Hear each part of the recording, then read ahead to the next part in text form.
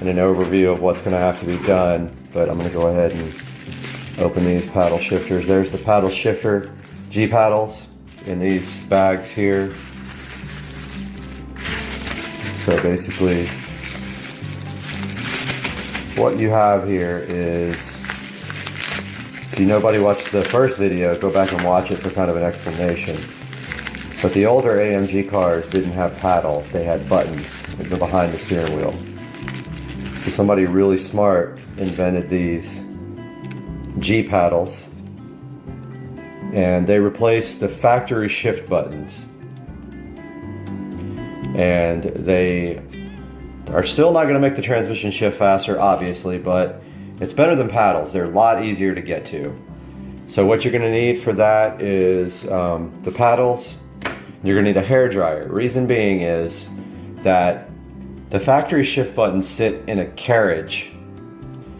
If you can imagine, like you know, a bolt going through a hole, and that hole is plastic, and to get the factory buttons out, you have to heat the factory buttons with a hair dryer. So you pop them out of the steering wheel, you heat them until they're all too hot to touch, and they become more pliable, and then you can take a little screwdriver and pop out the buttons. Now I haven't taken them out yet, but I'm about to do that and see exactly what I'm up against. Or, you see those tabs right there? You can just file one of those off on the factory buttons if you're never going to use the buttons again, and it makes your life way easier. They come right off. So I'm going to take a look now and see what that's going to be like and show you how to get the buttons out of the steering wheel. Got the top down for easier access and lighting. But if you look back here at the factory shift button, it's a housing that just pops out.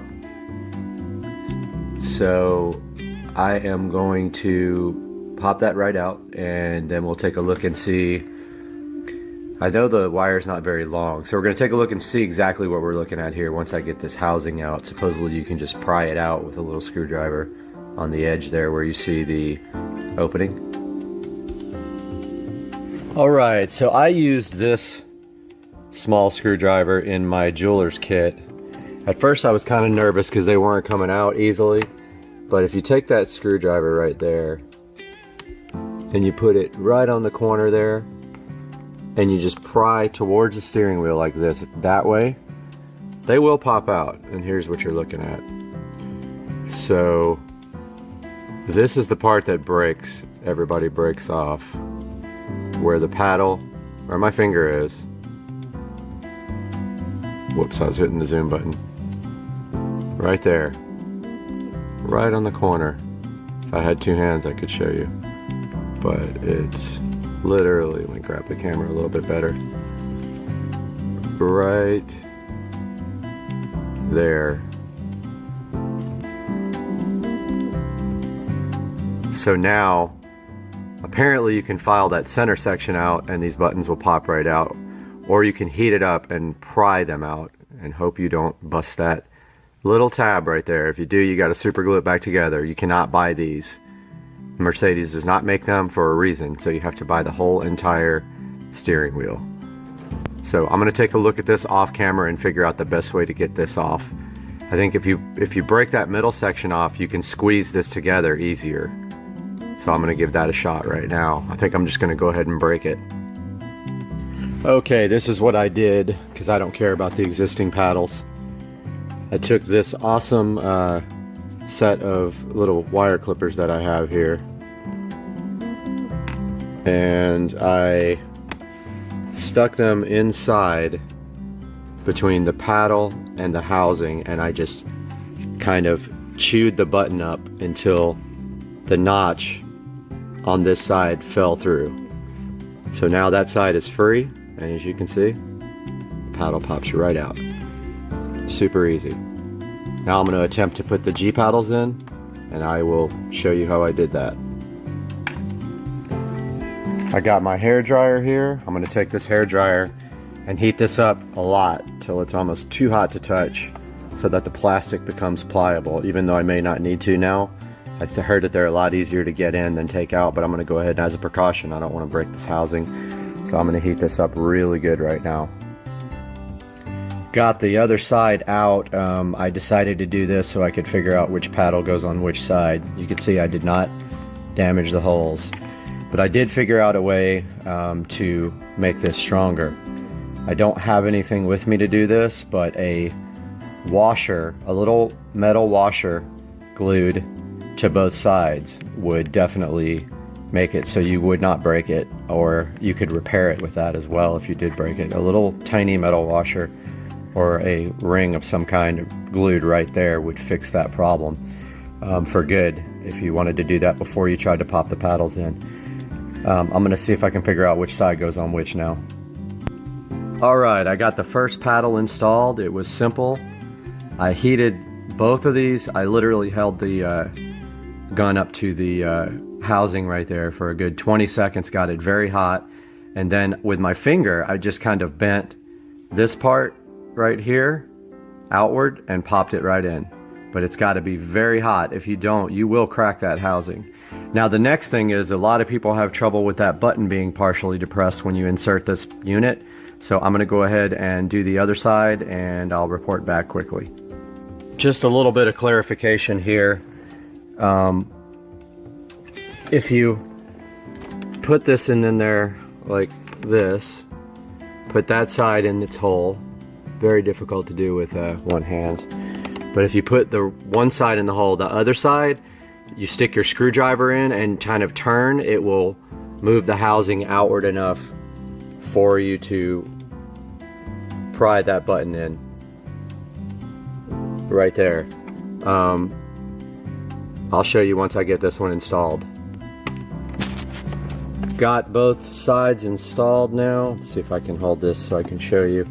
So with the screwdriver, if you can put it right in there and turn to the right, it will pry the housing out enough for you to slide that right in there. But heat that thing up really good. I put that thing on there for a good 30 seconds and got it very pliable. Once you do that, you're not going to break it. You just need to be careful. Now the key is, does this work or not? This point right here, some people, the button is partially depressed when you put this back in the wheel, and you have to take this out and file the bottom of this button down a little bit, which will be not fun because I don't think I have anything to do that with. I'm going to test it right now. Okay, I screwed this up and I don't want you guys to make the same mistake I did. I had to take the paddle back out because right there, that tab right there was on the wrong side of the housing. It was on the back side right here and the button couldn't press. Make sure that little tab is on the inside of the housing before you seat the carrier.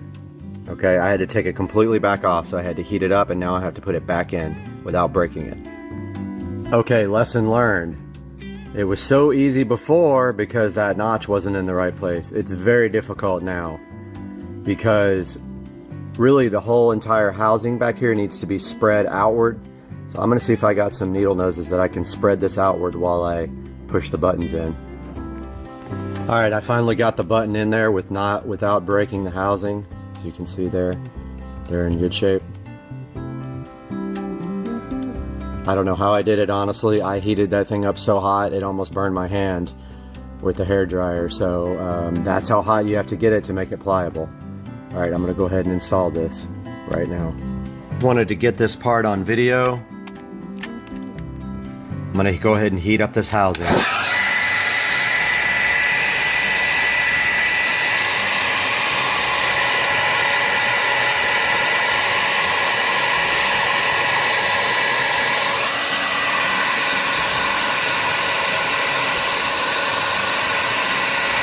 I'm going to hold it on there for a while. Get it very hot.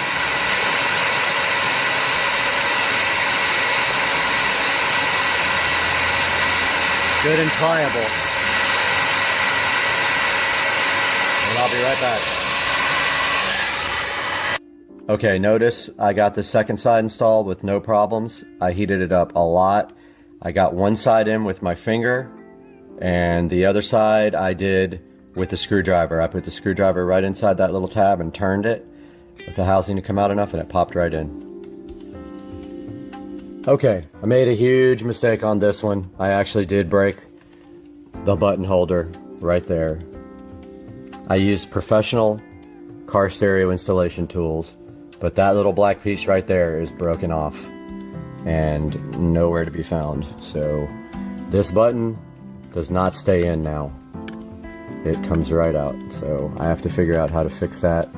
Chances are I'll have to stuff something in there to get it to stay, or put some silicone sealer, but the problem being that if I get any on this button here, then it's not going to work anymore. I don't even know if the buttons work yet. They feel kind of bound up, so I'm gonna have to test it right now. As you can see by this demonstration with the numbers on the screen, on the right hand side there, it does shift.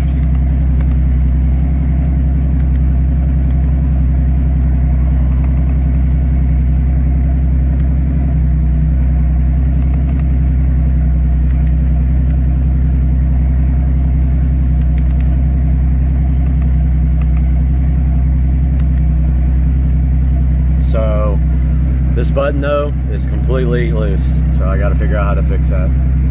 Out taking a drive, buttons do work.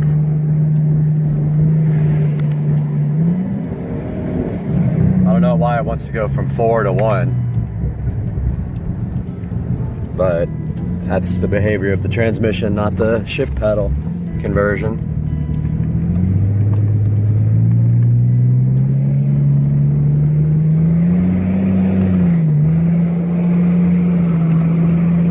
Does shift. Seems to be working properly. Now I got to get that other button fixed. So here's where it broke. Right on the end right there. That piece broke off. And it no longer will. You can clearly see it broken. And I don't think I have the piece. I'm going to try to find it in here, but it's probably gone. Okay, how I'm going to fix this after all is I'm going to get some silicone sealer. I'm going to put it right here on each side, a drop of it on each side, and then push it back in and let it dry. Alright, this is all finished. I got the button mounted back in there. I put some fast dry silicone sealer around that edge, verified that the buttons do still click. So this project is done, but I'm just going to warn you, I did everything possible. When I took out this button, I used a professional installer tool, put it in the edge there, and if you push too far in there, you're going to break it off. So this one I did not. I used a small screwdriver to remove this one, so lesson learned. You might be better off trying a small screwdriver, a very tiny one, but I couldn't get it in there, get the button out with that. So I broke this one trying to pry it out. Doesn't matter, I'm going to get it glued back in and it's never going to come out again, so no big deal. That's going to wrap up this project, folks. I hope you like the AMG button to paddle shifter conversion, and please subscribe for the next video. Alright guys, I was able to find my own nut and bolt and finally MacGyver that thing back.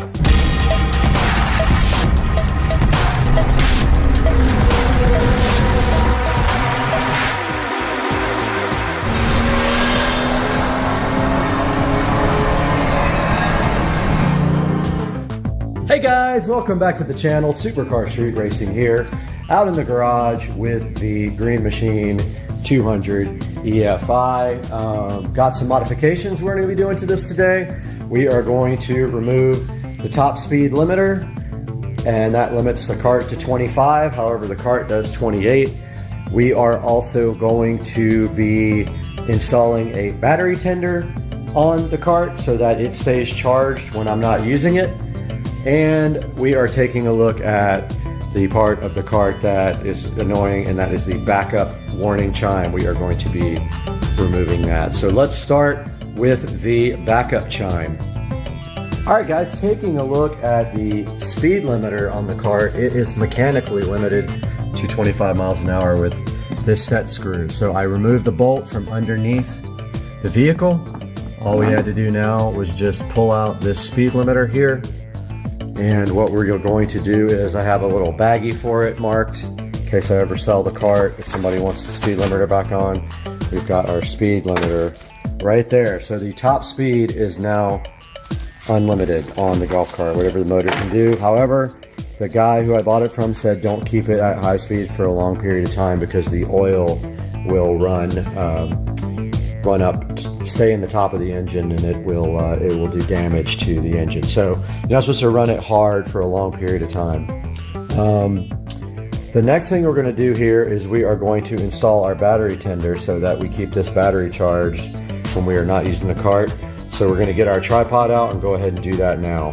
All right, we are back out here in the garage with the Green Machine 200 EFI, and here is the battery. Looks like it is just your standard hex nut with screw terminal. Now here we have our battery tender that has the screw holes to attach it permanently to a battery. We're going to use this, and what we are going to do is look for a good place under here that we can secure the connector on the end to, so that when we want to use the battery tender, we can just reach under and plug in the cord here. So here's the end that plugs in. It's a quick connector. We're either going to try to do that in the front of the cart or the back of the cart. The front is more convenient. The cable is not very long at all. That's the only issue, is we may not have enough to really do that. We may have to extend this cable. Yep, I think we got to extend this cable because I kind of want it to be underneath. Let's see how long it is. So when it's fully connected here, it's going to be about that long. Let's see if I can actually reach under there and still grab the cord. If I can, then that's fine. We'll just tie it off and use it like that. So let's see, we probably need that much.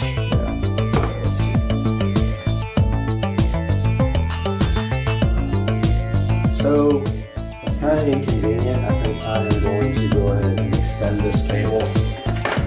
So we will go ahead and do that now with my new heat gun and my new connectors. All right guys, we are back, and here is the original cable.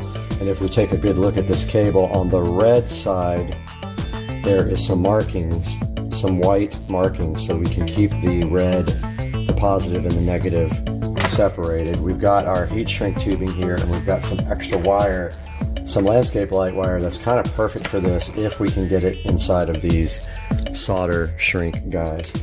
So I'm going to go ahead and cut towards the end, not all the way to the end, but semi towards the end. And maybe right there is fine.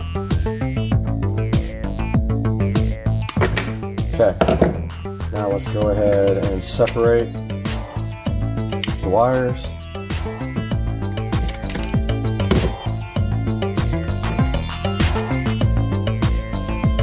Okay, they're actually red on the inside as well, so that helps us with keeping positive and negative in track. There's a red wire inside there showing you that that's positive. Got my wire strippers here. I opened the freaking heat shrink connectors from the wrong side. They all fell out of their little pockets, so yeah. So they were nice and organized, but now they're not. All right, we're gonna take and strip back some wire.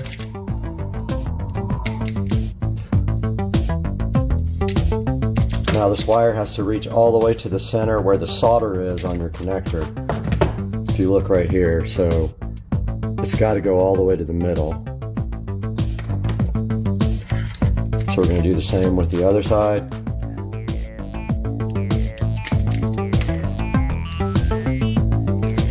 Kind of helps to have something non-fireproof to do this on, because this heat gun gets pretty hot.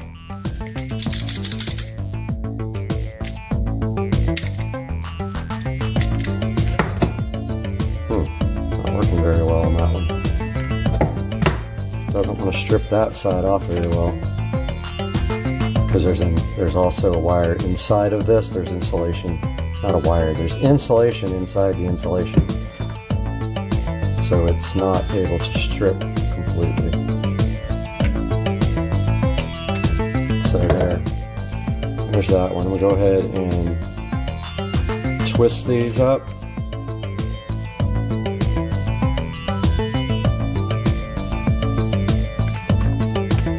And then we got our heat shrink solder terminal here. It's a little big. We gotta do this twice also. Remember, we're extending this thing, and we don't need that much, but let's extend it by like that much. So here's our, we're using landscape lighting wire, which is fine. And then of course, we want to make sure that we get heat shrink tubing also over it before we connect, or we won't be able to do it afterwards. So I want to see how big this insulation is on this pretty thick insulation, because outside the wire tends to deteriorate fast. So the other wire is a little bit too big for the yellow size, but I think it's perfect for this. Let's see. Go ahead and twist this up. Now we got to make sure we get positive and negative correct. So we're going to do positive with the white marking on our landscape wire. It actually fits perfect on these. So what you do is you put it inside the tubing to the solder point. Then you insert your other wire, the same amount. But we already messed up because we need heat shrink tubing. So we're going to go ahead and put heat shrink tubing on this. Do I have enough? Yeah, I have 4. So let's pull that back off. Well, actually, we could have done it from the other side as well, but let's pull it off and put our heat shrink tubing on. Yeah, this is the only size that will fit.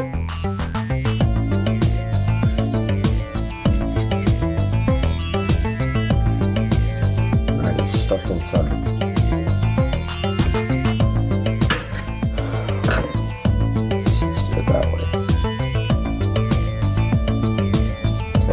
Shrink on this side. We honestly don't need that much. Let's shrink that. Yeah, we do. We do need that much. Let's put it back through.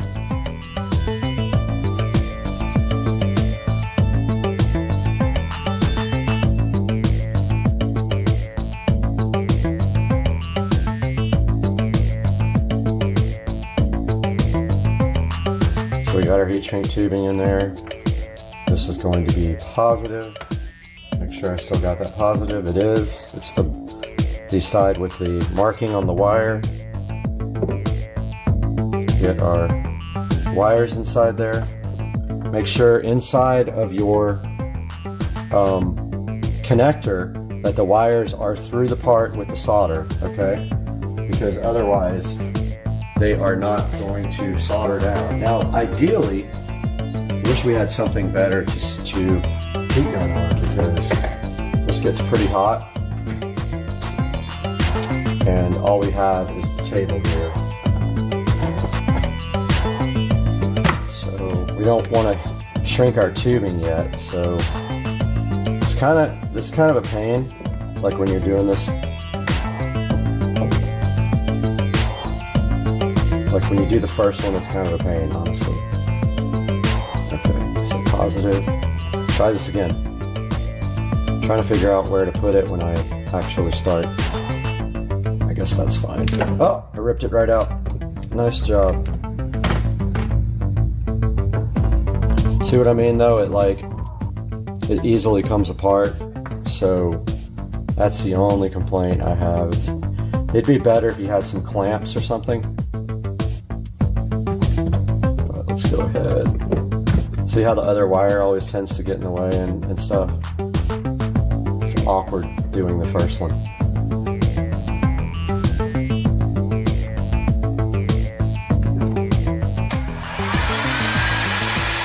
When I do this, I do the plastic first so that it goes ahead and holds the wire in.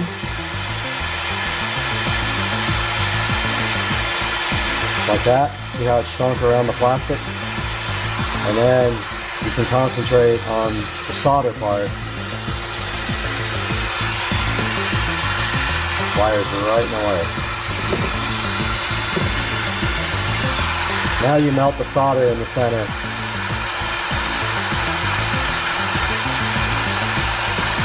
And it says when you do it to hold the gun, to rotate the gun around the solder to make sure it melts all the way around.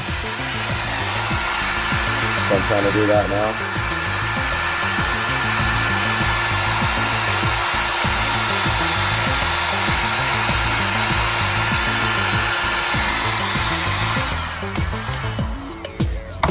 Alright, I think I got it.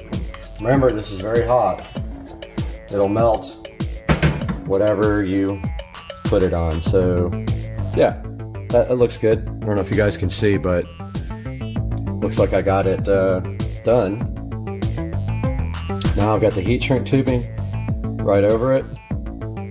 Might be kind of big for this, but I don't think I can get neck size down on here. Let's see. Oh yeah, that's hot. Let's see if I get the neck size. No, that's not going to go over it. So it might be loose. This heat shrink tubing, when we get done, might be a little loose. Let's see.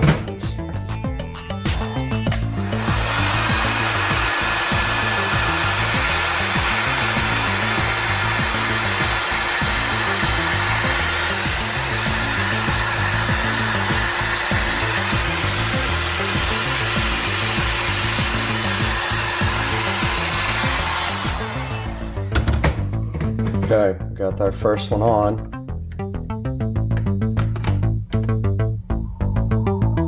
And now it's time to do our second one. So we put our heat shrink tubing over it.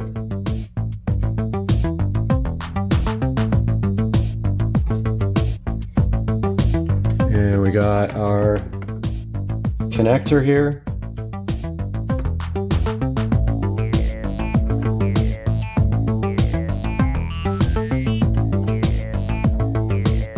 And both the wires are in there and they're ready to go.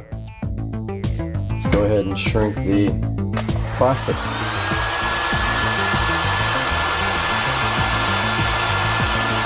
Plastic is shrunk. Now I'm going to work on the solder part.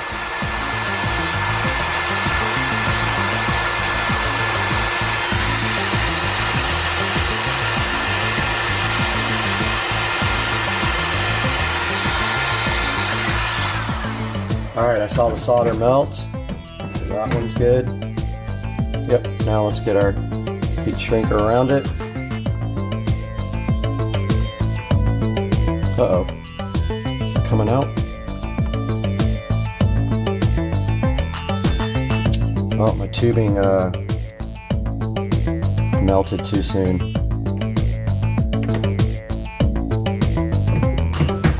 Yep, that one kind of got messed up, guys.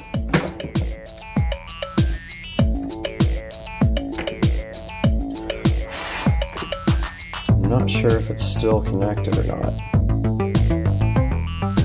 My tubing melted before I got it on. Oh well, it was looking good until that one. Alright, let's get our second one on. So here's our extension. We need another heat shrink.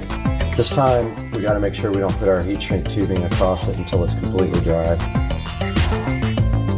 Because it melted right away and messed up our connector.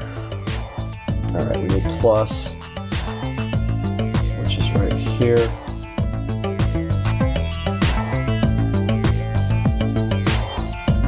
And plus right here.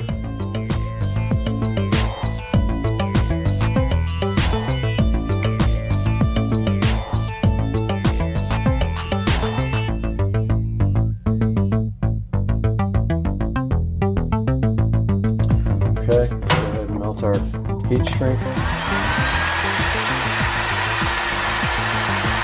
And now our solder.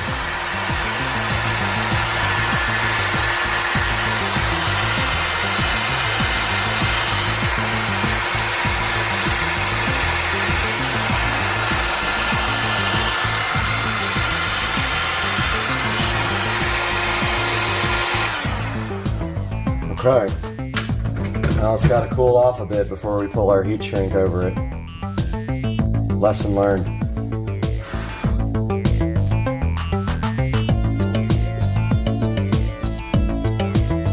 So that's cooling off. It's still quite hot. We need another heat shrink and another connector. Put our heat shrink tubing on. I really messed that one up down there. I'm so bummed because it was perfect for that.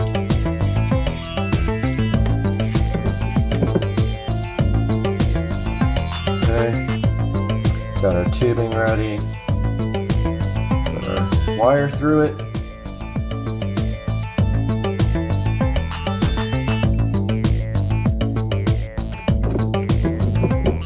And go ahead and melt.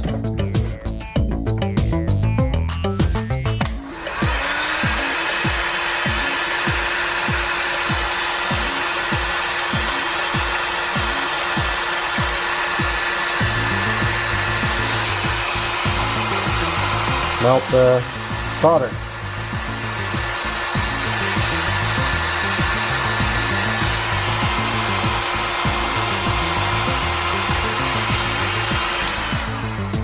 Should be good. Don't forget this gun is very hot. Okay. So that one I think is cool enough for heat shrink, hopefully. Let's go ahead and do that.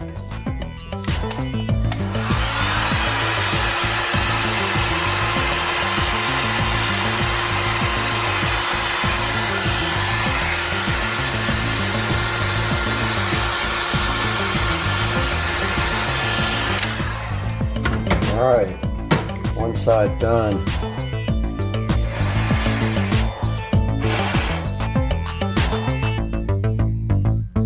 Okay, other side.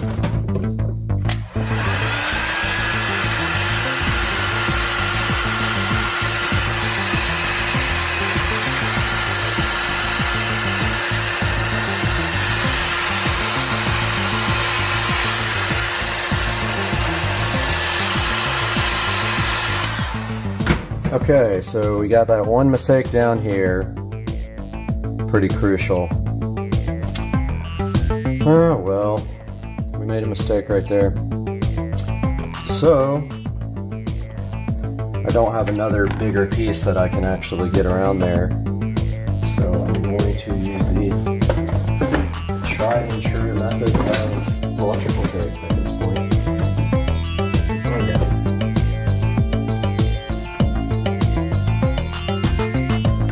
Go ahead and wrap this guy up. Hopefully this works. I didn't test it yet.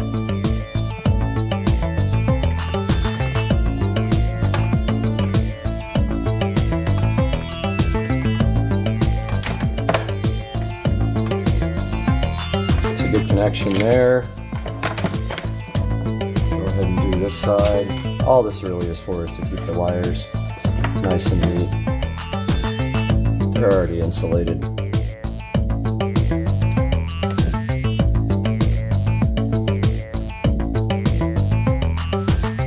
Still a hot little potato.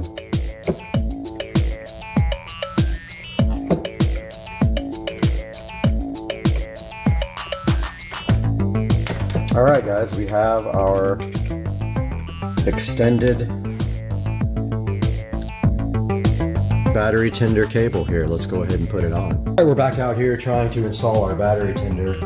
So we are looking for the right size wrench. It appears to be metric. I don't think I have it. I don't have a lot of metric wrenches. Let's see what I have here. It's not an 11, so it's pretty small. I don't know if I'll be able to get a socket on it.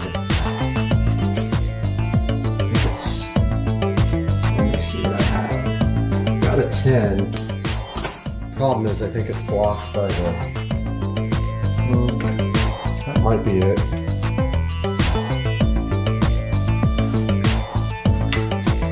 Might be a 10. Let's see.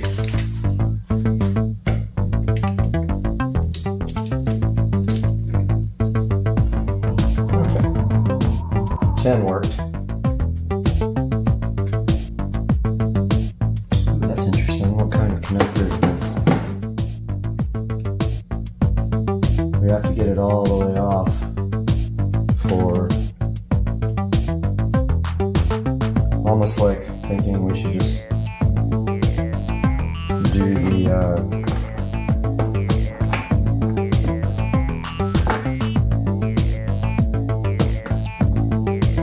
I was thinking maybe doing the can't even talk. Negative last, but I guess it doesn't matter.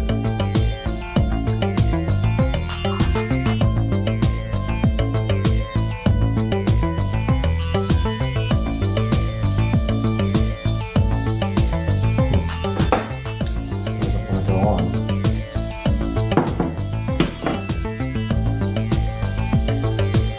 Let's see. Maybe need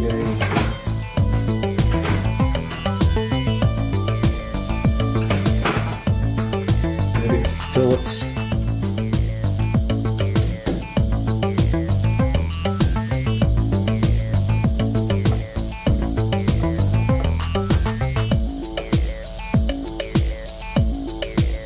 Okay, what did I do?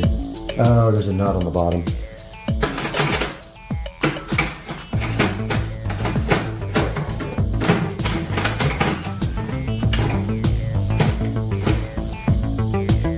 The nut came off on the bottom.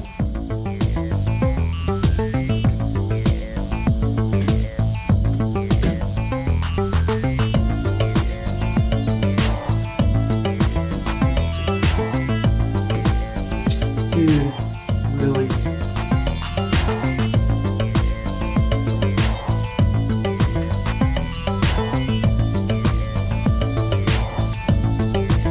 Well, this sucks.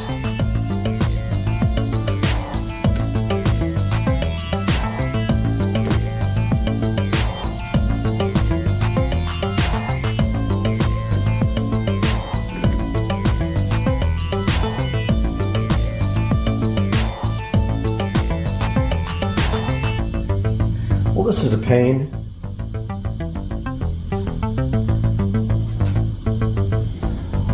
What the hell am I gonna get this thing back on?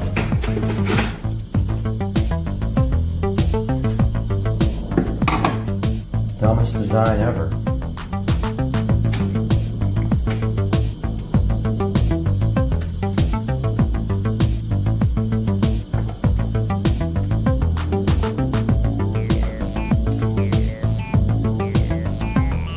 I think I got it, but man, that is a stupid design.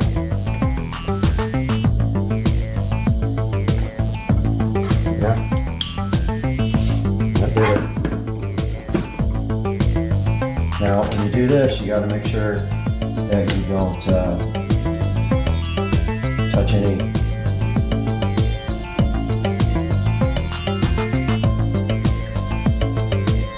touch anything negative with the positive terminal.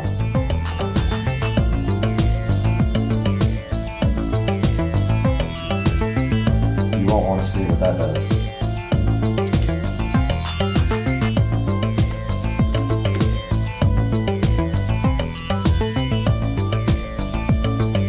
Once again,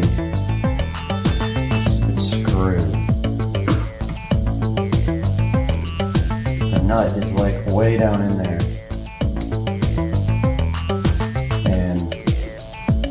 Kind of a pain to get back on.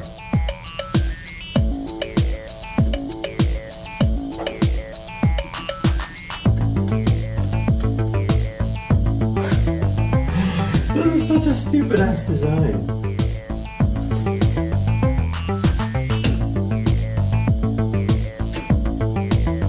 I guess that's the way to do it.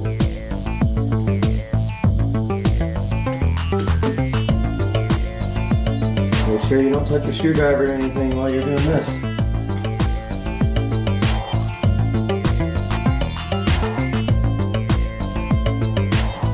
This sucks. Next thing that's going to happen is it's going to fall out. happening is the nut is in a place where you can't get to it, and it falls down.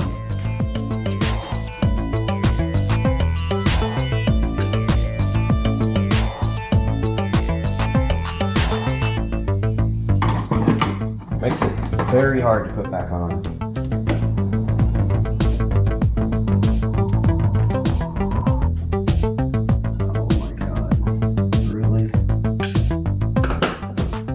Dumbest design I've ever seen. The nuts, the screw is not long enough.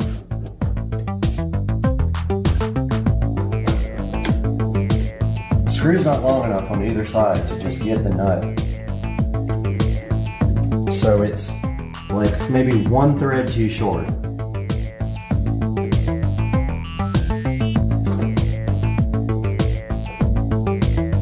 Or the bolt or the post is like, you can't get a screwdriver in there either. This thing sucks. I hate it. I gotta figure out a better strategy for that one. Wish you guys could see this dumb design. It's like there's a nut that holds, there's a nut that you have to screw down into and you can't get to it. The problem is the bolt itself is too short. If it was like one thread longer, it would work. But it's not long enough to bite on the screw. You need literally 3 hands to do this, or 2 people. Or you gotta be lucky. And I think I got lucky on that one, on the negative cable. But that's what happens.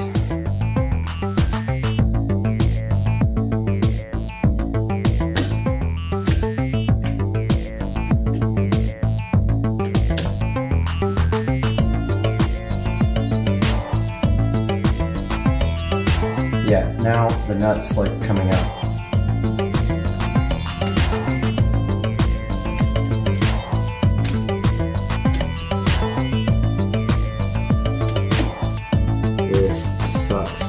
Big time.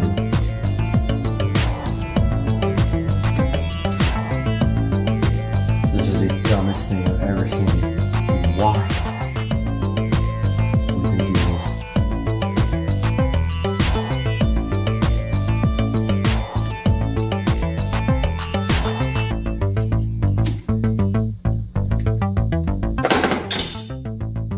Did I just lose it? Yep.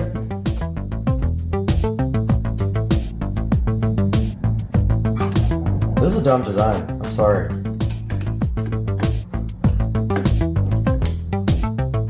Stupid, stupid, stupid design. And I think they fell.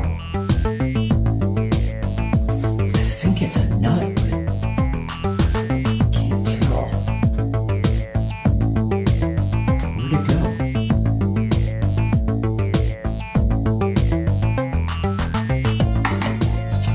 Well, I think I lost it. Great. How could it go? Alright guys, I don't know what to do about this guy because the other side tightened right up. This guy's not tightening. I lost a little thing, I think. I heard it fall, but I don't see it anywhere.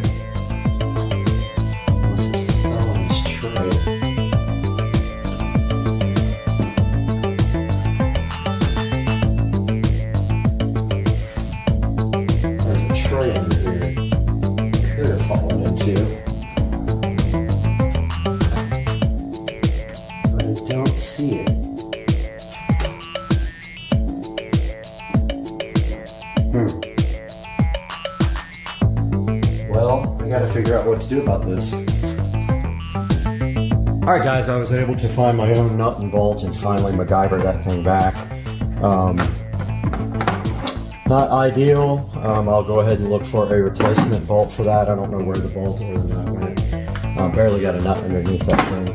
Now what I want to do is tie this up really nice and run it down the side of the battery so it can go down to the underneath the cart and then will be available up front. So I'm going to get some zip ties here, and I'm going to first tie it off to this battery clamp. This battery clamp's just a bungee cord, by the way.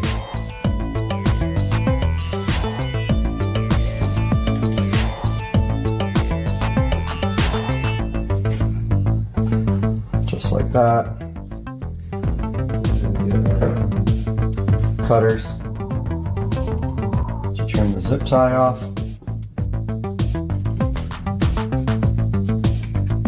Which isn't working at all because they're too big. And rotate the zip tie to the back so you can't see the ugly clamp part.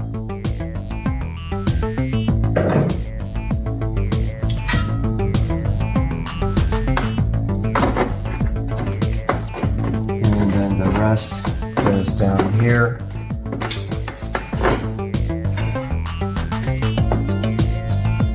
Gonna put one maybe around this break. Well, no, probably around this cable. See if I can get you guys a view of this.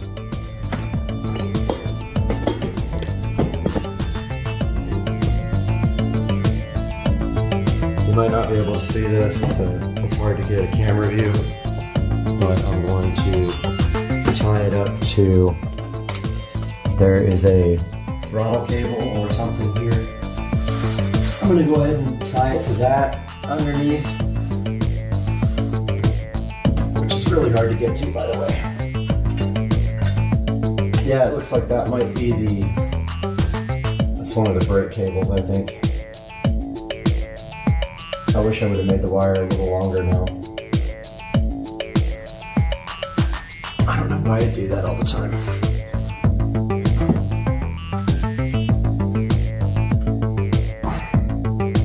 It's not quite long enough to be effective, I don't think.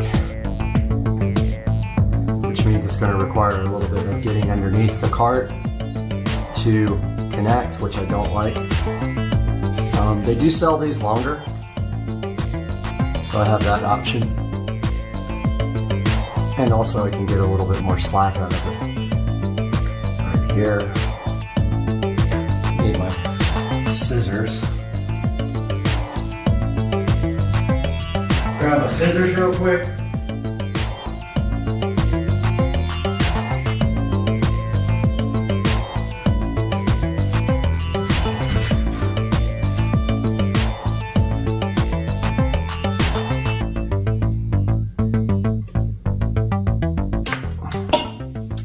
Okay, that's good.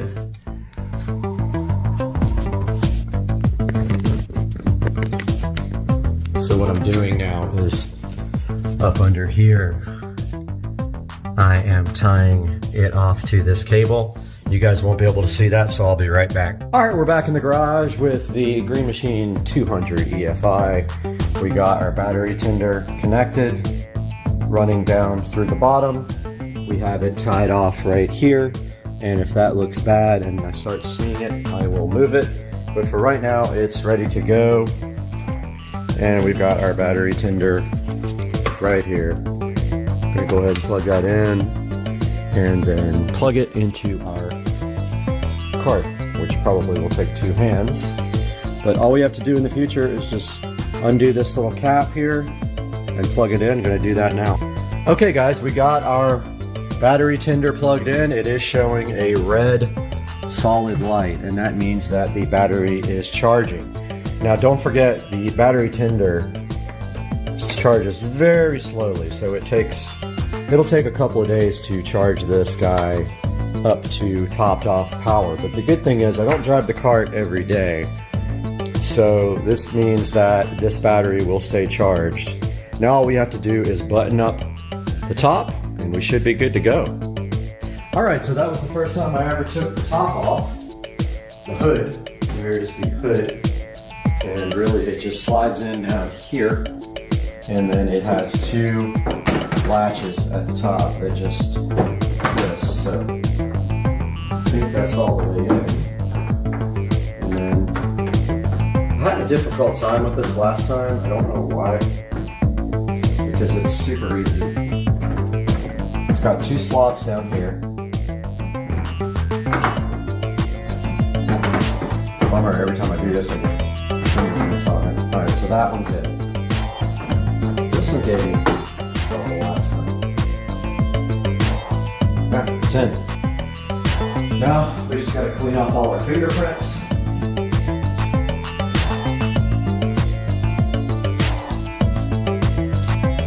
Got the clean and shine out.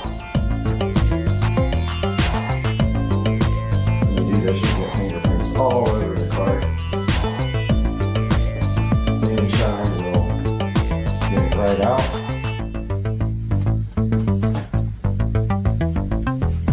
You know, it's like wet wax. Up here.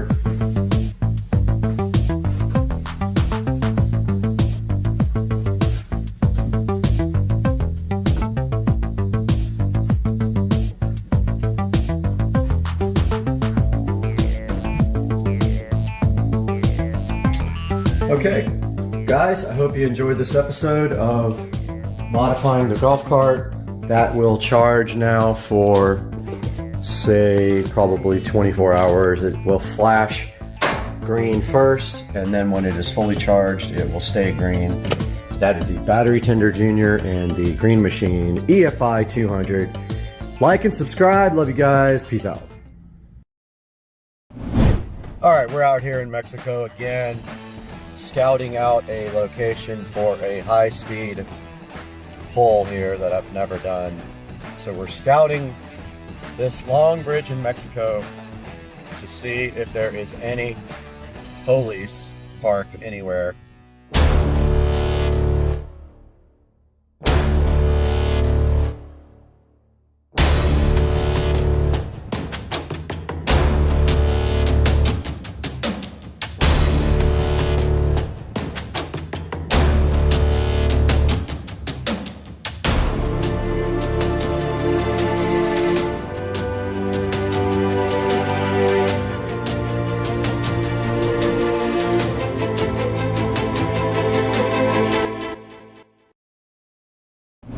So we're scouting this long bridge in Mexico to see if there is any police parked anywhere before we come back down. And there is a dude riding some kind of weird something on the other side. But so far, this Mexico bridge is pretty good for a short pull in Mexico. We'll see what happens once we get to the other side, but I'm looking for Mexican police officers parked on the side of the road here, and does not appear that there are any parked here, so we'll try it in Mexico. All right, we're coming over the top of the bridge now, and there should not be any reason why right here on this stretch right there we can't open it up a little bit and maybe get out by ourselves. There's a nice, probably quarter long, maybe a little bit longer than a quarter strip over here where it goes uphill a little bit, but this car doesn't take long to hit top speed, so we'll see. I've never done it, and this is a abandoned road in Mexico that it's really easy to get up to speed on, so let's see what happens.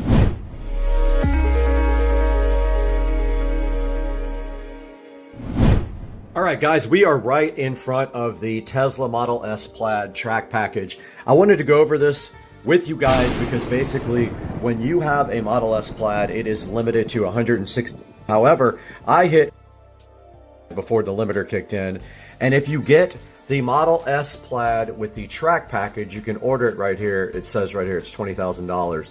Or you can just get the carbon ceramic brake kit, and it is unclear in the writing here if you can get it with just the carbon ceramic brakes, because it says top speed 200 achievable with carbon ceramic brake kit and proper wheels and tires for those speeds.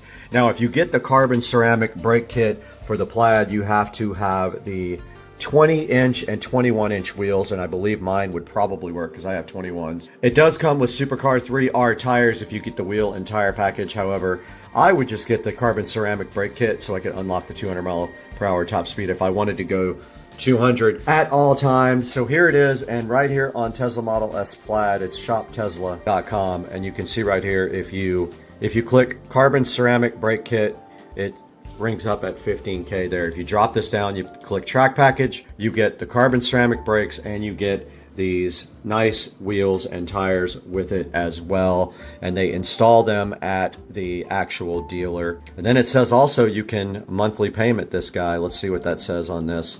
Yeah, they want you to use a firm. You can actually pay a super high interest rate to go ahead and get your Tesla Model S Plaid equipped with the Model S Plaid track package or just the carbon ceramic brake kit. And right there, it tells you a lot about how the carbon ceramic brakes work. They feature continuous fiber technology in 3D matrix and tells you what they come with there. They're 2x410 by 40 carbon silicon carbide front rotors, 2x410 by 32 rear rotors, and then you get the calipers as well. You get the integrated caliper mounting parking brakes and brake fluid, and you get the firmware updated, which does give you the high speed as well, the 200 mile per hour.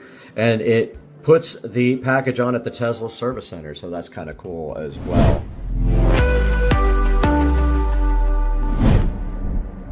All right, we're not going to want any traffic anywhere near us when we do this, so we're going to let this go by and then flip a U-turn at this light here. Okay, we have let traffic kind of go for a minute. We have a straightaway right here. I'm going to just do a roll-on pull and see right when I round this corner and see what we can get the car up to. And hopefully there's no Mexican police officers on that side. So let's roll into this now. That's full throttle. That's 100, 10, 20, 30, 40, 50, 160, 165, and that was the top speed. 165 is the speed limiter. I hit the top speed, and now we are coming off and on the brakes, which are terrible. I smell the brakes. That's the first time I've ever hit the top speed. I believe it's 165. And then this car has awful brakes, so I didn't push them too hard. And that was it, guys. That was about 30 to 165. All right, I double checked online. The top speed of this car is 162 miles per hour, and we did achieve that just now in the deep South Mexico terrain. And you can see it didn't take long to hit that top speed, and that's the first time I've ever gotten it up to that fast. So that's the fastest I have ever gone in this car, and it was kind of fun, you know, to see what this car can do. Really cool.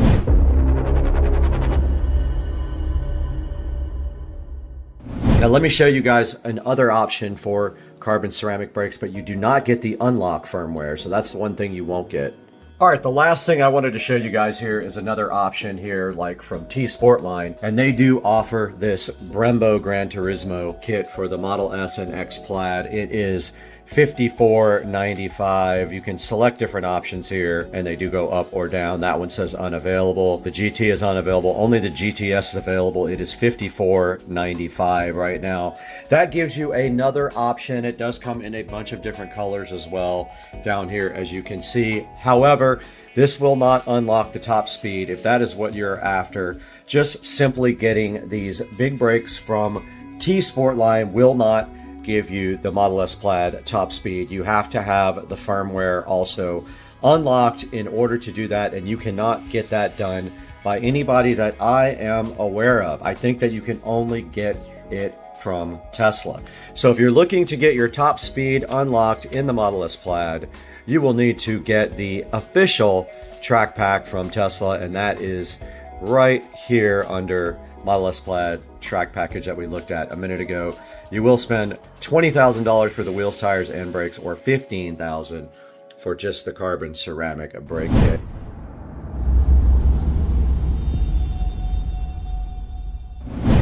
We have another option right here for you, and that is the Unplugged Performance Model S Plaid Super Light Carbon Ceramic Front Big Brake Kit. You can see this runs up to $9,000, and this is just for the front. They do have other kits available, but that one is the performance brakes for the Model S Plaid. When you click on it right there, there are some other options. You can get larger rotors for just the front and the rear, or you can go ahead and get the full carbon brake kit, which is right here. $91.95 for this. Your options here are big brake kit or replacement brake pads. If you choose big brake kit right here, you can choose your caliper color, red or black, and then you can choose your brake pads if you want racing or street. And it looks like right here, right now, that is going to be around $8,400 is your total if you would like to go ahead and get the Unplugged Performance Big Brake Kit. Racing Brakes also makes a big brake kit for the Model S Plaid. We are on racingbrake.com showing you their options here. There is a $16,000 carbon ceramic brake kit there. There is a $7,000 one there. There is an $11,000 one there and a $13,000 one right there. And if we click on this one here, you can see that this is the front and rear kit here. And you can get it oversized. You need 20+ inch wheels to do that. And you can get your brake lines replaced also. So that is probably the best option. If you do this and you go oversized, it is $8,000 for both the front and the rear brakes. Now this also fits the OEM calipers, which is why it is cheaper. If you want everything, you're gonna have to go ahead and step up to go ahead and get the calipers and the rotors together. This one does fit OE calipers as well. But if we go to the $17,000 kit here, you can see that it has everything for $16,960. Front and rear brake kit for the Plaid. It's going to have everything you need to go ahead and get your car up to big brake standards, and it is cheaper than getting the track package, but you do not get wheels and tires with it. The Tesla option for the Plaid is $15,000. This is $16,960, but you are getting some of the best brakes made. I had these on my SL65 AMG, and they were absolutely awesome. Way cheaper than that for the AMG, but of course you're paying for two. You're paying for the front and the rear, and you're paying, of course, for the Plaid, and with all of the inflation that we've been having lately as well. And I hope you guys enjoyed the video. We'll be doing some more stuff like this with the Plaid, racing some things and things of that nature. So hang out and please like and subscribe. We'll see you guys soon.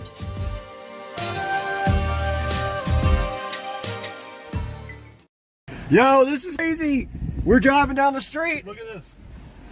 And we're inside of a river. How does this happen? Oh, hold on. Is it cold? Yeah, and it's so cold. And deep too. So cold. And deep. Guys, welcome back to Supercar Street Racing. And today we're going to be talking about Tesla, charging, and any kind of electric vehicle you might need to connect to a charger. Now, you know Tesla this year has sold over 500,000 vehicles in the first quarter of 2023, which is absolutely amazing. So today, we're going to show you how to charge your electric car at home with your dryer.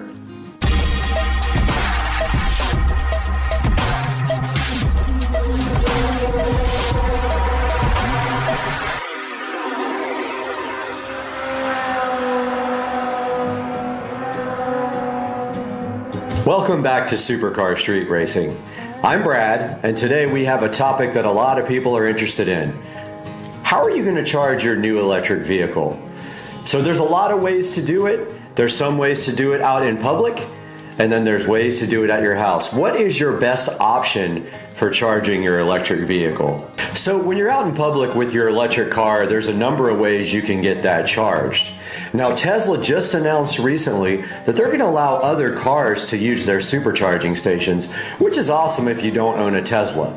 Fortunately, I got a brand new Tesla sitting out there in the garage, and I can pull up to any Tesla supercharger now. The supercharger recognizes my vehicle, starts charging the car, and then just puts it right onto the credit card. But if you have an electric vehicle that's not a Tesla, soon you'll be able to charge there, and it's actually a benefit to Tesla as well because they can earn revenue on their superchargers from other vehicles. So let's say you don't have a Tesla. What kind of charge port do you likely have on your car? Well, there's a number of different charge ports out there, but likely you have a J1772. Now I'm going to put a picture of a J1772 charge port up on the screen for you. If you have a car that directly supports J1772, you're in luck. You can pull up to most chargers except a supercharger and plug that right into your car and charge. Now there's a number of J1772 charging stations out around my house, probably about 10 very local, and then there's more all around Jacksonville. So I don't have an issue finding chargers. If you do have a Tesla and you want to charge your car at a J1772 station, you're going to need a J1772 to Tesla adapter. And I'm going to put that up on the screen right now. All new Teslas are delivered with a J1772 to Tesla adapter, and in my car out in the garage there, it was located in the trunk in a side compartment and was easily found, and it is now sitting in the garage, and I will show you that here in a little bit. There are free charging options out there, if you can believe it. There's dealerships right down the street here that have chargers sitting in front of their dealership that will charge your vehicle for free if they're working and they don't block the spots for their own cars. There's a number of dealerships lined up Atlantic Boulevard here, and about to be another Tesla dealer that you can charge your car at for free. The Tesla, you will not be able to. It will most likely have a supercharger. Hopefully, it will have a supercharger on this side of town. And all the other dealerships you can pull up and charge for free. Let's talk about the different types of 220 volt plugs that are available and can be installed at your house, or you might already have one in your house. So the first one is a NEMA 10-30. Now the NEMA 10-30 is actually the one that's installed in my garage now, and you may have this same plug in your garage because it's very common for dryers. How do you know a NEMA 10-30? Well, take a look at the picture that I'm putting on the screen here. And basically a NEMA 10-30 has two crooked prongs and then an L-shaped prong on the bottom, and that plugs directly into your dryer, and that's what supplies the 220 volt power to your dryer. Theoretically, this is a 30 amp plug. However, you'll only be able to get 24 amps of charging out of the NEMA 10-30 plug. So let's say you have the NEMA 10-30 plug already in your garage, right out here like I do. Well, then you're going to need a way to charge your car, and Teslas do not come with a charger anymore. That's right, $110,000 car, no charger. So there's some options out there. I did choose to get the split volt NEMA 10-30 charger. It is a level 2 charger and will pull a maximum of 24 amps from the dryer outlet right out there in the garage. And I'm going to show you that here in a little bit when I actually install the charger. There are other options out there, and you can also get other types of plug installed in your garage. So if you have enough room on your electrical panel out in your garage, and you have enough service coming from the line into your house, you may choose to get a NEMA 14-50 installed. That's a completely different looking plug, and I'm going to put that on the screen right here. Now the NEMA 14-50 does come with an adapter in the Tesla mobile connector. The Tesla mobile connector will connect to a regular wall outlet like the one down here, or you can use the NEMA 14-50 if there is a plug available and you're out traveling. I'm going to put the Tesla mobile connector on the screen right here and a link to it down in the description. So that's another option for you. You can either slow charge with your standard electrical outlet, which is 110 volt and I believe 10 amps, or you can go charge with the NEMA 1450 or have a NEMA 1450 plug installed at your home. Now, what does it cost to get a NEMA 14-50 installed? It's about $600. It depends on your local electrician, but for me, there was a $600 option, but unfortunately, my panel outside is full. I need a new electrical panel, and they wanted to charge almost $4,000. I opted not to go with that route. So I know what you're asking yourself. You're like, Brad, how am I going to dry my clothes and charge my car at the same time? So there's a couple of ways you can do this. First, you could use a NEMA 10-30 or whatever your dryer plug is, Y adapter. Now what that does is it splits the power off the circuit to two different plugs so you can actually plug both in at the same time. Now there are drawbacks and limitations to that because you can't charge your car and run the dryer at the same time. But there's a solution for that as well. I'm going to put that on the screen right now. There is a splitter/switch that also allows you to connect both at the same time, and it will actually not allow your dryer to have power while you charge your car. Now SplitVolt also makes this, it's pretty cool. I chose not to do it. I chose just to have the dryer on when I need to dry my clothes and not charge the car at the same time. And you can do that too. Now that we have the SplitVolt charger that came in from Amazon yesterday, we can go right out here in the garage, get it installed, and get the wiring fixed up for you guys right here on Supercar Street Racing. So let's do it. Guys, welcome back to the channel, and today we have the SplitVolt 24 amp charger we're going to take a look at, and we're going to be installing that and see how it works in the Tesla Plaid on Supercar Street Racing. This is the SplitVolt NEMA 10-30 charger, and it came in this beautiful bag, which I probably won't use because I have a Tesla mobile connector coming for the car, but this will be permanently mounted in the garage.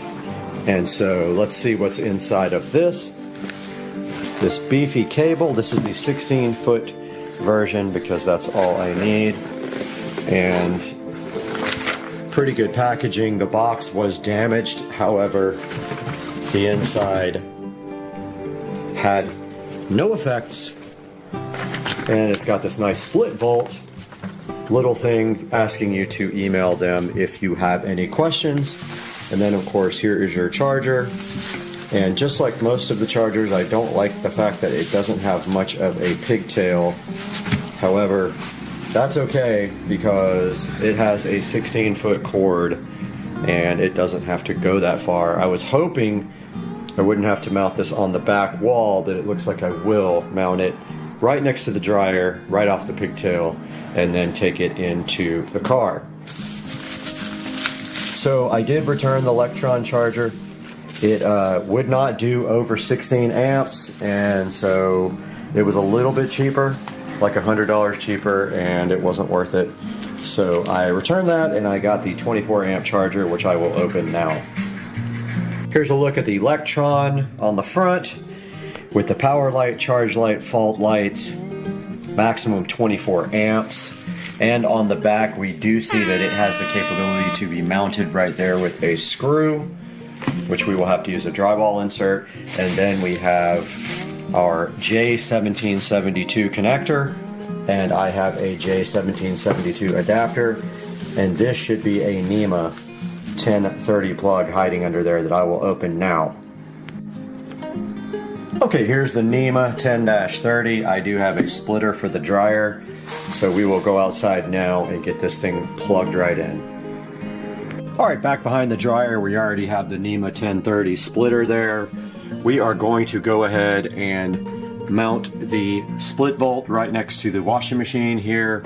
The washing machine actually, of course, does not feed the 220 volt circuit, does not need it. It's the dryer on the other side, but we're going to mount this thing pretty close to the splitter right here where it looks good. And first we got to vacuum up all this junk and clean up this back.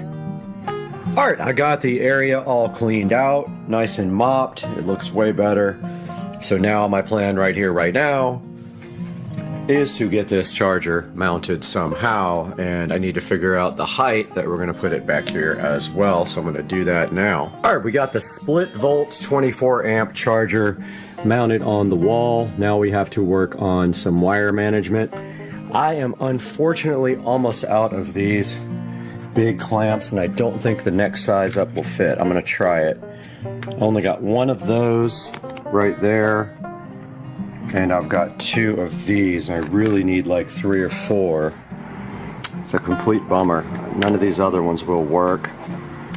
Maybe I have something else around here I can use, but I want to get the wire tied up all nice, but I'm not going to be able to use regular screws because the drywall is just going to break out. So got to use inserts and all that, so I'm going to work on that now.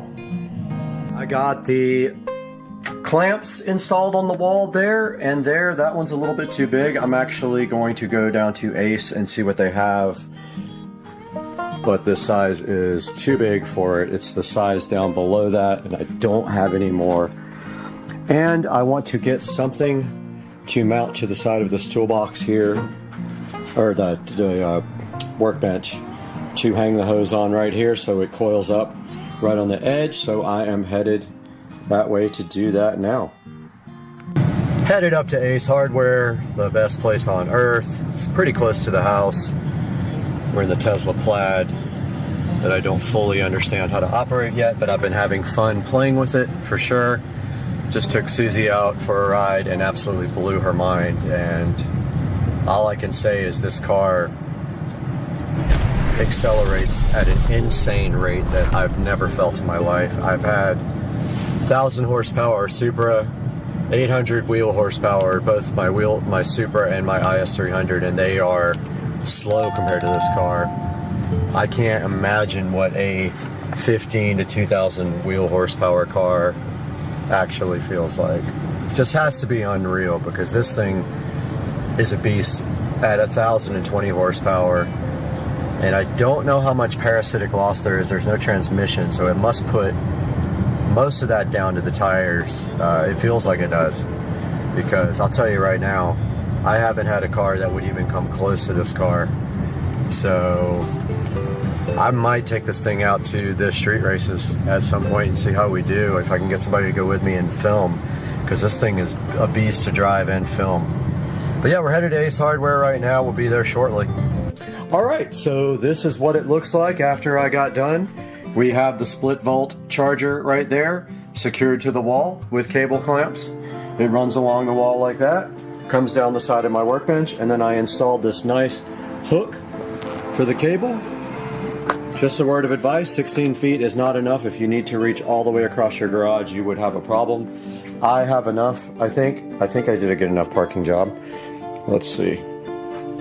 Yep, I do have enough, and so I have the J1772 adapter right here. I don't have my tripod with me. I'm so mad because I missed a lot of tape filming because I didn't. But this J1772 adapts most public chargers to Tesla, and you can either keep it in your car or keep it on your J1772 at home. If you keep it at home though, you need a second one for the car in case you can't charge with a Tesla supercharger. So this just fits literally right on the end of this, like so. It can only go one way. There's no way to mess this up. And then it goes right to the car. So I'm going to do this now with the other hand because I am filming. The J1772 adapter is on. Let's see how the car reacts. Alright, the charging port opened for me, and let's go ahead and charge. Alright, the blue Tesla logo turned green. Don't know what that means. And it says charge on the split volt, but we will have to get into the car and see what the rate is. It should be 24 amps. We could actually go on the app too, but let's go in the car. So it actually, you could see it through the window. 5 kilowatt hours, 24 amps. So we can't go any higher than 24 amps with my circuit, but that is, what, 17, 18, 19, 22, 8 amps more than I had before. So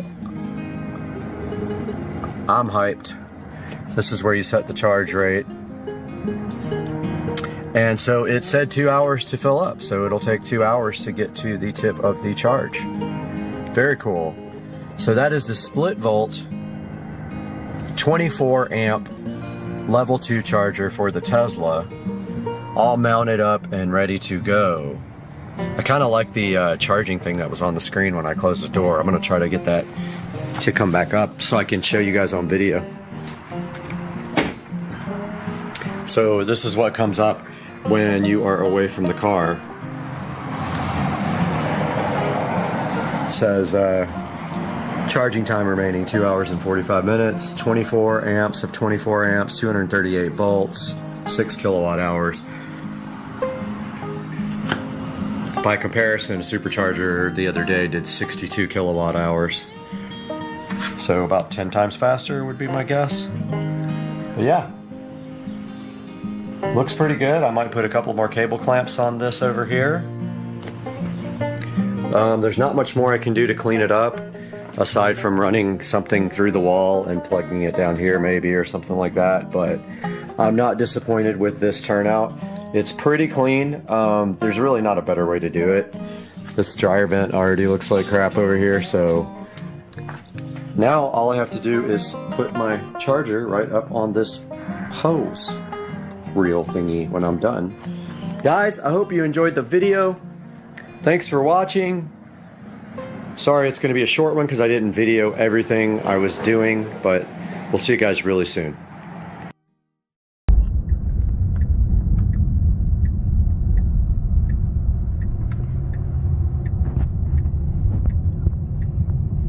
There you go. Ready? Yep. If nobody pulls out in front of us, oh, there's somebody behind us.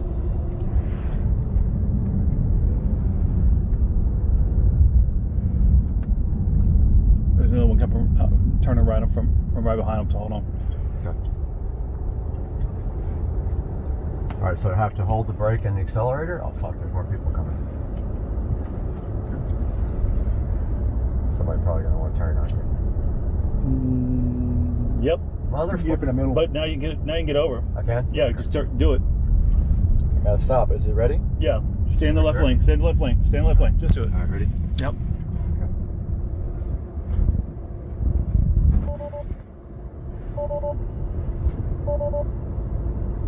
Wait, it says both pedals pressed.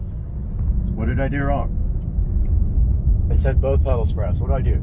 Hold down the brake? Yeah, you hold the brake down. Wait. And then you push both down at the same time, all the way. I did. And you let up. Wait. Firmly hold the brake down with your left foot. Fully press and hold the accelerator pedal down while holding the brake pedal. Okay, Yeah. let's try that.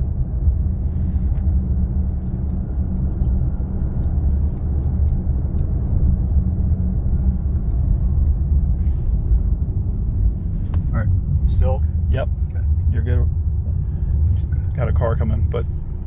Car coming? Yep.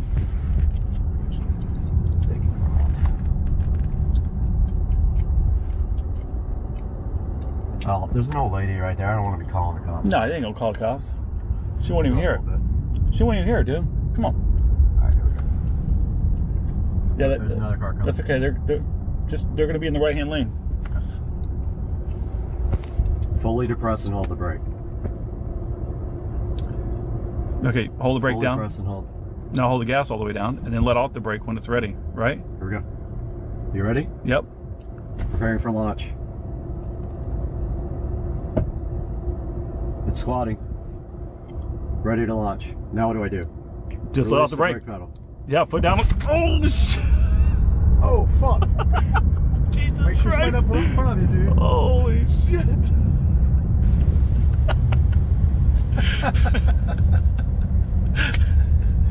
Oh shit! That's crazy. Woo!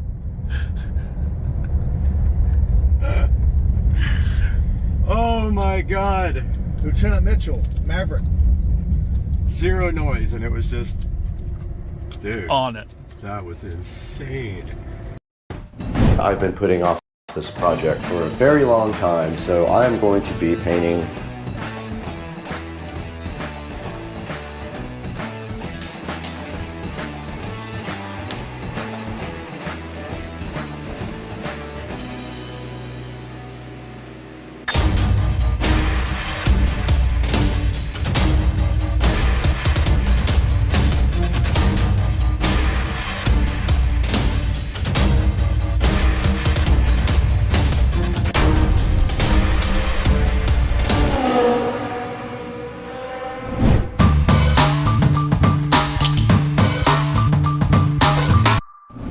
All right, we're in the Supercar Street Racing kitchen this morning, and I've been putting off this project for a very long time, so I'm going to be painting the inside and the outside of this door today. I have the kitchen paint for the outside to touch up around the sides here where they messed it up when they put the new trim in. I also have to caulk this part in right here. They left some caulk for me, so I got to do that as well before I paint the trim itself. But I figured I would touch up the outside first, then go to the trim second. Okay, on the outside of the garage here, we can either paint this black or red, so I got to figure out what I want to do. I do have the red white here. Yeah, I'm going to need the black as well to touch up the black part of the wall.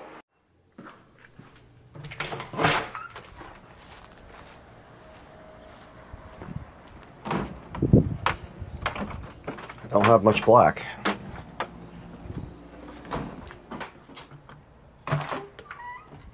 It's gonna be red. So I need to go ahead and get my caulk gun ready. They left me a little bit to do this door with, a little bit of area right there that needs it. So I'm gonna go ahead and do that, but I need to get all the rest of the supplies out of the shed.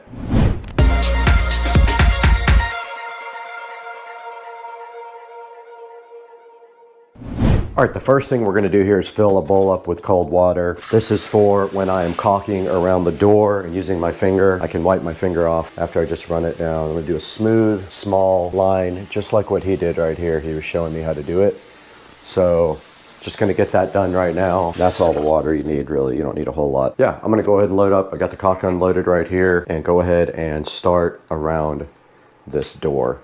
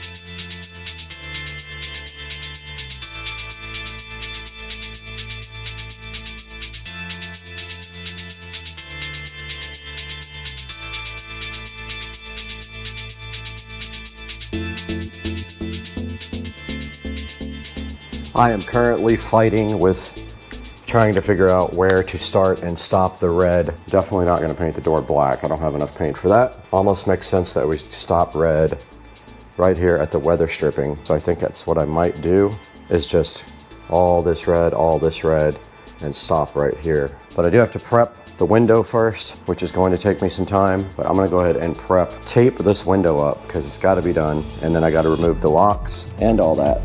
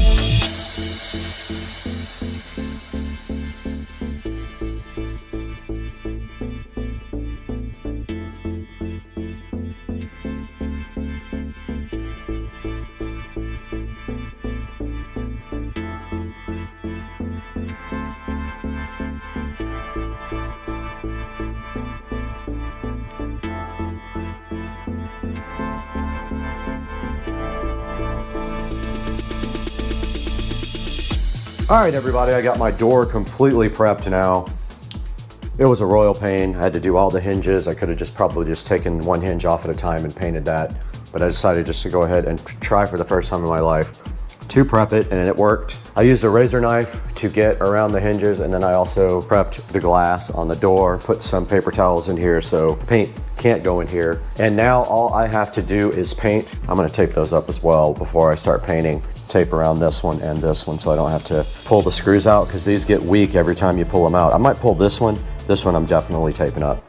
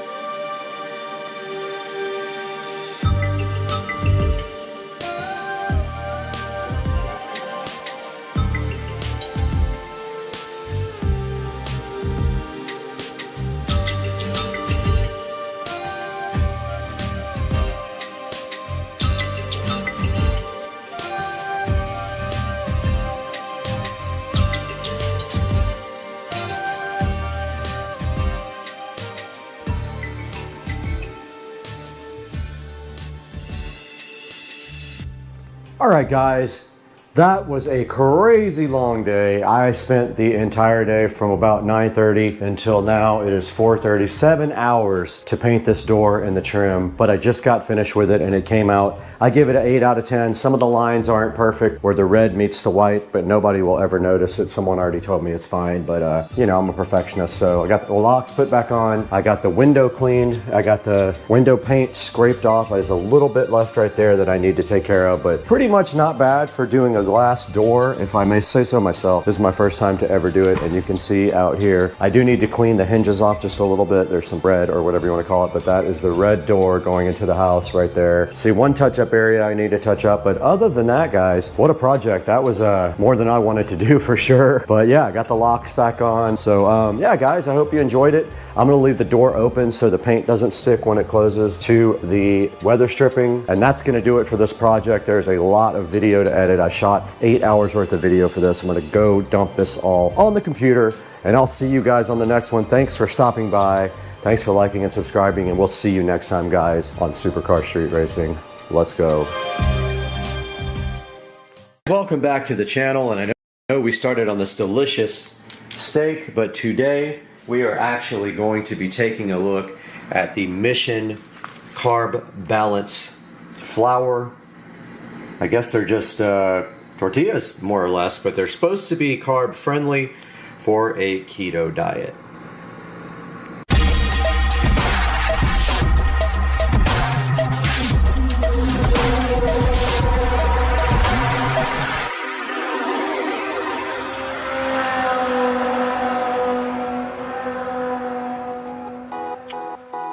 Welcome back to Supercar Street Racing. I am Brad. I'm so glad to have you today on the channel. And today we are looking at a keto-friendly Mission Carb Balance flour tortilla. And you can see right here that this says that these guys have 3 net carbs. They're high in fiber, and they are 45 calories, and they're supposed to taste really good. I have not had one yet, but looking at the back, it does confirm 45 calories. 2 grams of total fat. You want fat in a keto diet, and 12 of regular carbs, but that does not indicate total carbs because that would come from your sugars here. So your net carbs here are good. Usually you can have between 25 and 30 net carbs a day in a keto diet, depending on your exercise. I do exercise for an hour and a half every single day, so I can probably have more. But what we're gonna do next is go ahead and fix a nice steak lunch with cheese and mushrooms, and we are going to put that on a Mission tortilla and see if these things can live up to their hype of they're supposed to be great tasting, they're low carb, and we're going to see if that happens right now when we make some lunch. All right, Supercar Street Racers, we have a grilled portobello mushroom here from last night over at Rich and Trish's. We made burgers and we threw 3 of these on the grill. I'm gonna go ahead and slice these up now and get them prepped for putting on the nice steak quesadilla.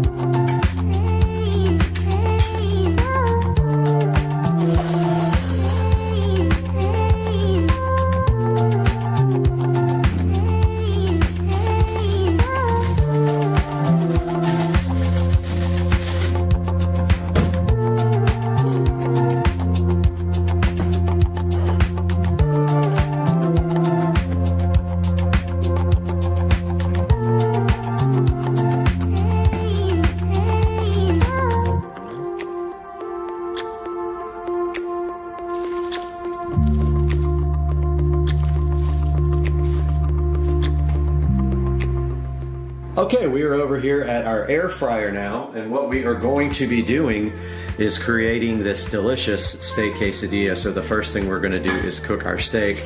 I'm going to go ahead and spray our air fryer down. I have our chopped steak here, quick steak. We go ahead and throw it in the air fryer. Spread it out real nice. Make sure you spray everything down. Air fryers need like something on the meat to let them cook well, so just put some fat-free stuff on there. I have some garlic salt here. I'm gonna go ahead and generously coat that with garlic salt. And I like these to be rare, so I am going to go 3 minutes.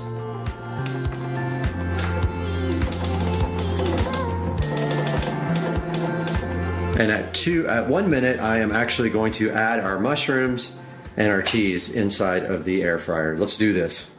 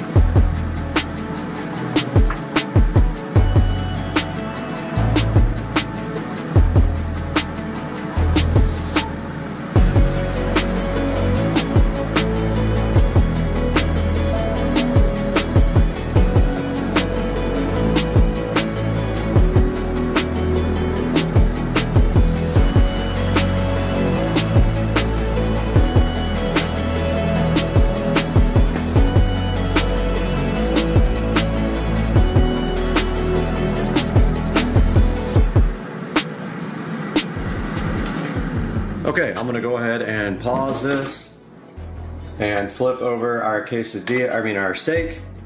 And that looks like it's going to need maybe 2 more minutes. So I'm gonna put this back in here for 3 minutes.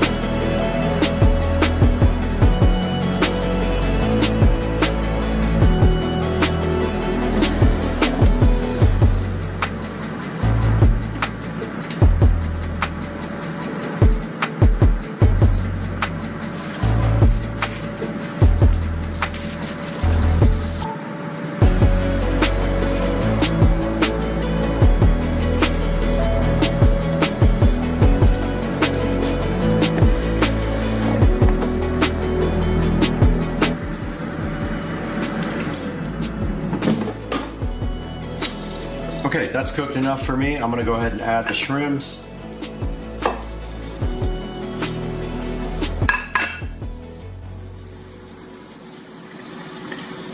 And put the cheese on top of the steak. Actually, I'm gonna add the cheese later to the actual quesadilla. That makes more sense. Let this finish.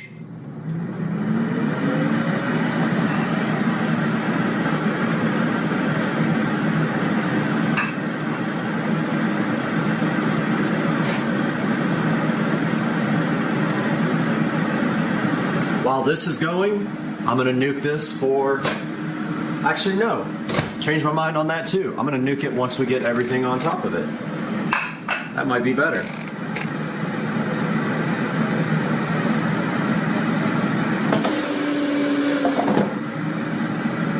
Looks like it's doing good.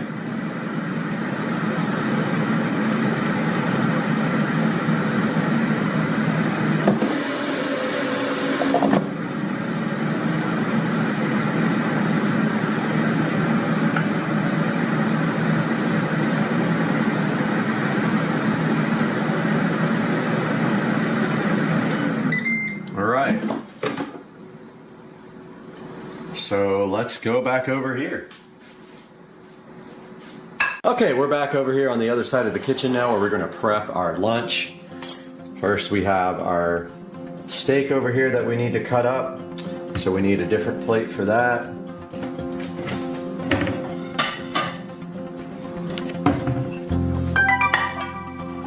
Go ahead and get our steak out. Delicious and juicy. And I do like it rare. Hopefully you guys don't mind that. It's actually a little bit overdone from the way I like it. This is not rare. But you guys will probably be happy about that. Most people don't like super rare food like I do. It cuts very easily. Kind of just pulls apart. It's a little odd for one quesadilla. It's a pretty small tortilla. Don't forget these are small, so you gotta weigh that when you're looking at the card.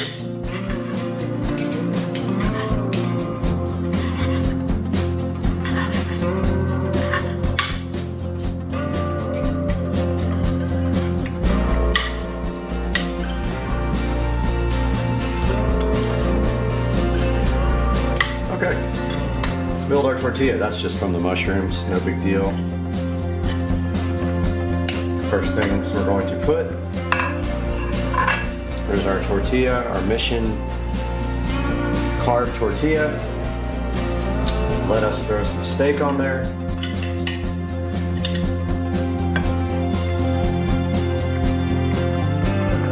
So we'll eat most of this not in the tortilla because there's a lot of steak here.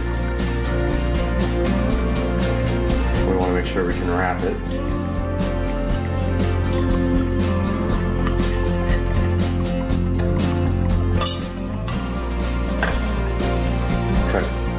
A lot of steak for that small shell, but we still got to put mushrooms and cheese.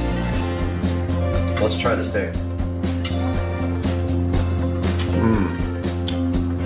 Yummy.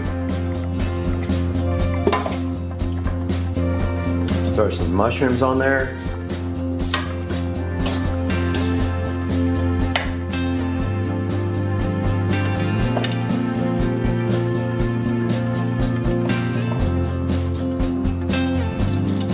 Yummy portobellos.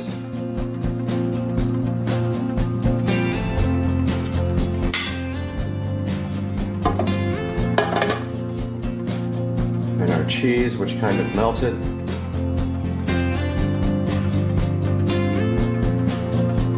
Remember, no fat-free in keto.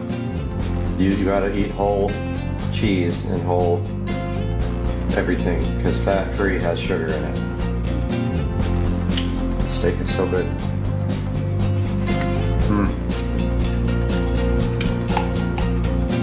Some mayo.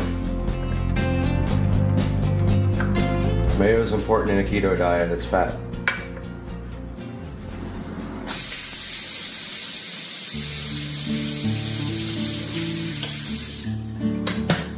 All right, let's throw this in the microwave and melt the cheese.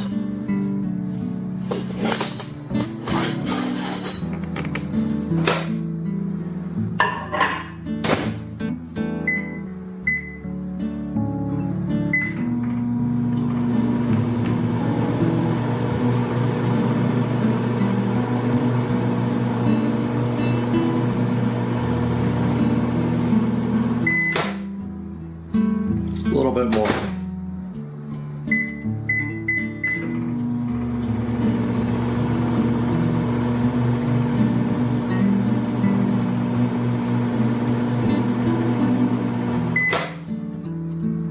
All right.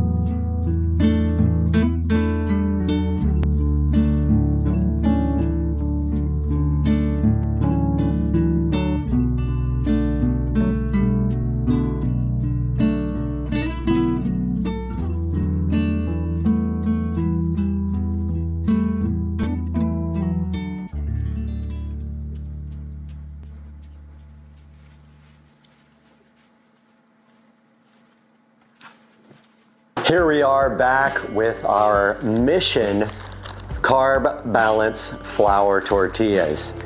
And as you saw in that last clip, we just sat down and had a delicious lunch with these guys.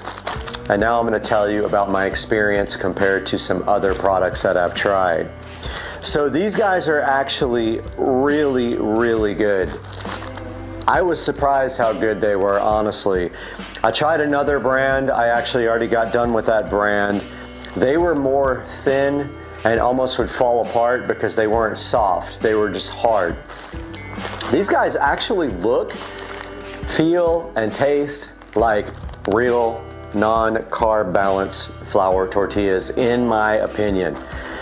Now, if you have them side by side, you might be able to tell a difference, but I could not tell the difference at all, especially once you get that delicious food on there. We had steak, mushroom, and cheese and mayo on ours. Completely carb-friendly lunch for keto. Our total lunch carbs was very, very low. These have 3 grams of net carbs. Now, how that is calculated is it has 12 grams of total carbs. You subtract the fiber, which leaves you with 3 grams of net carbs. It is right here on the back of the actual package. Now, going by the list of ingredients here, it has 2 grams of fat. It has no cholesterol. They have 210 milligrams of sodium, 12 grams of carbs, 0 sugar, so that's great, and 4 grams of protein, which is also important for your keto diet. So you can check these out on missionfoods.com. We will go take a look at that here next. But this actually comes with quite a few in the package. Don't know how many actually it comes with. It looks like about 10. And then on the back it tells you, you know, it's balanced, high fiber, lower carbs, and 0 sugar. And it matches up well with a keto-friendly diet. As long as you keep what's on top of these keto-friendly as well, you can't go wrong. Now let's go have a look at these on the computer and check out the website. Guys, here we are in front of the computer again, where we can take a good look at this product. These Mission tortillas that are carb balanced and only have 3 net carbs per tortilla. So here is the missionfoods.com website.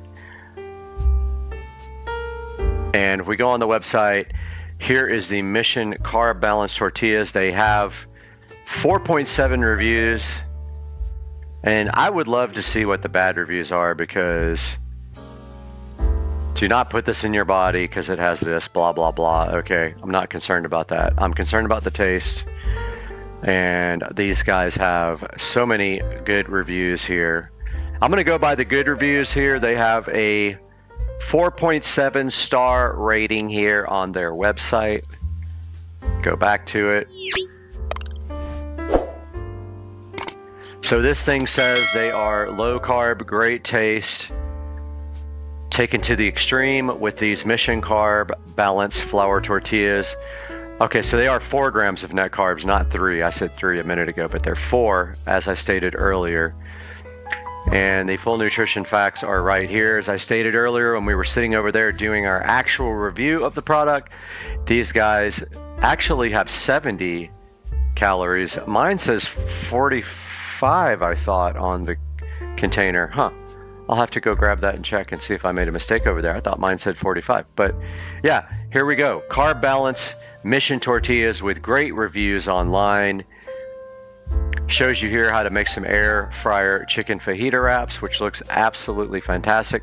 That's kind of like what I just made. I don't have any avocado, but that's actually a good idea for next time. Throwing some avocado on there would actually spice up this meal quite a bit.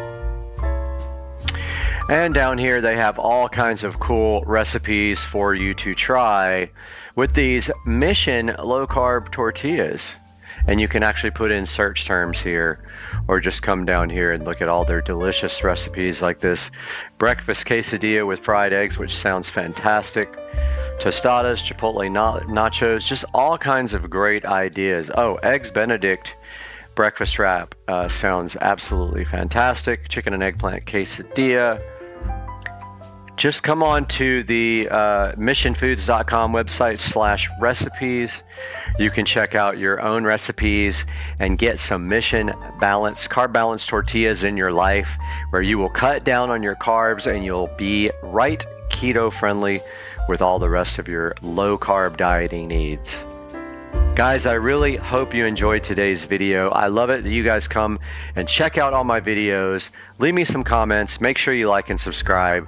And also, make sure you check out The Incredible Universe, my other new channel, which has a lot of topics about the universe that I really enjoy doing some research on. The Incredible Universe. I'll have a link down below in the description. Please like and subscribe my new channel. We'll see you guys soon.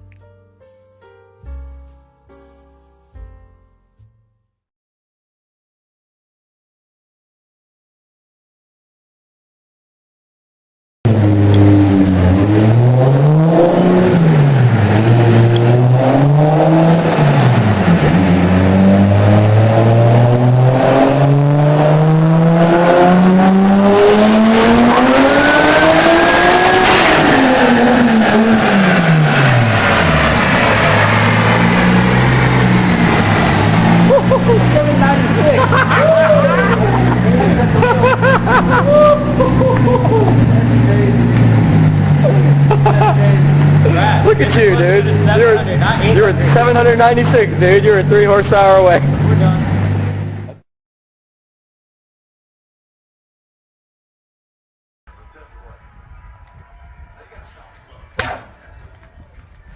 Okay, 4 hits. Look at this. Like, this is you when you come and break in. Nice car. What's the retail on one of those? More than you can afford, pal. Lamborghini.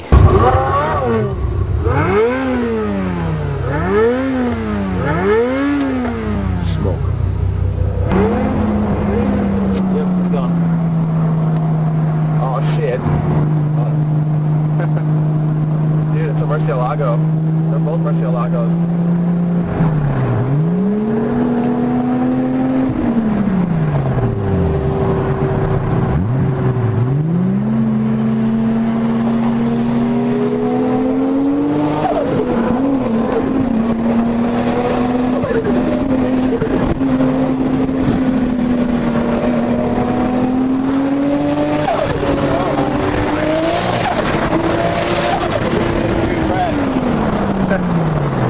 Shit out of me.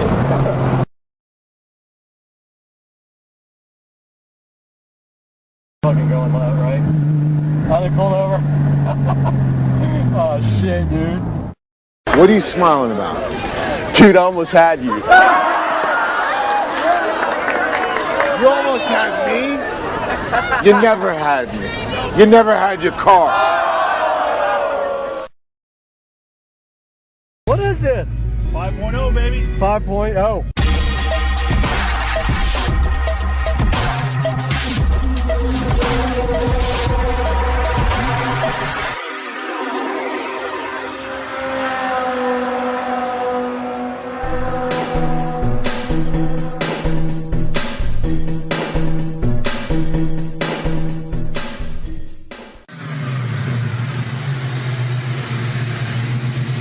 What is this?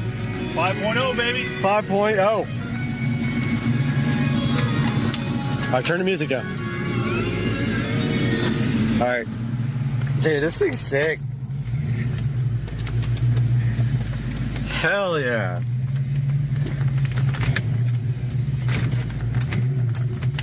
This thing got no horsepower, but all the torque. Tons of torque. Turn the lights on. I gotta remember, they're on the left. Dude, it's so good though. It's a great car. It's peppy. Yeah, it is peppy. And you can do some pretty cheap stuff to it to get it going, you know? Supercharger? Whose car is this? Ryan Wallace. Oh, Ryan's. Yep, Ryan's car, yep.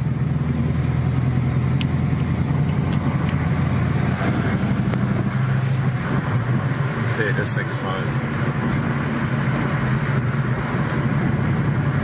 This is literally I don't remember how to put the rag top down, but I think it's all manual. I think you just pop two things. Latches here? Right here. I'm trying to remember, yeah, right here. Yeah. These two, and it just flops back. My friend in high school had the same exact car. It's stock, right? Completely stock? Yeah, completely stock. It's so funny because, like, when you were growing up, you were just like, this car has so much horsepower. This is crazy. Yeah.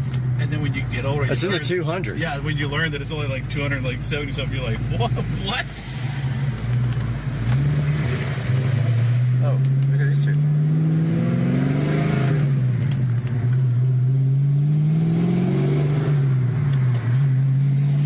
This is a fun car, man. And the sound. You can buy this thing. There's no better sound than this exhaust here. So good.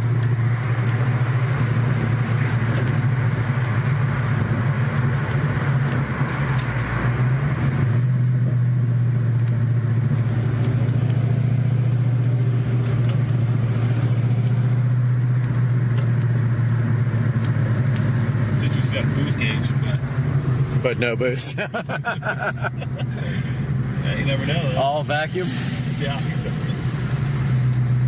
If that thing goes up, I'll freak.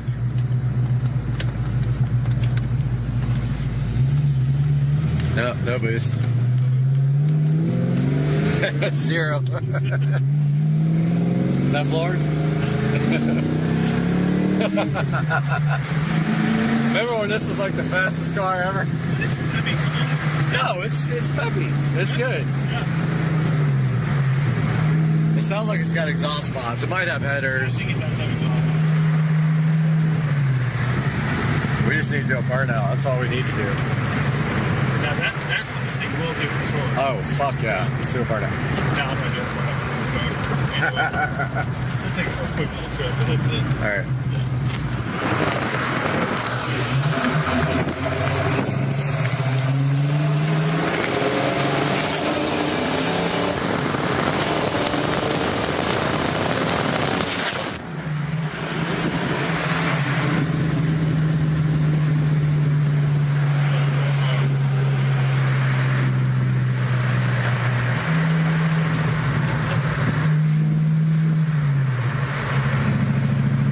Sure it's 100% soft? We never got the hood popped. Yeah, I'm almost positive.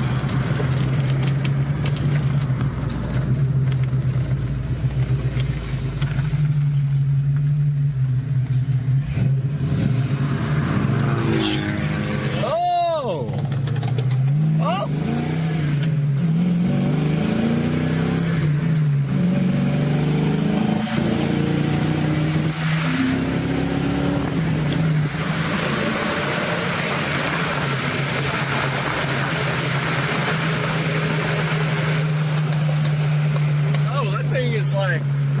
Got the burble tune. You hear it backfire? Oh yeah, big time. It's got the tune. What is it, a Beamer? Yeah, BMW with the burble tune.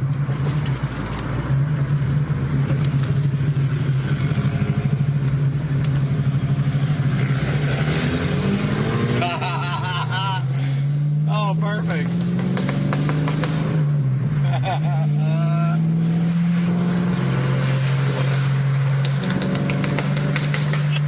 Oh my God, this is amazing.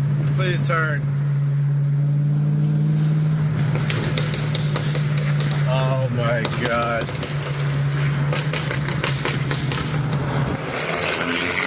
Yeah, it's like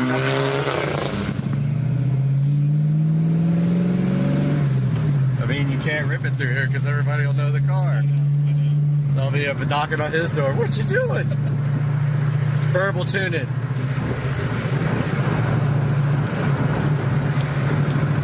This thing's sick.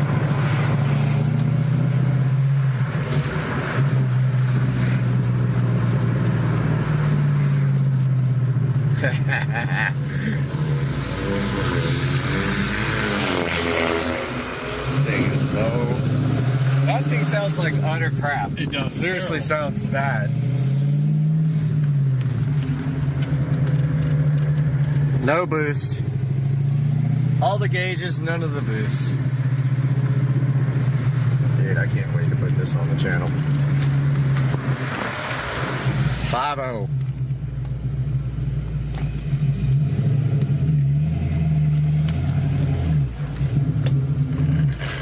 Oh! It's tight. Yeah, I shifted it into first when I was in Yeah, it. it's super tight. Feels like it's got like maybe like some kind of shift kit. Like what do you call it? Short shifter. Yeah.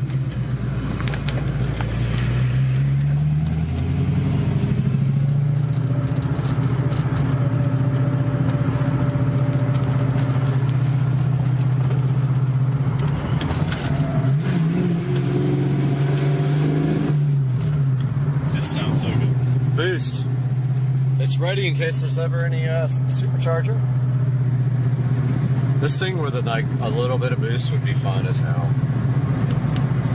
Just like 6 or 7 PSI, like blower on it. Oh my god.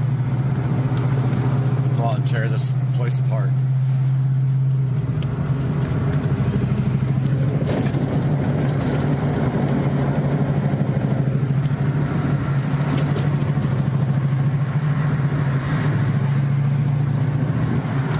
Alright, so if I come back by here a little bit. Yeah, we're gonna eat ribs at 7. So you got a good hour and 15 minutes.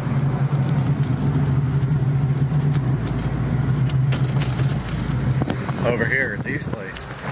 These two.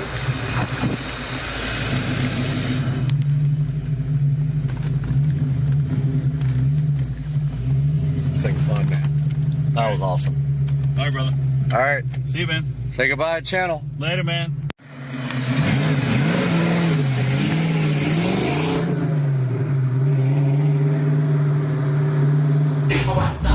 You need salt on your fries. Oh, no.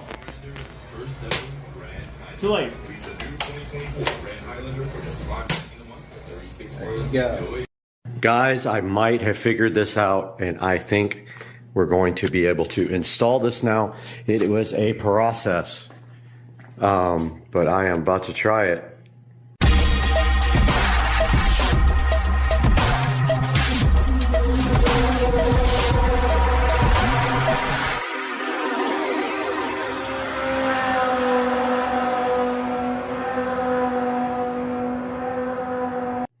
Hey guys, welcome back to the channel, and today we're going to show you how to install Kodi on a show device. That's right. You didn't think it was possible. You thought you were locked down, but guess what? If you got one of these, you can put it on there. Back in front of the Show 15 now, where we're going to show you guys how to install Kodi on this device. So the first thing you have to do this is a Show 15. I'm not going to say the name because it will wake up. Once you have the Show 15, you will get a prompt that asks you if you'd like to upgrade your experience to the Fire TV experience. You go ahead and upgrade this device to the Fire TV experience, where you will come back and you will see this little dot right here. See that? Right there. Once you have that, then you're well on your way to getting Kodi. So guys, what is Kodi? So Kodi is a multimedia app that has been around for a really, really long time, and it used to be called XBMC for Xbox Media Center. They did change the name. Now, what is important about this Kodi app is that people write add-ons for it, and you can actually download add-ons to watch certain things. I won't tell you what, because obviously we're not going to be breaking the law here, but a good app like this might assist you in watching certain things. It has all kinds of apps. You can also actually just play multimedia from a server. You can install apps directly onto Kodi, like YouTube, if you would like, but the important thing is you can install these add-ons. These are video add-ons, and to do that, you have to find the repository and install them from the repository, which I will show you here momentarily, but this is Kodi. All right, let's quickly go over what you have to do to install Kodi on your Echo Show 15. First, you go into the Fire TV. You go ahead and go to Find. And you search for the Developer menu. Developer Tools menu there. Here it is. Go ahead and open that. It pops up this little window. You can just hit the back button on your remote or either on the display remote. You're going to have Toolless installed as well. So go ahead and do that, and you're going to have File Explorer installed as well. When you press on them, you should be able to install them. Now let's go get Kodi TV. So we can hit back button here or back on the remote. So we will need the downloader for that. So back to the home screen. Go to Find.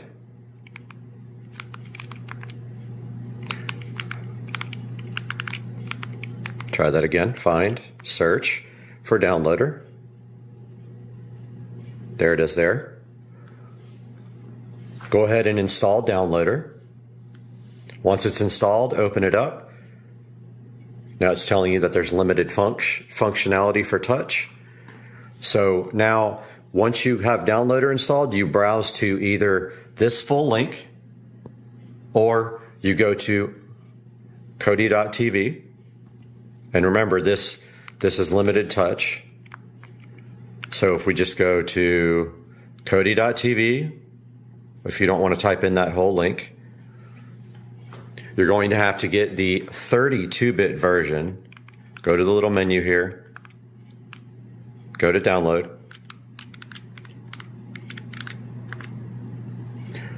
Go to Android, the little Android robot. Get the 32-bit version. The 64-bit version will not work. It will go ahead and download. Once it's done, it's going to attempt to install, which is going to fail. This doesn't work because when you hit settings, it's just going to disappear. So just click done on downloader. Or actually you have to use your remote. Again, the touch doesn't work on a lot of things. Click the home button here or on the screen to get back to your Fire TV mode. Go into your apps. Find your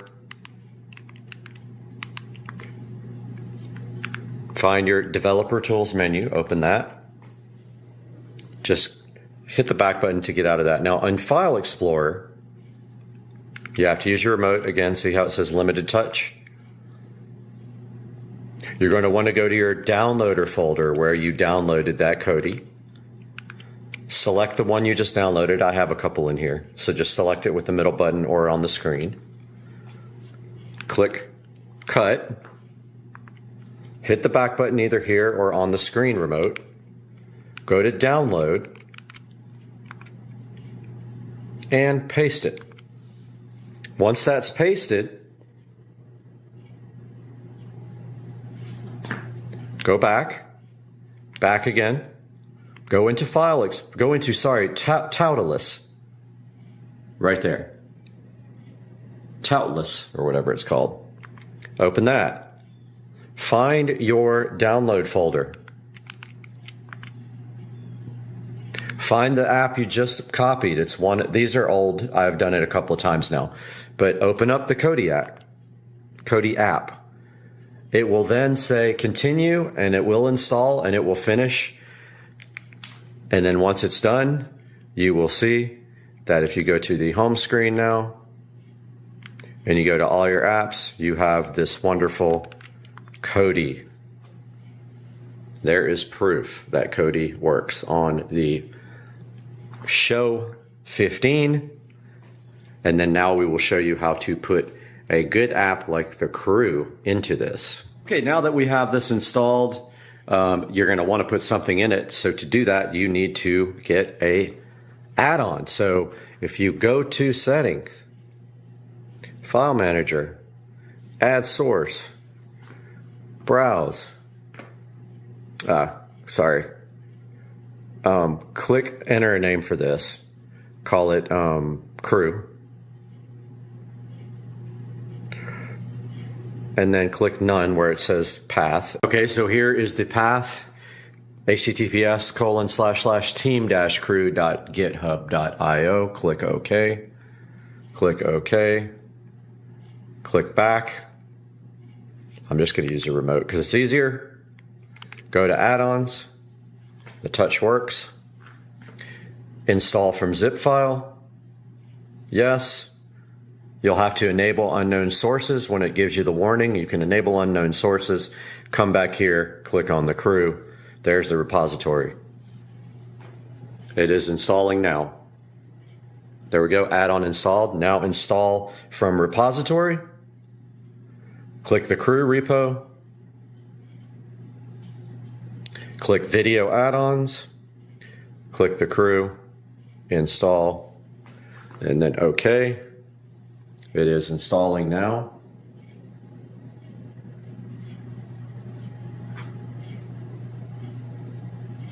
Shouldn't take too long. It's at 7%.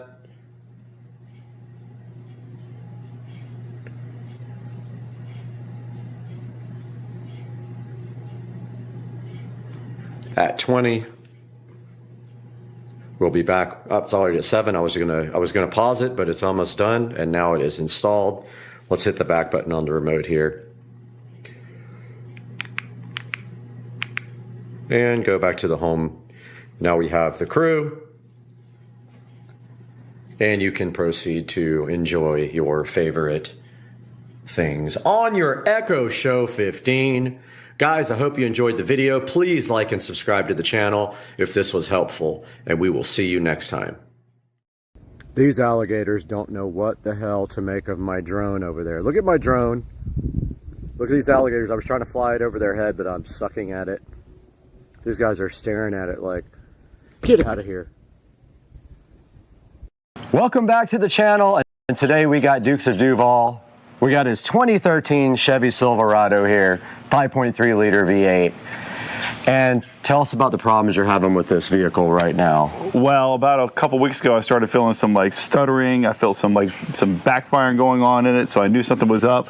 So I took it to a friend of mine's house that's got a computer that we hooked it up to. Okay. And we got a failure for a sensor, which is a Bank 2 Sensor 1 failure, which is an O2 sensor, which is not a good thing if those things fail because they cause a lot of issues. I'll let you speak on that, but definitely causes some pretty good issues, specifically really bad gas mileage. So I've been sucking through gas significantly with this big V8. All right, we're going to take a look at that today, and we're actually going to fix it. We've got everything we need. Yep. It's pretty hot right now. We're trying to let it cool off, but we're going to look at that today on the channel, so hang out. Yep.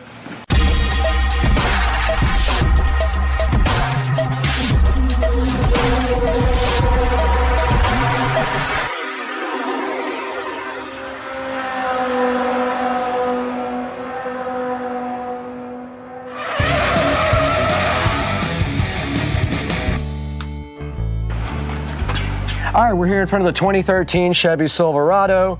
We got our wrench here. This is a 7/8. This is going around the O2 sensor. And we've got the brand new O2 sensor right here. And which one is this?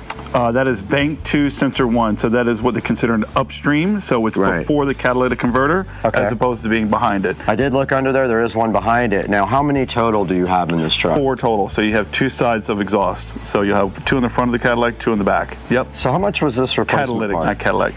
That one costs about $50. Okay, it's an off-brand, but it's got a 1-year warranty on it. So if it doesn't work, then I'll be able to take it back. But fingers crossed it does work. All right. So if you get this directly from Chevy, how much would this cost you from Probably $100 or so. $100. Okay, yeah, if I cool. guess. So I looked underneath the truck, and there's a frame rail there, and the catalytic converter sits right above that, and then right above that, or right on the catalytic converter, actually above it, is the O2 sensor. I'm gonna get under there with my lights and stuff and try to get the old one out. But here's the tricky part. You can see right here, there's a clip on that. I have to get under there and clip that off. And so we're going to see if I can actually do that or if it's going to break. A lot of times these are so brittle from getting heated up and cooled down so much they just break right off, which that's fine too. Yeah. As long as we can get this thing off, right? Yep. And then the other fun thing about this is that typically you wouldn't use a wrench like this, a box-end wrench. They have like a they have a specialized socket that has like a slit in it that will allow the wire goes through. The wire goes through it, right? Yeah, so in this case, we're not going to do that because I don't want to go buy a specialized tool just for this. And you can see I got the anti-seize compound all and this one, yeah, exactly, came with the factory with anti-seize on it. So if yours does not have anti-seize, because it is going directly into the exhaust, I would apply some on there, but this one already had it on there. Because if you ever try to get that off, sometimes you need heat and other things to get that off. It'll be like welded on there if you try to get it off later down the road for sure. So. All right, well, hey, I'm up for a challenge. Let's get underneath the truck and see if we can get this thing out of here. Let's do it. Let's do it. All right. All right, so I'm underneath Dukes of Duval 2013 Chevy Silverado. And as you guys can see, I got my light right here, so I've got a pretty clear shot of the catalytic converter here. Now you can see the rear O2 sensor behind the cat. So that's the post-cat O2 right there. Super easy to get to that one, and the clip as well with the wire. But as you can see up in here, this guy up here is pre-cat, and the actual wire, I try to get the GoPro right way up in there. The actual wire goes, had my hand up there before. All right, so I got my hand on the wire.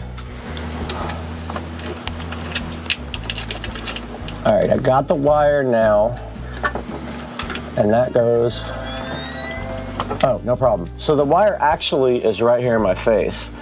So I'm gonna go ahead now and get that wire unclipped. It actually has a safety, it almost looks like a zip tie on it. It's a green safety thing. Yep. You have to pull that out first before you can unclip it. So I'm gonna get my GoPro clipped up here somehow and then show you guys this. All right, so I'm underneath the truck now and I see the clip that I have to remove, and you can see this safety, and I just pulled that right out. And then now we have to do right here, right now, is pull this plug, and there you go, it's completely off. And also it has a Christmas tree on the side that's holding it to the wiring harness. So that also has to come off before it will come out. The actual oxygen sensor end though, looks like it might be free. Let's see. Let me see if that's the right end. Okay. No, the end with the oxygen sensor is on a Christmas tree, and that is hooked to the wiring harness. So that is not going to come out until we figure out how to get this off.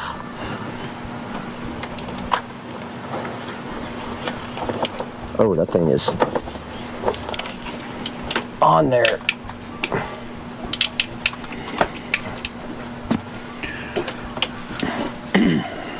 Yeah, there's like a clip hooked to the harness, the body harness, the wiring harness, and it is on there, brothers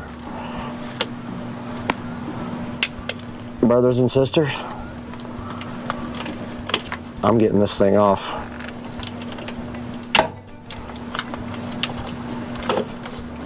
You get it? Yeah, we got it. All right. You guys can see right here and right now, I got the actual pigtail disconnected from the wiring harness. It was Christmas treed to the actual vehicle. And now my mission is up there. I've got to get this O2 sensor out. It's the pre-cat O2. And guys, you can see that that is a squeeze right there. So let me get my wrench on that and see what I can do real quick. Take the box in. Now, if you've got it loose, if you could slide it over the wire, use the box in so you got more meat on it. I can, yeah. Actually, I think I can literally get all the way around it. It's just not fun.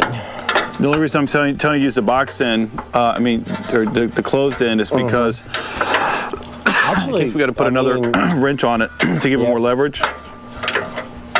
Oh my God, dude. All right, so now you know. You want that fan on, or you're not worried about it? No. Now, when you guys know when you do this, this is what you're in for. Also, filming it and doing it at the same time, that's fun. Oh man, this is a fun time.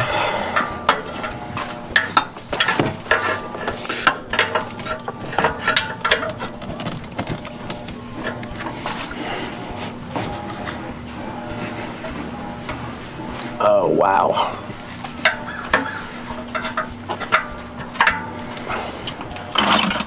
All right, I've got the wrench over the O2 sensor now. There's just a very, very little amount of actual room to do this, so you can only get your wrench on there with one. Do you want to double your wrench up? No, I'm gonna see if I can power this guy out with it like this. If I can't, then I'll do an extra wrench. Let me think about this. So I think you're gonna go towards my feet. yep, go towards you. Not like when we were doing the calipers. Yeah, the opposite way of that, the right way. Yep.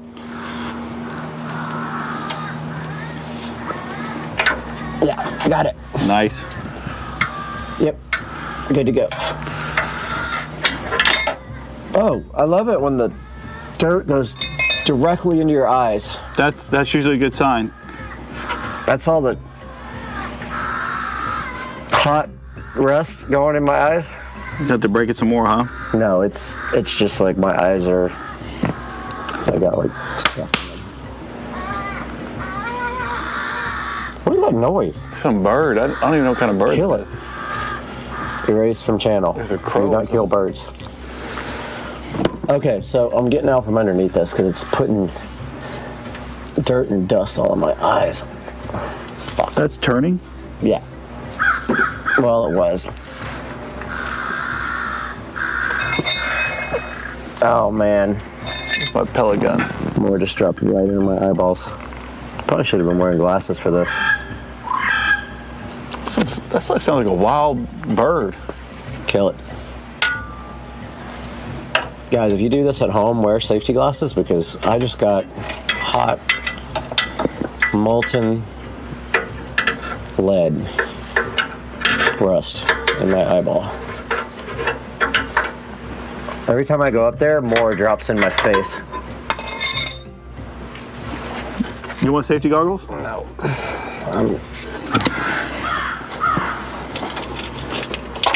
The hard part is trying to record while I'm doing it. Let's pray this is bank 2. I'm pretty sure this is bank 2. Hopefully this is bank 2, brother. Good thing. All right, I have the old O2 sensor out. I've got the new one in my hand. It has anti-seize compound already on it. So if you guys don't get one with that, go ahead and get the anti-seize compound and put it on the end here and screw that guy back in. I'm gonna do that now.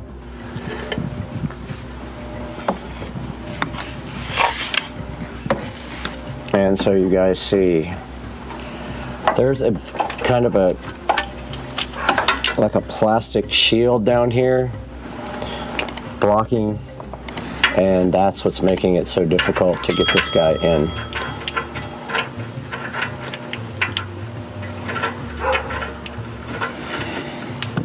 All right, so I got the new O2 sensor threading in at this point.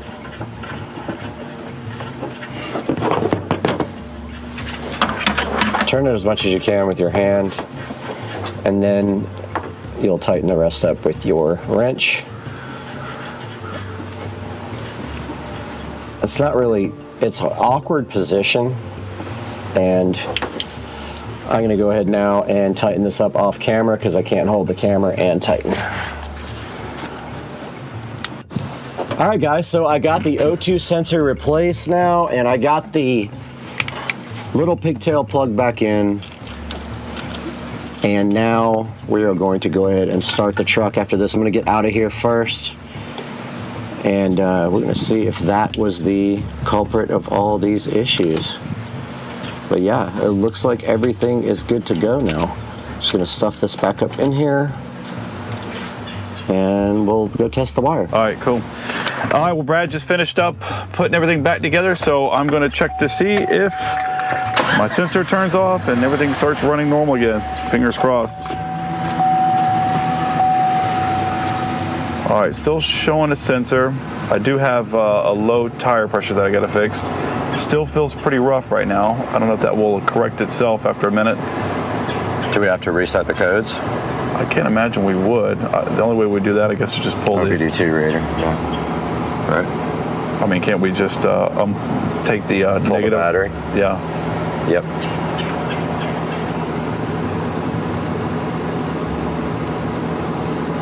Hood open.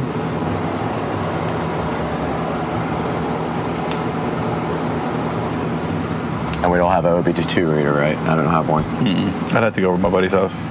Oh. Nope. Still running rough too? Feels like it's running rough, yeah. But maybe it needs a second. So we're still getting some weird readings from the computer. So we're gonna go ahead. We're gonna go ahead and pull the battery cable right there and go ahead and reset everything and see if we can figure it out. Because we did double check a video and we replaced the one that was showing the code in the computer. And so to pull the battery cable on this thing, looks like maybe an 8 or something millimeter ish. It's broke. And it'll quickly reset the ECU. And go from there, and then we'll pull the codes again if that doesn't work, and we'll see what's happening after that, because we replaced the one that it said, according to the video. All right, so we put everything in. Truck still's running a little bit rough. The code was still on the dash, so we just unhooked the battery for a minute to try to reset the code. It did reset. I still have another code on here for a low tire pressure, but we're hoping that maybe it's one of these things where it just needs to run for a little bit and try to clear itself out, but no guarantee. So if that doesn't work, then we might have to put the computer back up to it and see if it's throwing another code. So we'll see. All right, we're gonna take it for a test drive here for a little bit, drive about 30 miles, see what happens, and then we'll update you guys when we get back. Yep. I finished the USB power inside the dash. Joe is currently extending the ignition system. One of the wires was too short, so he's got that. I mean, that would work if it was just cutting off. What color are the wires? An explosion. Just like that. You put that in the video. Let's go it in.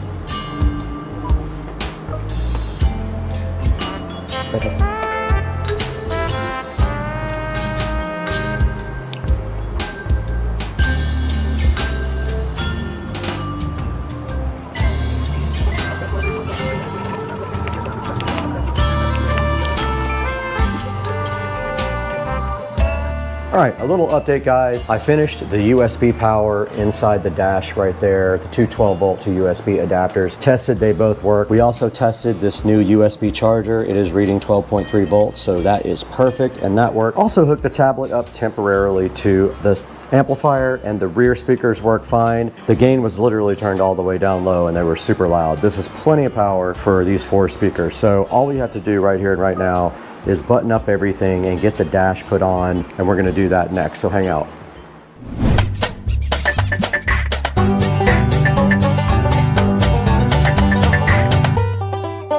I think that looks good. What do you think? I think it's... Yep. All right, start with this one.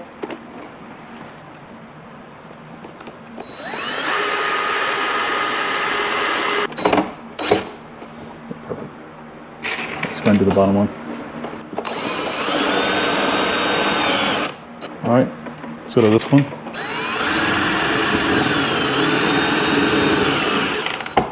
Things look good. Except for that Amazon logo showing. You branded into the dash forever. I can't even see that. That's what she said. Come on, man. Hey, dog. That made me feel What'd you do?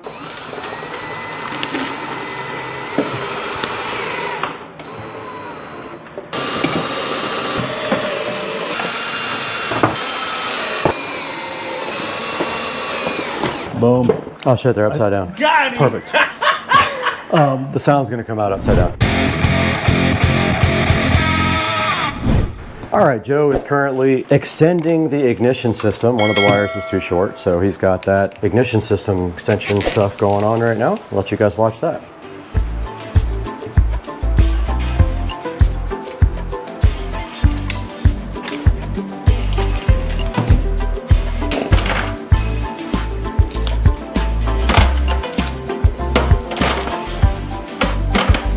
All right.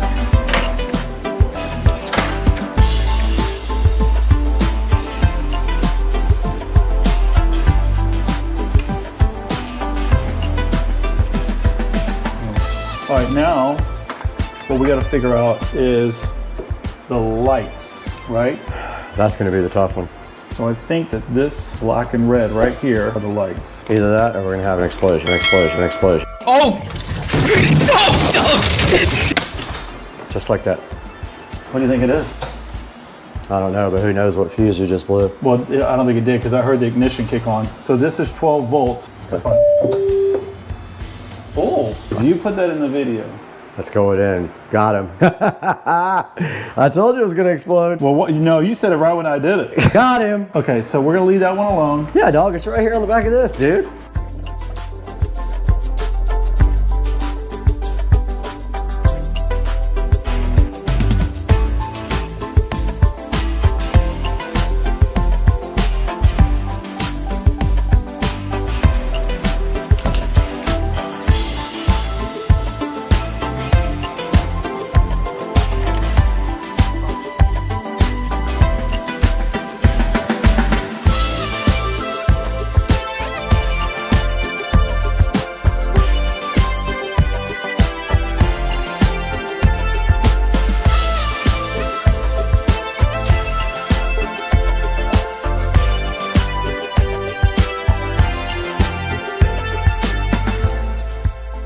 I mean, I've literally Okay, tested. is brown, gray, purple, or blue anywhere disconnected? No. No. What about gray? Gray's disconnected somewhere? Gray looks like it's part of your headlights. I've already tested to see whether or not we Those lose. two together don't turn your headlights on. They don't. Even when this is on. Correct.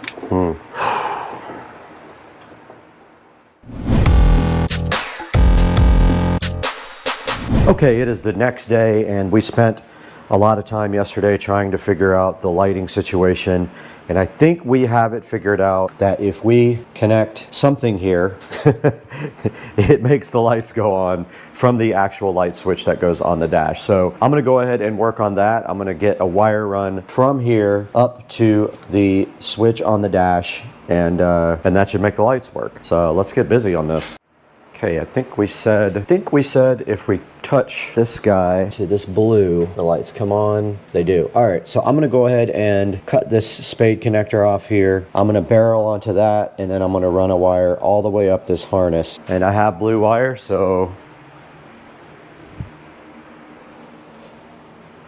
Okay.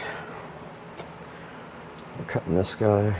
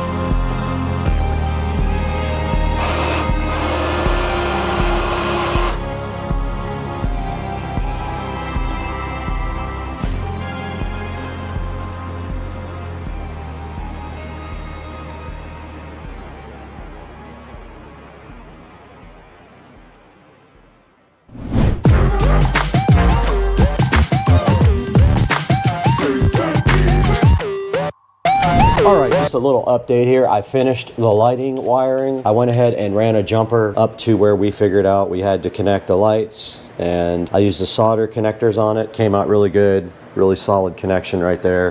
Now I'm going to just cover up the extra wire we have right there with a wiring nut.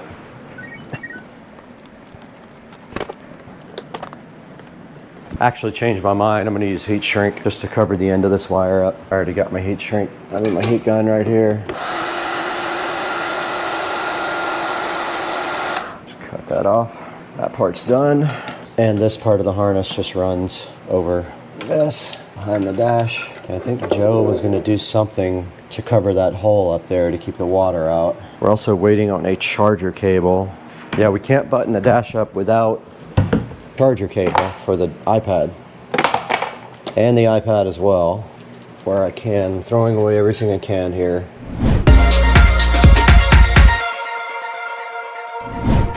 Okay, so I've got the dash here in front of me. And as you guys can see, this little pocket kind of twists and goes in there. And my plan is to mount this guy right there with double-sided tape.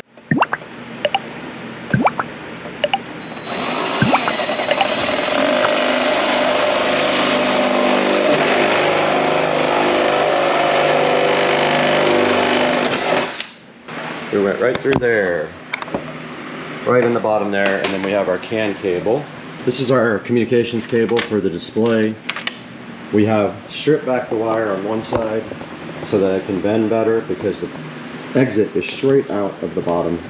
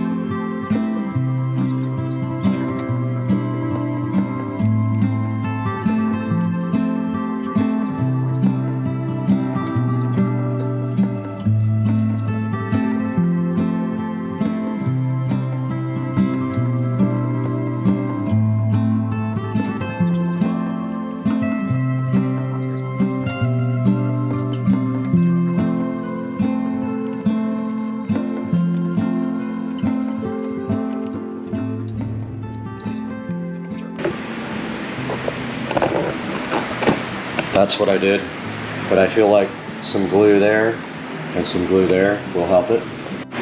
All right, I'm gonna go ahead and connect the display so we can test it and see if it still works after we fiddled with the wiring. Let's hope it comes on. There's a power button. It came on and it works perfectly. It looks so good. It really just needs like a little bit of silicone sealer around the top.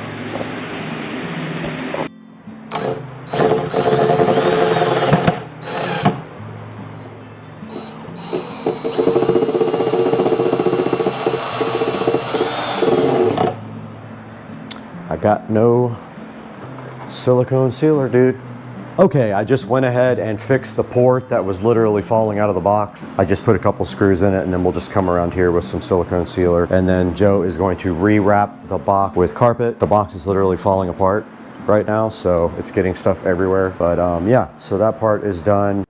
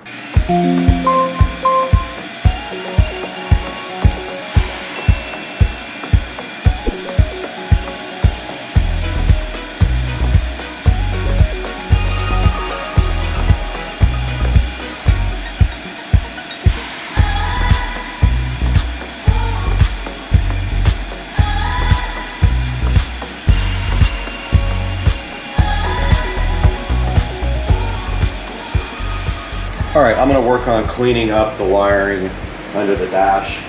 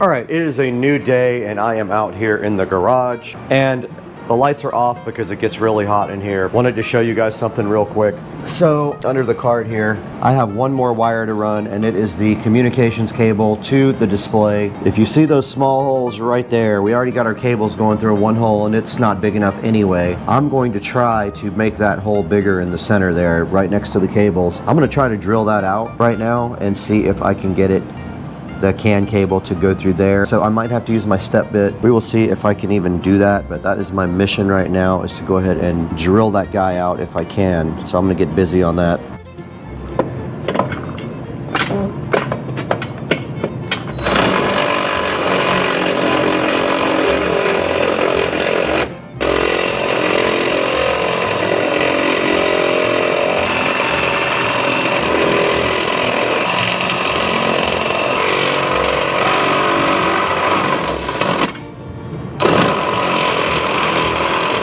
Gotta do it from that side. There ain't no way I'm gonna get it from this side.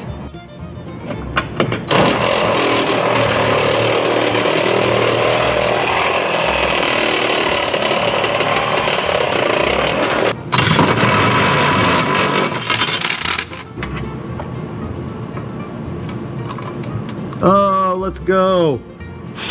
Let's go. I got it, dude. Got it. All right, now that I have a place for the display cable to go that connects to the battery, I am gonna go ahead and try to put the ignition key on the new dash. Now the key is laying inside there. I don't know if it will reach. So the first thing I wanna do is get it off of this cart and mount it onto the new dash. So let's get this dash back onto the table right here. This is the old dash. We don't need that anymore where we're going. So all we have to do right here, right now, is push this into the new dash. We want the key right there, so that means we have to tighten the nut. Okay, I got the key facing straight up now, and it turns to the right to turn it on. That's where I want it. So now we have to figure out a way to tighten up the nut on the front of the dash. So I think that I can use some wire snips for that. All right, it is really tight now. I never got mine tight. And then this is the bezel. I don't know if it will work with this system. It did not work on mine. That's as good as it's getting. It's not bad. Actually came out good. I got to see if the ignition will actually reach. I don't have the charging cable. I can't do that part. He didn't bring any of the parts over. Kind of hosed. Can't run the charging cable. All I can do is get the dash mocked up in here now. Missing the charging cable and I'm missing the base knob. I can't really finish the dash completely. If you're facing the front, this is left. So I've got the right speaker wire for the right job. Now we have to run this somewhere.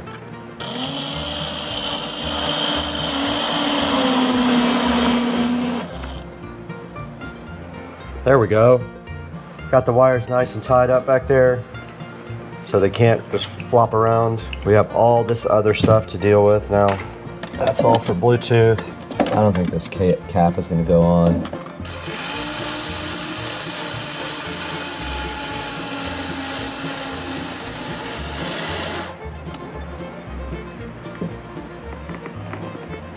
and the speaker wire. Now here's the other speaker wire.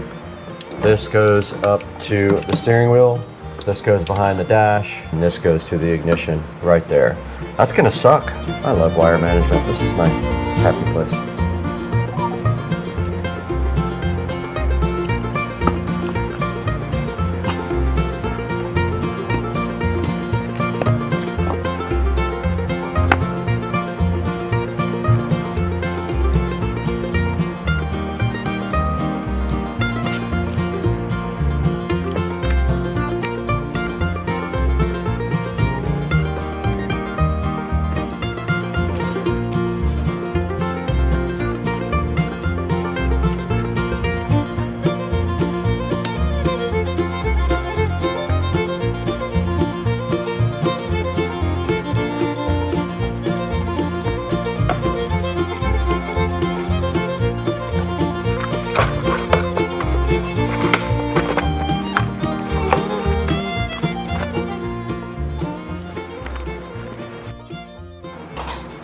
Okay, I'm going to work on the Bluetooth adapter mounting now.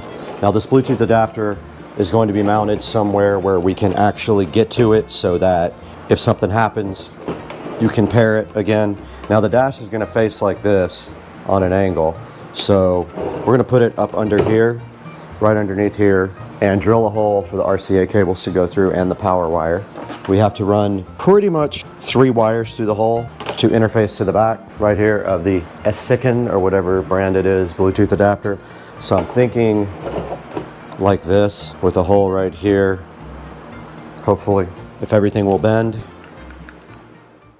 Hey guys, Brad here, Supercar Street Racing with another video. Looks like we got our Anker Cosmos Max 4K projector here. We're gonna do a little unboxing, setup, reaction, crying, sadness, all that stuff. So let's get this thing unboxed. Hopefully I don't get, well, I can't get demonetized because I don't make money on my videos anyway, so who cares about the music? Alright, so this is a refurb. The projector was actually on sale for $200 off, but even with that it was $1,500, so I elected for the refurb. Here it is, right out of the box, has not been touched yet. Let's give it a little look-see. See, it says Android TV, does use Android TV, don't care, because I am going to be using my 4K Fire Stick. Does support 4K, it has a 4K, native 4K projector, I believe it uses pixel doubling, but it's 1500 ANSI lumens. If you're used to 3000 from a regular bulb, you might be disappointed with this guy, but this is why I am getting the room all prepared to be completely blacked out, because I know that the brightness level is less than my last projector, which was eco mode all the time for 7 years before the bulb burned out. Let's get this dude over here. I'm listening to my favorite internet radio station, Soma FM, Deep Space One, because, you know, everything's space. So here it is, first impressions. The box is kind of beat up a little bit. You can see the edges here. I read a review from someone who got one that was still logged into somebody else's email address, which is pretty crazy. Kind of like Amazon, hello. So I'm trying to figure out how you open this. The edges are kind of beat up. Yeah, there's no obvious way to open this, so I think it's this side. Here, I'm gonna work on that. I'll get right back to you guys. All right, I'm an idiot. The thing just literally picks right off the thing like a suitcase, and then this is underneath, and it's got a little open me thingy here. Where's my knife? Let's go ahead and open this guy. Well, this is renewed. This is supposed to be used. Somebody else has owned this before and returned it. Alright, let's see if I got that. Looks like I got that out. So guys, this is a 4K projector with built-in sound, which I'm not going to be using. but apparently it has really good built-in sound, and it also has an LED star field on the top. So my plan is, it's on a glass shelf. Oh, my oven's ready. Time to put the chicken in the oven. You guys can hang out with that too while I do this. So here's my chicken thighs for dinner. And let's set our timer up here. 45. Alright. So look at this presentation, man. It's like this nice, almost like a suitcase, and you open it up and oh, there it is. No, but like, so this has a star field on it when you power it up. So got a little condom on there to make sure you don't mess it up. First impression, size is smaller than I thought. It's actually smaller, probably about the same size as my Epson, but it's way thicker. Yeah, oh, it's got the thickness, look at that, because probably the speakers. So yeah, so this will sit upside down like this and project inverted on my glass shelf, which I'm gonna go tighten that shelf up right now, put this up there, get it powered up, and see if we have issues with the height. But apparently this has an automatic keystone, so you don't need to like tilt it to fit the screen. It should be able to adjust quite a bit for up and down. Let's check that out now. Alright guys, also wanted to show you what was underneath here. Got this little instruction manual, kick-ass remote, batteries, power brick, and power cord right there. Let's get this thing set up. Got the projector set up. First thing was my moon men were casting a shadow. Here it is. You can see upside down, the little star field there is kind of cool. It actually needs to come up just a little bit. I'm not sure how to do that. It could work like that, but it probably should come up like a few inches. And I don't know if I have to manually do that or what. I'm gonna look around, but I just downloaded the update. After powering it on, it automatically focused, it automatically keystoned. So cool, such a cool projector. Let's see, so let's restart this guy.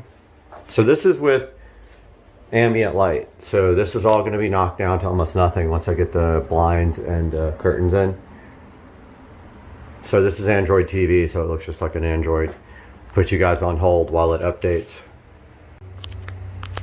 Restarted the projector after the update. It is installing. I love this dark room. Can't wait to get these curtains replaced. I went ahead and took them down because they were ugly. I'm gonna get some regular non-reflective looking ones that are just like straight up black for this guy. And for that door is getting a set of curtains, 2 on each side of the door. This is installing. I'll update you guys when it's done. Projector is rebooting, so you can see here ambient light from that window, and it's still pretty damn bright. Now I do see what other people saw. There is a little frame that runs outside of the actual frame. That is actually light, I think, from the projector. The projector is up there on the shelf, chilling. And I am about to try to play some content and see what it sounds like. I'll be back with you guys. Alright, first thing is the keystone correction auto does not work well for me, so I put it on manual and then I adjusted it. But the whole thing needs to come up, I don't know, just a tiny bit. So, I mean, you can't see the star field through this glass, so I think I'm going to swap the projector over so that it's face up and then maybe raise it a little bit. I think it has feet. I'm gonna have to check it out. So I couldn't figure out how to raise the whole image up on the projector. I'm not sure. You're supposed to be able to like raise the whole image, but keystone correction's maxed out to the top. So what I'm gonna do is I'm gonna put a couple of little like feet underneath the front to raise it up maybe 1/4 of an inch so that it lines up a little bit better with, oh, what do we got here? Mailman. Lines up a little bit better towards the top of my screen here. But my shelf is perfect. Like, it didn't work out great for my last projector, but it's going to be absolutely amazing for this one. I just put the I just painted the rest of this area. I'm kind of thinking about painting the HDMI cable. I haven't tested it yet though, so I think I'm gonna probably just go ahead and paint it and get it over with so it's not white and standing out like that. I do have black paint. Maybe I'll just do black. Yeah, that's what I'm gonna do. I'm gonna grab some black paint, paint the HDMI cable. Peace out. Be right back. All right, got the projector all finally in its final resting place. Unfortunately, the glass is not particularly see-through, so you can still not see the stars, and I missed some spots on the paint which you can't see because it's so dark, but all I can say is wow, this projector is amazing. Like, I am above and beyond. Even during the day with the window open, this thing looks so good. I'm still working on the adjustment. Look, like I need to zoom it down a little bit. So let's go to projector settings, zoom, see how it's off the screen. Now, one thing I will say, it does have some light that spills over outside of the screen, and I saw some people complaining about that. It is true that there is a little bit of ambient light that kind of spills over out of the screen size. So it's really hard to see on camera. Screen stops here, the light spills over to here. So about another 6 inches worth, I think. So let's take a look at some 4K, which has blown my mind, honestly. I like how it says 8K, but YouTube doesn't support 8K.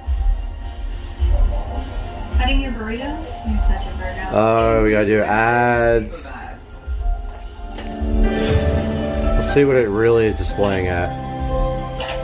Yeah, 4K. Yeah, you're not playing 8K, liar.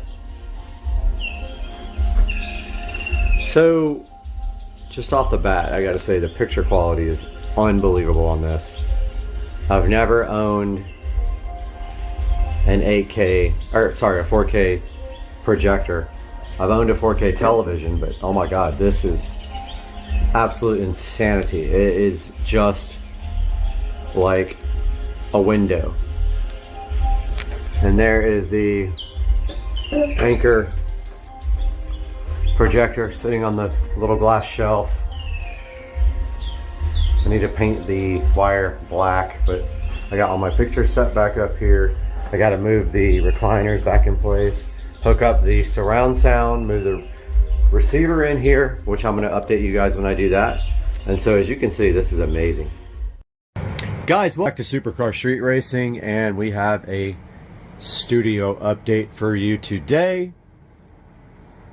And I have been working hard in here, but also had some other things going on outside of this, so I took most of the day yesterday to go buy a beater car, which I will put on the channel soon. But what I have done in here is I have continued the acoustic foam tile work, and I have the acoustic foam tiles laid in on the ceiling all the way as close as I could get to here. But Joe and I are going to go tonight and get the foam board so I can finish the front wall. But I got the acoustic foam tile done literally to past halfway through the room, and then I ran out, so I ordered some now. I need about, I think, 80 more to do the rest of this. And what else did we get?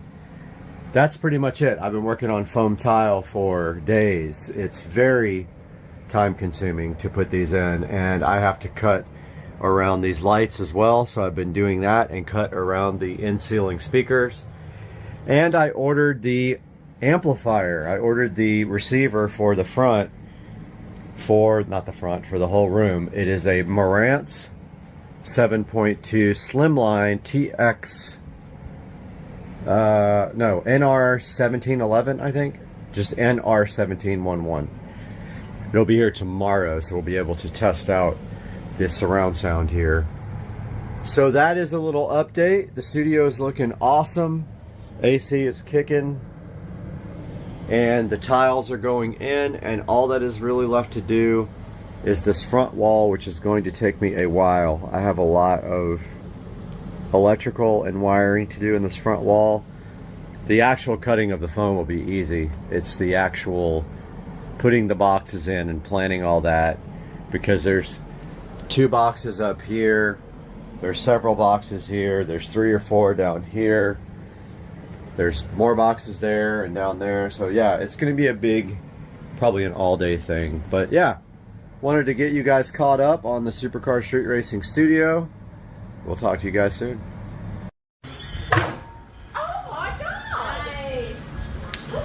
Let's go. All back end. All right, welcome back to the channel. Today we got Dukes of Duval here, and then behind the camera, introduce yourself. Hi, I'm Wayne. Wayne is behind the camera doing all the videography today, and we got this brand new to us golf cart we're going to be working on. So Joe, tell us a little bit about what you found here. Well, obviously the first thing I recognized that the batteries were bad. They were about 7 to 8 years old, which is a pretty decent lifespan for a set of Trojan batteries. Right. It's typically what you get out of them, but they start to fall off about 5-6 years. So to get that long a lifespan out of them is pretty good. So I knew that was the first thing we need to replace. But this is 36 volts, so you got to get 6 volt batteries times 6, and we knew that we needed to replace them. So just had a guy come over, drop them off. A lot of guys that do delivery service, so just called them up. They came right over to help me just remove the batteries. Typically they'll help you kind of reinstall the batteries, but in this case, once we removed the first battery, which I kind of knew was going to happen, it was going to be ugly underneath. So we're going to have to show you guys the clean. It's on. We're going to have to show you guys the cleanup here. That's coming up in a minute. But let's talk a little bit about what this is right after this.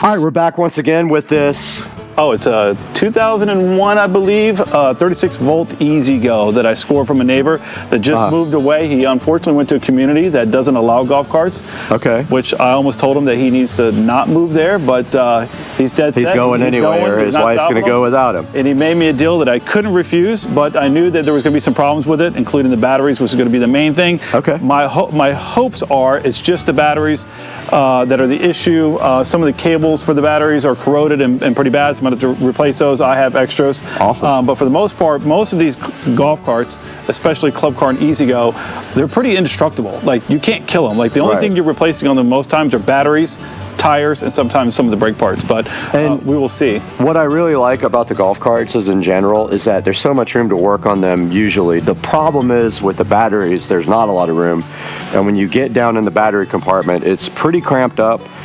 And what you guys are going to see here in a minute is probably going to blow your mind. It might be the thumbnail. The amount of acid in the tray here for the batteries is insane. So what we need to do today is get that battery acid washed out. We're going to make it inert. We're going to clean up the engine bay, call it engine bay, battery bay. We're going to paint this thing and then get it ready for these brand new Trojan 6 volt batteries.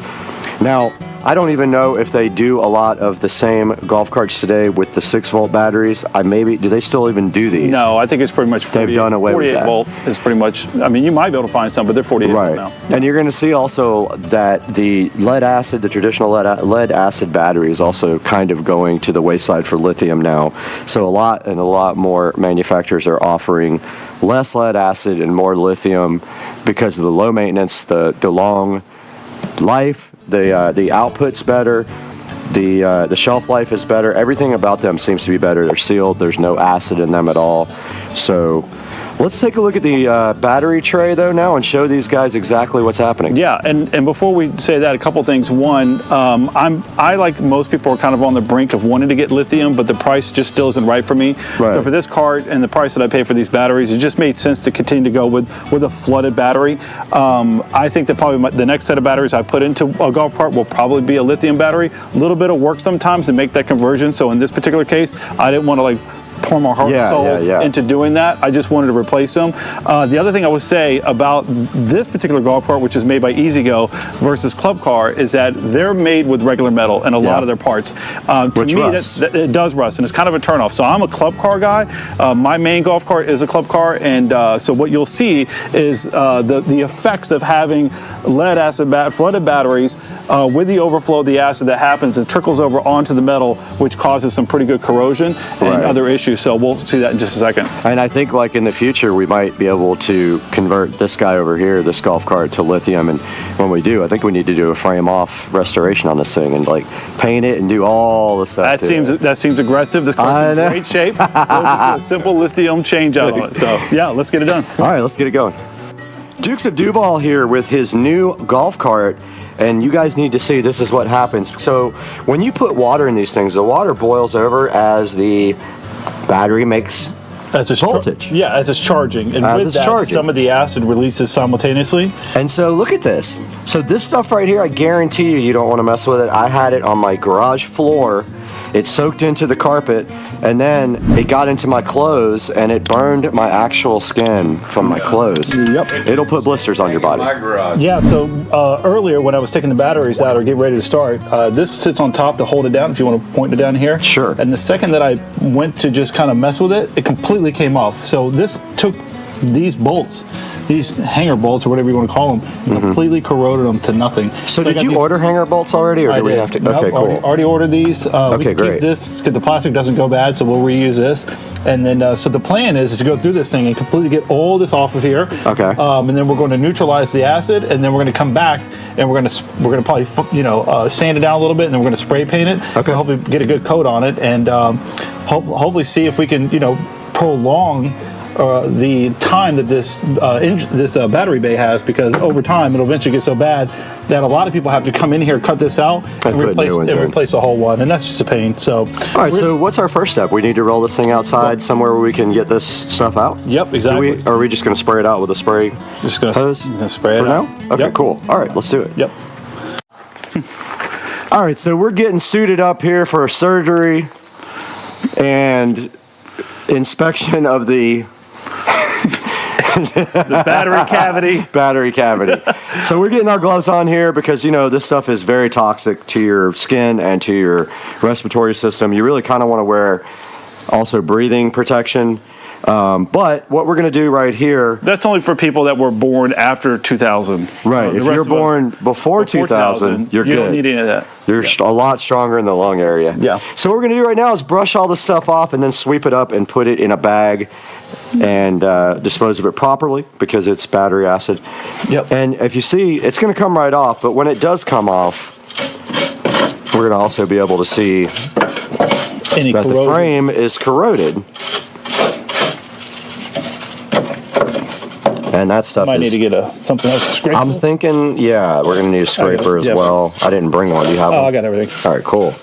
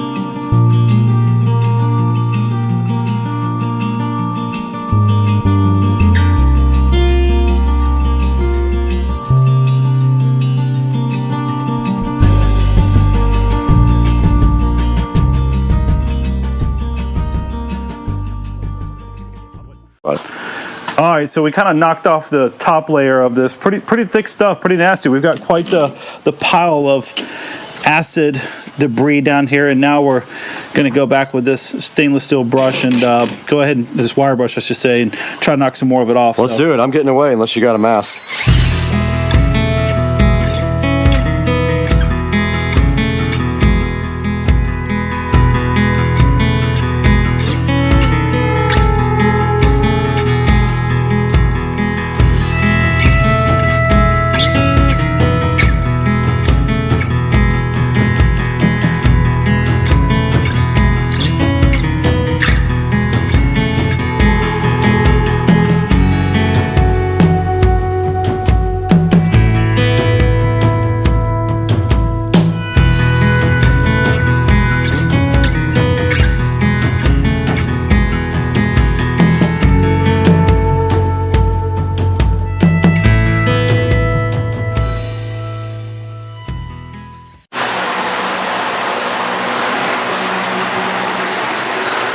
That's good enough. Okay. All right, we're back out here in Dukes of Duval Garage, and we have a whole bag full of goodies here that I brought over to work on the golf cart. More importantly, look at all of this corrosion. So this is what he knocked off of the, and it's hard to imagine that came out of the battery tray, right? Easy go. You got to figure this out. So we're going to send this to all the small children in the neighborhood. That cleaned right up, so that will be put in a plastic bag and be inert now. And then we brought over some stuff. We got some baking soda to make the acid inert. So we'll put that with water, mix it up with water. I bought a spray bottle to put that in. And some black paint. It's engine paint. So we're gonna knock all the rust and acid, inert that thing, and then spray it black. So, Brad, do you want to? I can pull my spray nozzle out. We'll just spray it. I mean, spray nozzle. My air nozzle out. We'll spray that out. This is a family channel. You can't pull your spray nozzle out. This isn't OnlyFans. All right, so now we kind of got it. The top layer, we grinded it down pretty good. I think from this point, we're just going to blow it out with the air chuck, and then from there. We'll see if there's any other bigger spots that need to be addressed, but after that, then we'll neutralize it, which hopefully will be pretty quick, and then let it dry, and then we'll paint it. Sounds good to me. Let's get to work.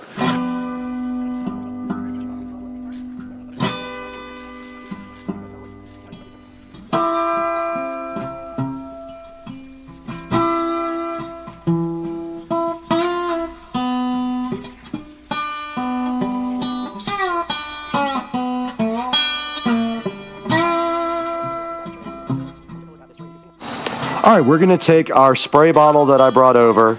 Already prepped and ready? Full? It's not full. We got to fill it up with some baking soda and some water. Now the trick is we need a little funnel to get the baking soda in there. Yep. And then we'll put some water in it. Ratio is here? Or? Yep, I got to check my phone. So we'll be right back. We need what? 16 ounces, maybe? Probably. 27 fluid ounces. Okay. So you do the math on that. I don't know how to do math. But I went to public school. We'll just put in what we think. Do a lot. Yeah, that's the best bet. It's going to come out in clumps. You don't have a real funnel? I'm sure I do somewhere. But this is good because we just throw it away when we're done. True.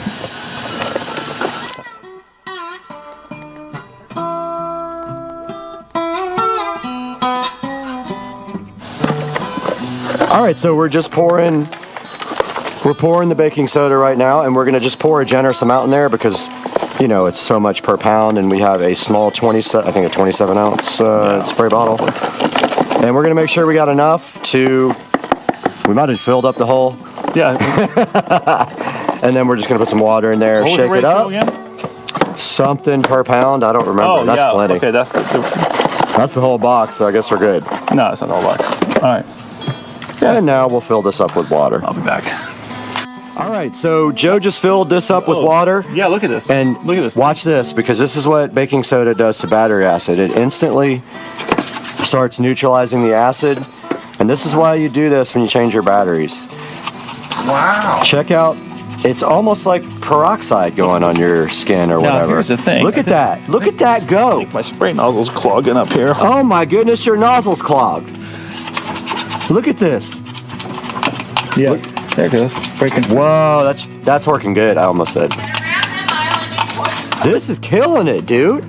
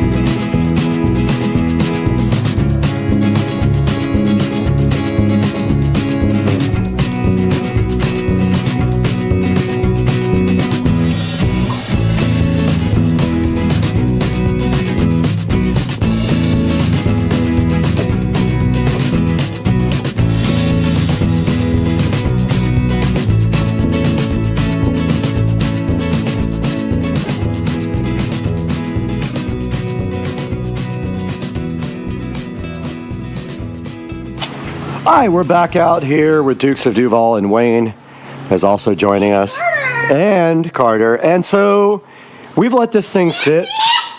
Yes, and you. And we've let this thing sit for a minute, and look at this. Where are the... Yeah, we need the lights. All right, Joe, look at this. Yeah, pretty impressive that it's eating up a lot of the rust. Carter, look at this. Look at That's this. so cool. That's nasty. Now watch, he's going to just knock the... Yeah. It's really easy. Right? So look at all that come off, and that's after 2 applications of baking soda and water. It's taken all the rust off, all the acid off. Back up. You guys already know this is going to be perfect when we get done. So the next step here is we're going to get the air compressor out again. And this isn't a regular air compressor. Look at this thing, man. I mean, it's not It's the a best, beast. but it does a trick. We're going to blow this off now. Try to get it dry enough to paint.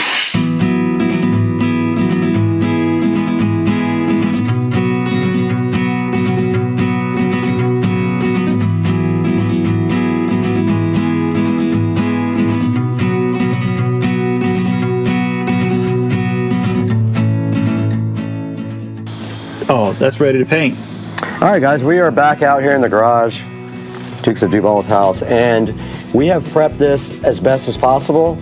Now we're just going to spray and pray. Yep. Oh!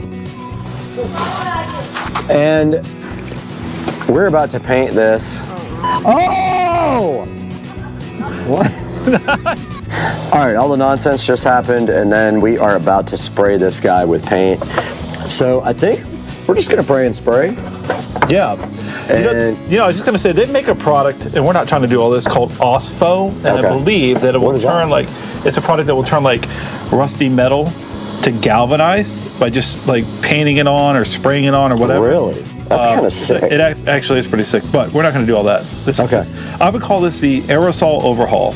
All right, so where are we going to paint this? We can't paint it on your driveway because we'll just paint your entire driveway. We're black. not. I'm going Pull to it buy into some the grass? cardboard or grass. Grass will just grow back, so maybe we just pull it Yeah. right over there. Yep. All right, This is okay. not a major cleanup. So, what kind of paint is that, by the way? 2 times Ultra Cover Paint and Primer Rust-Oleum. So it's flat black, so I think it's going to look good. Yeah, listen, nobody's going to be in here looking anyway, so it's just to stop the corrosion, right? Right. All right, here we go. Yo! That's going to actually turn out good.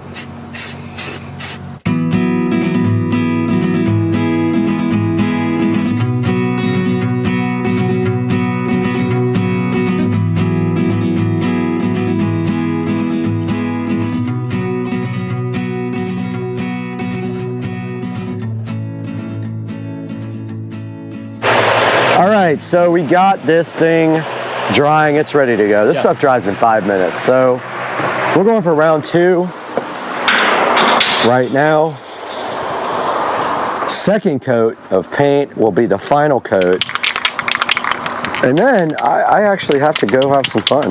Yeah, so we'll pick up on this tomorrow. Tomorrow? You want to finish tomorrow? Yeah, we're not ripping this thing tonight.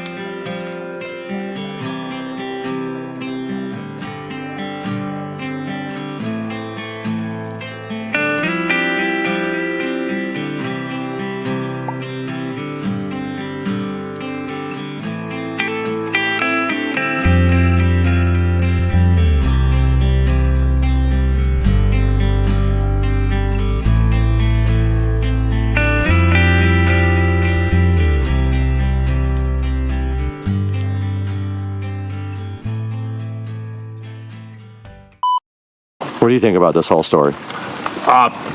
She's my CEO, and I believe everything she says. So this is part 2 of the Avon review and install video. So yeah, so once again, recapping, the wiring nightmare, getting the wires back in here is ridiculous. I did not get the camera working, the rear view camera working, because I ran out of time and I didn't know whether I wanted to use the wireless receiver that I bought or just go for the wired unit. So I don't have a backup camera installed yet. I really want to get that working. It's sitting in a box at my house. I paid extra for that, and I paid extra for the wireless backup camera. So it's got a transmitter that goes in the back and a receiver that goes here. But the cool thing is it fits in your factory BMW hood latch. So it looks just like your factory latch, and it's got a camera in it. So it's very, very cool. All right, now let's talk about how this unit works by shutting off the car. So let's turn the car off.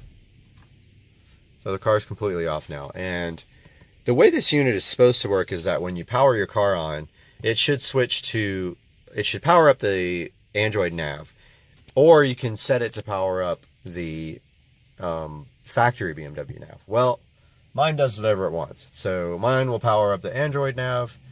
At some point, it will power up the factory nav when it wants to. So let's see what it does now. So we turn on the power.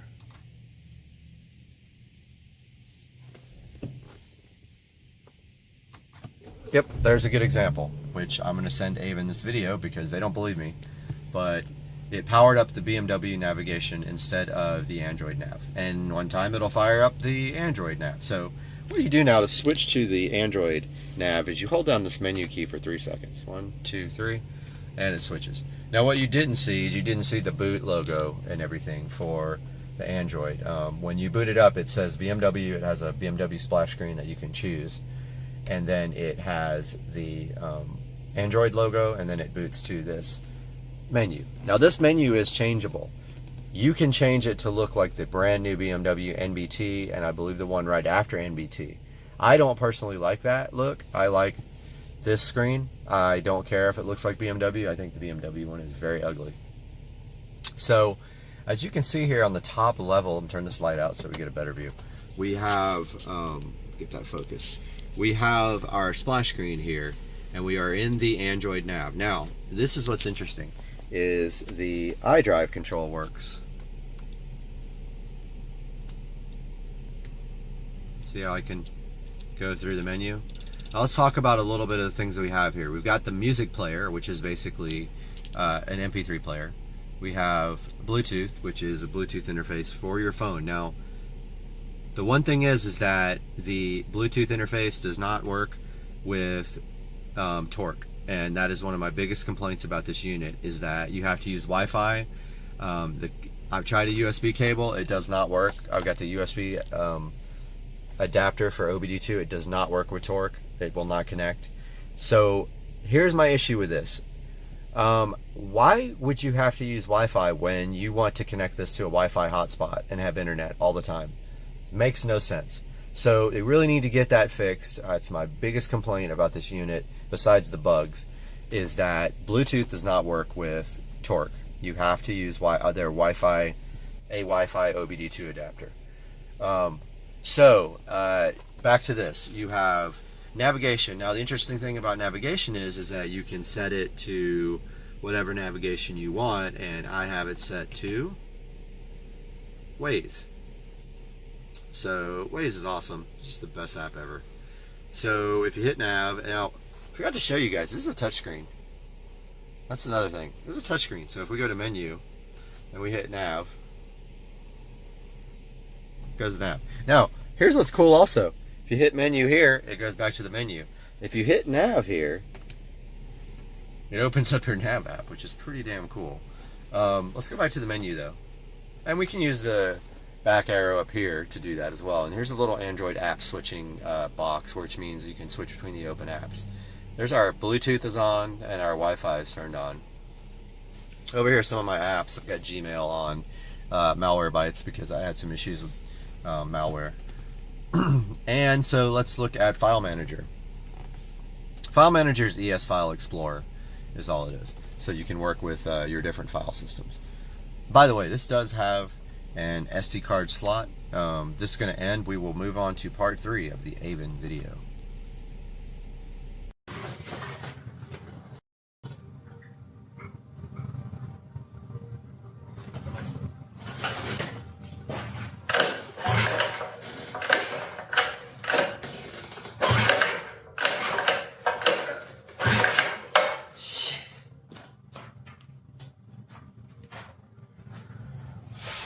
Fuck.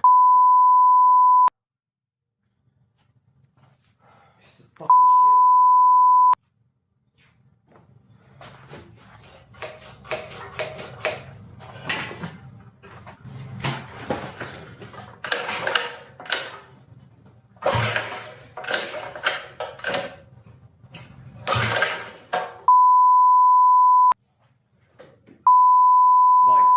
Over it.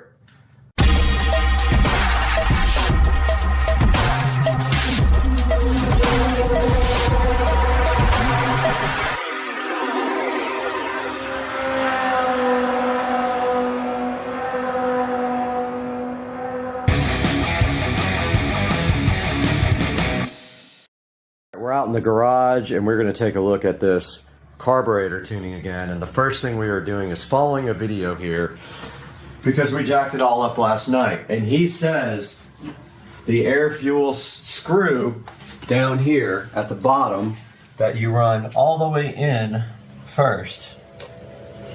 So I'm going to do that because Joe did some craziness with it trying to tune this thing.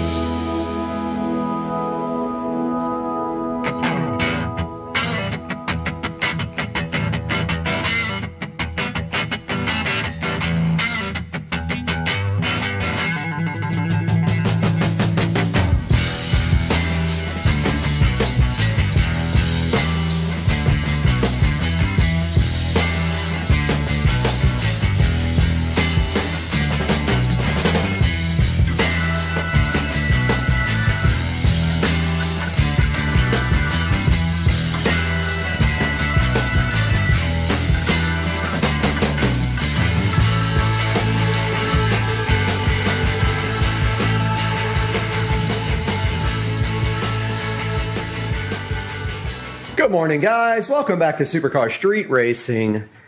And you have Brad here on the channel, and we have a big problem today I need your help with if you know about these engines. It is absolutely hosed. I have no idea what's going on with this. So the goal of today's video is maybe to get a avid hardcore subscriber to help me figure out what's going on with this. I have a feeling, but I'm not 100% sure.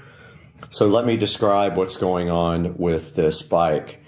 So Joe and I drove the bike the other night. It was running fine. Joe made some tweaks to the carburetor to try to get it to run better because it had a high speed, like not a high speed, but under throttle load. Sometimes it would break up. And so we made some adjustments to the fuel mixture screw at the bottom and the idle screw. When I drove the bike home, I got it all the way home, and then the bike wanted to go dead. And then after that, it was hard to start up. And then after that, even harder to start. And then all of a sudden, it wouldn't start at all, but it was easy to pull the string. And then I sprayed some carburetor cleaner directly into the carb and attempted to, oh, the light went out, attempted to start the thing, and that's where we are now.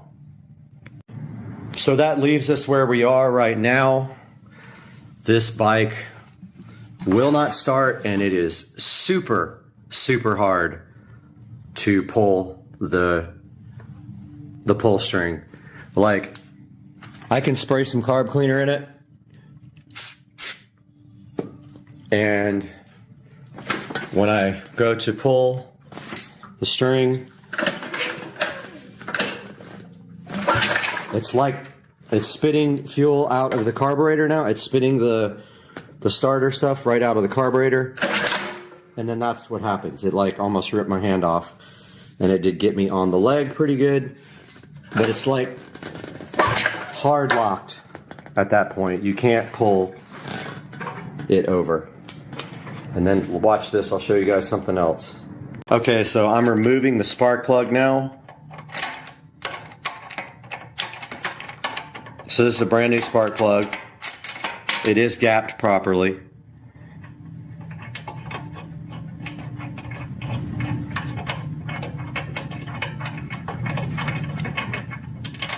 Spark plug is completely out of the motor. And now pulls over just fine. And there's no fuel coming out of the spark plug hole when I pull the motor over. And I have actually blown out the cylinder with the air compressor.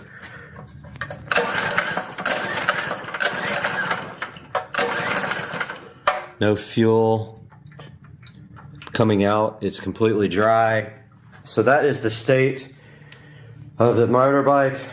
I have done a lot of reading online trying to figure out what's going on, and apparently there is a compression valve inside of that cover there that might not be working properly.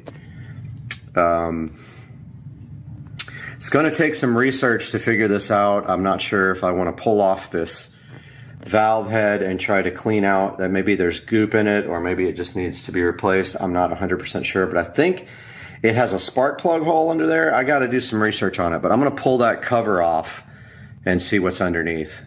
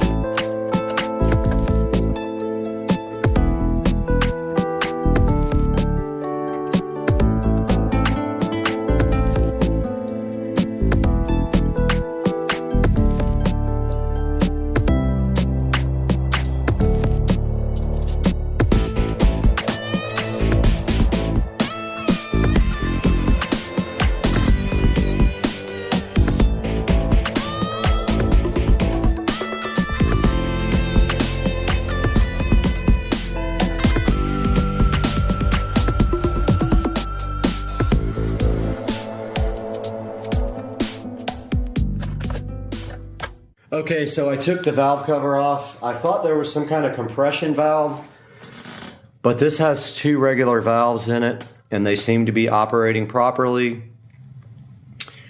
So I don't know what's going on, but now you can see, like,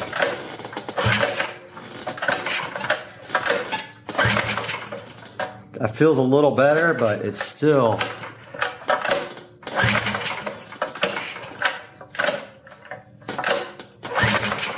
It actually feels better. I don't know why.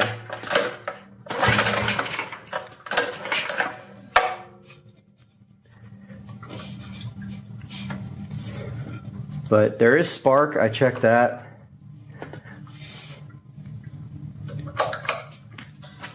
It actually feels much better.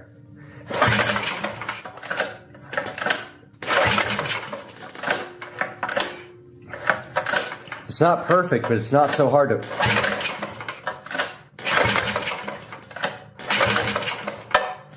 It's different, for sure. I don't know what I did,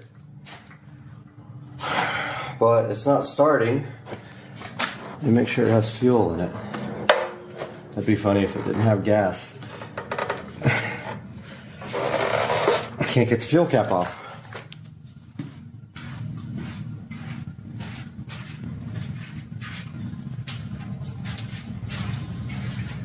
Something feels different now.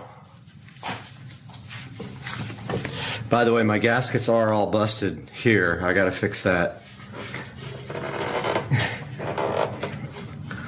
Wow.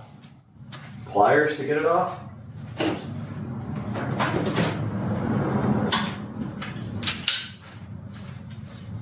Something is up with that as well.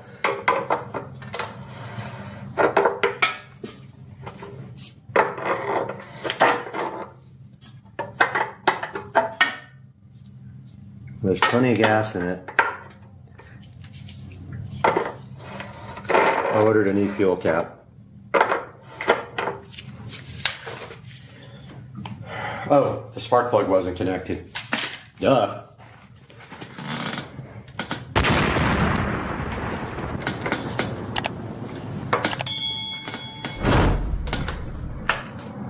Probably start now, huh?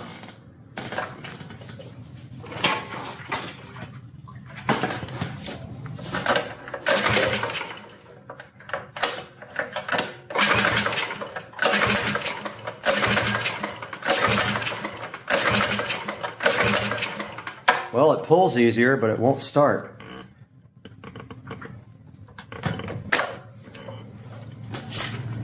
Let me tighten the spark plug a little bit. Oh.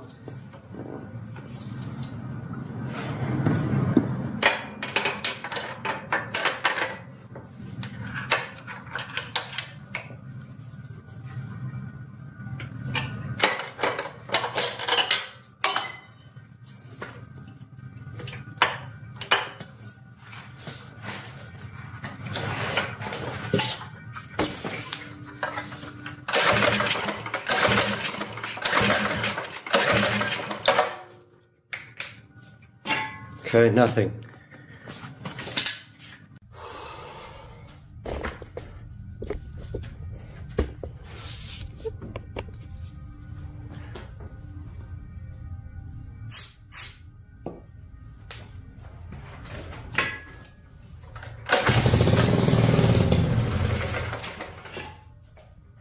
Started.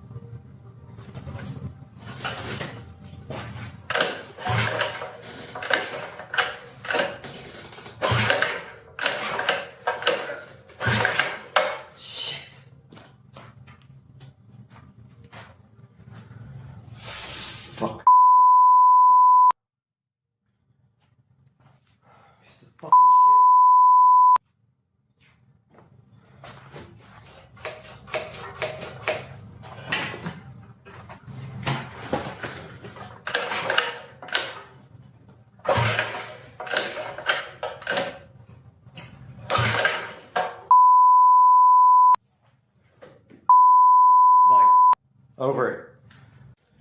You can see my frustration with this thing. I was able to get it started once and now it's fully completely locked up again and I can't start it.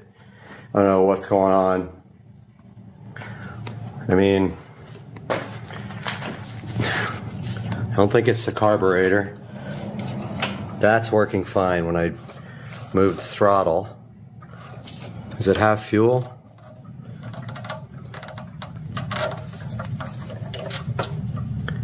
I can't tell if that's fuel there. I mean, I guess it is.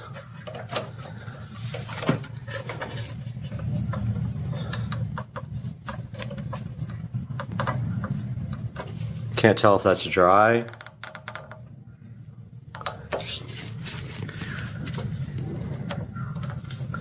I don't know if this is dry or what, but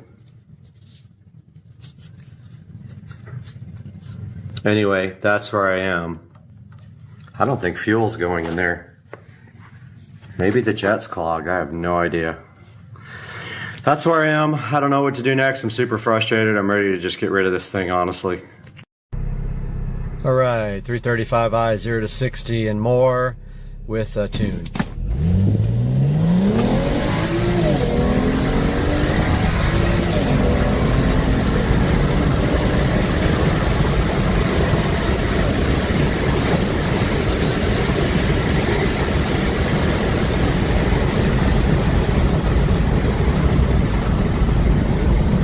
So that's transmission XHP flashed, stage 2, E85 30% mix with just downpipes and a tune. It's about cock and ass and tits and butthole pleasures. It's not about butthole pleasures at all. It's not about this rusty trombone and the dirty Sanchez. Please stop. And the Cincinnati bow tie. And the pussy juice cocktail. And the shit stained balls. Just please stop.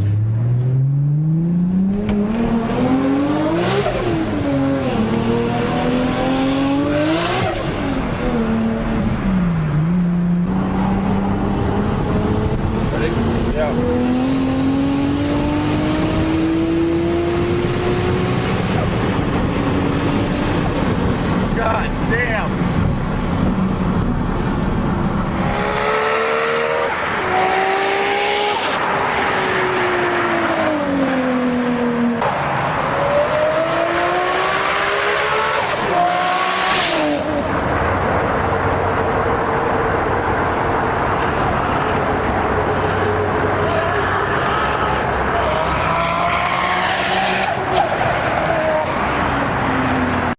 Alright guys, we are headed over to All Set Auto today on Supercar Street Racing.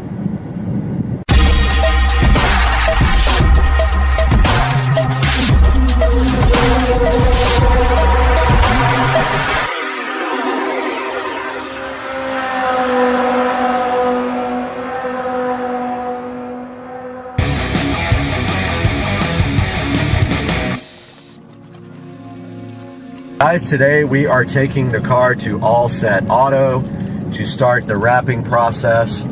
Those guys are going to do a bunch of video while the car is there. So once that's all done, we'll have this all posted up for you on Supercar Street Racing. Feet, turn right onto Fulton Road. So that's where we're headed right now. Let's get there. Alright guys, we are here at All Set Auto, as you can see, and we are waiting for them to actually get here right now. I'm a little early. So we're gonna sit here, wait for them. We have some carbon fiber goodies in the back seat here, and we're gonna show them how we want them to record the videos. We have the GoPro here as well. So as soon as they get here, we'll update you guys. All right, we are here at All Set Auto, and it looks like they might be open. So let's go on in and see what's happening in here. Hey, good morning. How's it going? Very well. Good to see you again. Yes, sir. So we're kind of ready to start the process on the car. What do you think? I'm excited. It's going to be an awesome project. It's going to come out looking great. I'm kind of looking back there, checking it out, just getting an idea of what it's going to look like. So with those wheels on there. Yeah, those new wheels, man. The BC Forge, the pretty expensive, but I think worth it. And so Tesla did some paint work on the car, and they messed up one little part of it, refused to fix it, and we're going to make sure that gets on video. Yep. So what exactly are we going to be doing to the car? How long is it going to take? And what are the advantages of what you're going to be doing? So we're going to be doing a couple different things. The big project is we're going to be doing a satin conversion, full PPF wrap on the entire car. Okay, perfect. So we're going to be using Lumar satin matte cap, is what it's called. And every single painted panel on this car is going to be wrapped. It's going to go around every edge. It's going to be a full color change. The way you should look at that is a color change on the car. Right. That's 8mm thick material. It's going to protect your car. You're going to be rock chip proof from here on out. Okay, and so after you do the PPF on the full car, then what's the next step of that protection level? The next step is we do a ceramic coating. Okay. So we're going to go over every bit of PPF. We're going to go over your windshield. We're going to go over the leather on the interior. We're going to ceramic coat those forged wheels you just got on there. Everything on this car is now going to have a hydrophobic coating. It's kind of like a candy shell, if you could think of it that way. Right, okay. And so nothing's going to want to cling to the car. You're not going to need to clean it nearly as often, and when you do, it's going to be a breeze. All right, so a lot of people just don't understand ceramic coat, and the market's kind of flooded with cheap ceramic coating. Internet's a big place. Right, and on Amazon you can buy your own ceramic coating. Why is that not the way to do it? So it does take a little bit of expertise when it comes to applying it. Right. It is a liquid that's applied, so as far as actually installing it on there, it's not that difficult, but there's a lot that you need to take into consideration before you just go put ceramic coating on your car. Understood. We're talking about a product that if you're looking for something quality, something comparable to what we do here, it should be about a 5-year protection on there. It's not something you want to just smear on there and then hope it's going to be okay, because what you might end up with is potentially a high spot. What that's going to look like is, if you could imagine, like a handprint on your car that will not wipe off. Gotcha. Okay, so you guys are professionally trained to do the ceramic coating, and is there any kind of guarantee with the film or the coating or anything like that? We have a lifetime warranty on all of the film we do here. The ceramic coating should be good for 5 years. Okay, perfect. And the wheels are going to get coated too, which is great for like brake dust and all that. Yep, and we're right in the middle of going into summer right now, like in the heat of it, and it's raining like crazy right now. The ceramic coating on the windshield is going to be awesome. Great. Forget about using windshield wipers. And you guys did the tint as well, and it came out amazing. The car looks so good with the tint. I'm glad you like it. And now we also have these carbon fiber mirror caps that are going on, so they will not wrap the mirrors, they will cover the mirrors with these, and they fit perfectly from what I understand. We also have these carbon fiber door handle overlays that stick right on as well. These are going to be going on. That should also accent the look, since there's not a lot of carbon on the outside. It's all matte carbon to match the spoiler that comes with the Tesla from the factory. So we're pretty hyped about getting that stuff on. What you don't see here is the front V by the logo that is going to be installed as well. It's a matte carbon fiber piece, and you guys are going to black out the Tesla logo as well, which is, I'm hyped about that. I don't want any kind of chrome on it. I'm excited about that front V piece. I've never installed that one before, so that's going to be a unique look. So we were just talking about that. That came from T-Sportline. T-Sportline also makes the camera cover carbon fiber, but they are back ordered. They're brand new because the 2023 has a different camera. So when they did hardware forward, they changed the camera cover, the shape. So the 2023 is not out yet. It should be July-ish. So how long are we looking at when I will see you again, see the car again, and it'll be ready to go? We're looking at just over a week, so it'll be ready towards the end of next week. Awesome, very good. All right, well, you guys are going to shoot some video. They have the GoPro in the bag right here. They're going to be shooting this, and then after it's all over, I'm going to sit down and put together, a nice piece with some montages and some pretty glamour shots and stuff like that. And then hopefully the car looks good enough to get on websites and be featured places. It'll be up there, you'll see it. All right, man, thank you again for taking care of the car. I know all my viewers are hyped to see this happen. Nobody's even seen the wheels yet, so that's coming out in the next video. So we'll see you in a week. You got it, buddy. Thank you. Hey guys, and we are here in the 4K production studio for Supercar Street Racing. We're so glad you could join us today on this journey. And basically what's happening right now is my 2023 Tesla Model S Plaid is over at All Set Auto in Jacksonville, Florida, which is where I live. And they are doing the full satin PPF on the car as we speak right now. I have seen some pictures, but you guys are going to have to wait until it gets back to see what it looks like. I will just tell you this. It looks amazing, and they did comment that this was probably their unique, most amazing car they have ever done in All Set Auto, which makes me super happy. I did see some of the carbon fiber bits getting put on, which is what we're going to go over today. We have them up on the screen right here. So first of all, we have the Model S Precision Carbon Fiber Side Mirror Caps. Now you can see right here, this is tsportline.com, and I will put them in the description of the video. And you have a choice here of gloss or matte carbon fiber on these guys. I of course got the matte carbon fiber because it matches the current rear spoiler on the Tesla Model S Plaid directly from the factory, and the inside carbon fiber in the car. The car has all matte carbon fiber on the inside and outside from the factory, so you kind of want to match that look. So this is called the Tesla Model S Precision Carbon Fiber Side Mirror Caps. They are $299 for a pair, and then you can set here, they are different for the different models, so you have to choose like which model you actually have because the car changed in 2023. And so those are a good look on the outside of your Model S Plaid. As you can see right here, they give it a look that it should have from the factory. Honestly, the Plaid does not have enough carbon on it from the factory, and for the price it should have a lot more. So that is the first item from T Sportline, and that is the carbon fiber mirror covers. Now the other product here is the door handle overlays. They are real carbon fiber, and what happened to them? Yeah, it didn't. There we go. So here are the door handle overlays. They are $93 for a set of 4 of them, and literally they just peel off and stick right on the door handle. That way you don't have to like remove any door handle to install or anything like that. So $93 there from RPM Tesla. And back to T Sportline we go for the third but not final carbon fiber accessory for the Model S Plaid.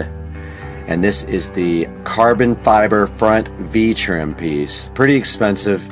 You can see right here it is $249, but it gives the car a unique look that nobody else will have unless they go ahead and buy this. Let's go ahead and get a closer look at what this looks like. So check out the V-trim here on the Model S Plaid. Looks so awesome. I don't have any close-up pictures of it on the car, so I am super hyped to see what that looks like in person. And you can see here it'll look great with the blacked out Tesla logo, which I also did. And then if we go back to the main page here, we can take a look at their other, they're called the fender camera covers right here. This is also ordered in matte carbon, and you can see right here, since I have a 2023 and all the hardware changed, I had to order the ones for Autopilot 4.0, which has different cameras, and so those are actually on back order, so I am waiting for them to come in, but I will put a link in the description. Let's take a closer look at these guys. So these guys look super awesome, and I am super hyped to get this on the car. You can see right here. Let's go right through these pictures and take a look at how these look. How cool is that, guys? I am hyped for this. I hope you guys are too. So there it is on black. It looks super awesome, and you can tell it's gonna just look sick with the matte PPF, the satin PPF on the entire car. And this gives you like a little standout look from the other Model S or Model S Plaid on the market. And the other thing I wanted to take a look at directly with you guys is something for the front. I have not researched like a front splitter or front apron. Let's see what they have here. So they have a carbon fiber aero package for $4,000. Don't need that, I already have the rear spoiler. Let's go back and look at the front apron. 2023 front apron. So The front apron looks like this. Pretty cool. What's that difference between that and the front spoiler? Let's check it out. Let's see, Model S, carbon fiber. Yeah, I think it is this must be the rear spoiler. Yeah, okay. So what we want is the front apron.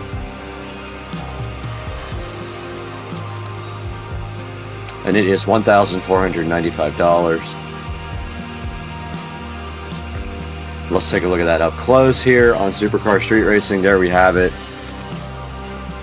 Not sure if that fits on my car or not,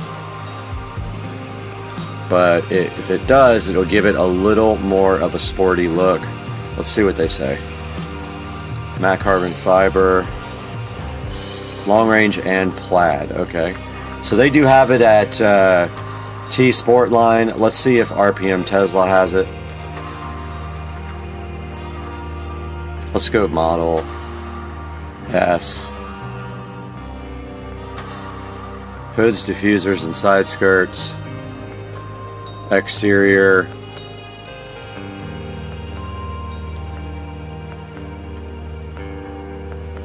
Let's see. Not finding it here.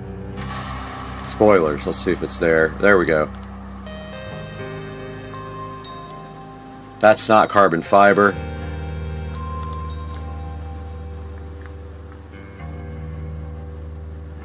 Not seeing it here. So I do have a carbon fiber hood for the Model Y. That's kind of cool. Alright, let's go here to Model S 2021 Plus, Model S Plaid, and long range. Alright, this is all the stuff for the Plaid. I do really love these carbon fiber seat backs. I think I'm going to go for those as well. They look awesome. They're like $800. They look so cool. And I don't see a front lip for... Yeah, I don't see it for my car. Wait, there's 2 more pages. Okay, let's see.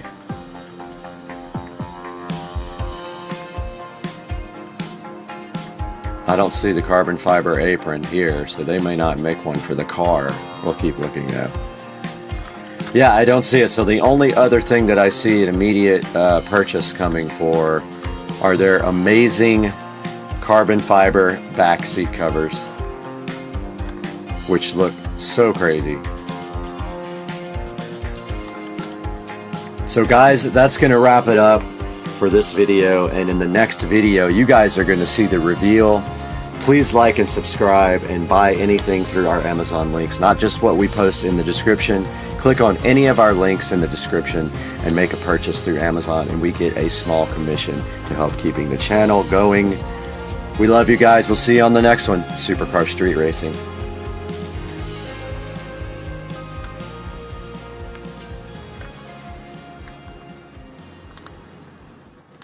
Morning guys, we are out here in the Supercar Street Racing garage, which yesterday and the day before that I spent 2 entire days getting this guy ready for the next part of this project. Now taking a look around, you can see that in the last video we did get the floors and the walls stripped and painted black, and in the next part of this video we have some lighting upgrades. However, before we do that, we got to get this car out of here, so let's get the Model S Plaid out of the garage.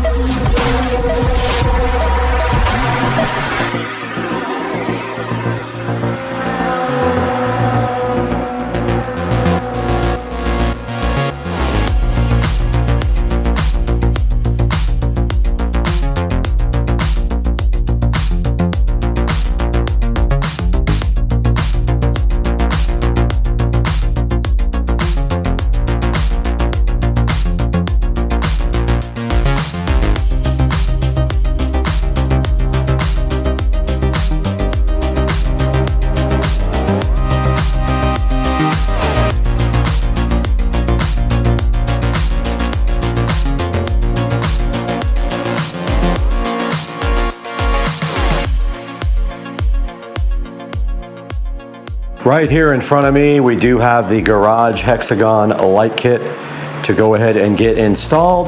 We're gonna get that unboxed now, take a look at what's inside, lay this all out, and then figure out how we're gonna install it by myself, which we probably won't be able to.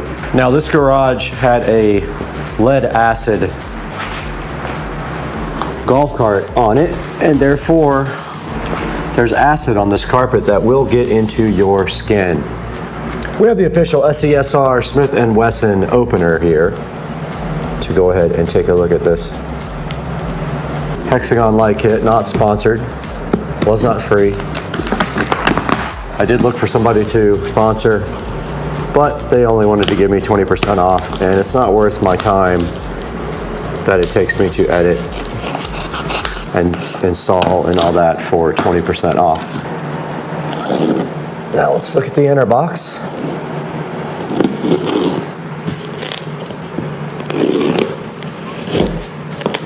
It does have steps. First, determine the position of installing. All right, I'm gonna take a look at the instructions and then we're gonna get this thing unboxed.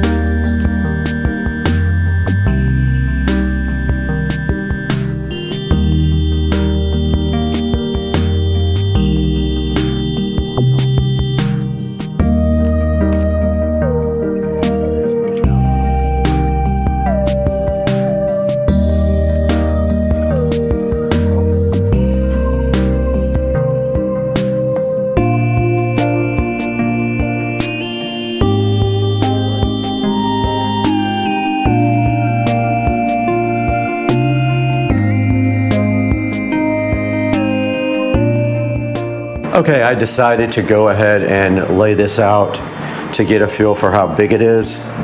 It is a lot bigger than I thought. And one thing I am concerned about is my garage door. So this is supposed to be 190 inches on the sides.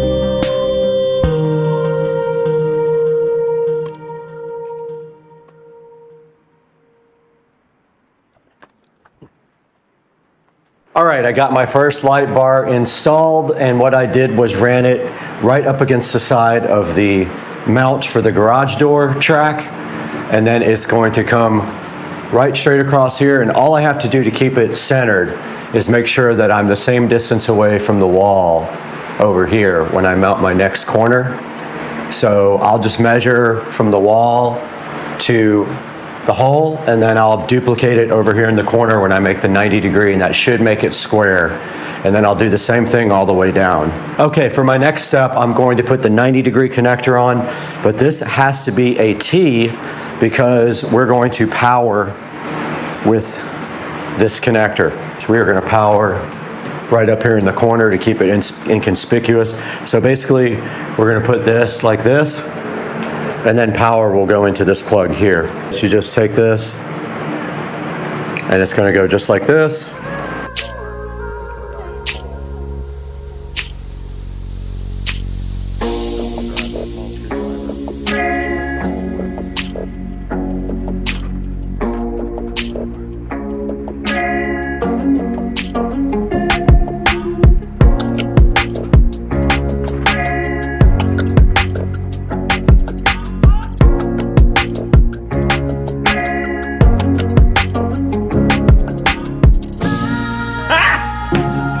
him! Got him!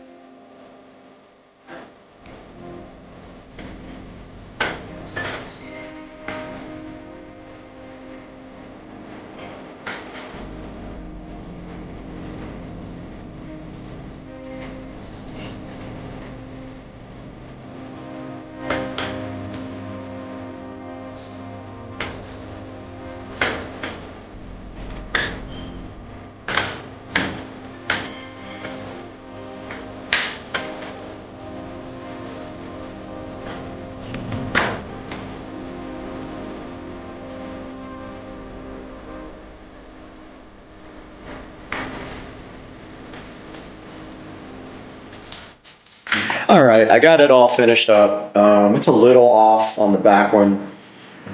Probably needs to go out just a hair more, but I already drilled the hole and put the insert, so maybe that's for another day to adjust it, because it does take an insert to do it, and I might not be able to get one in there now. May have to do a nut and a bolt through the ceiling. We'll see though. Overall though, it's pretty straight. That took me about 3 hours to do. Okay, we are ready for the second part of this, and they want us to build these hexagons, and they want us to build half and half, and then put them up on the ceiling. I don't know how I'm going to get that done, but I don't know how you measure it either.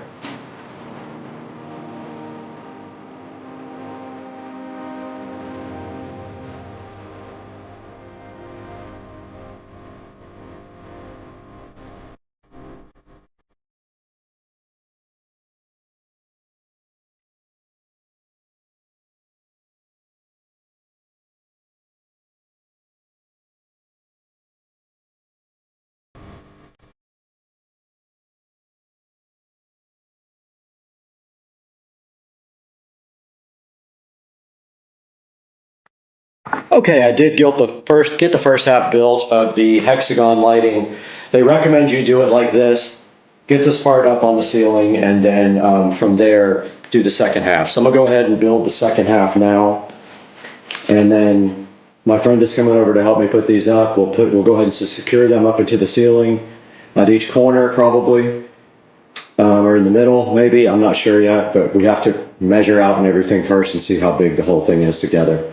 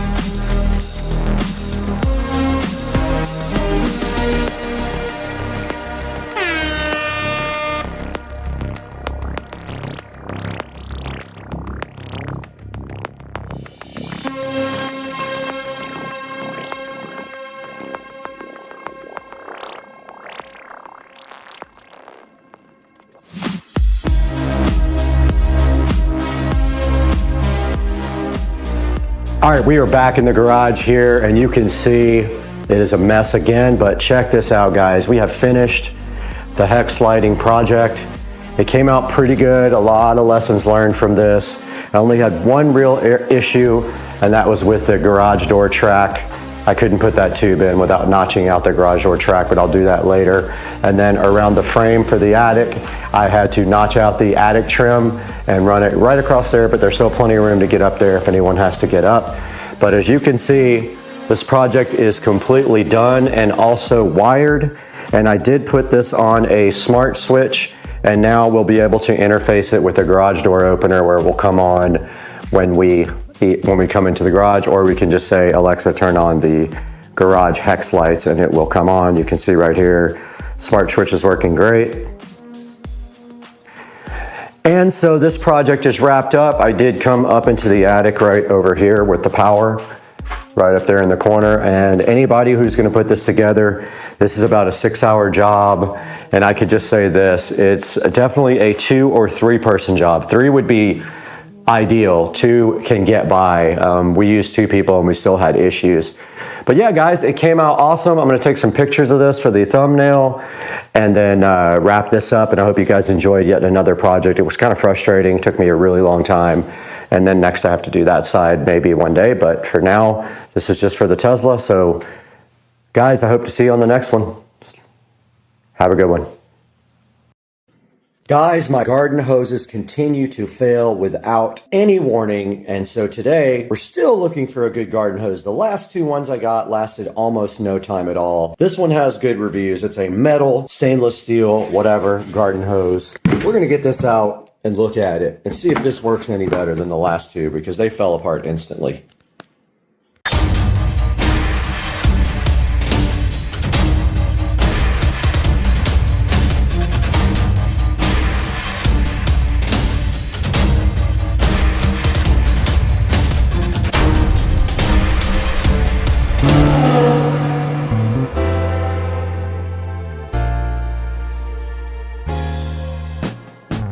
Quest for a garden hose that actually works is still going on. My pool people did not tell me that the hose that's out there is absolute garbage and it's leaking from everywhere. And it was one of those blue hoses that is supposed to be stretchy and then it goes down into a small hole. So we have this metal garden hose that we are going to be taking out of the box right now and looking at. Says it's stainless steel, 50 foot, made of 304, PVC inner tube, top grade connectors, and a leak proof gasket.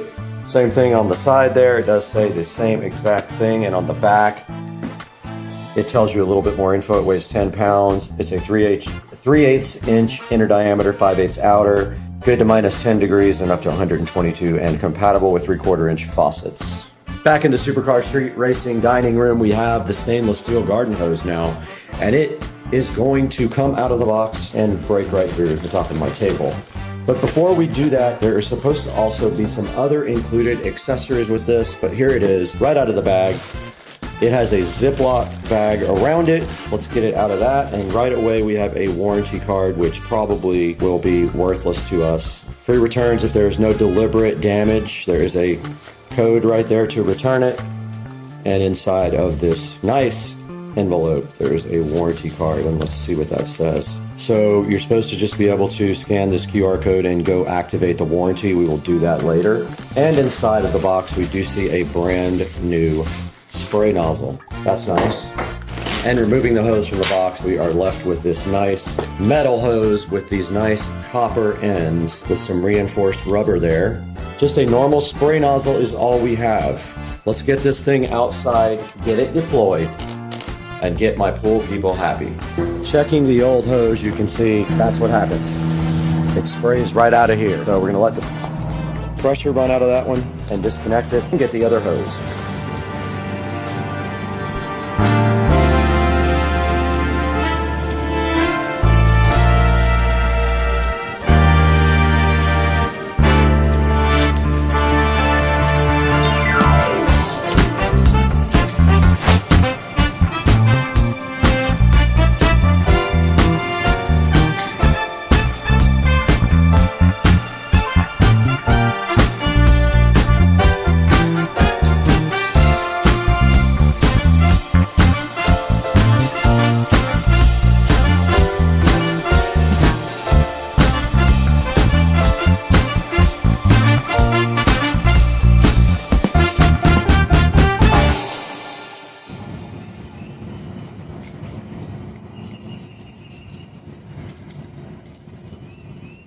Okay, so this feeds through. Here's our hose pot.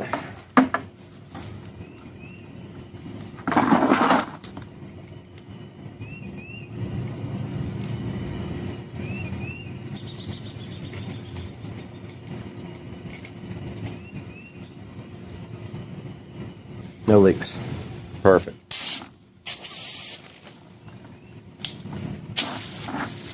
Okay, let's go ahead and test our new hose out.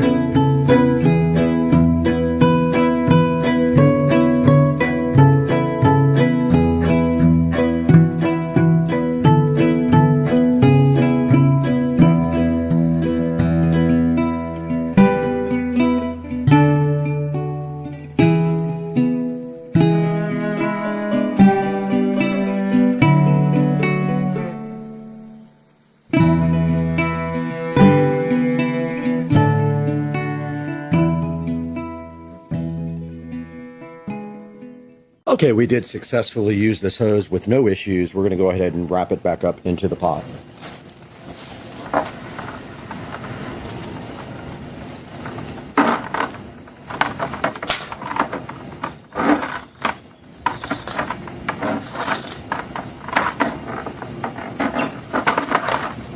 No problem. Now this can be inserted into the trash can.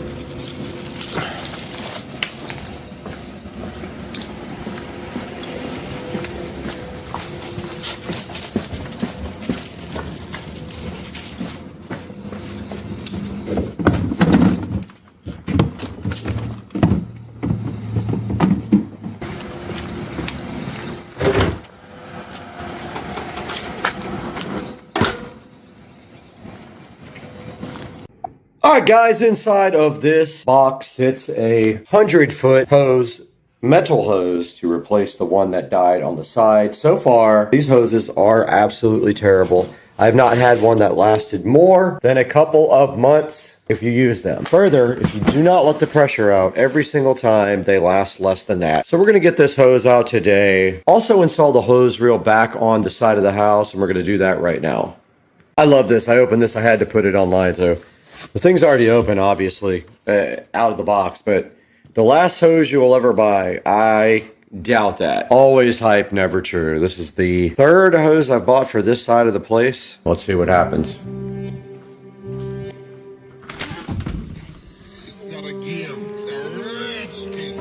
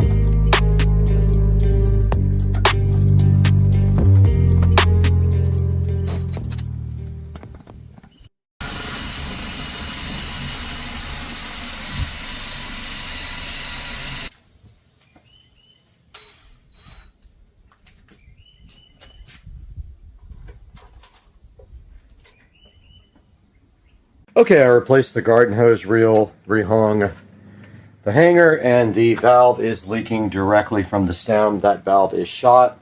I don't know if it's going to be able to be disconnected from the house. If it doesn't, we'll probably have to cut that PVC or cut the stucco and get a new valve installed. So I'll probably, I'm not going to deal with that. I might just try to replace that thing, turn the water off and do that, but I'm not doing the whole cut the stucco thing. So we'll see, but I do need to water the grass a little bit, so I'm going to go ahead and do that.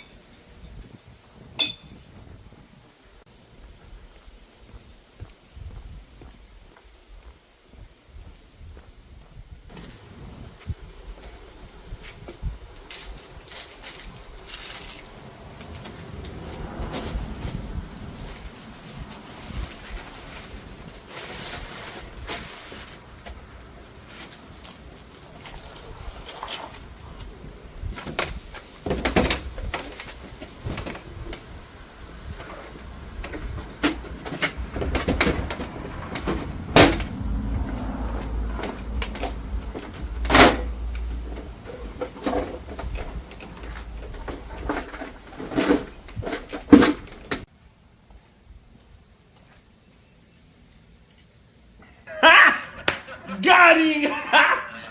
Got him! Oh!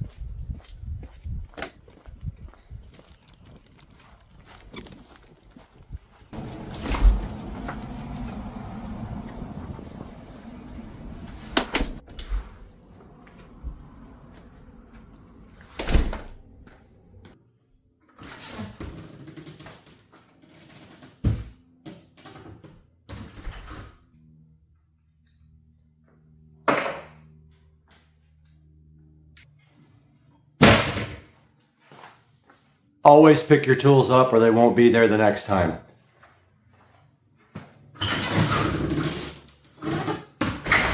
Supercar Street Racing and Brad back in the 4K production studio, and we are so happy to have you with us today. The channel's making such good progress, and all we can say is thank you for your support. Always like and subscribe, and today we have this metal garden hose as you see here on your screen. Now this is probably the 5th or 6th hose that I have tried because all the other expandable hoses have failed over a certain amount of time. And this hose is the first one that I tried that is metal. And now you can see right in front of you, this is a 100-foot hose for $59. It has a $10 coupon available for it. Now I did buy 2 different brands of hose for this video. The first hose you saw was a different brand than this one, but this is so funny. This is RC Fun Kid or RC Funkid. I don't know exactly what it is, but it's funny names nevertheless. And Amazon always has the best names in the world.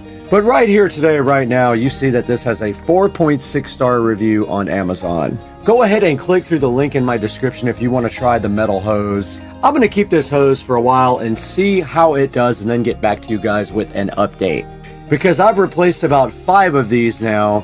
I've tried the plastic ones, and they kind of just like fell apart. They might be plastic or they might be rubber or a combination of both. But yeah, the rubber ones just kind of expanded and started peeling apart and eventually started leaking. So now we have the metal hose and we can tell you how we do after a couple of months. Guys, please like and subscribe and always look in the description of the video and order anything from Amazon you want through any of my links. You don't have to order what's in the video. Just clicking through my links actually gives me a little bit of credit if you buy anything from Amazon.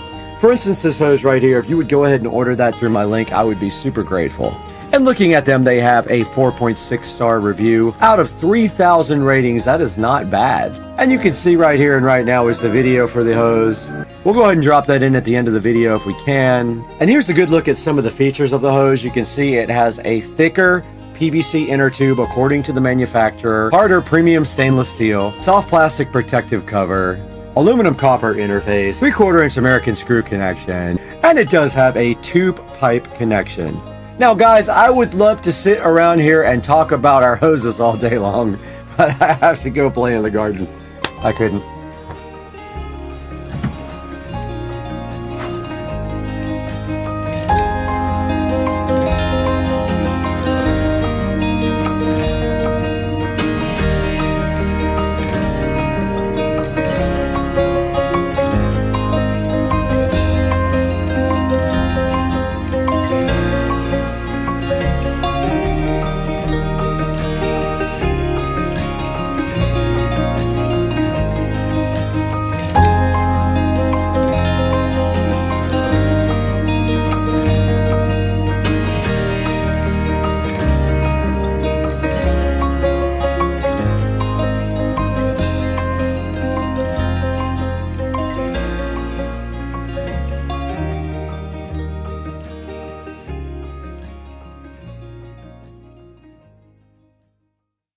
Let's get this thing installed.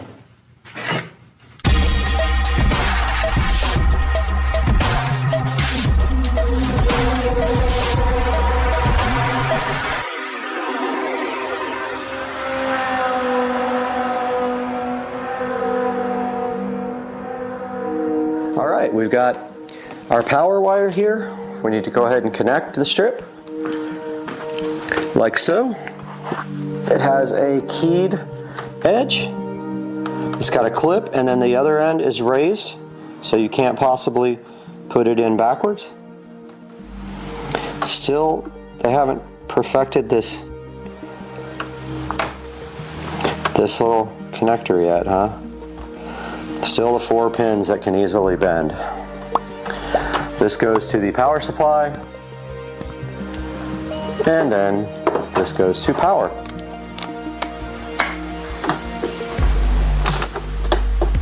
And there they are.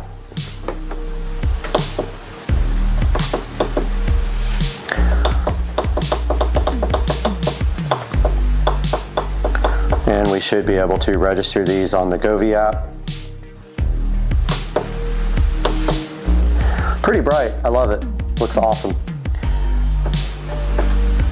Let me grab the tablet and we'll try to register these.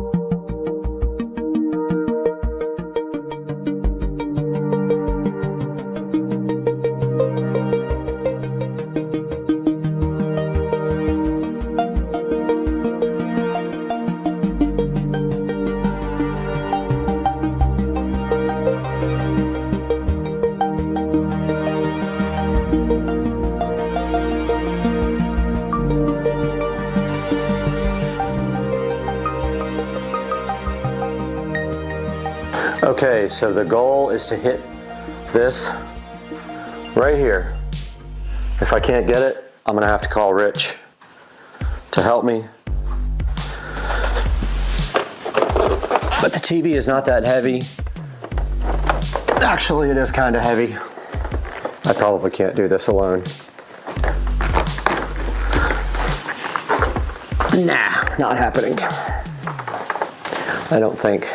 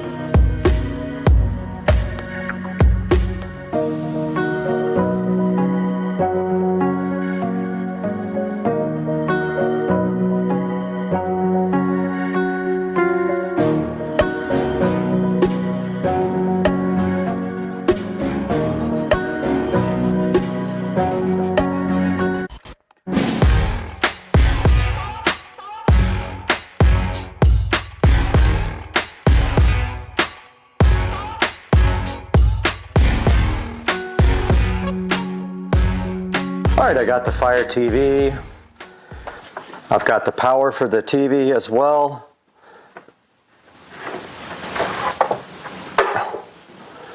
And that goes on the other side, that's right.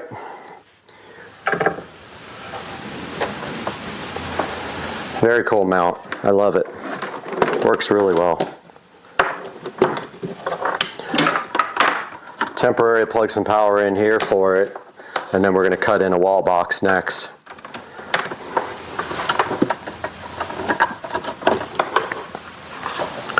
So the Fire TV input is actually on this side. Power is on this side.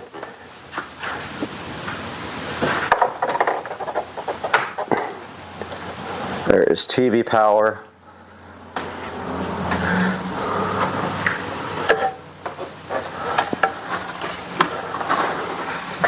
This guy was plugged in on the side, even though we'll probably use a different input next time.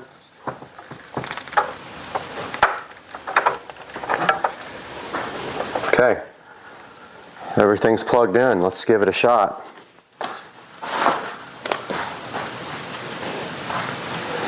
It is on. Let me kill these lights.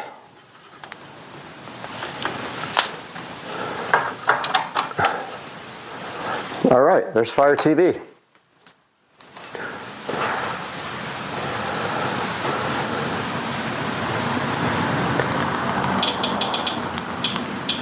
Find our channel.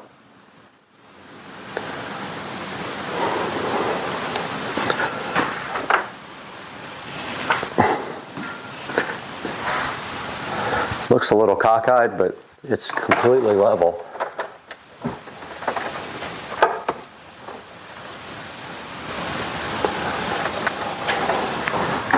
I think it's just the way it's mounted. Probably can tilt back some too.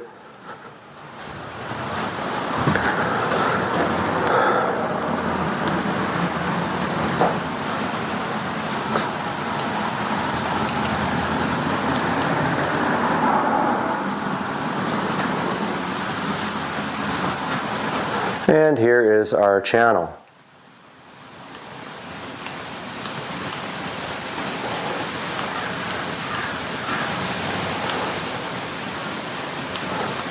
And let's check out a video by Supercar Street Racing.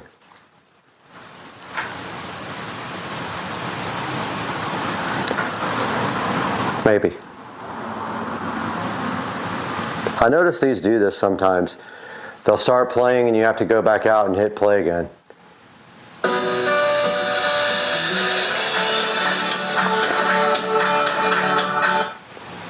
Hey guys, welcome back to the channel. It is a beautiful but chilly. There we have it. The TV's installed. Now we got to cut an electrical box and run power straight up. Hopefully there's nothing in the way, like a stud or anything across, or that will suck. This is our new work template. This is the size we need to cut the hole for the new work box. We're actually cutting two. We're cutting one for power and one for audio, even though this can actually run off the home audio system, which I'll show you guys in a little bit. What we need to do now is get behind the TV and cut this. So we're going to measure how far. Oh, we forgot to test the LED strip. Let's do that first.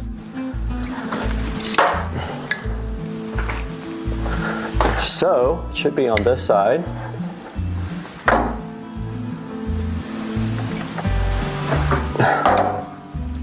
Guy needs power, which will all be behind the TV.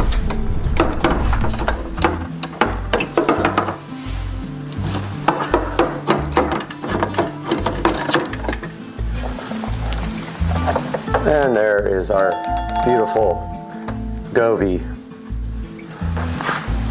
light strip.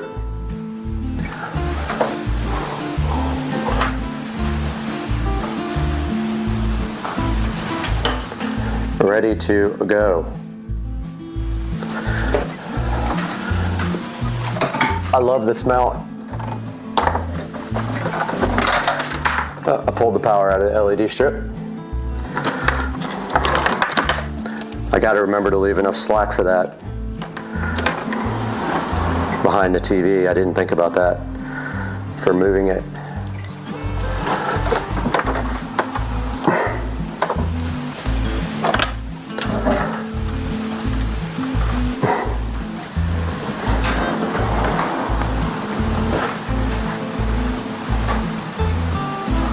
And that is how it looks with the LED light strip installed.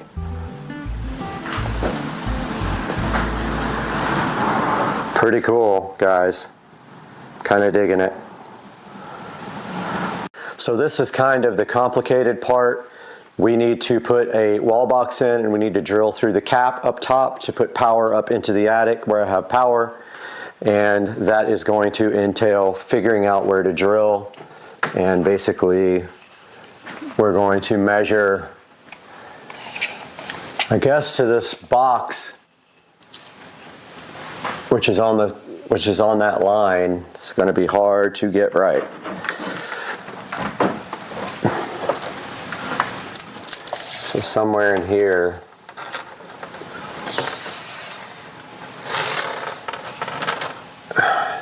"58 inches over." Maybe 57.5 is where we need to drill from this wall box on the cap.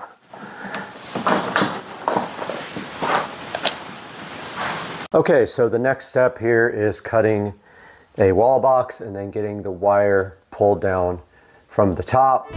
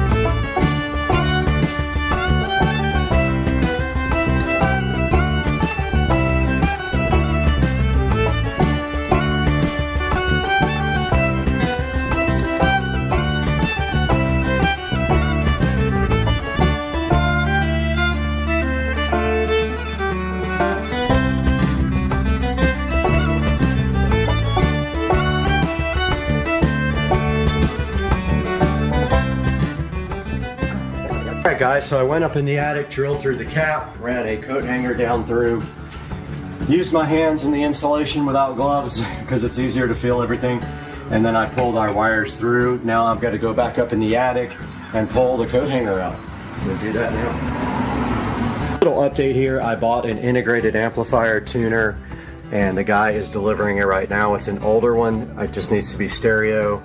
It's going on top of there, and the volume control output of the TV will then control the receiver, and we'll use the headphone jack on the TV. So we got to run this headphone jack up, around, and into the side of the TV where the headphone jack is.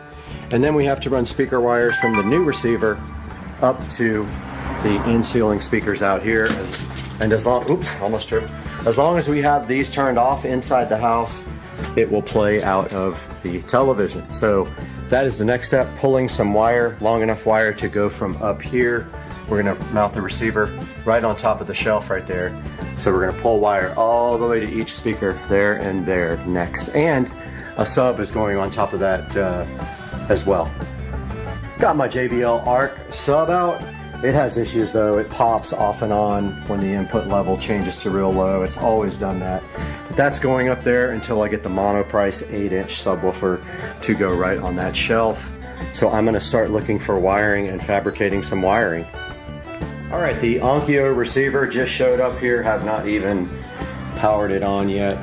Go ahead and test it while the guy's still in the driveway.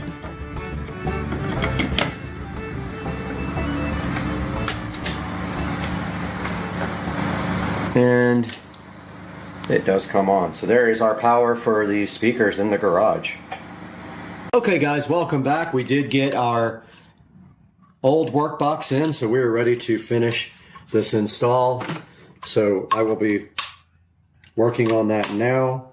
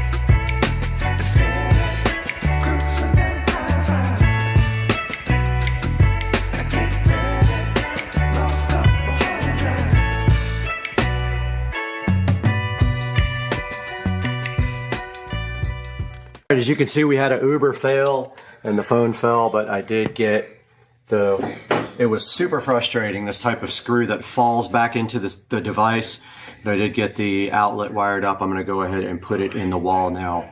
Yeah, so more often than not.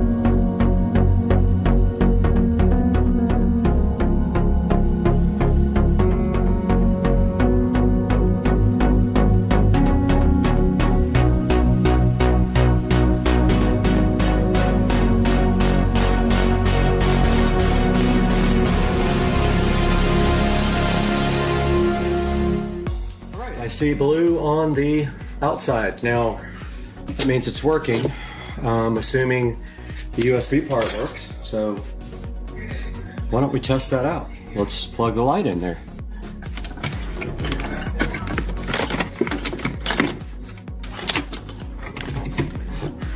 I see power on the light,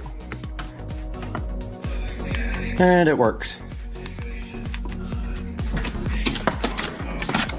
Okay, so I now have to get this cable somehow through the faceplate. So I'm thinking of drilling out the side big enough for this guy to fit through. So it's just like, if I can, drill right through both of these plates on the corner.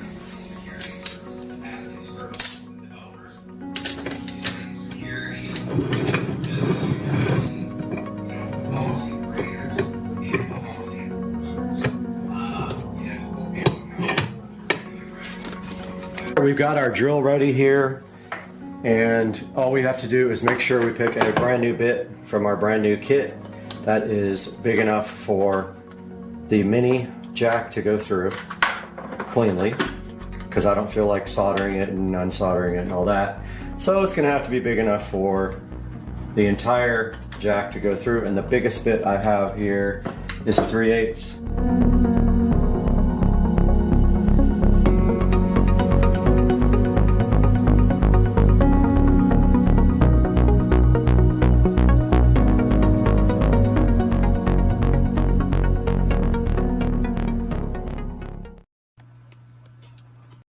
Hey guys, welcome to another video. I'm trying the screen recording software using the Vimeo to try to do this. So I want to show you guys how I create thumbnails for the videos. So I just finished creating one here for Echo Show monitoring. So first of all, you've got to have some kind of creativity in your brain to be able to figure out what a nice logo would be that we could attract viewers with. So I'm going to actually create a thumbnail for this. So I'm going to go new file in Photoshop. It actually popped up on the other screen. I'm going to go 1280, actually 1920 by 1080. Let's do that again. Close, new file, 1920 by 1080, and there is our workspace there. So the first thing we want to do is figure out what kind of background we want to do. So why don't we just do a YouTube background? So let's call up YouTube here.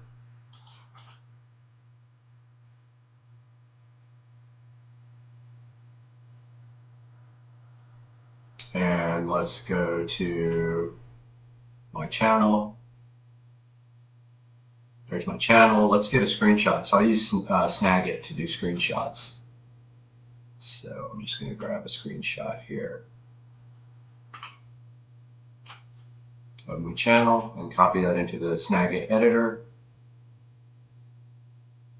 So it's now copied into the editor. I'm going to copy all of that into the buffer, go back to Photoshop here. Also got another video rendering in the other screen. We're in Photoshop now, so I'm going to paste that. But notice how it's not the right size for the thumbnail. I'm going to edit, transform, and scale that. Just scale it up a little bit and center it here.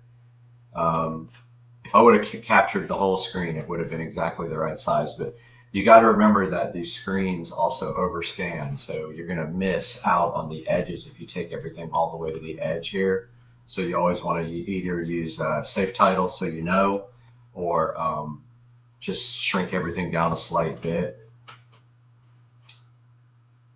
Let's see if I can get my camera back up here. Let's see. Trying to figure out how to do that now. Let's see.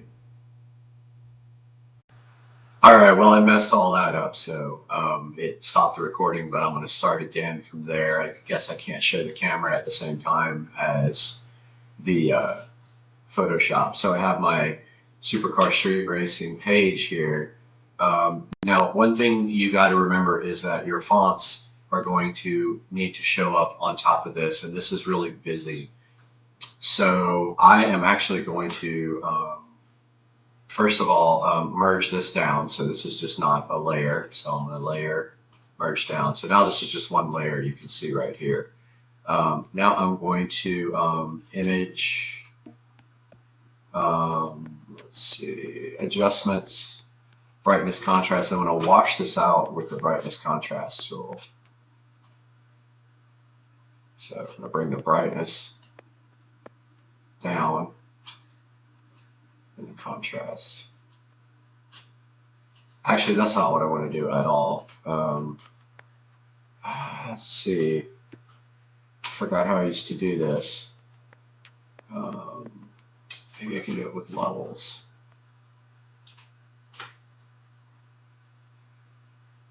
Pretty sure I used to use brightness contrast. That doesn't work that well with this. Doesn't work great with a web page. It works better with a an actual picture. So I'm going to undo merge down, and then I'm just going to go back into this layer style here, which popped up on the other screen, and I'm going to do it this way. So I'm going to do a color overlay, and then I'm going to bring the opacity down. But it didn't work either. Let's see. I'm kind of just playing with it now because that should work. Color overlay. Actually, we can do it this way. Let's merge that. And now let's copy this part here, this gray. Copy that, and then let's undo the merge. Let's see if it'll let me work like that. It did. Okay, so now I've got this other layer, and I can adjust the transparency on it. So I'll go into the layer styles. I'll bring the transparency down. Now see how that washed out the background? It'll actually allow you to see a lot better the text on top of it. And I'm also going to scale this up a little bit, transform. I'm going to do scale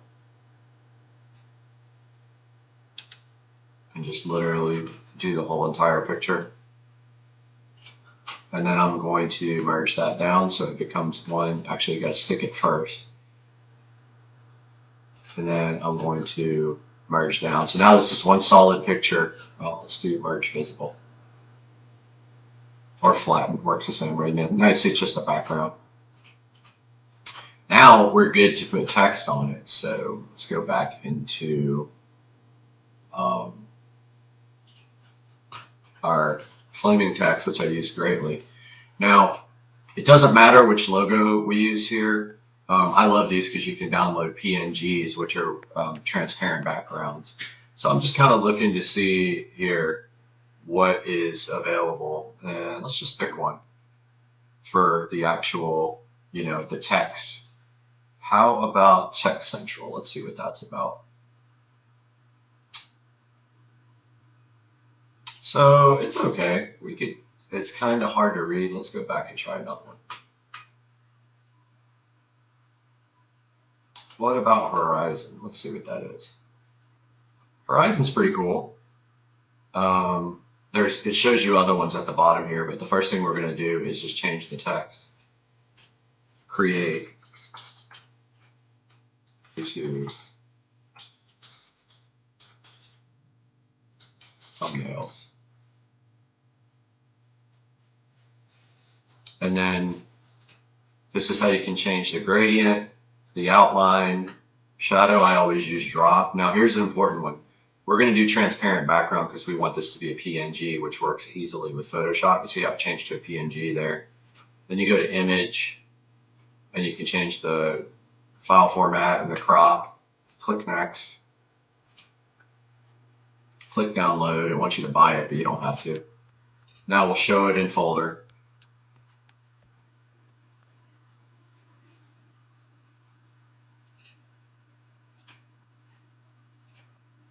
Okay, so it is right there in the folder.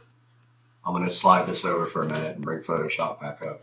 All right, so I'm going to slide this back over to Photoshop here, this downloaded logo. Notice how it comes up with a kind of a cake, like a wireframe. If you hit enter, notice how we have our logo now. Now if we go to edit, free transform, we can just pull this around and do whatever we want to with it. And you see how it's easier to read now. And remember, don't go edge to edge because of safe titles. They'll be out of the viewing area of the thumbnail. Now, when we're ready to place this, we can just hit enter. And then we probably want some more text up here. Let's go for a YouTube logo. That's always fun. So let's search for one. Now, when we search for logos, it's easiest to search for YouTube for a PNG logo. So let's say YouTube logo PNG. And then you have to actually find one. So click images. We need an actual PNG. So if we visit this page, let's see if we can actually download this. Some sites want you to pay. If you find those, just go somewhere else. So it wants us to close an ad in order to do this. And then it wants us to capture. And it downloaded. Okay, so let's see if it's in my download folder over here.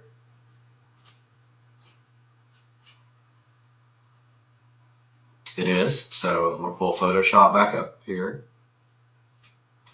I'm going to drag over our newly downloaded YouTube logo. Now, if it's a PNG, you can resize it and you don't lose quality. See how we can now drag it around? And notice how it doesn't have drop shadow or anything. If we double click the layer over here,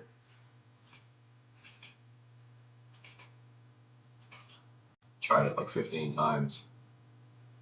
There's our layer style. We go drop shadow. Notice how it added a drop shadow. Once you're in drop shadow, you can adjust the opacity, the direction, and the spread and the size. It's a little big, so I'm going to actually go to edit, free transform, and then I can pull it wherever I want. I can drag the corners,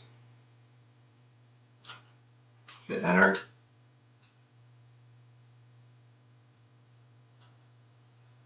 I'm going to put it about right there, and I'm going to do one more font. Let's go back to our flaming text here.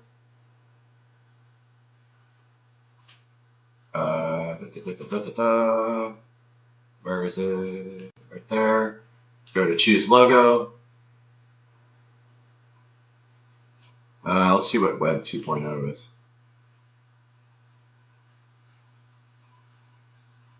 Nothing I see there I like. Let's go back to the flaming text site at the beginning. Go to the bottom.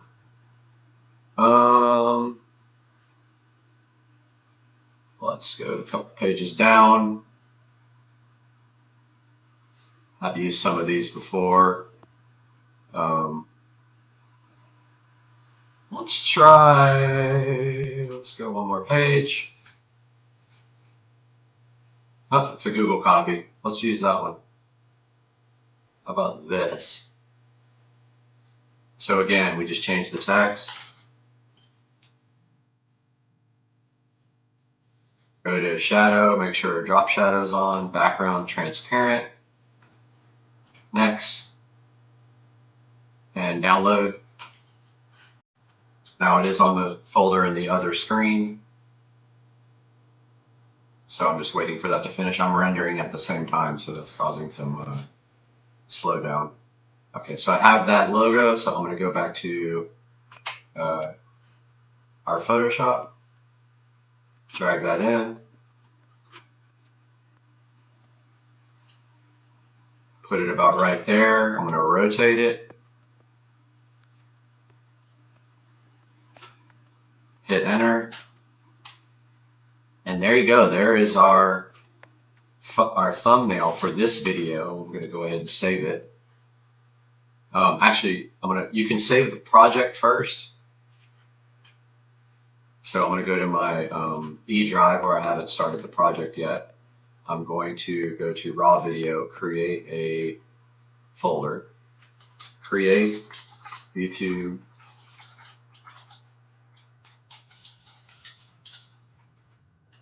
thumbnail. It's easy. We can actually save the PSD file so we can come back and edit that. Once we merge it into a JPEG, we can't do that anymore due to thumbs.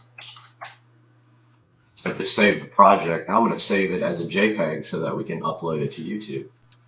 So I'm going to merge it. Actually, I don't know what it's doing there. It's still saving, I guess. I'm going to flatten the image so now there's no more layers. Now I'm going to save as. I'm going to save that into the same folder, but this time I'm going to drop this down and go to JPEG, hit save. It pulls up a box that says what quality. We're going to do maximum quality, and there.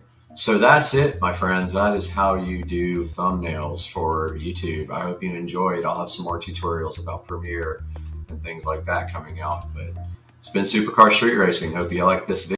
What's going on, guys? It is Tuesday evening, and just got off the phone with Chris Rudnick, Racer Miata, talking about N54 3 Series stuff. But when I got home, I did have a little gift waiting right here. So this came in today for the SL65. Apparently it works on a lot of different R230 models, so let's give it a little open here. So this is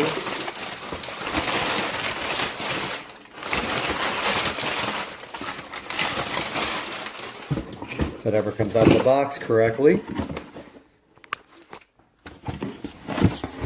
This is supposed to be a double DIN dash kit for the R230. There's actually only one company that makes this, so this is what's in the box. Faceplate, the mounting cage, everything you need to get rid of the crappy Command super old navigation system and replace it with a modern system. Now, in this car, the SL65 is getting an Android double DIN head unit, which is amazing. It'll be able to show OBD information, so we'll be able to see boosts and RPMs and oil pressure, oil temperature, whatever you can configure it for, and it works with Bluetooth, has navigation, pretty much everything. Backup camera. You can add anything that you can do with your phone or tablet, you can do with it. So stay tuned, that's coming up, but we do have the mounting kit for it. So we'll see you soon. Hey guys, welcome back to Supercar Street Racing. Brad here, and today we are taking a look at an upgrade in tool equipment. Today we have right here in front of me the DeWalt DCK24OC2 drill and impact set, and we also have the DeWalt DCS334B jigsaw. Taking a look at that today on Supercar Street Racing.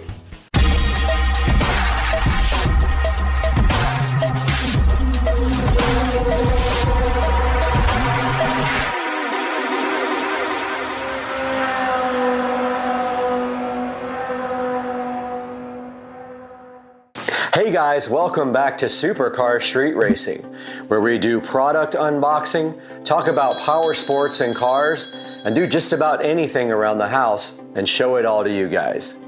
So today we've got a set of nice DeWalt tools here. Now I have suffered for years with broken Hitachi tools that I have gone through battery after battery, bought a new charger, and done plenty of other things with them, and they finally have really made me upset in the last couple of days, and I decided to go ahead and buy some good tools for the first time in my life. So today we have the DeWalt DCK2402C. It is a combo pack. It comes with the DCD771 drill and the DCF885 impact gun, 2 batteries, and a charger. Now we picked this up off of Amazon for the low price of about $150, and it came in about 2 or 3 days. So if you're interested in getting this, I will put a link in the description to this. I got the DeWalt jigsaw off of Amazon also, and I will put a link in the description to that. But now comes the fun part where we're going to go ahead and unbox this for the first time. It still has the sticker condoms on it. It is still nice and sealed. So let's take a look at this now. So it looks like they got some tape here. I got my trusty Christmas present here, my Smith & Wesson Extreme Ops, ready to take on some really tough cardboard boxes. Now on the back, it has your typical battery warning label, and I do have this turned the wrong way for the camera, so let me put this right here. It shows you the specifications here for the DCD771 drill right here, you can see. And it has all of the specifications, the speed settings, and the chuck settings and everything like that. And then below that we have the DCF885 impact driver with all of the specifications for that. Down below that, it tells you about the warranty, 3-year warranty, 1 year for service, so 3 years limited, 1 year service, 90-day money-back guarantee. Battery is 3-year and for limited warranty, and 2-year of free service. Now right here, it also tells you that it includes the DCD771 drill driver, the DCF885 impact driver, a belt hook, 2 lithium-ion batteries, a charger, and it's supposed to have a contractor bag. I heard some reviews online that it might not be the biggest bag in the world, but that it will hold these. I'm hoping it will hold the jigsaw also. Don't know yet. I might have to buy a new bag for both of these. So that is the back of the package, and the side is the same. It just shows you pictures of the drill and impact with the model number for the kit, and that it is the 20-volt max kit. Now let's take a look inside the box here. So first things first, we have a bag, and I think the tools might actually be inside. They are. So this came everything inside the bag, and it looks like it might be big enough also for the jigsaw here. Now I bought the jigsaw because I do a lot of work with speaker stuff and woodwork and stuff, so I needed a good jigsaw, and I haven't had one in years. So here's the bag right out of the gate. It does feel like a high quality bag. It does have these hard plastic things on the bottom so that when you set it, it doesn't deform.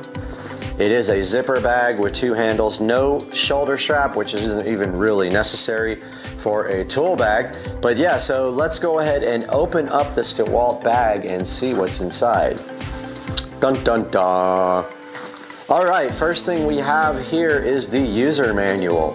Now this is a user manual for several different pieces of equipment here. I don't know which one this is for right off the bat. Looks like it's for the impact gun, so we will put that right here.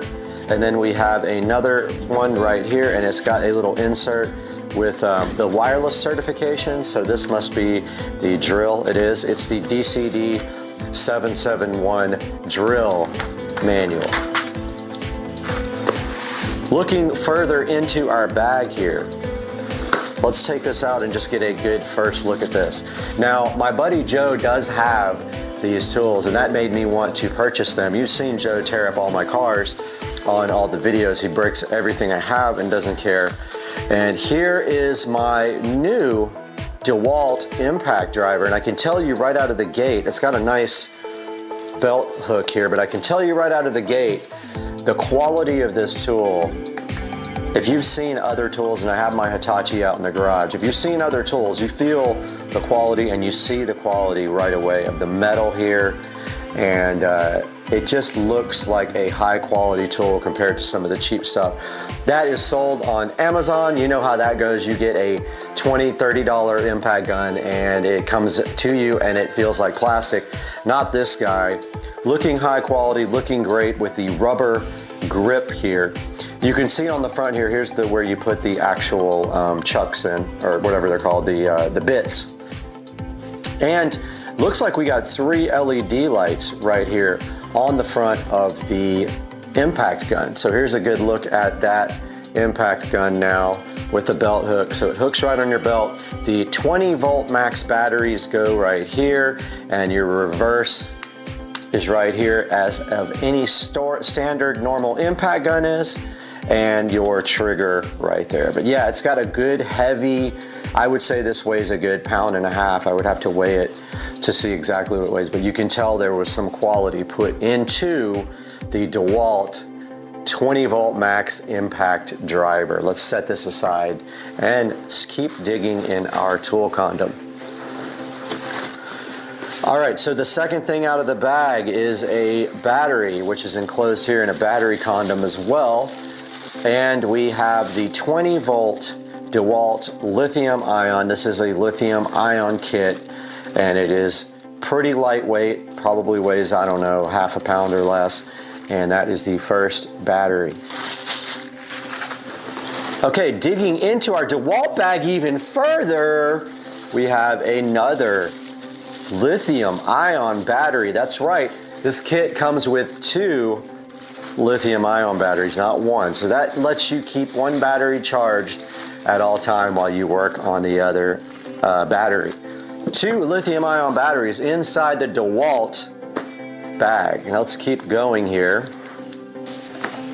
Kind of want to do this next. So inside the DeWalt bag now we have the DeWalt DCB107 charger. Now this is just a lithium ion charger only for the DeWalt 20 volt max charging system for these tools only, and they do make aftermarket batteries for the DeWalt. I don't recommend buying aftermarket batteries. I will tell you my story with the Hitachi batteries at some point, but yeah, I recommend getting the genuine DeWalt charger and also the genuine DeWalt 20 volt batteries when you buy your tools. If you buy cheap tools, you get what you asked for. That's always the case. There's never an exception. Digging further into our DeWalt bag here, what do we got now? Okay, so in this tool condom here, we have the DeWalt 20 volt max drill. Now, my buddy Joe has this drill. This is the DCD771 here. Feels very high quality. It is heavier than the Impact. Obviously, it is longer than the Impact, so it's going to be heavier. Here is your torque adjustment speeds. This is for a high and low speed on the bit. And so you torque down. Right now, it's set on full torque here. That's the little indicator there. And then you can dial this back if you want the actual drill to slip rather than having full torque.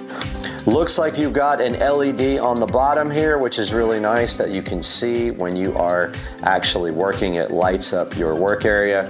Standard 20 volt interface here for the DeWalt battery. Clicks right in to release the battery. I've never done it, so I am going to see how that is done. Okay, so you squeeze these two. No, that's not it. How do you do this? Oh, this front thing. Okay. So you push down on this front thing, the battery comes right out.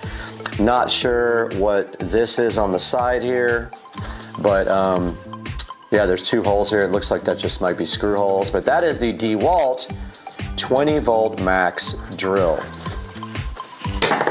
This is the bag once again. Also inside the bag, it came with just a filler like this and a little silica gel pack that you can eat later if you're hungry. Putting this aside, we have all these nice DeWalt tools, but let's move on now to the DeWalt jigsaw.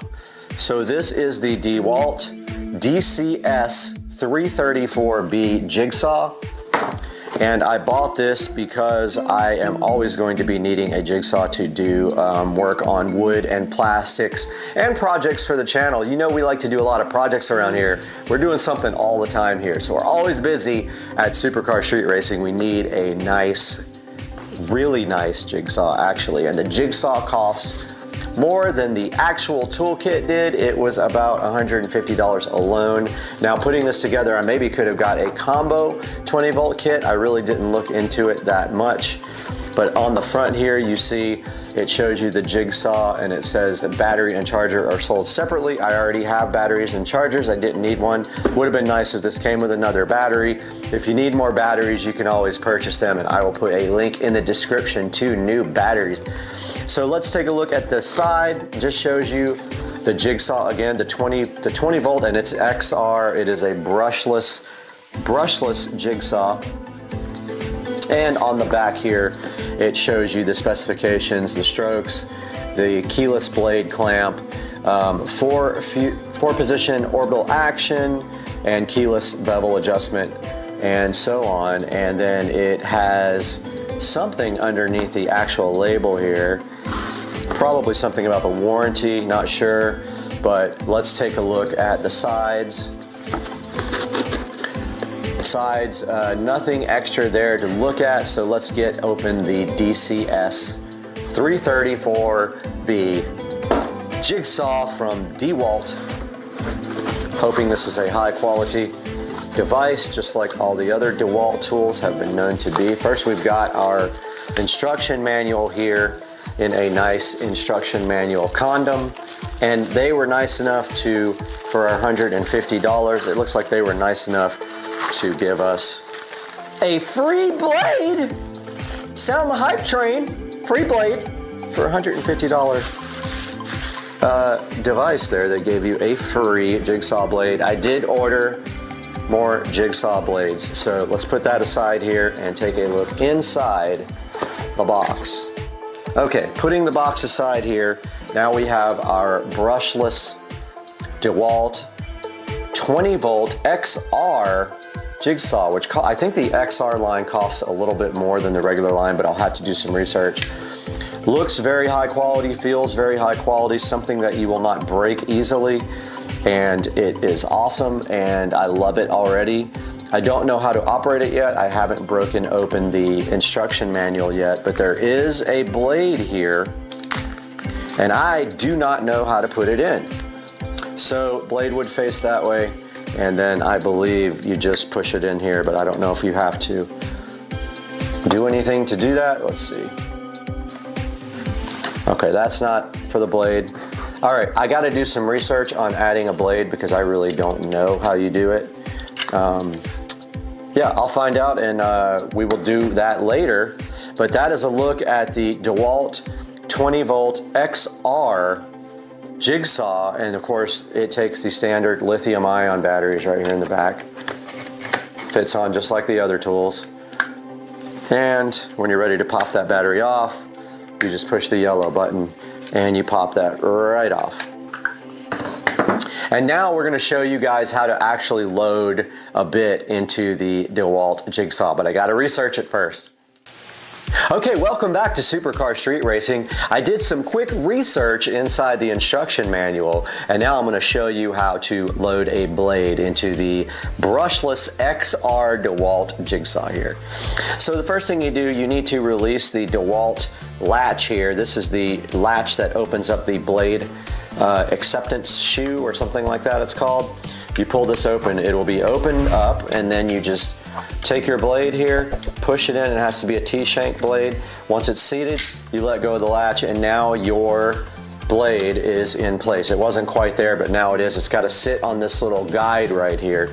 So that is how you load the jigsaw blades into the drill, or the jigsaw rather. And there's some other instructions on here that tell you what everything is. I was kind of curious as to what this black thing was. So it's right here in the manual, it's number 6. And that is the orbital action lever. And not sure what that does yet. We will actually look into that and let you know at a later time. We are back here at Supercar Street Racing. You got Brad here, and I'm ready to show you this DeWalt DC-B107 charger here. So we have the charger all plugged in, and now I wonder what this little thing does. It doesn't look like it actually moves, but we are going to go ahead and take one of our DeWalt batteries and place it into the charger. And we can see a red light flashing here on the charger, and I don't know quite what that means, but let's take a look at the front here. So it looks like the flash is okay, so there's 2 LEDs here. The left LED flashing means the pack is charging. The left LED solid means that the pack is charged.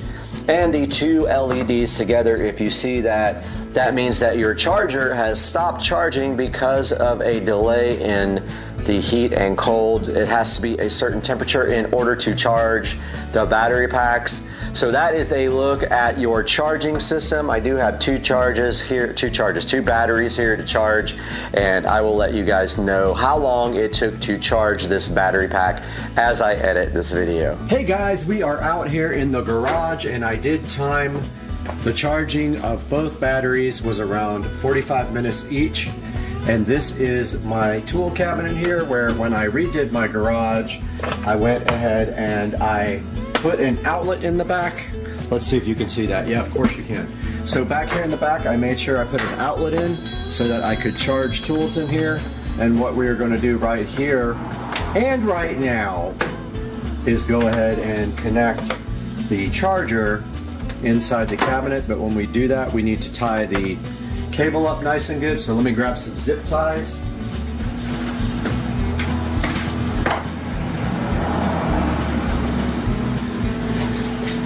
Okay, I got my zip tie here. We only need about, I don't know, 6 inches of cable. So we will tie up all this really nice.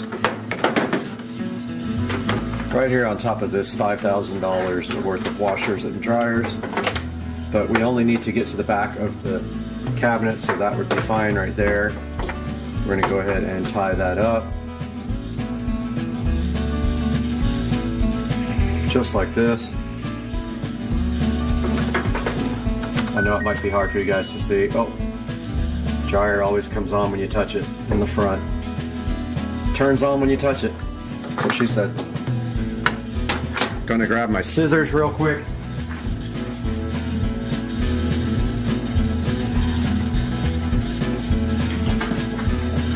And go ahead and cut this little pigtail off.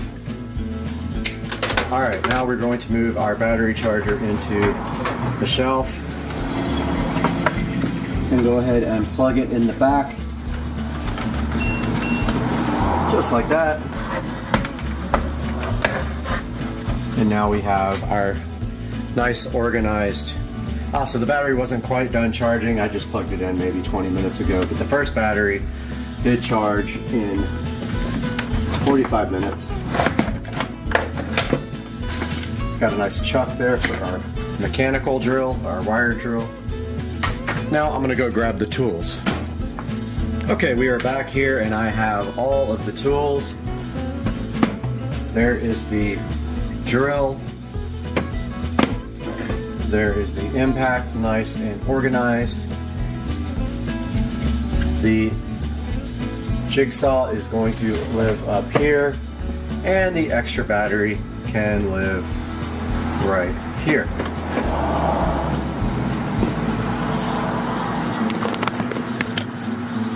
All my drilling accessories are over here. And here is my drill and my impact gun, my extra battery, my charger for the DeWalt's, and that is my little Walmart special Black & Decker lithium ion I've had for about 10 years. And then up here will live the jigsaw, and I may move some other tools up, power tools up here that I have, and get it all nice and organized, because I don't need to keep other miscellaneous wire and things like that up here. Yeah, so that's how this turned out. It's really nice. I love it. That is a look at the DeWalt 20-volt tool set. I got the full set of drill, impact, charger, and 2 batteries on Amazon. That link will be down in the description. I got the XR DeWalt jigsaw off of Amazon as well. That link will also be in the description. Guys, thank you so much for joining us, and we will see you next time on Supercar Street Racing.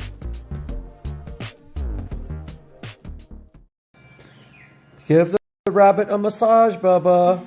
It's Rabbit TV. That's so nice of you to pet your friend. You're definitely not trying to eat his face off. I know. Oh yeah, that ain't gonna work.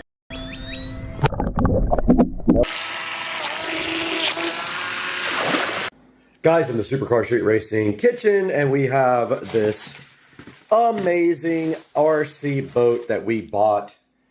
And we did buy 2 of them, one for me and one for Joe.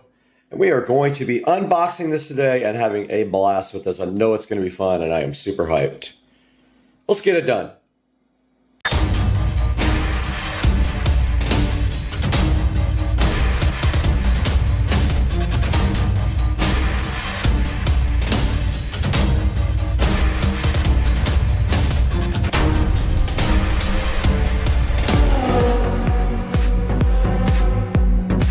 We got the JoySpot HJ808, I believe is what the number is, and I love that it says JoySpot. Just the best name ever. I love the Amazon names, but here on Supercar Street Racing today, we're gonna have to get this JoySpot open.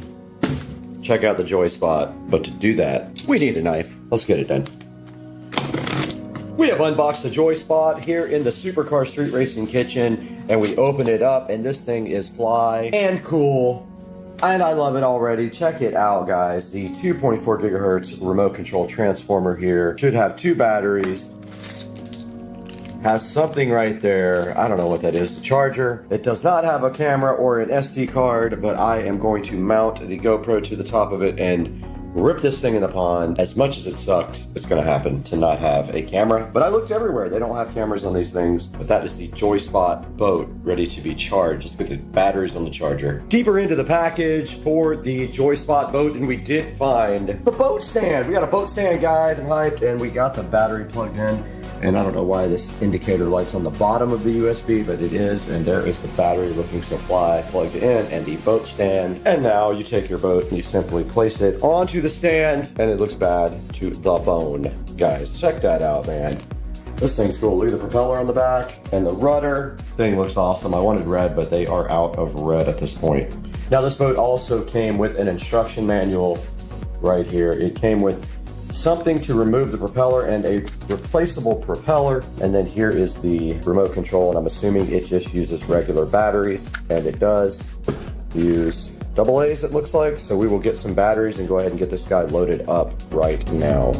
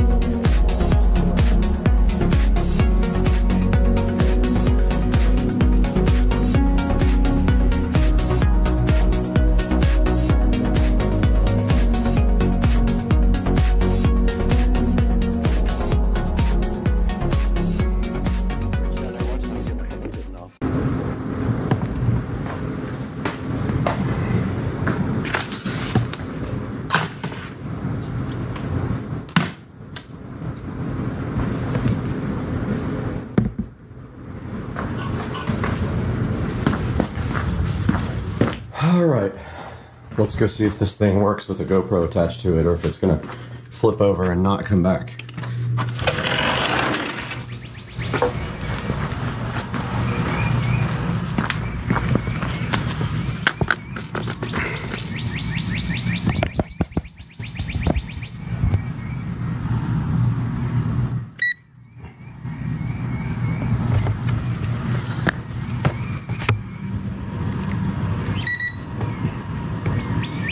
Oh yeah, that ain't gonna work. Nope. Got him! It's not gonna work, it's too heavy. Too top heavy. I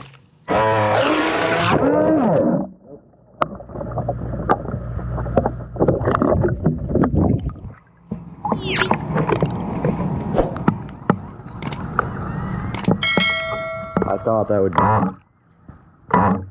the case. It does not work. It just flips over. I'm so mad. I wanted to do GoPro video.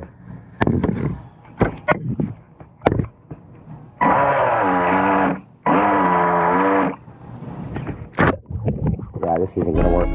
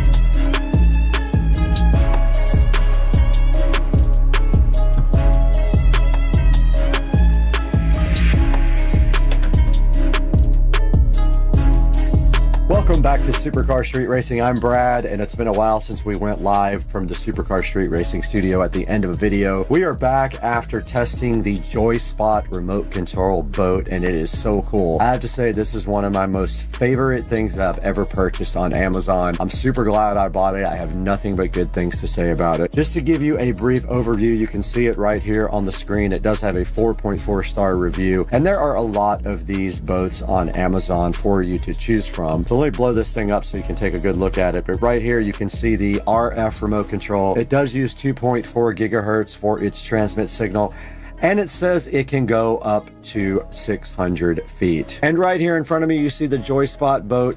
It does come with 2 battery packs, and they are 7.4 volt battery packs, and they are lithium ion. And you can see also in the picture here the USB charger that does come with it. My only complaint is the USB LED light for the charger is on the bottom, which makes no sense. You can't even see it. And you do see right here and right now it does come with a case as well, which is very cool. You can take your boat out to the water in a case, and it does come with a boat stand for your boat. Now this boat actually will right itself if you flip over in the water, and honestly I never flipped it over, but we did get it. We may have flipped it over and right back over without knowing it. If you do flip the boat over, all you have to do is push forward and backwards a few times on the stick, and supposedly it will just right itself.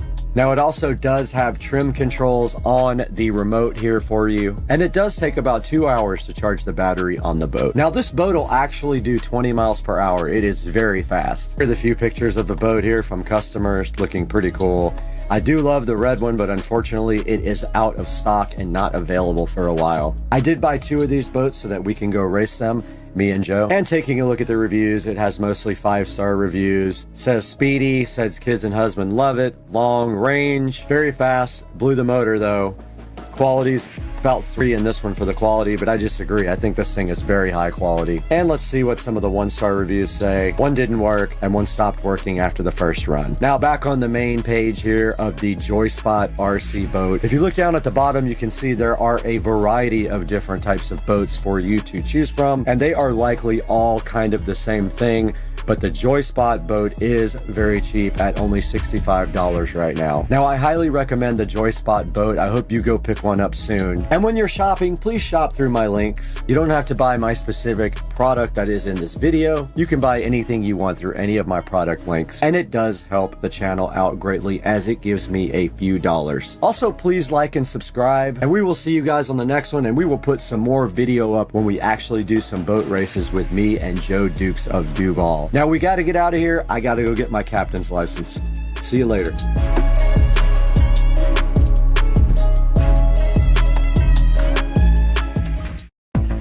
Aaron, throwing. Oh, yes. Talk to me about your Heck yes. You nailed it. That was awesome. That wasn't as good as I've been doing. All right, let's do it. It's still backwards though. So let's go back a little. Where's Coop? Coop nuggets coming right up. Coop. Damn. Dang! She's getting good. Yeah, but I'm nowhere. I did hit the center. Y'all were inside. Let's see. Ah!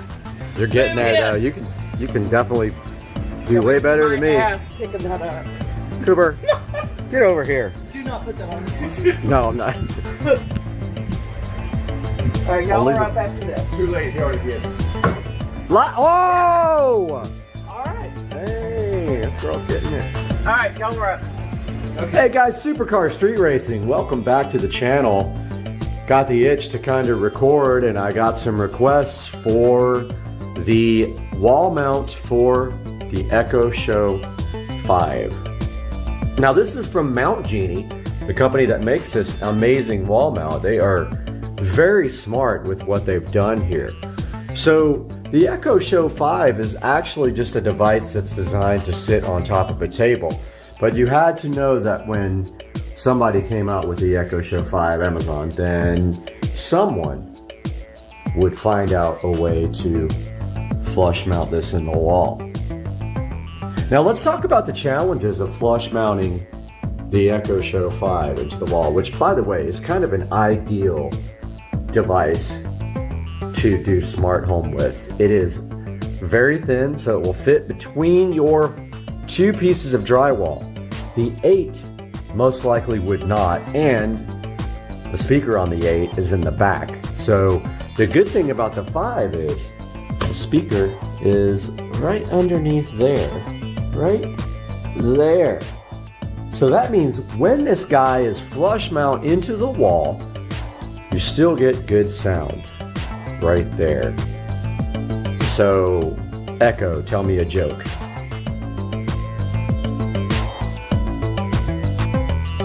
I don't know if she's gonna do it. Of course, on video, she's shy. Echo. Echo, tell me a joke.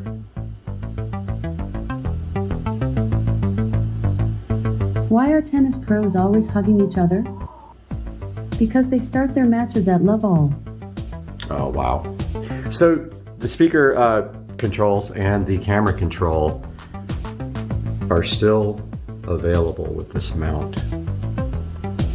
Now, this mount basically is cut into your drywall. So what are some of the other challenges of this guy? Well, okay. So you need some electrical skills at least. You need to be able to sacrifice your wall. So, I mean, it's a permanent hole cut in your wall.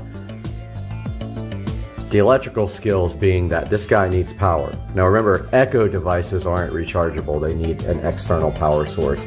Even though someone makes a rechargeable connector for it, a rechargeable pack. So let's talk a little bit about how this guy gets power, and then we'll go look at everything you're going to need to install this guy. So you'll see right below this that there's a standard 2-gang wall plate with switches. We got a blank here, we got a smart switch here.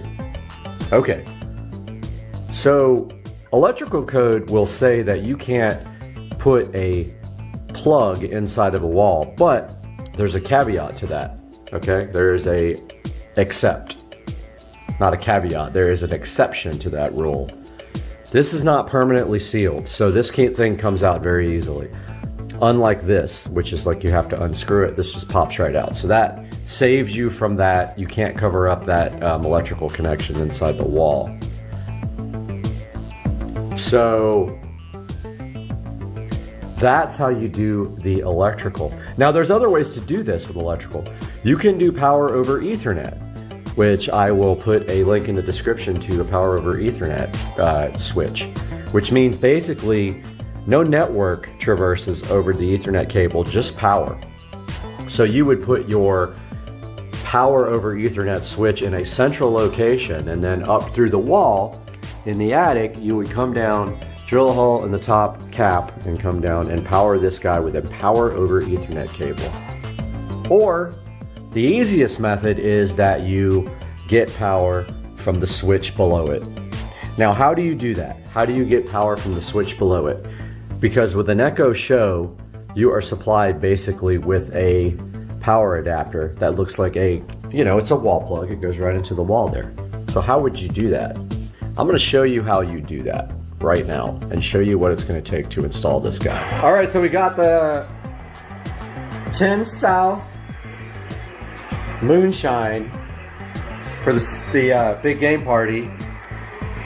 We're doing shots. What do you think? Are we ready? All right, let's do this. You pour, I'm drinking. YouTube hates it when we put alcohol on, but hey, who cares? Boom, there you go. Okay. All right, cheers. Wow. Who has to work tomorrow? Everybody here? Cheers. Cheers. I'll probably get deleted for showing the game. But hey, we have a chaser? Oh yeah, right there. Cheers.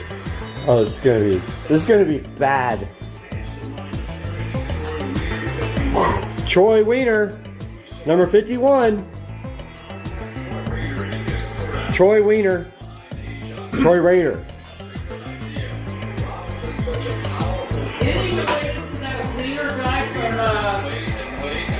What was his name? Oscar Mayer Wiener. Who's related to? Uncle Wiener. Andrew Wiener? Who's a cousin of Jake and Lester McStrick. Yes! Oh my God. They score. Nice! Nice! You're killing yourself there. God. Where's the nearest trauma center? That shit will light you up. God. It says Almighty. Oh my God! It it goes straight to your gullet. It goes in your gut. All right, guys, we are out here in the garage. I'm going to show you guys some of what this is going to take to install. So the first and foremost you are going to need is either a standard level like this guy.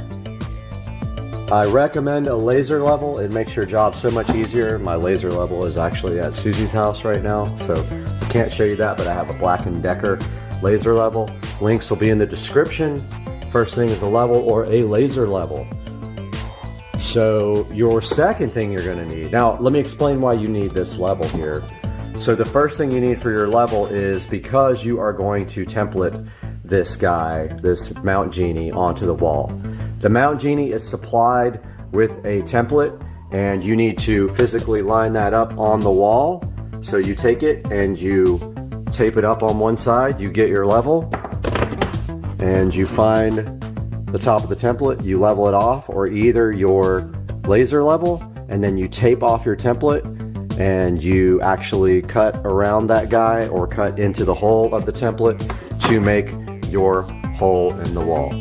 Now, to cut the wall, all you need is a drywall saw like this, assuming you have what is like this, which is just drywall. You only need this saw here. Now, if you have other stuff like wood, You can use a jigsaw to do that. An automatic saw. A jigsaw works perfect for tougher things like in my sunroom where I have wood. I will have to use a jigsaw if I'm going to cut that hole. Once you get that hole cut, you are going to need a female, not exactly like this, you can use that, but you're going to need a female pigtail from either a extension cord, or you're going to have to build a female pigtail receptacle outlet from something. So with this guy, what I would do is take the factory plug for the Echo Show and I would plug it into this, and then inside the wall I would use this pigtail to power up. Now see, this one has male female. You only need the female part. You don't need one that has both male and female. So actually it's this one. I pulled out the wrong one. This guy right here gets hardwired into your switch box inside of your wall. And then you plug the Echo Show 5 into the end of this guy here. Now, when you go into your switch box, you're going to need both a white and a black wire. So you do have to have a neutral wire inside of your box in order to make this work. If you're not familiar with electrical, ask somebody or ask me, send pictures or whatever, I'll assist you. But that is available inside of most switch boxes, have a neutral wire. You need that to make this work, okay? So you need a female receptacle plug, and the easiest way to do that is to either buy one from the hardware store or go buy yourself a cheap extension cord and cut the end off of it and use the female end of like one of the little white extension cords. Once you cut the end off of that, you're going to need to either, of course, this is the best way. You can do it whatever way you want. If you want to just use wiring nuts like these, you are completely welcome to use wiring nuts. I recommend after you do that, you use electrical tape to go ahead and seal those connections up. But the correct way to do that would be with solder. Solder those guys together like that. Use heat shrink tubing here after that to then protect those connections to the female inside your wall. That is basically all you need to hook this guy up inside of the wall. You might even bring some zip ties so you can secure it back. There's your electrical tape that you'll need for wrapping up your connections in there. You may also choose to use connectors like this, like butt connectors. I don't recommend them. The best way is to solder. That's the most reliable connection. Always remember to turn your power off. We've got a couple of electrical testers here to verify that your power is indeed off. You will always turn your power off when you're working on electrical inside your home. Now there's some other nice could have things that you could buy to make this job even a lot easier. And if you really want to, you could technically put another box inside the wall and cover it, but as long as it's not covered, it has to be accessible, so you have to be able to easily, like the Echo showed, pops right out, you have to be able to get to that connection inside the wall. And now we'll show you how you actually do the hole cutting and hook up the Echo Show. Which means they got all the goats. Puppage. Lion King, the goat. Avengers Endgame. Alright, you guys send me that video, man. Of us doing shots? Yeah. Okay. Oh, you'll see it on YouTube when we're famous. Oh my God. Alright guys, I've got the wall opened up here so you can take a look at how this actually installs. So when you get your Mount Genie, and I wish I had one that was still packaged up, you will get a template for it that will allow you to put the template on the wall. And then you take your level, now this one's a little bit big, but you take your level and you line up your template. You see how that's perfectly level? You line your template up on one side, so you get one side kind of where you need it. You tape up that one side of your template, okay?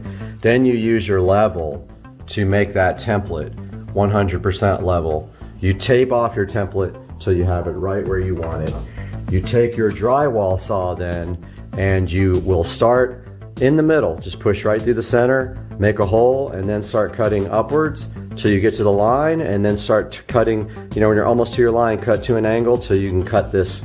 Now you can be a little bit off because it has a nice plate that goes over the hole, but just cut, you know, and you turn a little bit early so that this is flexible, so you will be able to make that cut around the corners here until you get this hole cut all the way out and your drywall will pop out.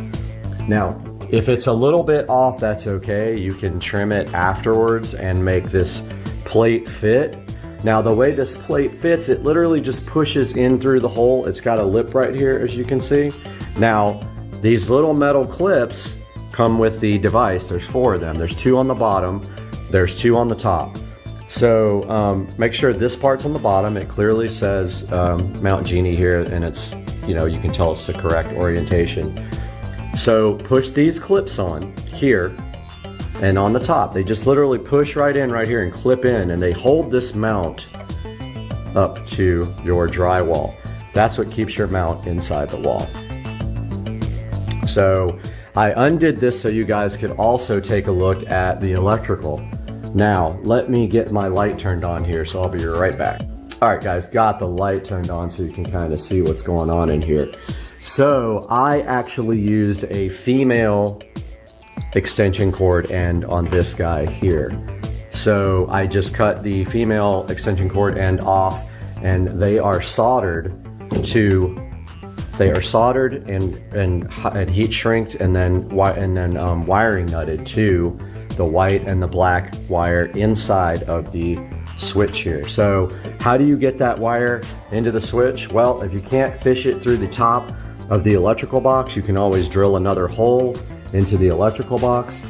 This one is pushed right down through the electrical box, and then literally the Echo Show 5 plug is plugged and taped right into the end of that. And yes, this is code because this is easily accessible. It's not permanently covered up. Permanently covered would be drywalling over it and then mudding and everything, and impossible to get to. So this does make it legal. It's also relatively low voltage, so really there's not much of anything but 5 volts going through this guy. Now, once that guy is hooked up, you are ready to go for your power. Yes. Close the ears with that. Okay. Bubba. I hope he swats it. It's Bubba. Look at the video though. How good is that? The on head. Did you like it? Oh, you gotta see this. This is the coolest thing ever. It's okay,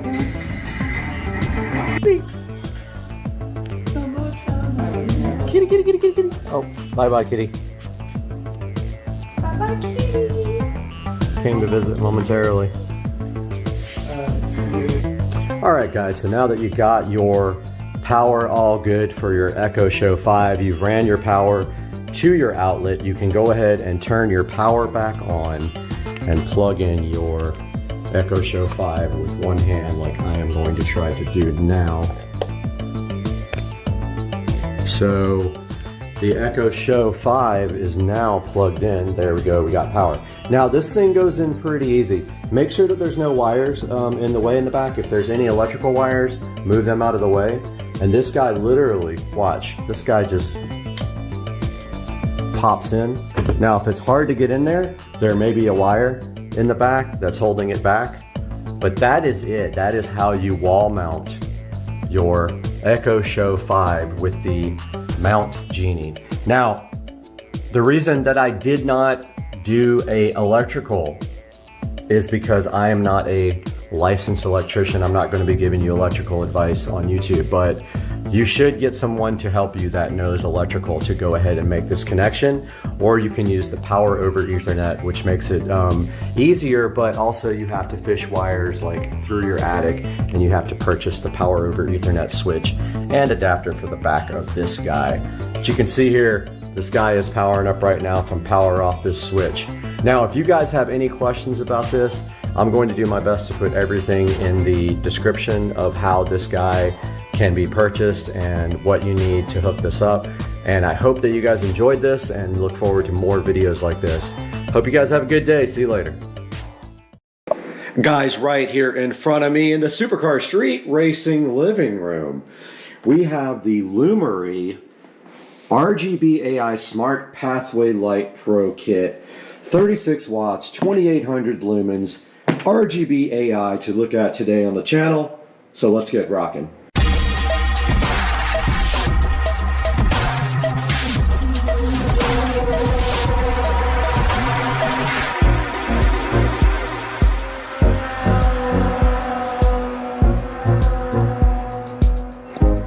Looking so fresh in this box, and it's sitting right here in front of me, and it is right now also in front of me, the Lumery RGB AI Smart Pathway Light Pro is a 36 watt 2800 lumen smart RGB AI light designed for outdoor use.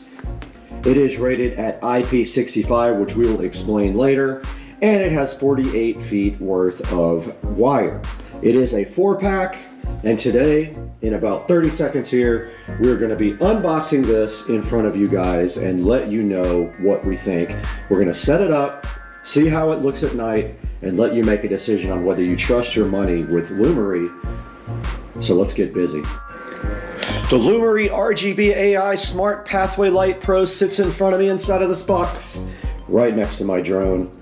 And we're going to open this guy up right now and see exactly what it is made of. But before we do that, we need the Supercar Street Racing knife.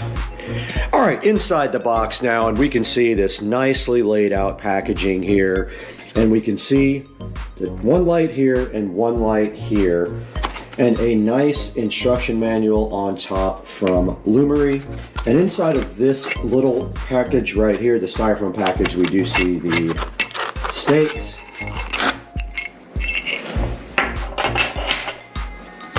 And here is one of the lights, and they are very, very solidly built. Pretty heavy. There is a good look at them. And if you're wondering if these rotate, they do. So the actual light will rotate. And I would say these weigh a good 2 or 3 pounds. And if you expected them to be plastic, they are not. They are solid metal, so very well built. And they do have on the ends here the quick connectors. The only concern being, of course, is that what do you do with the extra wire if you have less than that amount of space between?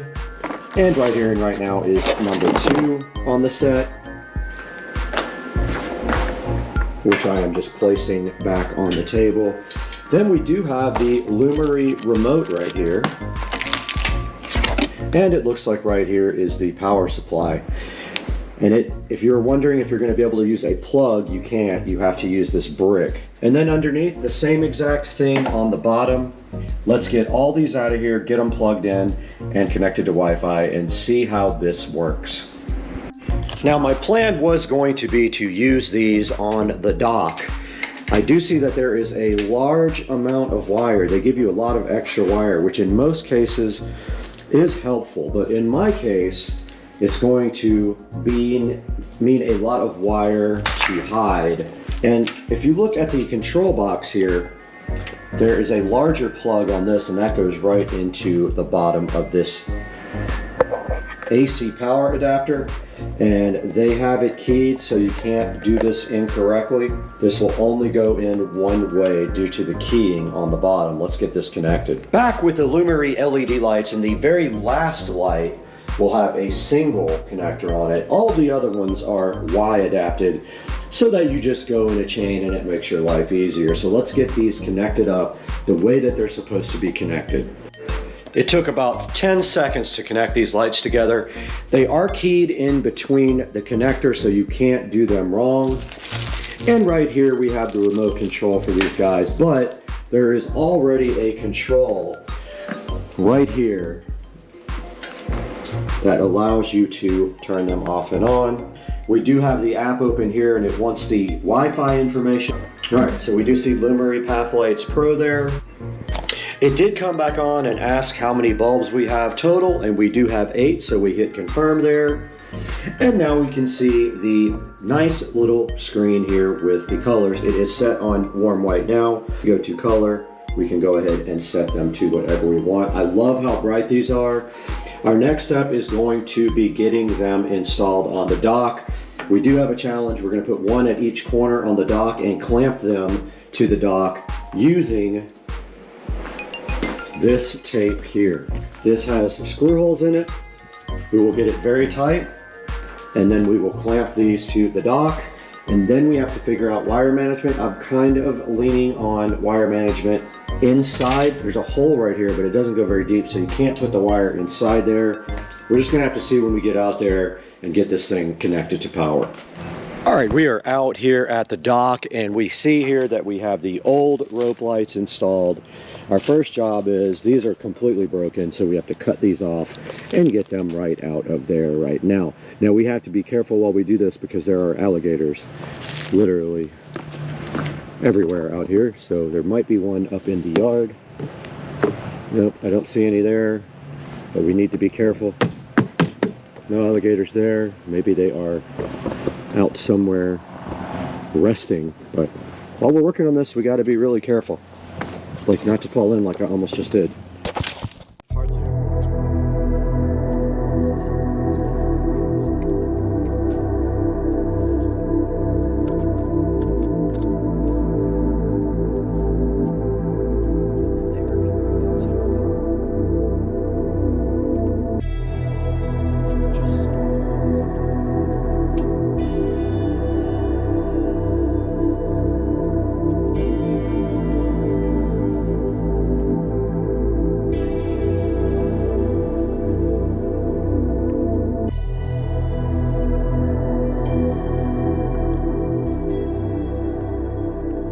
All right, we have our little friend out here watching, but we have our first light, and what we're going to do is connect this light to this power source here, and then we are going to attach it to the bulkhead, or sorry, the dock, not the bulkhead.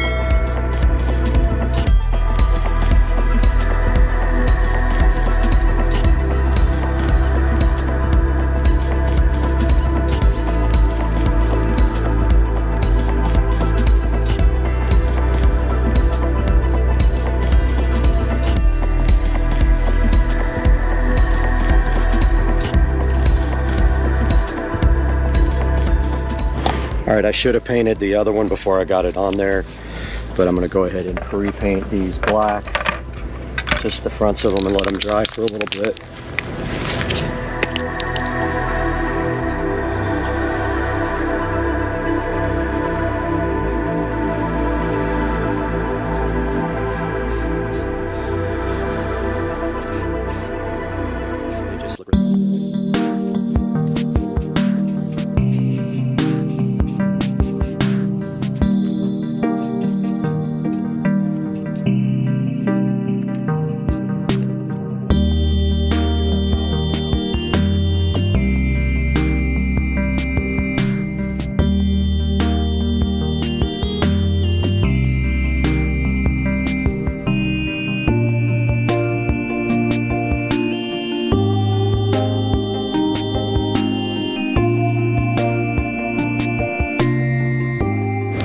Alright, I went ahead and taped up and painted the existing strap so it would not stand out so much.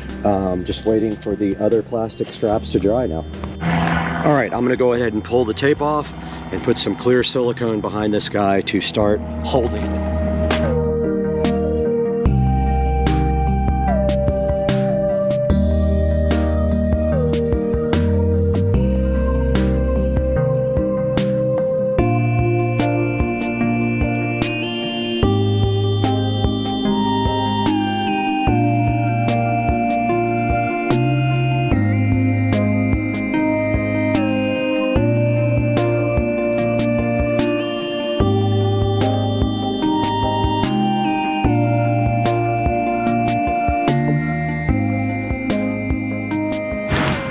our next light is going to go right in the corner here, and we need to make sure that we have it the same distance above the dock. So we're going to grab our measuring tape and just see how many inches we have it below the edge here and match that up completely and try to get it just as tight this time, and then go ahead and silicone seal it together. Okay, it is supposed to rain today, so I went ahead and put a plastic cover over the other one so the silicone could dry. It is not fast drying. Unfortunately, I don't have any. That is a bummer. But I'm going to go ahead and get to work on the second one now that our paint is dry on the strap.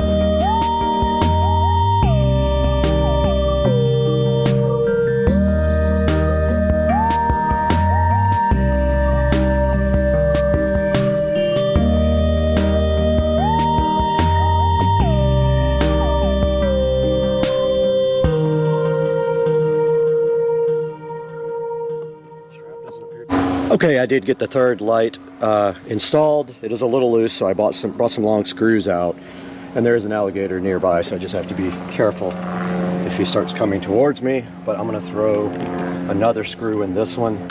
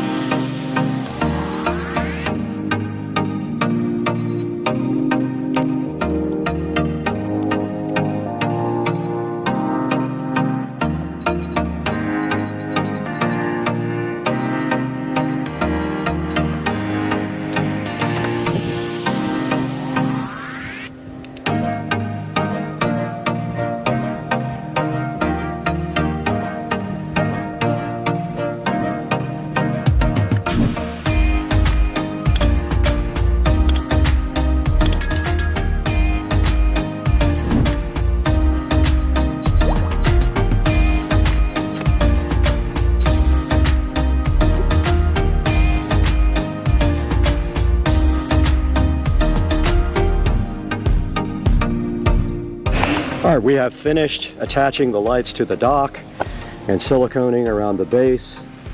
And now all we have to do is run the wires and clamp them up. And I brought clamps out for that. I have a whole kit.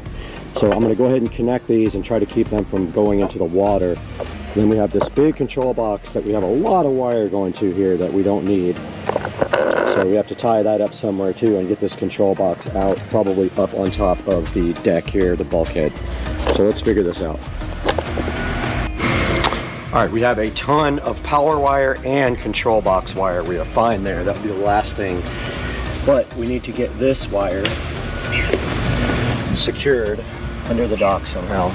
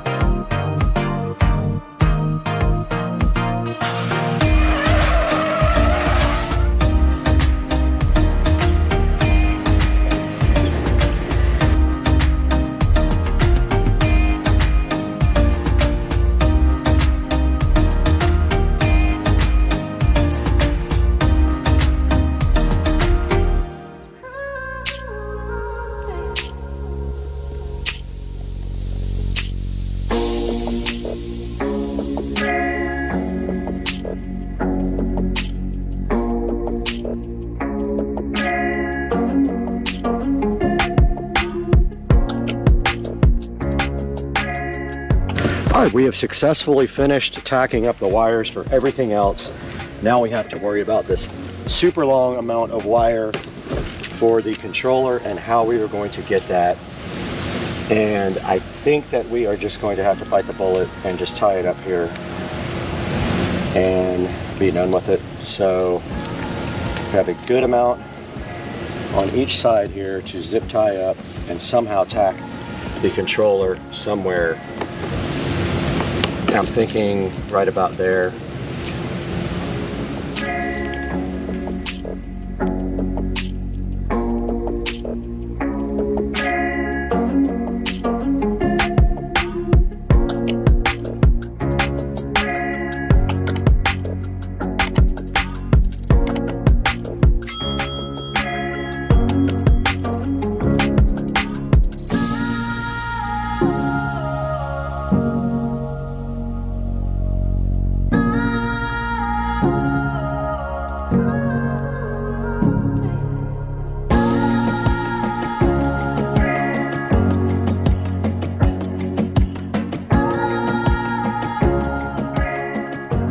We are all done out here with the install of the Lumery RGB lights, and you can see right here they are on and they are powered by this smart switch. They are also smart themselves, but we are using the smart switch here.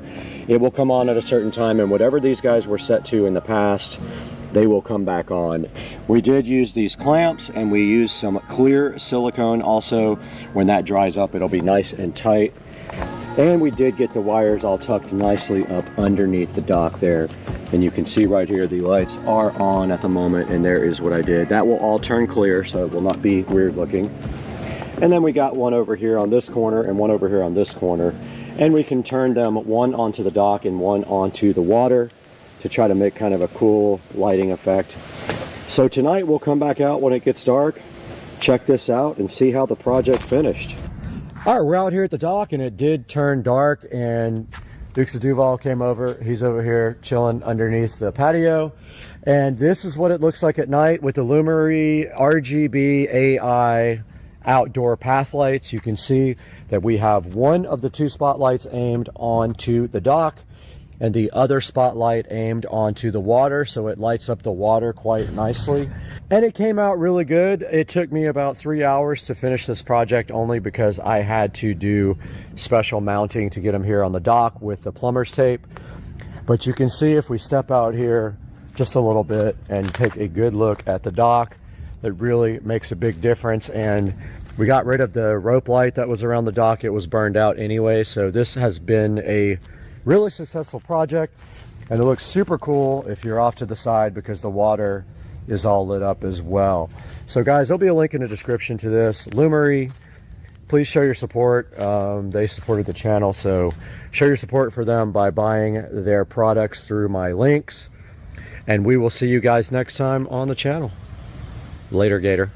Hey everybody, welcome back to the channel, and today we got Dukes of Duval here, and we have his 2013 Chevrolet Silverado truck sitting right here behind us. We have one mission today, and what are we going to be doing? Change the spark plugs. That's it. Now, why are we going to change the spark plugs in this truck today? I feel like it's running a little bit rough, and truthfully, I've had the truck for 130,000 miles, and I've never changed them. So I figured, you know what? Got to start there, right? Right, so we've done some other work to this truck as well. We changed the O2 sensor. That really didn't help us. So we're going to go ahead and get these spark plugs out and get them changed. We have a brand new set here. So let's tackle that today on the channel, and let's see what happens. Additionally, we're going to do the wires as well. Absolutely, let's go.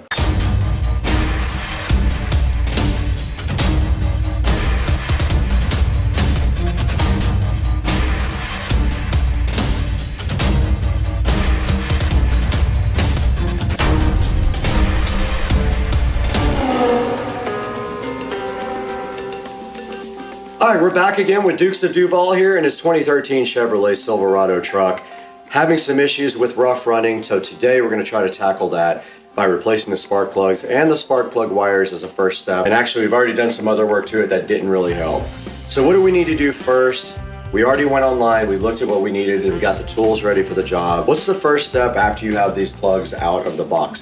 Yeah, so first step for me is always just checking the gap to make sure they're correct. So we'll confirm the specs on those, make sure they're all gapped. A lot of times I think they're supposed to come from the factory pre-gapped. I don't trust that, to be honest with you. So I just go through each one to make sure they're exactly at spec where they need to be. And then from there, we're gonna go right in and start taking the wires out completely and then pulling them out. These newer motors are pretty easy. You're not having to like figure out where the long wires, short wires are. They're all the same length of wire, so it's very easy to go by each individual cylinder, just one after the next, and boom, it's easy. All right, so have you checked the gap on these yet? I have not. I'm gonna confirm those right now. So I'm gonna confirm the specs, which I think is at 0.44. I'm not sure, but we're gonna do that, and then we'll go one by one and check them. All right, so we have the old school gapping tool that looks like a big coin. We're gonna get that out right now and show you guys how we're gonna check the gap on it right here with this guy, and then we'll get straight to work. Yeah, man. All right, we're back with Dukes of Duval here, and we did some research online, and apparently the correct gap is what is it, 0.040, and these are about 0.45. So what we're gonna do is just tap that head a little bit, right? So it we'll tap it down a little bit to reduce it. Hopefully it's pretty easy, a couple taps. And it moves pretty simply with just a tiny tap. You don't have to do a whole lot. It's more than that. Or you could tap it on the ground, either way. All right, so we got this one gapped pretty close to 0.040. And they were all off. They were all around 0.045, so we're gonna go and do all of them. So how much was an entire set of plugs for this truck? That's a great question. I think I paid plugs and wires around $120. All right, not too bad. Not too bad. And we'll go ahead and gap these and give you guys a time lapse of that right now.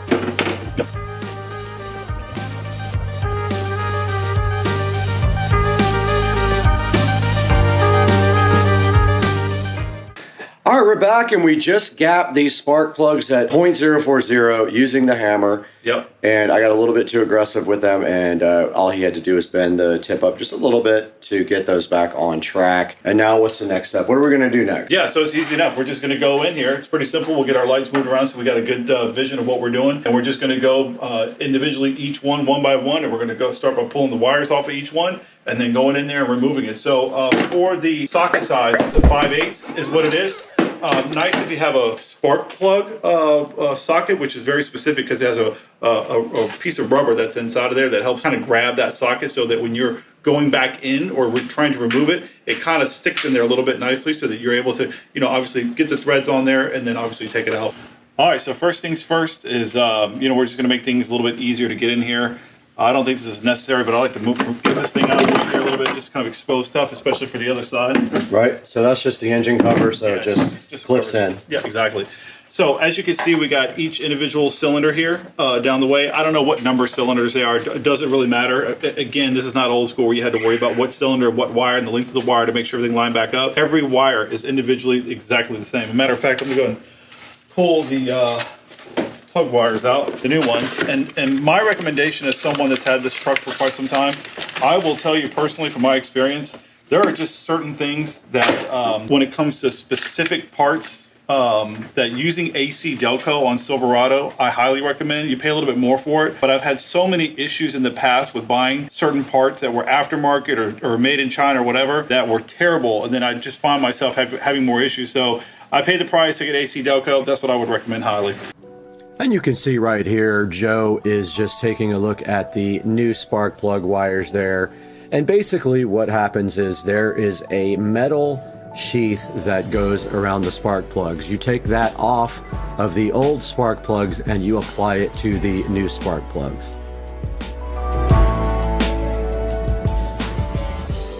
Now right here, Joe is checking out the passenger side of the truck here, and basically the back spark plug in the rear there on the passenger side is going to give you the most problems. It is sort of hidden by the exhaust manifold.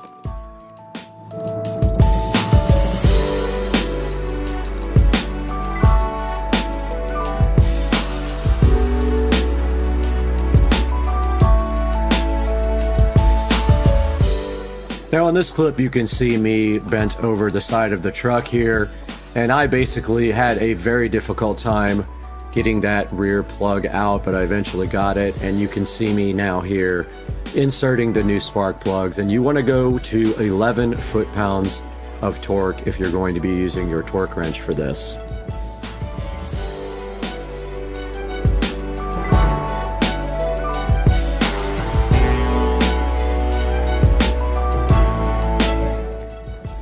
Now right here, you can clearly see me struggling with this plug. We did have a plug on the driver's side rear that was very difficult to get out, and so we ended up spraying WD-40 on it, but it was very hard to get out of the truck, and we eventually got that out of there.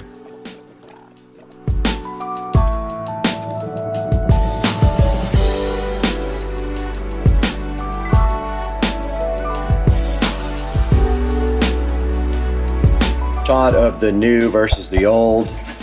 Now is the old one an AC Delco as well? Did you look into it? I assume it's factory. Also notice the difference in the tips. So this is a different design here. Those are the ones with like the really small.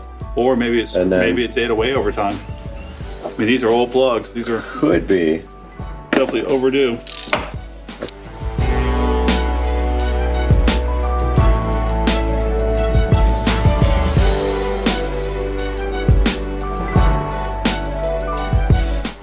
Now here is where we kind of made a revelation in the whole process, and that is if you get on top of the engine bay and just lay on top of it, you have complete access to this back spark plug and probably better access to all the spark plugs, I recommend getting up in the engine bay and throwing a towel over the truck when you do this.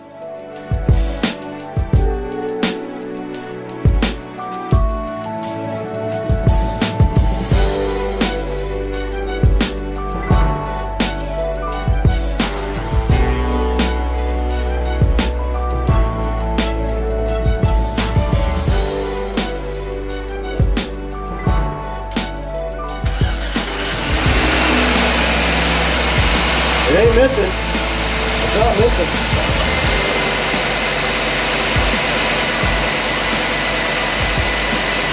You got all cylinders? It's all cylinders.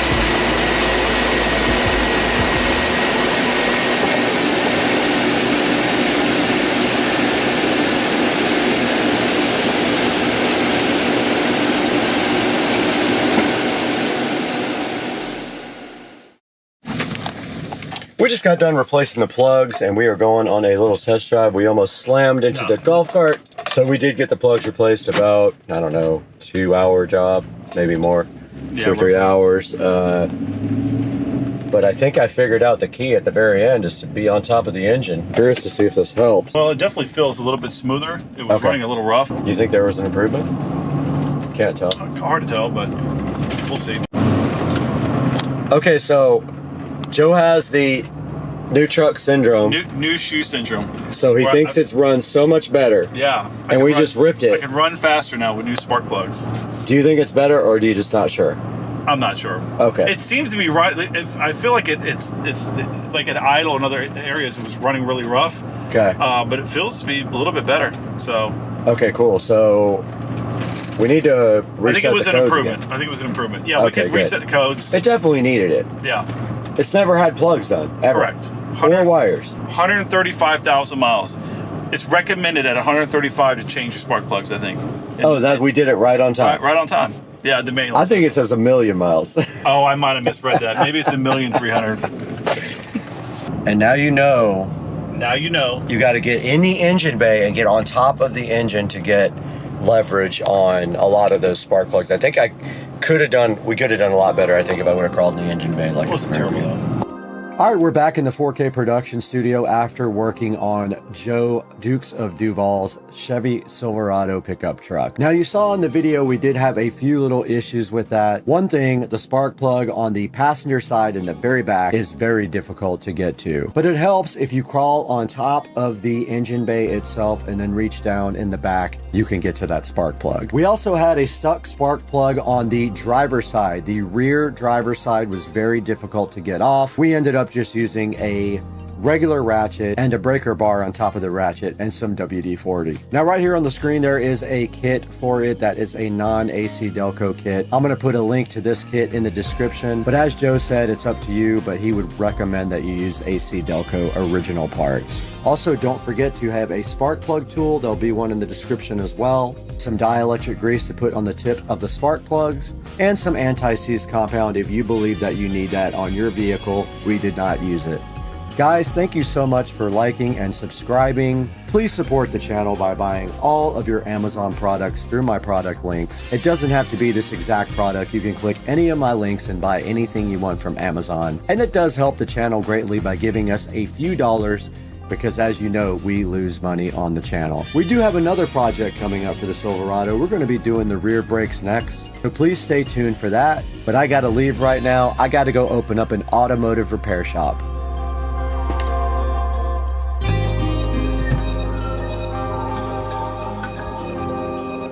All right, great outro. Later, guys. Furiosa had gone too far.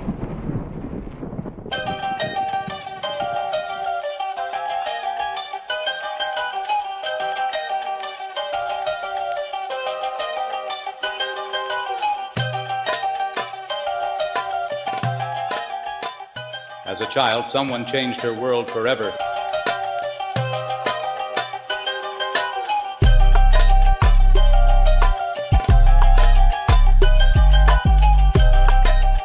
She thought her mother was magnificent. He took it all from her. He wondered exactly who she was.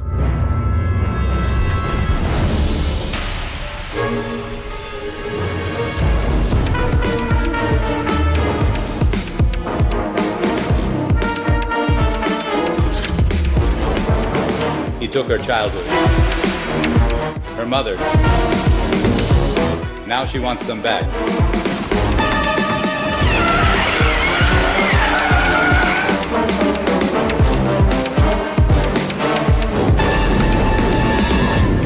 Even if it takes forever. She makes a promise to find her way home.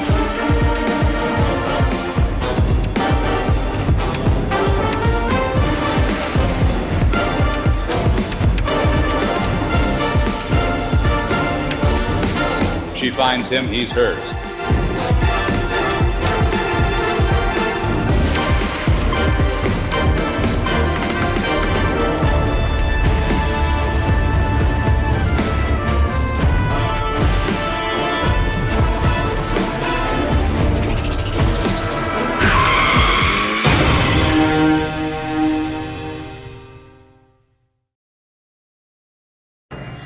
Aw, Bubba, you love Squirrel TV. Give your friend a hug. Oh my goodness, I love So cute.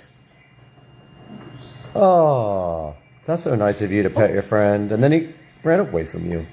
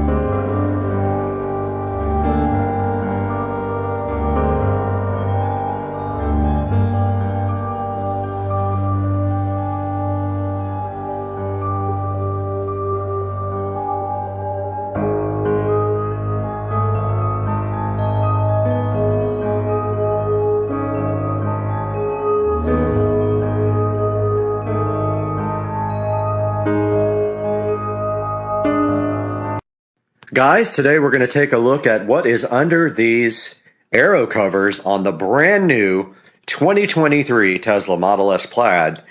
We're going to do that right here and right now on Supercar Street Racing. Stick around.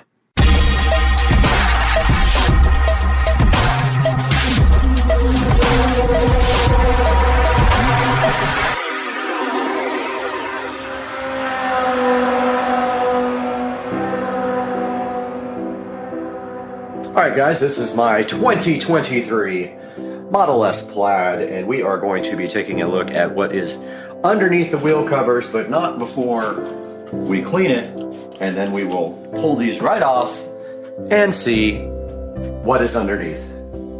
And here is the Model S Plaid aero cover, sitting here, so beautiful.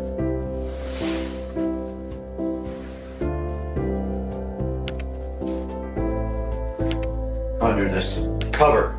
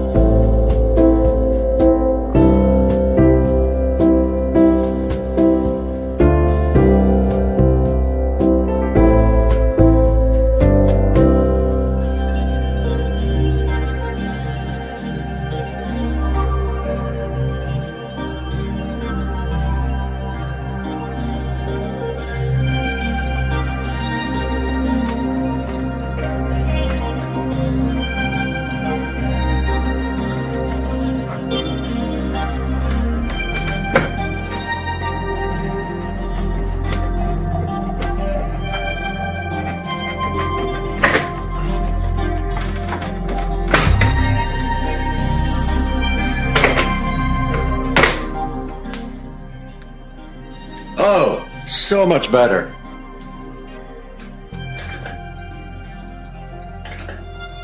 So much better. Just needs hubcaps. That's all it needs, and I wonder if these will fit it. Don't think they will. Guys, that is such an improvement. My hands got dirty. Let's get the rest of this clean. Guys, here is the Tempest wheel from Tesla, right underneath this cover here. And what we are going to do now, right here, is clean this wheel.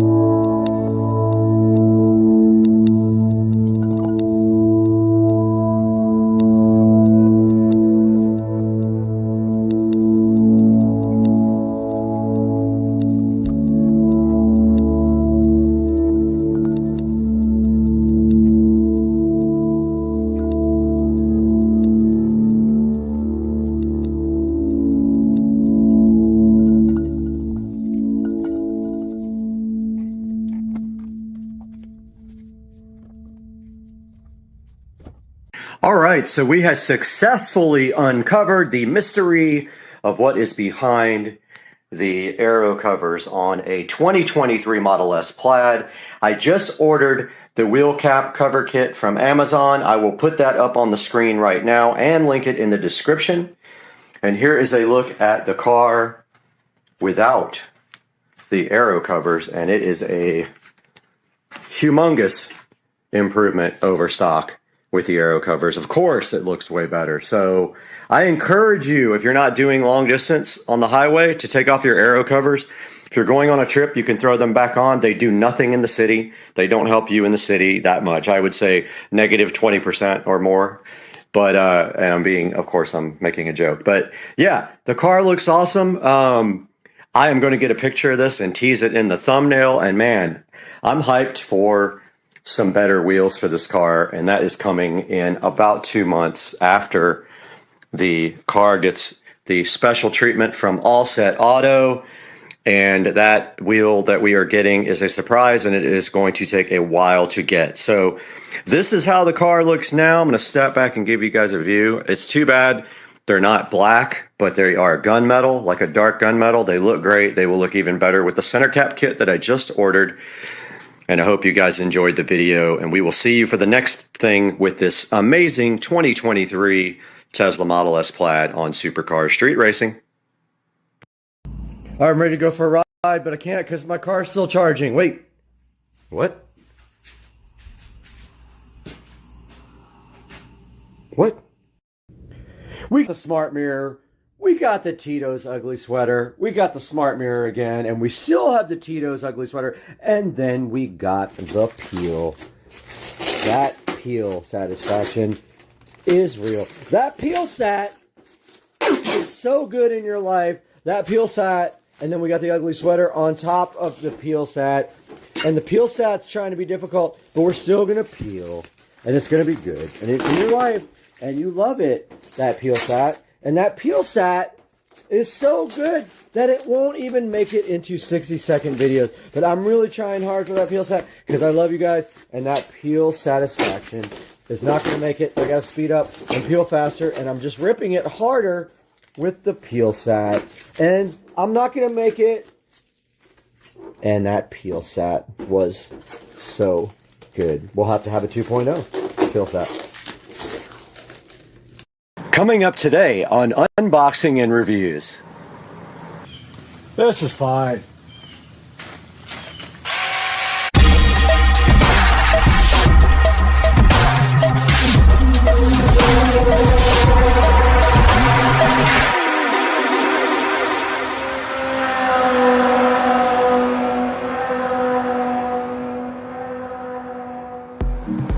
Welcome back to Supercar Street Racing, and we are here in the beautiful Supercar Street Racing 4K production studio for another unboxing and review.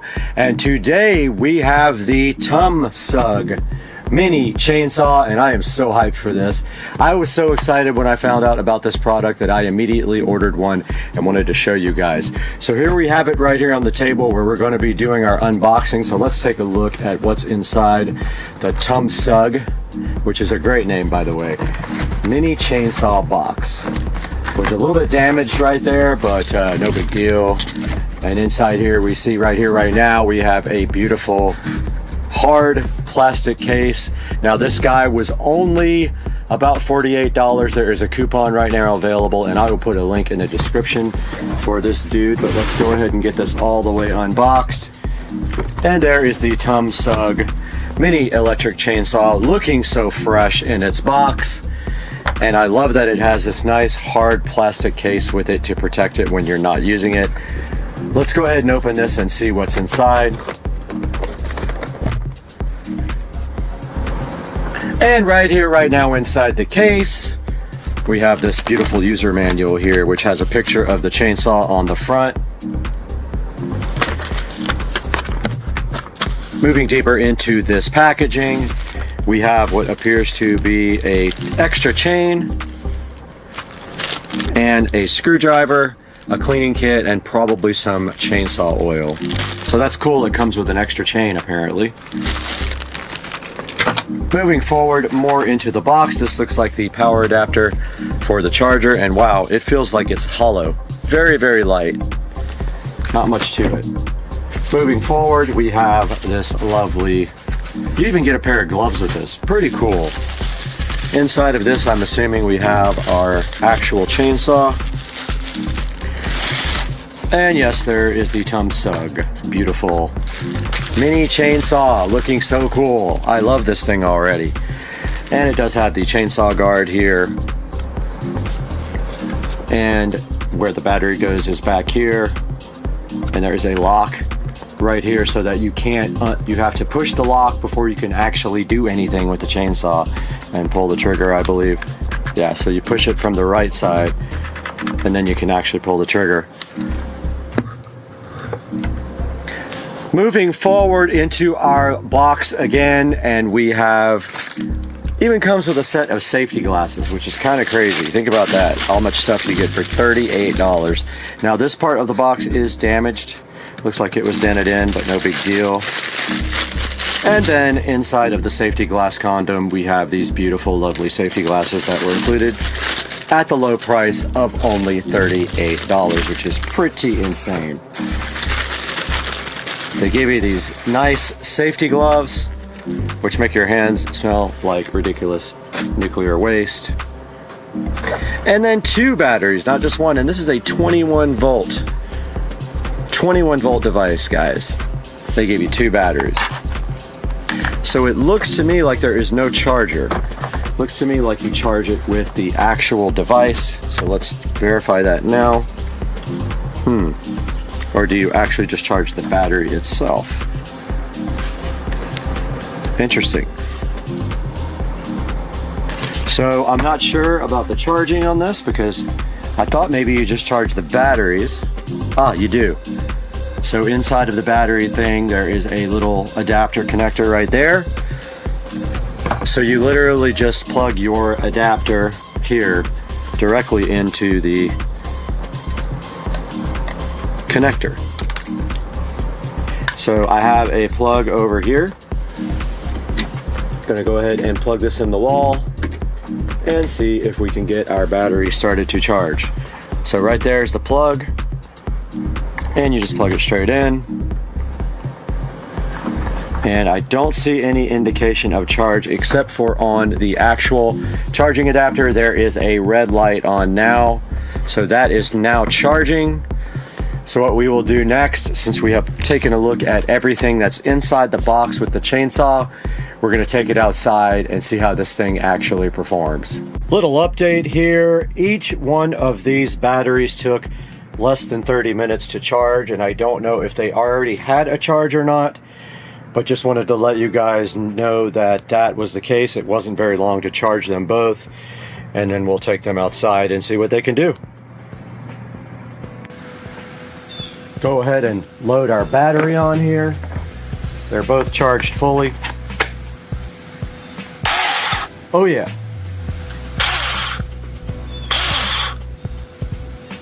Let's get this thing out there and see what it can do. But first, as we drop that, we must go ahead and put on our brand new gloves.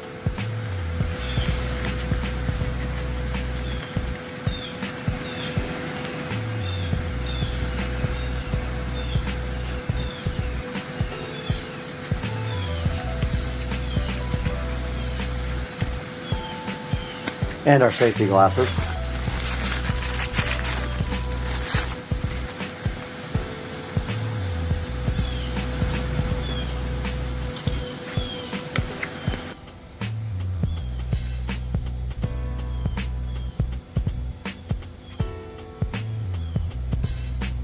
Okay, these berries that like to grow on this tree need to come off. And traditionally I use loppers, but let's see if this can handle taking off these palm branches. We have 2 or 3 of these that need to come off and 1 dead branch that needs to come off. Let's go for it. Now these have gnarly stickers.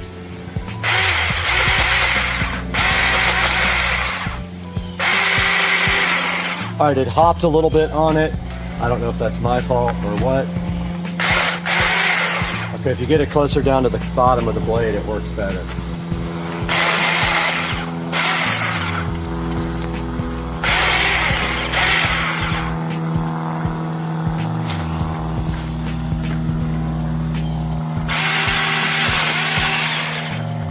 Perfect. No problem at all doing these palm leads. I actually kind of chews them up though. Probably because they're so light, but it does work.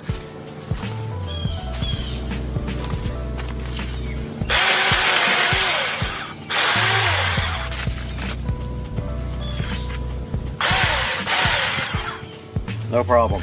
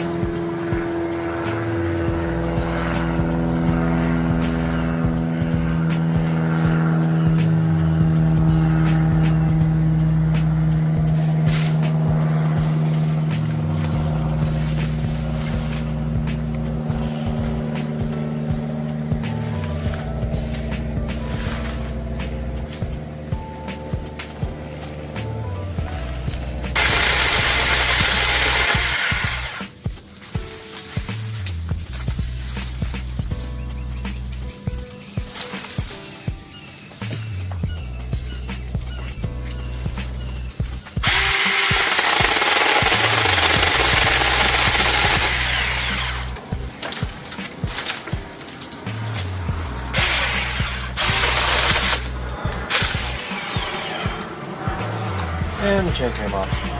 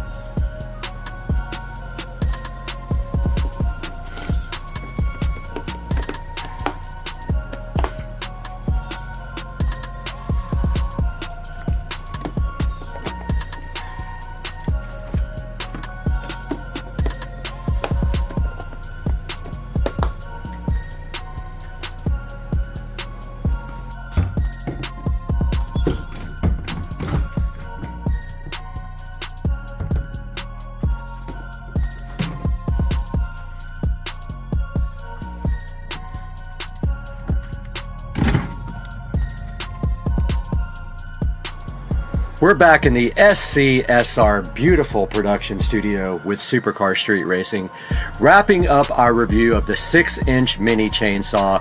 And let me tell you something, that thing absolutely rips. I highly recommend this. We took that thing outside. We tested it on both regular palm branches and also regular tree limbs. I did knock off the chain one time, but that was my fault. If you push too hard on the thing, it is going to break the chain. I am going to put a link to this in the description of the video. Please click that link to buy this or anything from Amazon, as we get just a small amount of commission off of everything. As you saw on the chainsaw unboxing here, it comes with everything for about $45 to $48. You get the chainsaw, 2 batteries, the charger, the gloves, and the safety glasses. It's a really good deal, and I highly recommend it, so go get yourself one right now, and we'll see you next time on Supercar Street Racing. Hey guys, welcome back to the channel, and we have a little update here on the SCSR studio. I worked in here literally all day today, so going on 12 hours now that I've been out here in the studio, and let me show you what I got done. So the insulation for any wall that's not touching the house is done. So that means anything that touches the outside is completely done. There's the ceiling, there's the wall, and look what I got done today. I got the outlets for the wall LEDs flush mounted and extended. They're good. I got the HDMI and the network cable for this TV pulled up, and it's good to go. I got the Echo Show 15 flush mounted into the wall. Look at that goodness right there. And I got the power for the lights all flushed in there. I got this wall done, and the TV for this wall is going right here. There's a stud right where the screws are, so that's where the TV mount is going to go. I got the network and HDMI that's going to connect to that TV pulled down there. I got everything seam taped off. Ceiling is done. I just have to seam tape this one right there, which I forgot, which I will do that tomorrow morning. And then I will start painting all this stuff black. I got the air conditioner fully enclosed, and the power cable is inside the wall, which will be a nightmare if it ever has to be replaced, but I've had my other one for 5 years, so fingers crossed we have no issues. So the next big challenge is this wall, which is a lot. There's a lot of connections here and power, and also we have to float, hang, fly, whatever it's called, fly these big huge Harbinger speakers in the corner so that they are angled down towards me. So tomorrow I'll probably work on that, getting the hooks driven into the wall and then bent this way. I have chains to hang them on, and that is it. A big day. We got a lot of stuff done. The tiles started falling down. I had to glue them back up, and this is what we're left with now. But yeah, the room is looking awesome. Don't forget to watch my live streams. Everything is on the live stream, so please tune into that every day. I am live streaming, and this wall will be up, but I ran out of foam, so I think I need 4 at least more foam pieces to get this wall done. And then I will be doing the nightmare of wiring this wall, which is going to be cray-cray. There's power all along here, there's network there, and HDMI. All the speaker wires come to there. Hopefully I marked this correctly for the side surround. If I didn't, we have issues. Yeah, it's going to be a crazy day if I get this done tomorrow. I have been in here for probably 70 hours this week. But it is looking nice, and the AC is kicking. Now that the insulation is keeping all the heat out. Oh, I also have to seam seal that top right there, which I have not done. I will do that tomorrow. And yeah, all right guys, please watch the live stream. It's going right there. I have to fix our live camera, which is hanging down, but yeah. We will see you guys tomorrow. My sister donated this Jeep machine gun pimp with a duck float to Patricia because she has a Jeep. Yeah. And this thing is so cool. My sis. All right, good morning, guys. It's Saturday morning. Haven't put a video out in a little while, but today we got something in store for the SL65. We are headed to the muffler shop, and we are going to get the muffler delete done. The car is just not loud enough with just the downpipes. We're headed that way to do an oil change and a muffler delete. So I'm going to show you guys a cold start now with mufflers. So here is a cold start. I'll try to jump out and get to the back.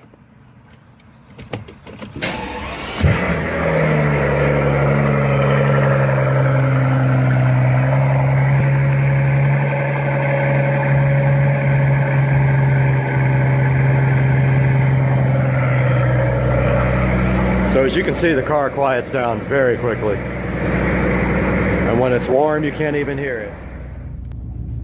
So we are driving now, headed to the muffler shop. And I was gonna give you guys a couple little pulls on here. Wow, I seriously still don't understand this multi-function display here. I really have to take some time to try to get that done. Stereo system, I'm going to go by the stereo shop today, have them take a look at it, and see what it's going to take to get that done next week. So you can see at normal cruising speeds, you can't even hear this car at all. With the top down, it's the same. Until you get on the throttle pretty hard, you hear nothing in this car. It's pretty fun when you get on the throttle, but until that, it's very quiet. Going to get some breakfast over at Denny's while they work on the car, doing the oil change and the muffler delete. I was hoping I could get some video of it, but the shop is just insane busy. So I don't think I'll be able to get any video underneath, and that's too bad. All right, so this is a shot of no muffler. Yeah, that's my new upgrade. There is how it went, straight out to the stock tips. And looking for the mufflers now.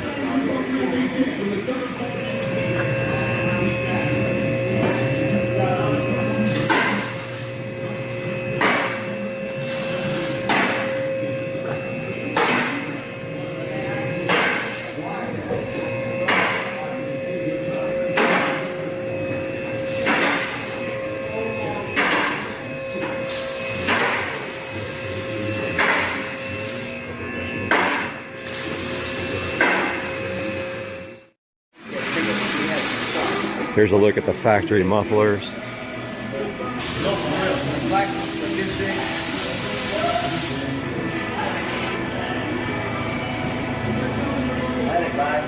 Look fairly restrictive. We'll see what it sounds like. It's gonna be loud. I know. Oh, it sounds so good.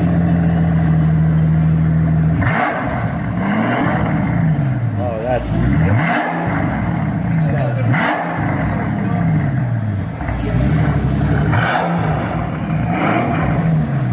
so mean.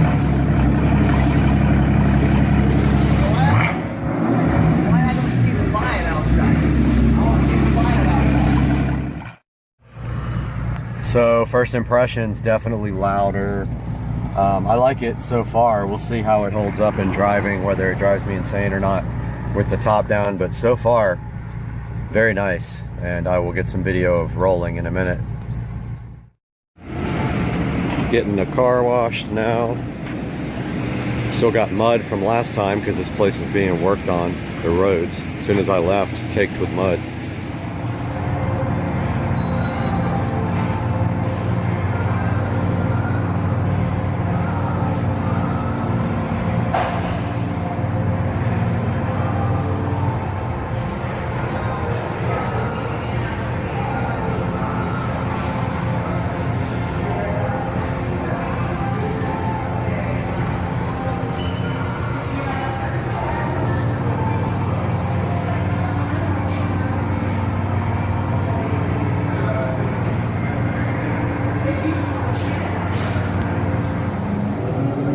Just got the car washed, looks beautiful. Doing some driving now.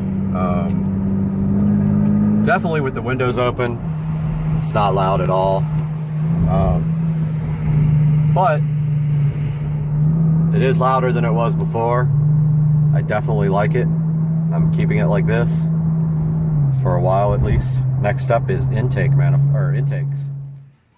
All right, guys, here's some video of the car right out of the car wash. The tint in the front was redone yesterday. Some fingerprints on the inside there. I'm gonna have to get off. But yep, that is the way it looks right now. There's the new exhaust.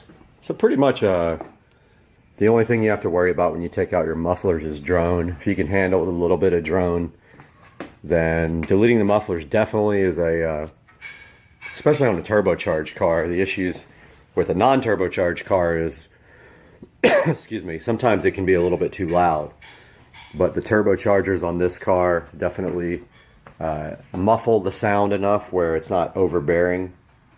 Now if it's too much with the mufflers removed, then you can put back some glass pack exhausts, like some MagnaFlow glass packs straight through. And that's going to be it for this edition. See you guys.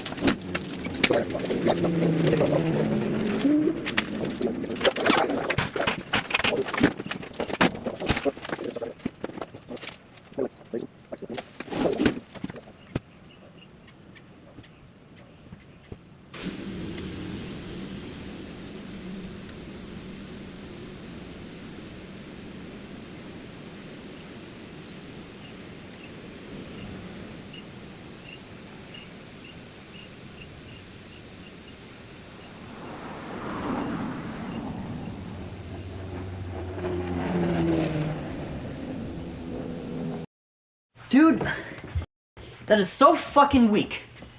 How am I supposed to get a chick in that? No, don't worry, dude. You couldn't get a chick if you had a $100 bill hanging out of your zipper. Yep.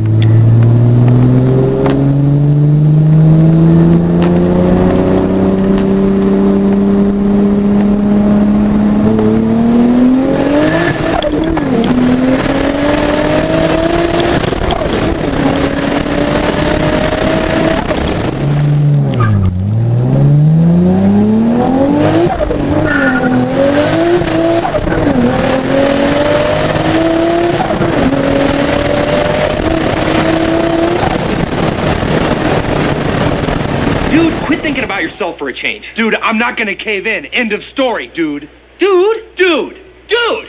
Dude. Dude. Dude. Dude. Dude. Dude. Dude. Dude. Dude. Dude. Dude. Hey, welcome back to Supercar Street Racing, and today we have the Marantz Cinema 70S, and we're going to be replacing this old, tired Pioneer VSX 1021. So hang out with us while we take a look at this flagship Marantz receiver.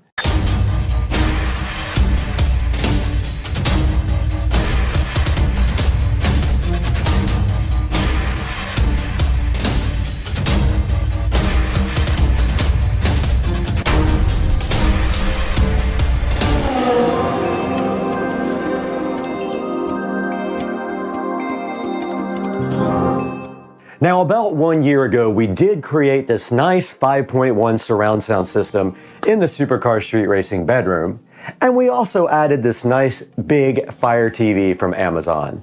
It has a UE error 22 showing on the screen, and for some reason the sound cuts out all the time or just gets really loud and blows you out of the bed. So we're gonna have to disconnect this and get this brand new Cinema 70S connected. So let's get this thing unboxed and see what's inside. Okay guys, we got the brand new Marantz Cinema 70S in front of us. Let's go ahead and get this thing unboxed.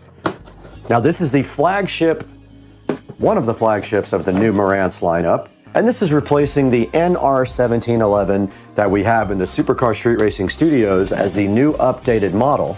I was a little bit too early to get this model when we built the studio. Let's get it turned around. And inside the nice packaging, very, very nice presentation. You can see already, there's a nice Marantz box on top here. There is an Odyssey mic for calibrating your sound. And then there is your power cord. And inside the box here, check out the presentation. We have the remote, the Bluetooth Wi-Fi antenna, some batteries, and a nice quick start guide. And then under that, it tells you how to use the HEOS app to listen to high resolution audio. And then there's an antenna right underneath that for FM and AM radio. Very, very nice. Once inside the box, we see this nice presentation here of the Marantz Cinema 70S. Let's go ahead and get the mic out. This is unlike any receiver I've ever unboxed before. The quality and the presentation is very high end for a $1,100 receiver. And you can see the nice wrap here of the Marantz Cinema 70S. We are gonna have to get it off the table now to get it out of the box. And it is a slimline receiver. Okay, that is all that's inside the box of the Marantz Cinema 70S. Now here's the Marantz Cinema 70S compared to the VSX 1021 from Pioneer. This Pioneer receiver did come from a thrift store a while back, and it is giving me quite a few problems. But notice how well built this Marantz looks compared to the Pioneer and how much more high-end this looks. All right, now that we have the Cinema 70S up against the Pioneer VSX 1021 here, let's go ahead and get this VSX 1021 disconnected and get this Pioneer out of here. All right, taking a look at the back of the Cinema 70S from left to right, we do see one Wi-Fi Bluetooth antenna upper left And then we see our phono inputs. We've got our standard audio inputs here, right next to our antennas. At the top, we've got digital inputs, we've got a coaxial, and we've got an optical input. Then we've got our Ethernet input jack here. And then we've got the preamp outputs. It does have preamp outputs for all the channels, which is important if you have a high-end system. Right here, there's a remote control. And then at the top, all your inputs for HDMI, and we will be using the ARC input for ours. Now, ARC is audio return channel. This will allow us to play audio from the TV through the receiver. And then you have your speaker outputs at the bottom, front, center, surround, and surround back and surround back. And then your standard power jack and your other Bluetooth antenna. Now, I did not label these wires when I put them on the back of the Pioneer. I have enough slack where it shouldn't be a problem.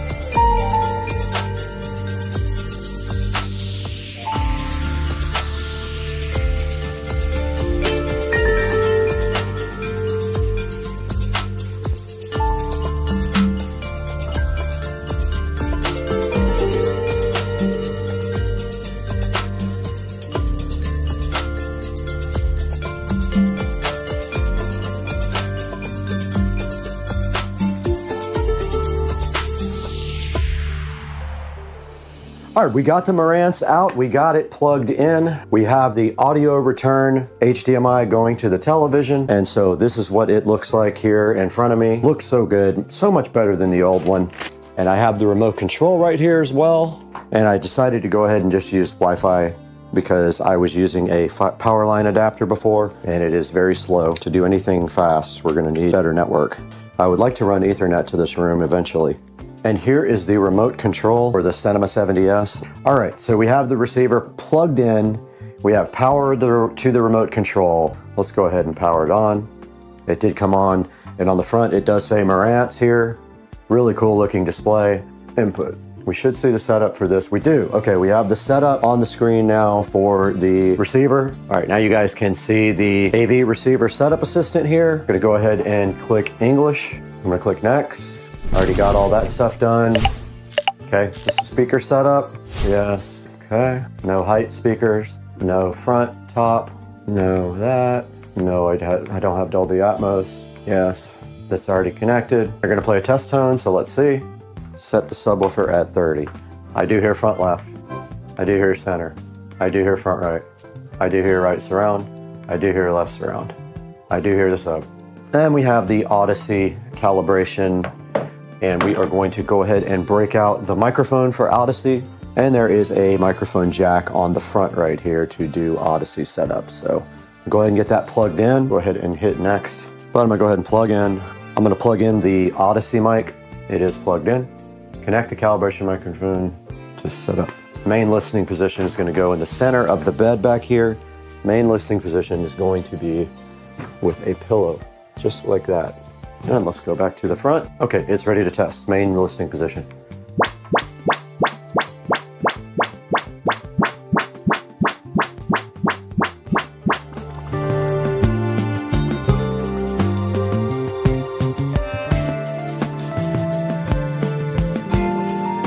Okay, I'm moving the mic. All right, it is done. I stopped at the third listening position. It says disconnect the microphone. Went ahead and did that. The antennas are actually already connected to the back here, and it's going to connect us to network here. Firmware. Let's go ahead and try to update the firmware. Yep, there is an update.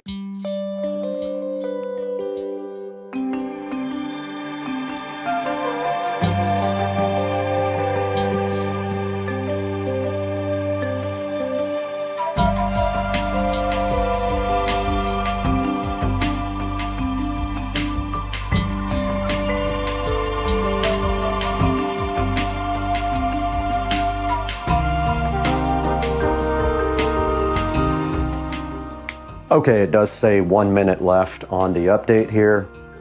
And you can see the TV went into screensaver because the receiver has switched off the HDMI signal.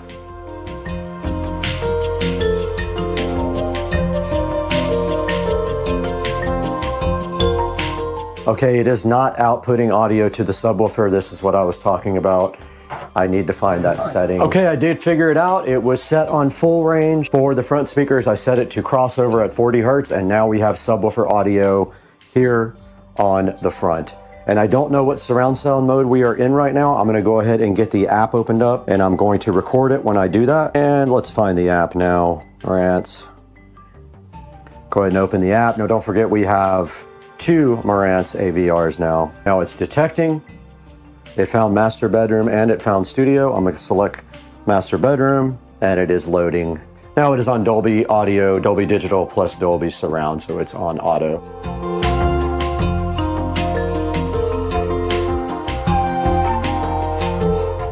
Welcome back to Supercar Street Racing. I'm Brad. You're in the 4K production studio, and we are taking a look today at the Marantz Cinema 70S, as you can see right here on your screen. And this 70S Marantz is one of the flagship Marantz models, and it is a slimline model as well. Now, this receiver has 50 watts on all 7 channels. It does 4K 120 and also 8K. Now, right here in the Supercar Street Racing studio, we have the old NR1711 from Marantz, which is also their slimline model. And unfortunately, I got it right before the 70S came out, so I wasn't able to pick up the new 70S. I did pick up the 70S for my bedroom, and you guys remember we did a 5.1 audio project in the bedroom about 1.5 years ago. And I did use a thrift store receiver at that time. It was a Pioneer, and I was trying to save money, so I just picked that up, and it got by for a little while. Now, the Pioneer started giving me errors like UE22, which is something to do with updates. And it is so old that it is no longer supported by Pioneer. Now, checking out the Cinema 70S right here on Amazon, you can see that if you buy it from this person, this seller, it is $11.93, but you can actually get it for right around $1,000, and I will put links in the description for both of them. When you take this link here, you can actually pay it in Amazon payments. The $1,000 version, you cannot pay it in payments. And this receiver has a 4.2 star review out of 52 ratings. Now, I will tell you on YouTube, this receiver has great reviews, and it's one of the best receivers I've ever personally used. Just the packaging and presentation was so nice on this receiver. When you open it up, you immediately see the quality there and the effort that they put in to make this a little bit of a higher quality experience for its customers. And going online here, you can see the pictures here of the receiver. And there's the front of the receiver. It has a really nice, modern looking, high-end feel. Here it says elevated performance for the Cinema 70S. Soundmaster tuned using precision components ensures your listening experience is extraordinary. And right here you take a look at the back of the Cinema 70S. And we did go over all this stuff in the video, and I showed you the connections on the back there. But notice here, one of the higher quality things that it has are preamp outputs for every channel. You can see right here, that is something that a lot of manufacturers are leaving out of their receivers now. And right here to the right of that, you can see all the speaker outputs and the HDMI inputs, including the 8K monitor output there. And you can see it does 4K 120 as well. It also does have 2 subwoofer outputs. And they're just letting you know right here that it has an included microphone, so you can use their Odyssey setup to perfectly tune any room. And right here, it's showing you the style, which I think is pretty cool, honestly. And it's telling you here in this slide that it has the most modern technologies available right now. Now, this also supports HEOS, Wi-Fi, and Bluetooth, and multi-room, so it has multi-zone support. And taking a look at the reviews here, I don't necessarily agree with some of these bad reviews. There are only 52 reviews total on this ad. This one says buggy firmware. I have not had that experience. Now, I did update the firmware immediately when I got the receiver, and so maybe I had a different experience. This one says it doesn't have Odyssey multi-EQ. It does not. It has regular Odyssey. But checking out the 5-star reviews here, you can see that it says pretty happy. Best audio gear I have ever owned. Fantastic sound. Hard to beat the price. I also agree. It is pretty hard to beat the $1,000 price point on this receiver. Incredible sound reproduction. I kind of agree. It sounds amazing. I've listened to music and movies on it, and it does sound really good. Perfect addition to my home theater system. I think the plan is for me to also, in the future, get a second one to upgrade my home theater room because my Yamaha is getting old at this point. So far, everything excellent. I agree with that review. For me, everything is great so far. And this last review says it was just fantastic. So the Marantz Cinema 70S has worked out great for the Supercar Street Racing 5.1 surround sound in the bedroom. And like I said a few minutes ago, I do plan on buying another one for my home theater room to replace the aging Yamaha. Guys, I want to thank you for supporting Supercar Street Racing in every way possible. Please buy all your products through our Amazon links that'll be in the description, including this Marantz Cinema 70S. And you can buy anything through any of our links. It doesn't have to be the product that you're currently looking at. And we have to get out of here right now. We have to go upgrade every receiver in Jacksonville. All right. Oh, yes! This is you if you break in! Yes! All right. Eat your dinner, man. Before everybody else eats it. He's more worried about that grass. Yep. Turtles are tormenting him.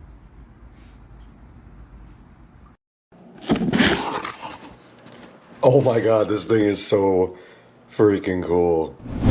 Guys, welcome back to Supercar Street Racing again, and you got Brad here. We just got through a minor hurricane which has just moved out of the area, and so now we have time to come back and show you guys a new review of something sent to us by a company. They wanted us to check it out, asked if we were interested, and of course we want to get this stuff out to you guys to try. So let's get out here in the SCSR garage and take a look at what we got out here. And we have the Jet Fan Max by Kika. We're going to be taking a look at that today, and they also sent us the portable fan as well to take a look at. All that coming up today on Supercar Street Racing. Hang out.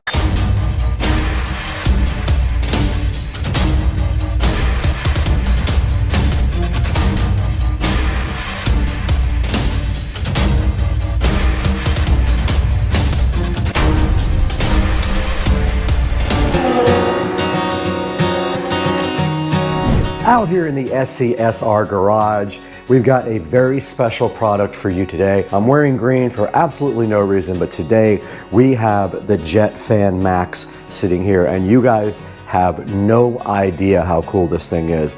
We're going to be taking a look at this today for the very first time, and the challenging part is that the instructions are in Chinese or something, and so I had to try to translate them to figure it out. But we're going to open this stuff up really soon and see what's inside the box, what they included with the Jet Fan Max and the portable fan as well. We'll get that information to you guys today and tell you how we feel about this fan. So let's get going. We got a lot of stuff to do today with this, and we're out here in the beautiful garage hanging out with the Tesla and the golf cart. Let's get this thing unboxed. We're starting with the Jet Fan Max here from Kika, and right in front of me you can see the box is silver and does show a picture of the fan in front right there, and then it's got some little artwork around it like that, and on the back it looks identical to the front. No big deal, nothing really on it.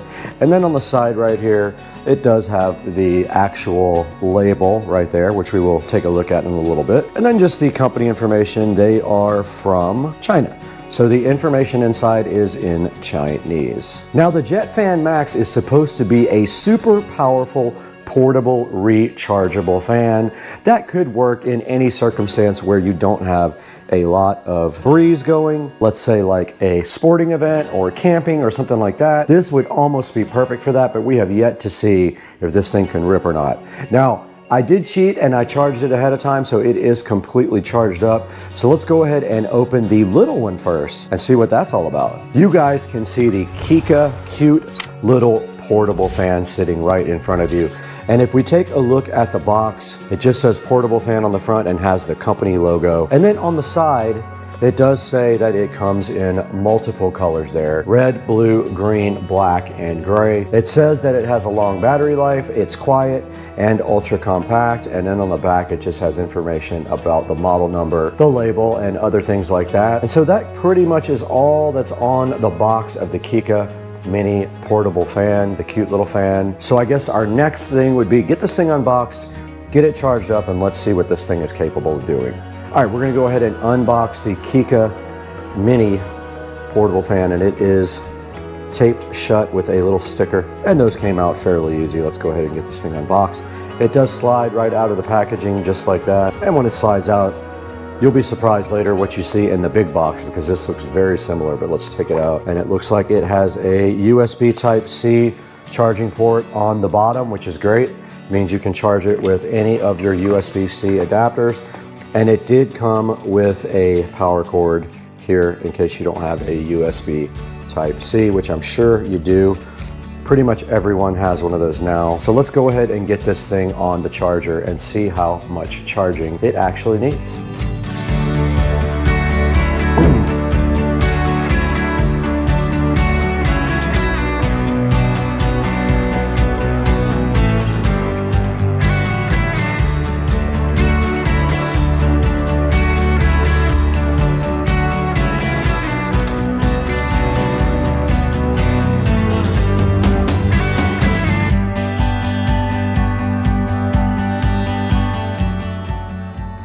All right, you saw right there that we turned on the Eco battery inside the golf cart. We did switch on the 12-volt system, and now we have plugged in the mini portable fan to the club car precedent on the 12-volt system here, and it is charging with this USB Type-C cable. It is on a single LED, so we're gonna go ahead and let this guy charge up until it is fully charged.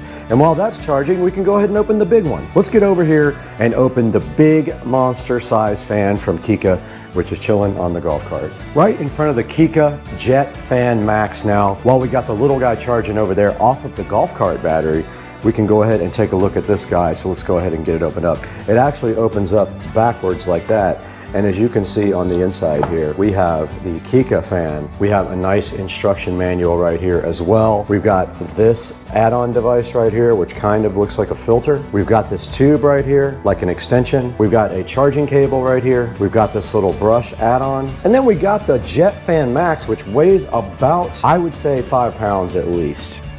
All right, we're sitting in front of the Jet Fan Max packaging content, and unfortunately, the entire manual is in Chinese, so I did have to translate the few things that I could figure out. But obviously there is a type of filter here that you can put on it with a screw on this thing. So that means you probably screw it onto the end right here. You can see the Jet Fan Max is threaded, and then on the other side we see the controls here. So this is the power button. You long press this button here to go ahead and start the Jet Fan Max, and then this is a slider that does control the power level. Now this button, not sure what that does because I am not able to translate that part of the manual. We can give it a shot and see if we can figure out exactly what that does. All right, the Jet Fan Max is in front of us, and we do have this add-on. You have that, and then you have this nice brush add-on here as well, and that goes right on. I don't know what you would possibly use that for unless you're going to clean something maybe. You have an extension also that you can add on right here, and there's a good look at the extension on the end, and then you can then put your brush. That just clips right on the end like that, and that is how you use the accessories. I guess you can blow stuff off with it, like a cleaning tool. And then this thing just does come straight back off like that, and that part unscrews just like that. Back out here with the VESA Jet Fan Max, and let's talk a little bit about the operation of this. Now, as I said, this is kind of substantial. It is heavy. 5 or 6 pounds should tell you that it is a quality product, and a lot of that might be the battery on the bottom. I'm not sure, but the battery does slide out just like that. So if you have an extra battery, you can go ahead and have that charged up and ready. But that just slides right back into the VESA, and then it is ready to go. Now here is the power slider, and that's the level of the fan intensity. And I don't know what this does because I cannot read the manual. Now to power on the fan, you simply hold the power button down with a long press. And you can see right here, it does say 95% on the charge indicator, and it is at 0% power. Now we're turning it up, and it is going to blow the camera over. It will blow. That's only 36% on the thing, and it will blow this. Absolutely rips, and you can see how much power it had at only 50%. It will blow the camera over easily.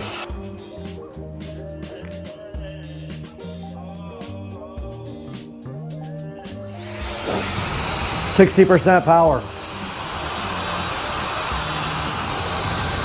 100.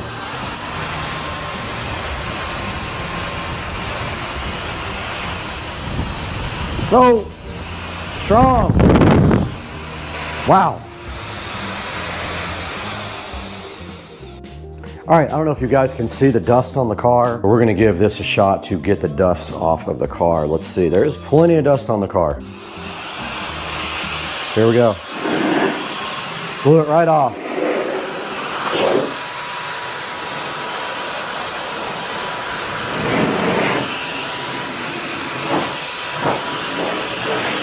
The dust that isn't stuck to it is coming right off.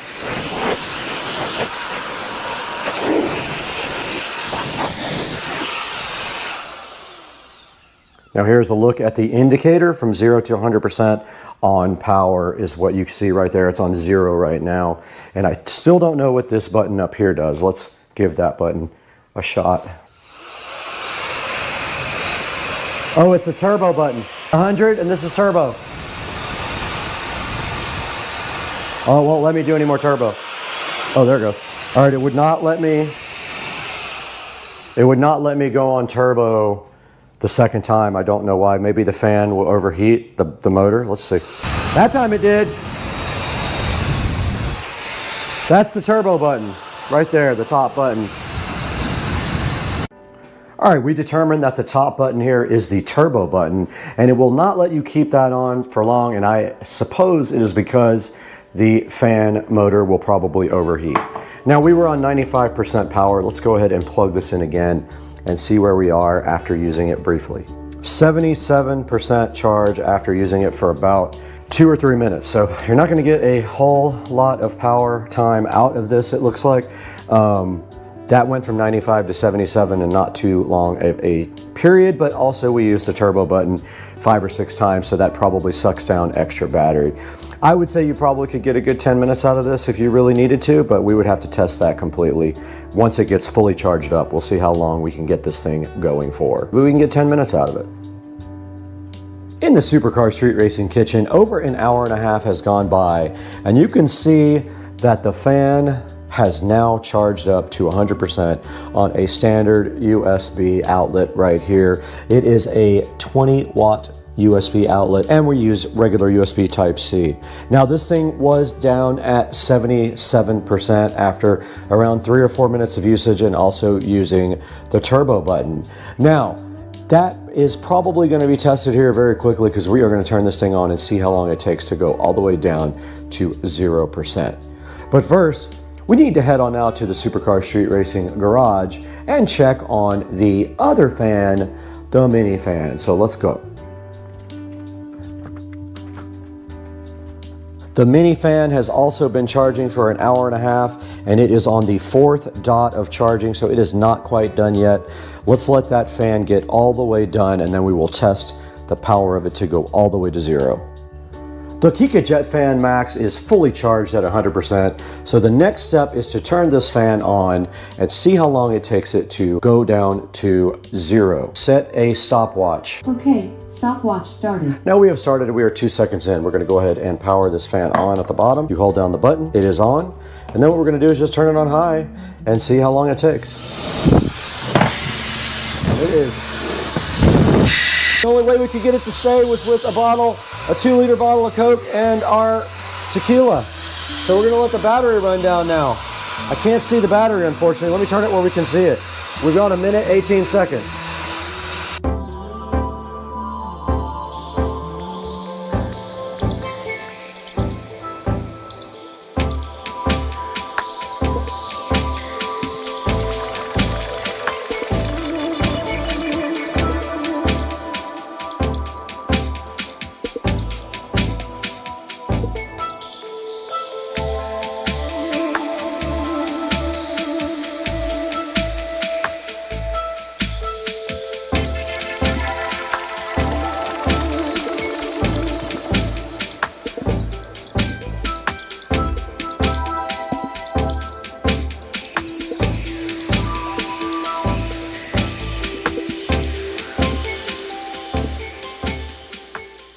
All right, guys, we got the mini fan here now, the portable fan by Kika.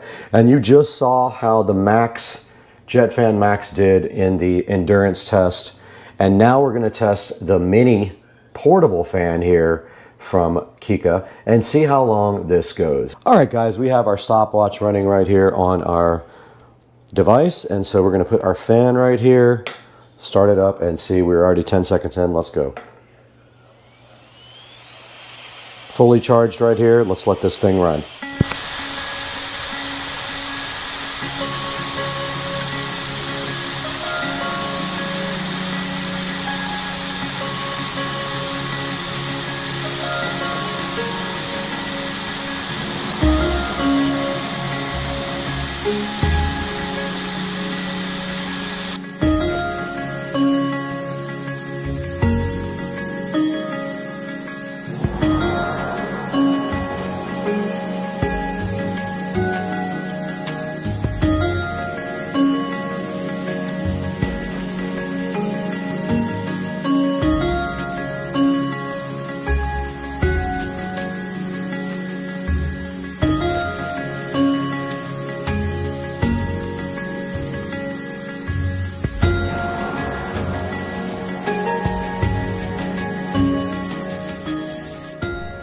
Okay guys, so you just saw we ran the mini portable fan down to nothing.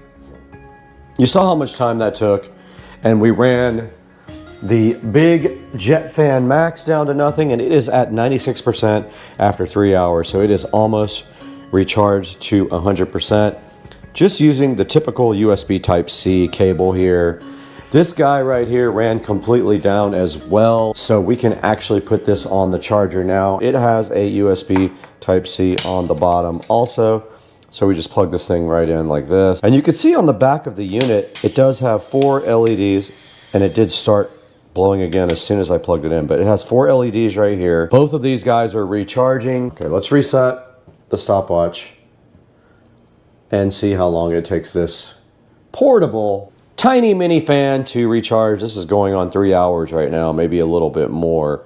And then we'll give you an update once we get all this stuff completely recharged.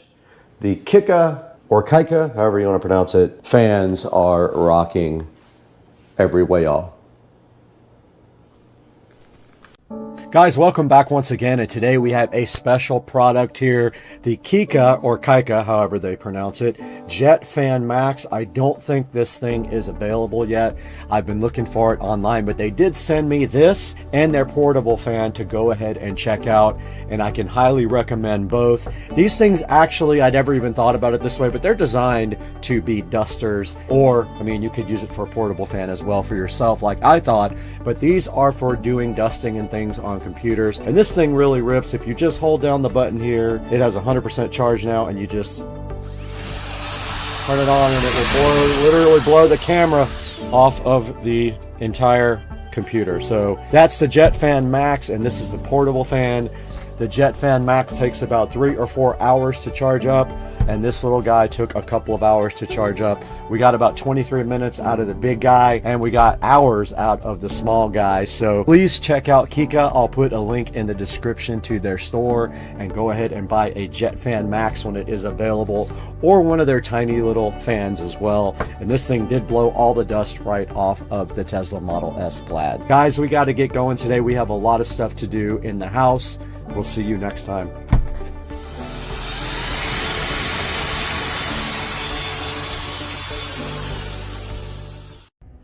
This dude is just chilling on my deck wanting some food, and this is a Blue Heroin 3.0 coming to visit me on a cold winter day in Jacksonville, Florida. Let's go, Blue Heroin. All right, 335i 0 to 60 and more with a tune.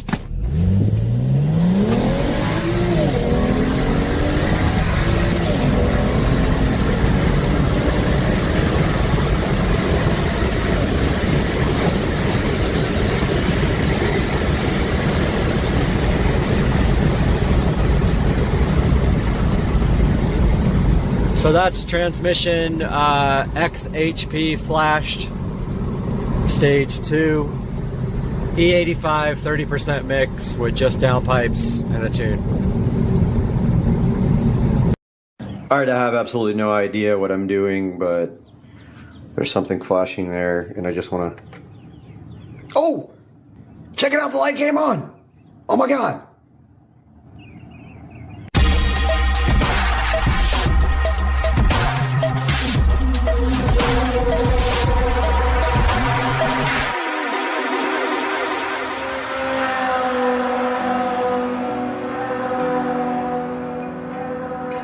Guys, welcome back to Supercar Street Racing. Today we have what you see on the screen right here, the Philips Smart Sleep Wake Up Light Colored Sunrise and Sunset Simulation.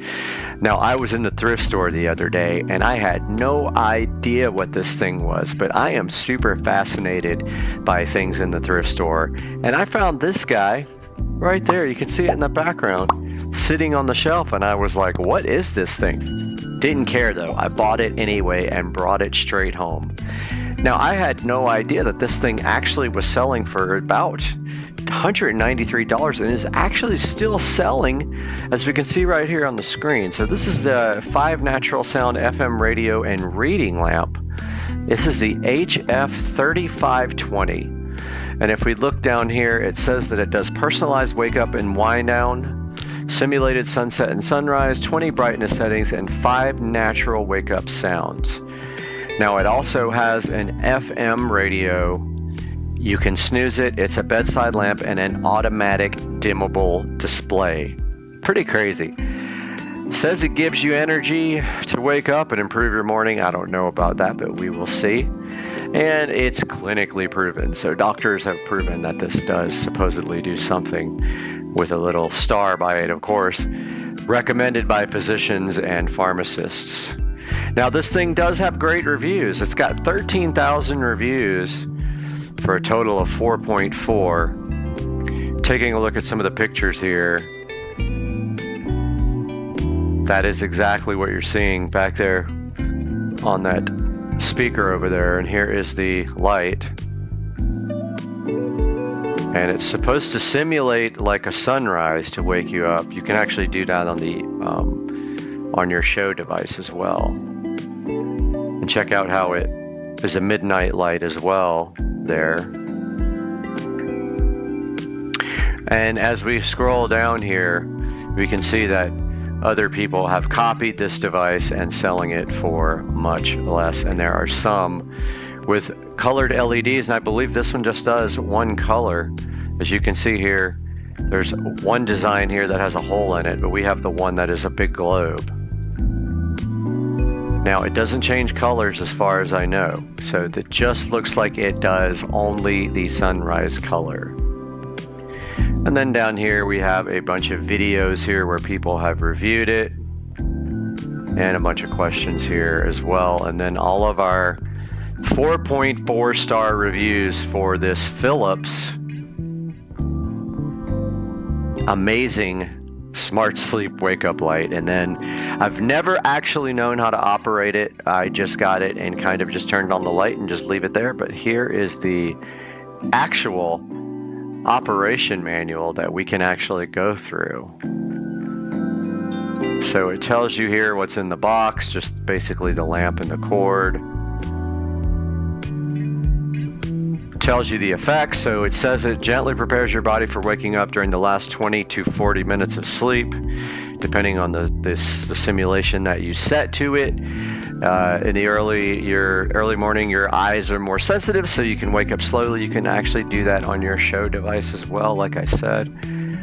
Shows you here the device and the menu buttons here, and how to navigate through the menus, which are a little confusing.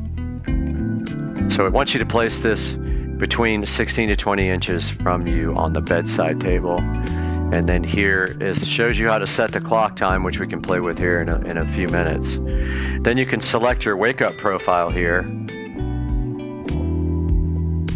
You can wake up at 2 different times. You can set your sound to wake up to FM radio or built-in natural sounds, which I have not attempted. Here's how you adjust your clock times. and your display contrast, switching the lamp on and off. There's actually a little light on top. That is the one thing that I did figure out, and how to do the brightness. I did figure that out. There's how you turn the FM radio on and off. This is a rather large alarm. This is the fall asleep, so you can fall asleep with a timer. Your dawn duration settings here, a demo mode, which I did not know, which we will try that.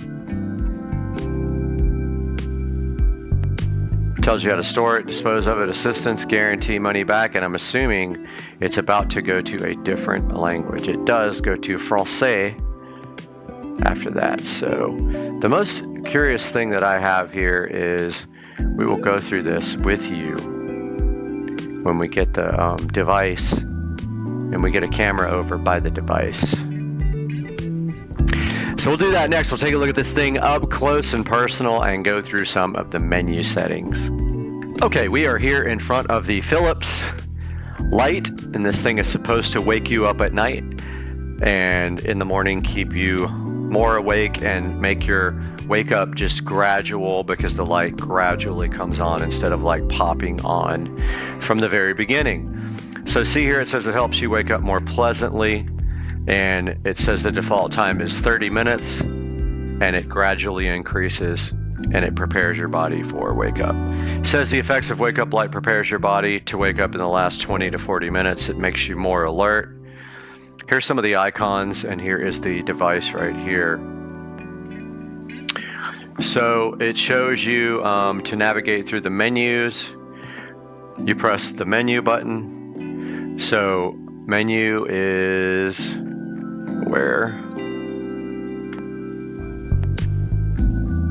Menu select. Menu is on the front. And it's flashing O2. And it looks like this is where you set the time, I guess. I'm not sure. Yeah, it looks like that's the time set on this thing. You can see here it says 6:40. To exit the menu, you press the menu button or wait 30 seconds here. All right, so it says to set the clock time, you have to set the clock time when you plug the appliance in for the first time and when there's been a power failure. Let's hit menu. This has a short in it.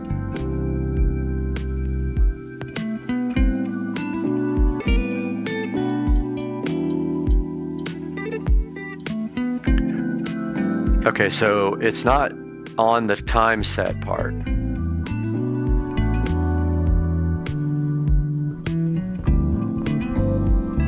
Let's see.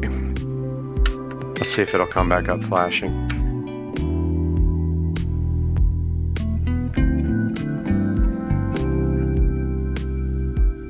Yeah, this thing has a issue. It is not 6:41. All right, menu. It says 5:52. Let's lower this so you guys can see it better.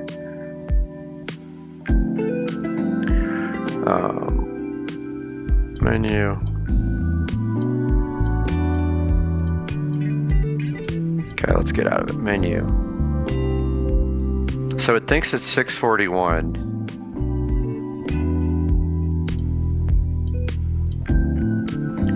Let's select that. Yes. 6:41. Let's see. It's 8:18.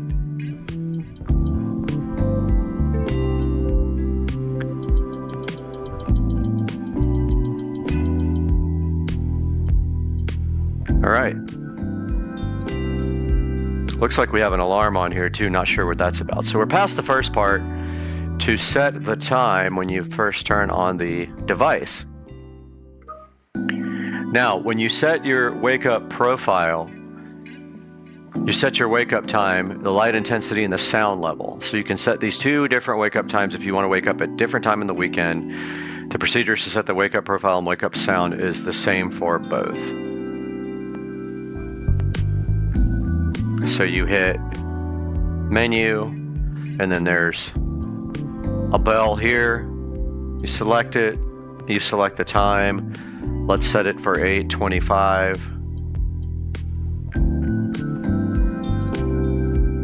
Whoops.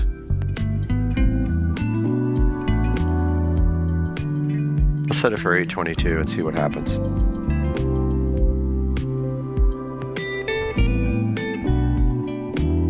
It may not work because we have to have 30 minutes. And then I guess this is the, let's see, time, and then this has the brightness level, it says. And this is the sound level, I take it.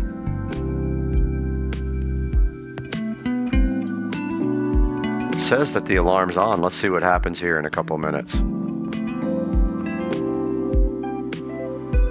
I went ahead and turned the camera back on because, as you can see, we're already getting some sunrise wake up action. So this is how this light works. It slowly comes on to wake you up.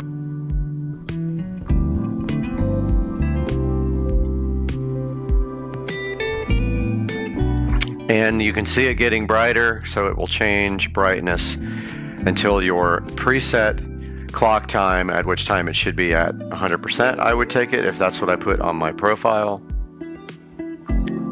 So we have 2 minutes to go before that happens. And look, it is gradually brightening up here.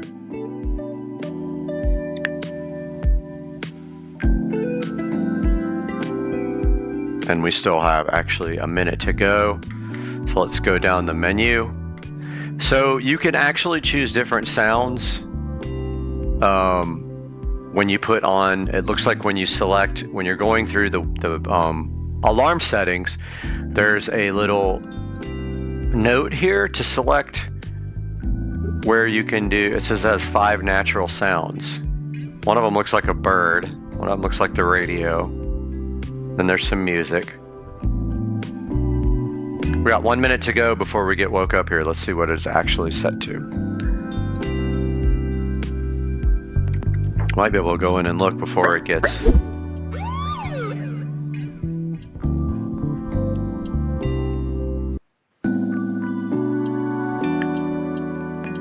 Yeah, it doesn't say, I didn't see what sound it was, so let's just see. Now notice the light turning into more of a white light now.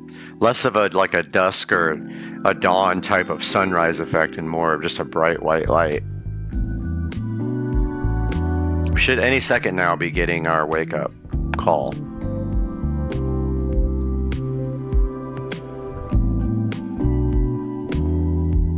Come on.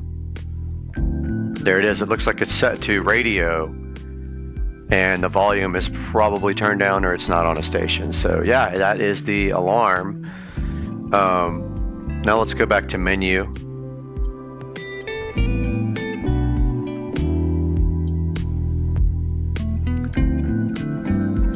It never showed me like where to set the sound type. That looks like volume. But nowhere does it have what type of sound. Let's see. Menu, select. All right, menu, select.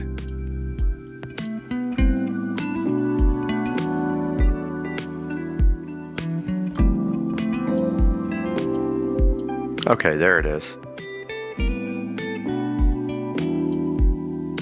So you have to use the plus and minus. That's radio. That's bird. All right, I put it on bird. Let's go menu, go back to the alarm.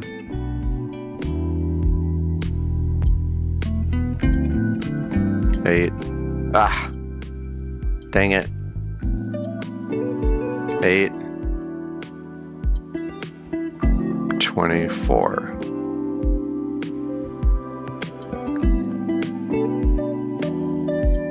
All right, so we have our menu, our alarm set on 8:24. The light's not going to be able to do anything because we are so close to our wake up time. Let's see how it acts at 8:24. Probably won't be able to turn the light on that fast. It needs a couple of minutes at least to prime up. but let's see. Okay, it didn't do anything as far as sound.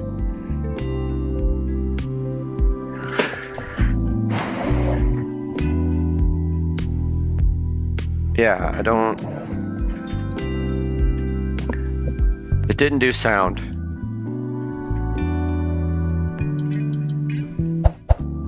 Ah, there it is.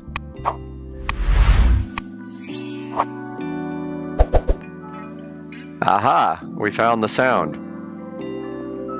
All right, let's hit the snooze. Okay, I think we hit the snooze button on the side. It looks like a little bell here. Now this is how you adjust the clock time. We already went into that, so we already know how to do that.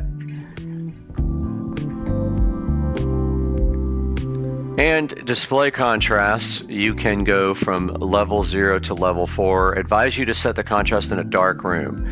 So you hit menu, and you hit select.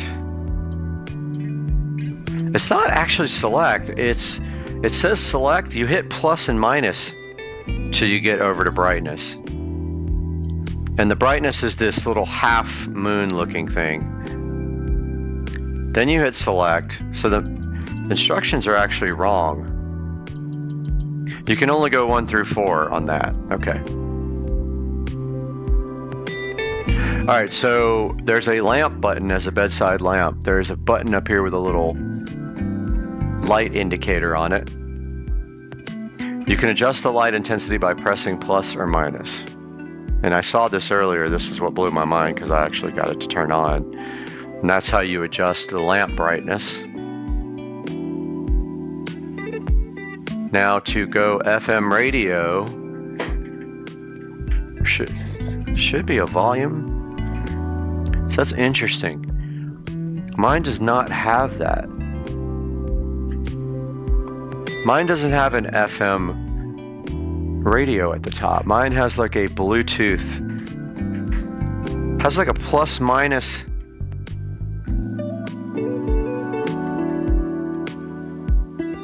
Okay. There it is. All right, so mine is different. Mine doesn't say FM at the top. It just has a plus or minus track thing for like changing tracks. But I did find the FM radio there. Here's how you switch the alarm off or on. There's a little bell icon right here on the side, as you can see there in the instructions. All right, so to snooze, you can tap the front of the wake up light to snooze. So you just touch that to get that done.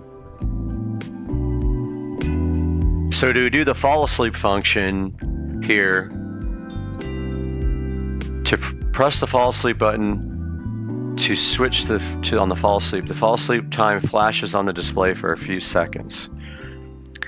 Where's the fall asleep button? Over here? Yep.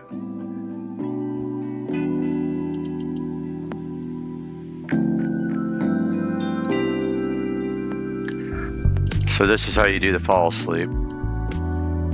You just set a time, 5 to 60 minutes. And then I guess the light gradually decreases there to help you fall asleep, as is indicated here in the manual, and it looks like it'll play music until you fall asleep as well.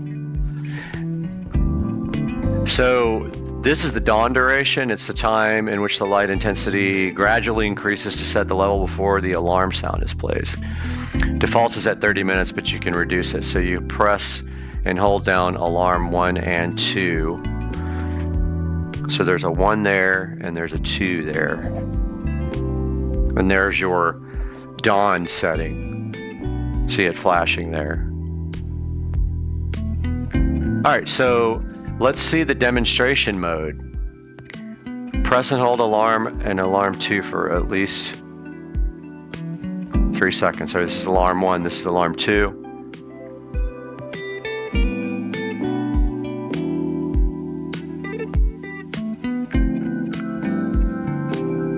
guess it's on. I don't know. Let's see.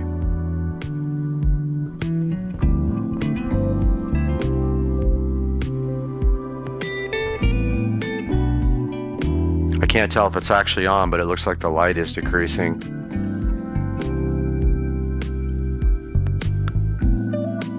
Press and hold alarm. Switch off the demonstration. Press and hold the previous plus alarm button for 3 seconds again. Oh, or alarm. Alarm 1 or alarm 2. I was doing it wrong. Alright, there's test here. Now we're in test mode.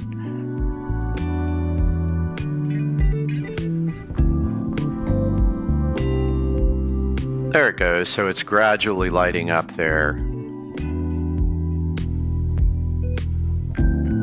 So awesome. Pretty cool gadget. Something that TechMoan would love, I'm sure. So you can adjust the audio feedback if you want to hear clicks when you do the buttons. Menu buttons have a backlight. If you move your fingers close to the buttons, the backlight lights up. That's pretty cool. I mean, I don't see it happening, but that's pretty awesome. Oh, there it is. These light up automatically when you get close to them. These menu buttons. I'm wondering if you guys are seeing the camera reacting to the LED. And that is the Philips wake up light, which I had no idea what it was until I grabbed it at the thrift store. And here comes our lovely music again to wake us up. And I just turned off the demo mode. Guys, I hope you enjoyed this look at the Philips wake up light. It is quite an interesting device. I've never seen anything like it before, and pretty cool. If you guys have any comments, throw it down in the section below the video, and please like and subscribe. We'll see you guys on Supercar Street Racing. Hey guys, welcome back to the channel. Hope you're having a great Sunday. And yesterday we worked on this mini bike, which is a copy of a popular 200 mini bike. I forgot the name of it off the top of my head. It's just a clone. It is a metal machine, but it is a Baja. That's right, it is a Baja 200 mini bike. Now, where did we get yesterday? So you probably saw in the video that we did get this started. What we did is we put seafoam in the gas tank, and we put a full tank of gasoline, and this thing started right up with some starter fluid. Today, now actually after that part, I could not get the thing to run anymore, but I did find that the starter linkage is broken on this thing. It's not the starter linkage, sorry, the actual accelerator cable linkage does nothing to the carburetor. So not sure if I need to buy the whole entire section right there, because it does nothing at all. It looks like some of the springs are worn out, but today we're going to wrap up this video. We might try to start it again, but the first thing we're going to do is slime this tire, so at least I can move it around until I can get a brand new tire. So we're going to do that now.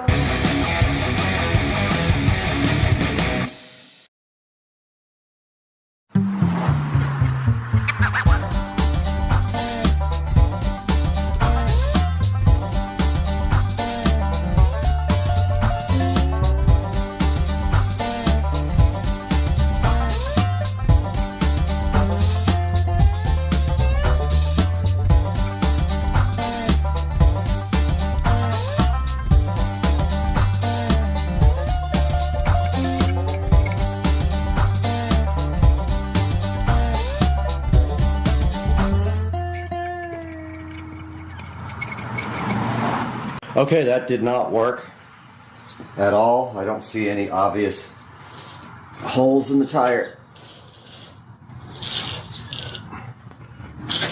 But it did not inflate. So there is the flat spot on the tire.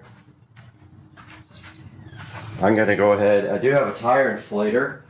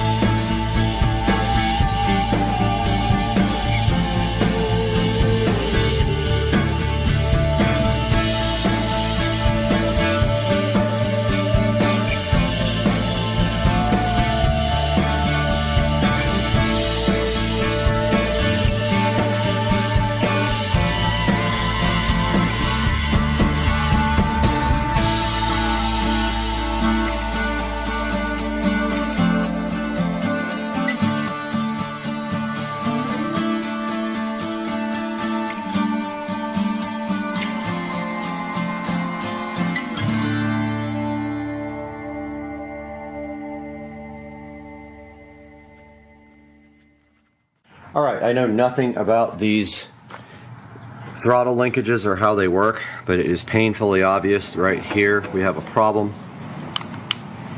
See that spring there? It is connected to nothing. Literally nothing, and I have no idea where it goes, what it does. But there's a little black, like, rotating assembly right there that I can rotate with my screwdriver, and when I did, the cart or the bike would either rev full speed or not start at all. That's part of the assembly there, so I don't know much about it. Apparently I need a whole new throttle assembly right here to connect to the carburetor, but I'm gonna keep on playing with this right now. Doing some more research, apparently this is a very popular motor. It's the 196cc, and it has a name right there. Pride. And there are plenty of parts available for this. I'm actually going to order a high performance carburetor for it and ditch this whole setup and a new throttle linkage cable. go ahead and get, I don't think I need a new gas tank. I'm going to pull this gas tank, drain it, and refurbish it. And then just start ordering parts for this guy. I could not air up the front tire. I tried a million times and nothing happens. I'm thinking this valve is jacked. It does nothing. So I need to order tires as well, front and rear tires, but I'm not gonna go with knobbies. I'm gonna go with street tires. And we have the mini bike here. We're gonna start disassembling this.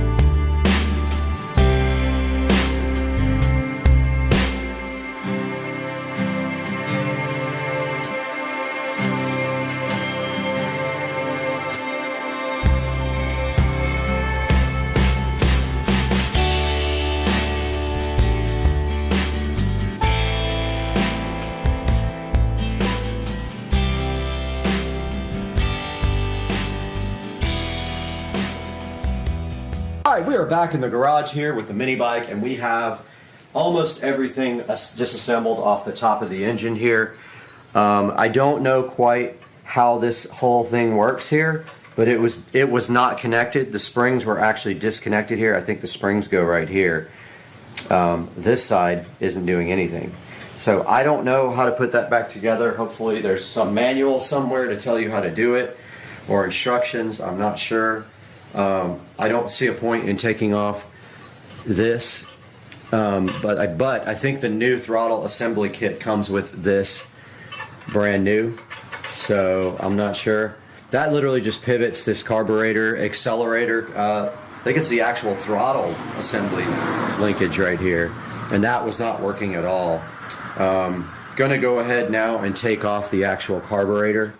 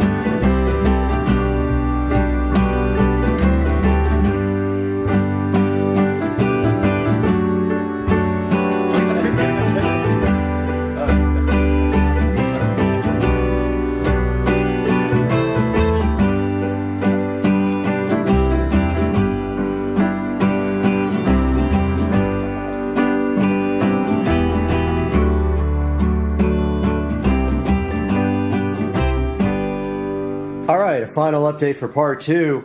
Rich came over and I was like, oh look, this tire won't air up, and sure enough I put the compressor on the valve and the thing aired straight up. And it's got no problem whatsoever except the flat spot. So I am replacing those though. I do want to tear down the handlebars and the fork and all that and get that redone, or get a new fork. I'm not sure what's available out there, but I'm going to look online.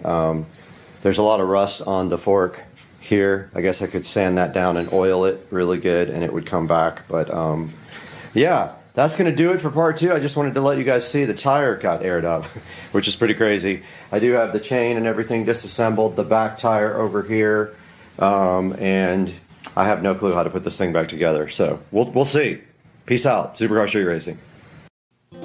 Hey guys, welcome back to Supercar Street Racing, and today we have the Marantz Cinema 70S, and we're going to be replacing this old, tired Pioneer VSX 1021. So hang out with us while we take a look at this flagship Marantz receiver.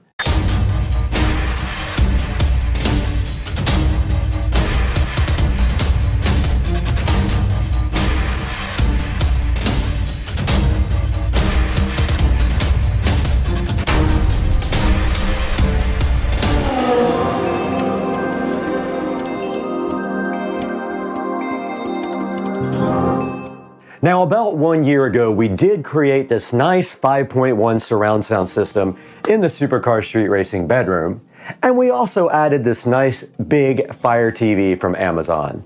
It has a UE error 22 showing on the screen, and for some reason the sound cuts out all the time or just gets really loud and blows you out of the bed. So we're gonna have to disconnect this and get this brand new Cinema 70S connected. So let's get this thing unboxed and see what's inside. Okay guys, we got the brand new Marantz Cinema 70S in front of us. Let's go ahead and get this thing unboxed.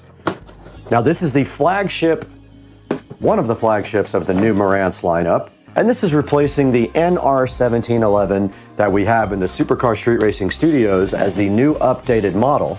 I was a little bit too early to get this model when we built the studio. Let's get it turned around. And inside the nice packaging, very, very nice presentation. You can see already, there's a nice Marantz box on top here. There is an Odyssey mic for calibrating your sound. And then there is your power cord. And inside the box here, check out the presentation. We have the remote, the Bluetooth Wi-Fi antenna, some batteries, and a nice quick start guide. And then under that, it tells you how to use the HEOS app to listen to high resolution audio. And then there's an antenna right underneath that for FM and AM radio. Very, very nice. Once inside the box, we see this nice presentation here of the Marantz Cinema 70S. Let's go ahead and get the mic out. This is unlike any receiver I've ever unboxed before. The quality and the presentation is very high end for a $1,100 receiver. And you can see the nice wrap here of the Marantz Cinema 70S. We are gonna have to get it off the table now to get it out of the box. And it is a slimline receiver.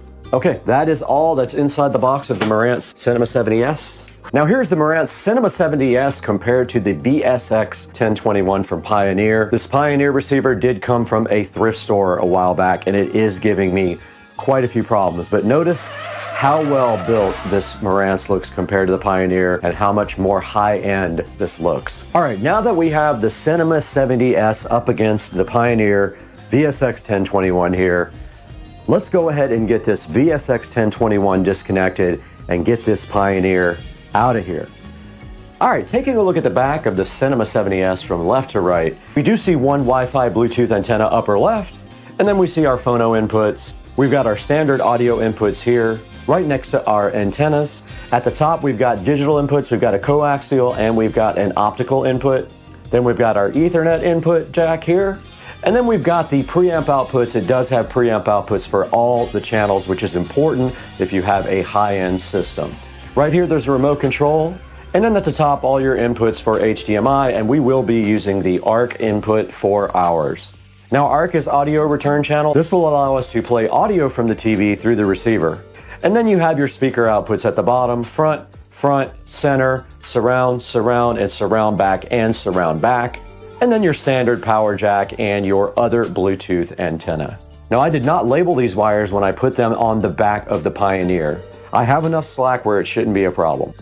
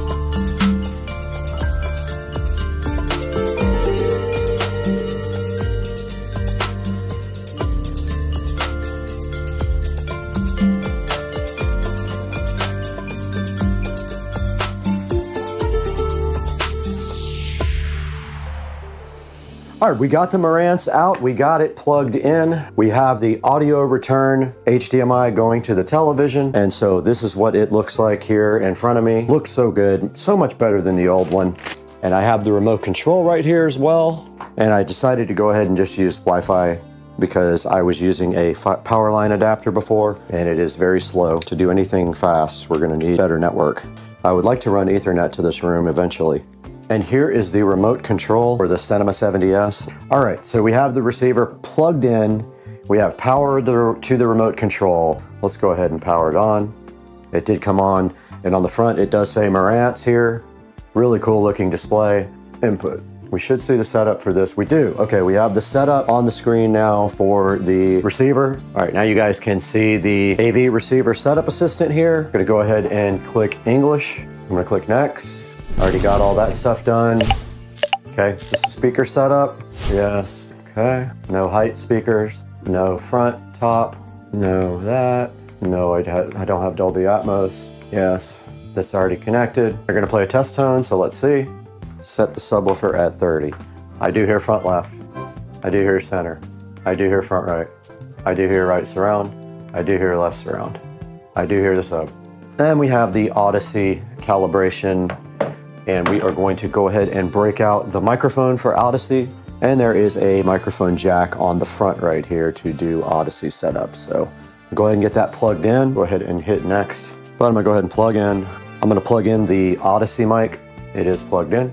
Connect the calibration microphone to set up. Main listening position is going to go in the center of the bed back here. Main listening position is going to be with a pillow, just like that. And let's go back to the front. Okay, it's ready to test. Main listening position.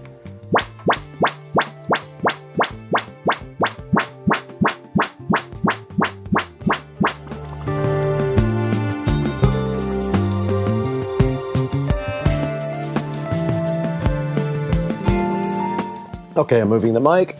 All right, it is done. I stopped at the third listening position. It says disconnect the microphone. Went ahead and did that. The antennas are actually already connected to the back here, and it's gonna connect us to network here. Firmware, let's go ahead and try to update the firmware. Yep, there is an update.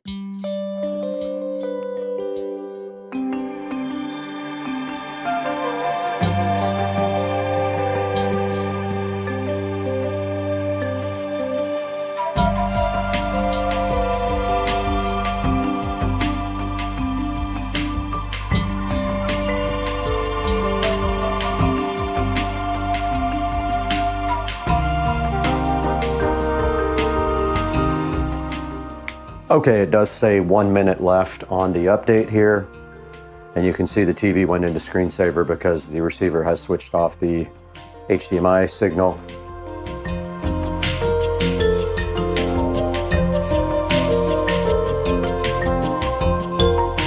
Okay, it is not outputting audio to the subwoofer. This is what I was talking about. I need to find that setting. Okay, I did figure it out. It was set on full range. For the front speakers, I set it to crossover at 40 Hertz, and now we have subwoofer audio here on the front. And I don't know what surround sound mode we are in right now. I'm gonna go ahead and get the app opened up, and I'm going to record it when I do that. And let's find the app now. Marantz. Go ahead and open the app. Now don't forget we have 2 Marantz AVRs now. Now it's detecting. It found master bedroom and it found studio. I'm gonna select master bedroom, and it is loading. Now it is on Dolby Audio, Dolby Digital plus Dolby Surround, so it's on auto.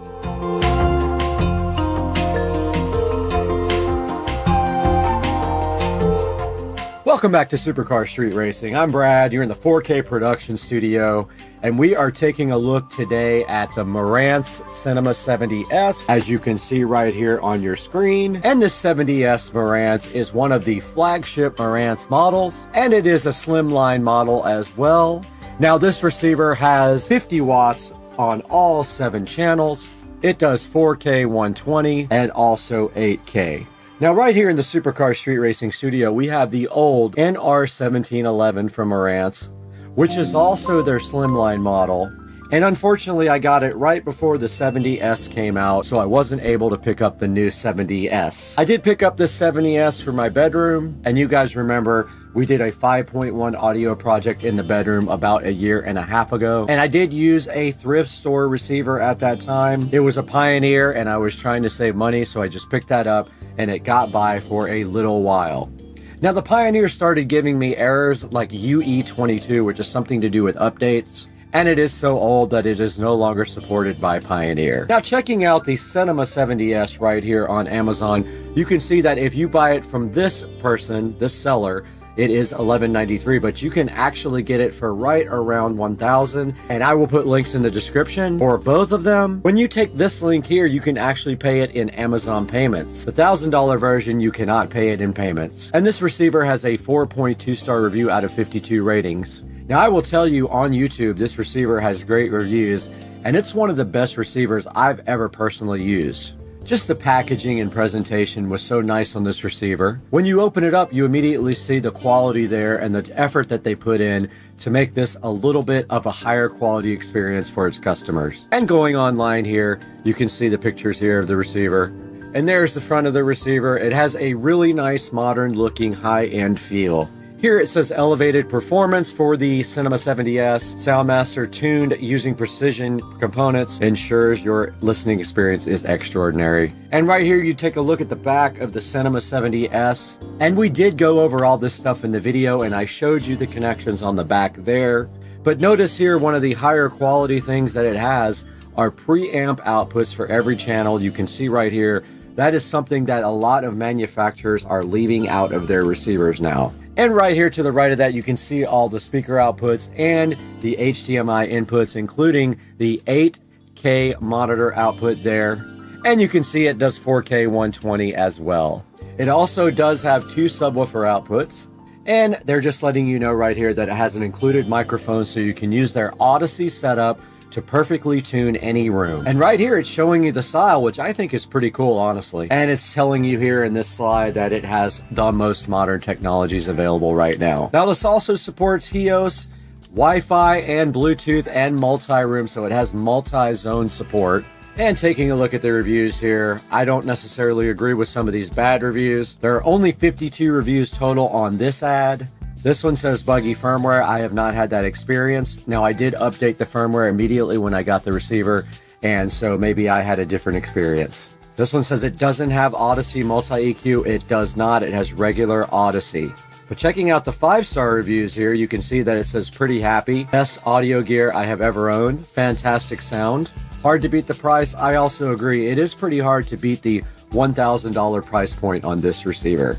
Incredible sound reproduction. I kind of agree. It sounds amazing. I've listened to music and movies on it, and it does sound really good. Perfect addition to my home theater system. I think the plan is for me to also, in the future, get a second one to upgrade my home theater room, because my Yamaha is getting old at this point. So far, everything excellent. I agree with that review. For me, everything is great so far. And this last review says it was just fantastic. So the Marantz Cinema 70S has worked out great for the Supercar Street Racing 5.1 surround sound in the bedroom. And like I said a few minutes ago, I do plan on buying another one for my home theater room to replace the aging Yamaha. Guys, I want to thank you for supporting Supercar Street Racing in every way possible. Please buy all your products through our Amazon links that'll be in the description, including this Marantz Cinema 70S. And you can buy anything through any of our links. It doesn't have to be the product that you're currently looking at. And we have to get out of here right now. We have to go upgrade every receiver in Jacksonville.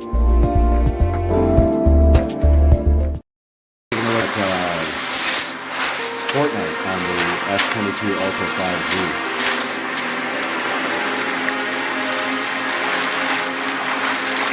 Now it's still downloading the higher resolution texture.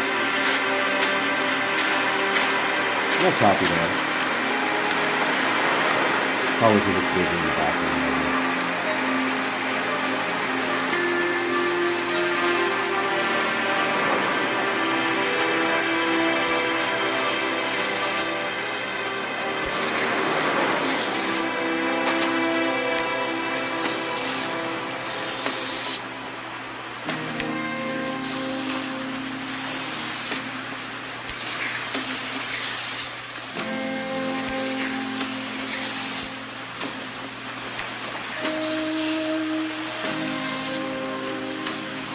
Very playable at this resolution.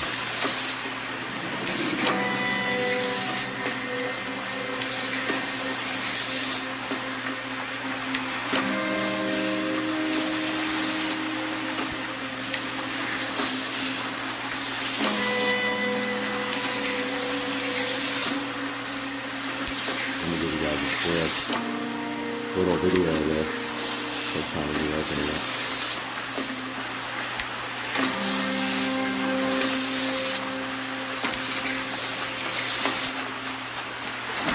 Totally playable.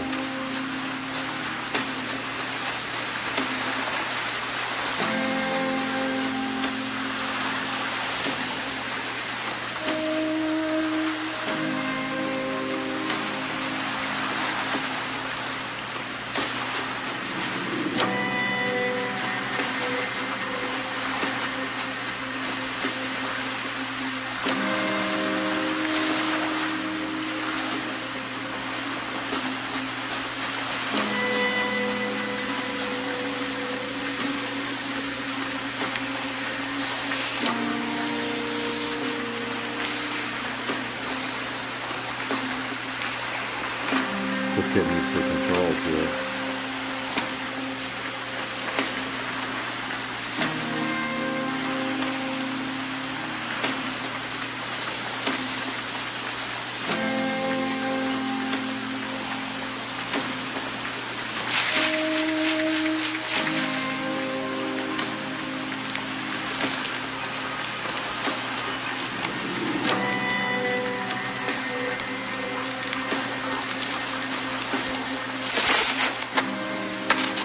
I suppose I owe you an explanation.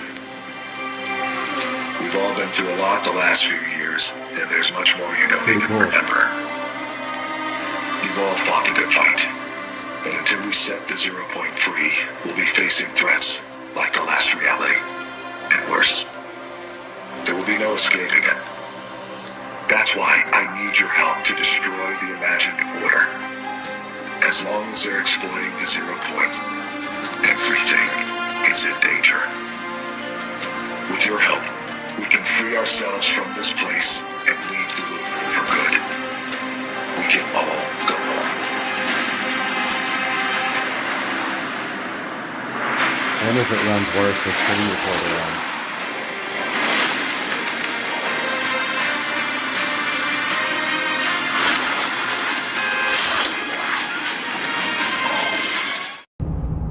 We just stopped by the candy store to get some candy, and we got this big candy right here, and it's, I'm not gonna say the brand.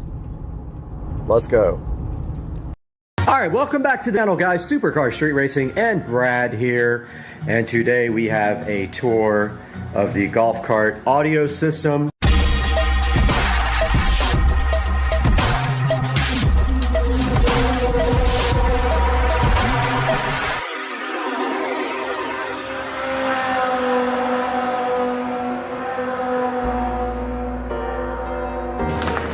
Alright guys, welcome back. I finally got some zip ties. I'm ready to start cleaning up this wiring. I'm waiting on the Bluetooth adapter though, and it will not be here until later today. So I'm going to start with what I have, and that is getting some of these white zip ties off.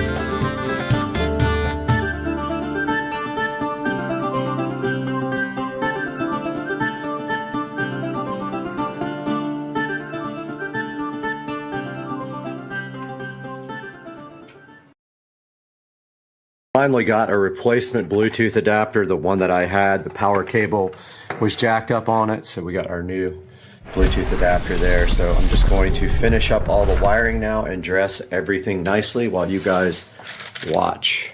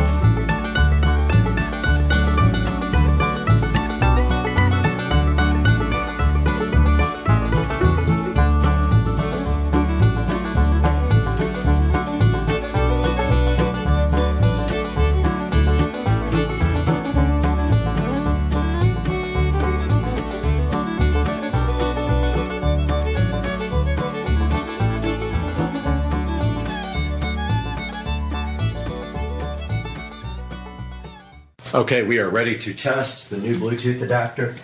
We are connected to Wi-Fi here, and we got some YouTube. Let's see.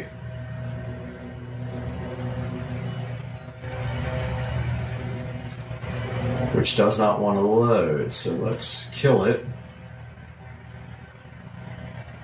and open it back up. Alright, we got internet.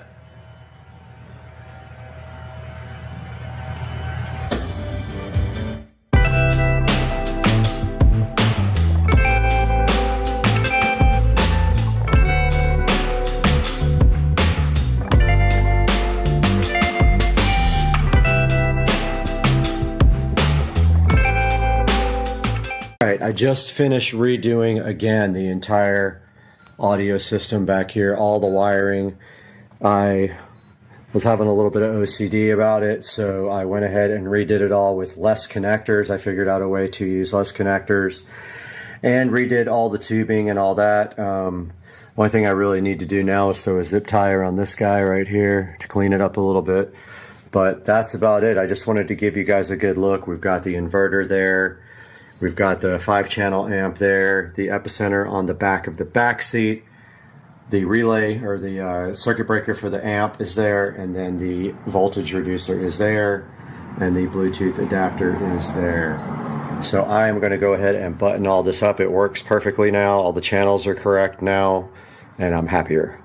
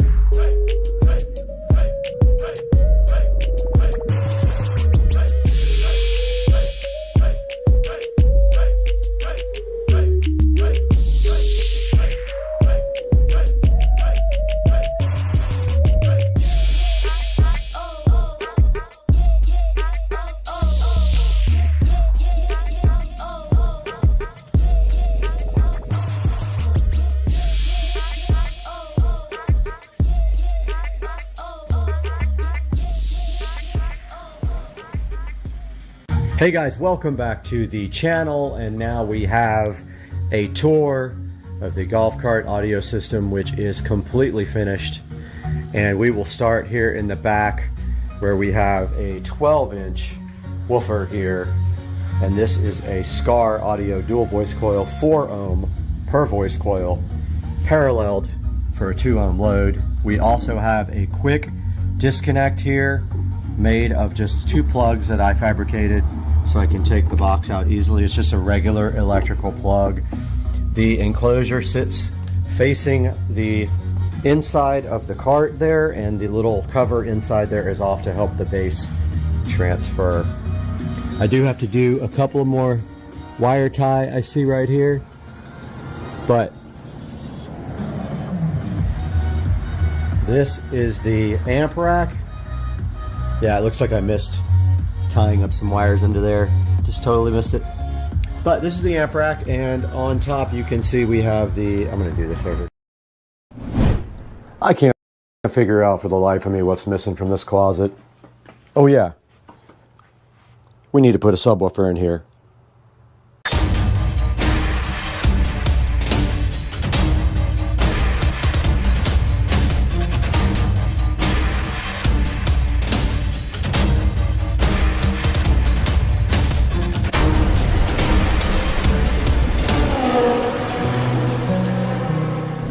Guys, welcome back to Supercar Street Racing. Brad is here on a beautiful Monday in Northeast Florida, and we need to get this Sony subwoofer installed today, and we're going to put that thing right down there by where we have power. So our goal today is pretty simple. This guy has a section on the back for speaker level inputs. We're going to go ahead and get up in the attic, drill a hole in that cap, stick a hole in the side of the wall here, and go ahead and hook up this Sony subwoofer. So let's go ahead and get that sub down now and take a look at it.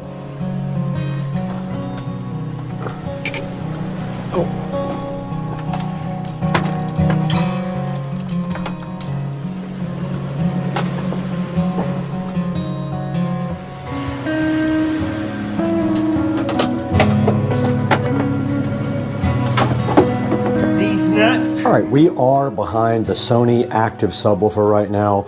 I don't know how old this is, but it looks to be a little bit old. I did pick it up at a thrift store, and you can see inside it has a nice size heat sink down in there. I don't know if you guys can see that or not. But here on the back we can see we have both inputs and outputs. Now what that is for is so that you can come into the subwoofer and there is a crossover built in, and you can feed your speakers like the ones up here in the ceiling with the crossover output. However, we are not doing that.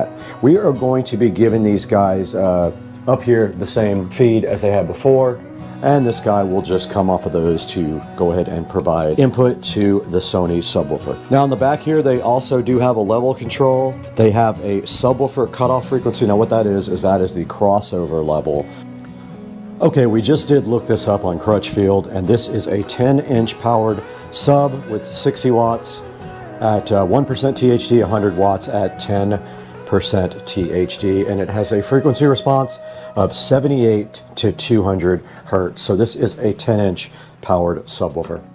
I just wanted to discuss with you guys, when you are putting speaker wires in and you have to run wires down a wall, if you are on an interior wall, there should not be any kind of problems drilling a hole in the cap with a paddle bit and just dropping straight down with your wiring. Now, if it is an external wall, like the one in the bathroom going out to the garage, it could have insulation in it, which would make your job more difficult. And it could also have fire breaks, and those are studs that go left to right in the wall to prevent fire from breaking out as fast. So this wall here has no insulation whatsoever, and we are super lucky because it is literally right next to the attic. All I have to do is jump right up there with my drill and look for where the wire comes down to the other side of the wall for the outlet, and just drill further past it, maybe like 3-4 inches past it with my big paddle bit, and that should be it. So our wiring run, just FYI, is going to go up that wall, and then it's going to come right over here to this speaker at the top and that speaker. So I'm hoping I have enough wire. I'm going to bring extra up there with me in case I have to splice, but I'm kind of using old wire for this, and I will bring some electrical tape. So I'm going to bring my wire strippers up there with me and a pair of scissors and just have that handy. But it is easy to get up and down on here because it is so close to where we're going. So let's get everything prepped up to get up in the attic, which is going to be a lot nicer now because my attic is spray foamed. It should not be 1,000 degrees like it used to be.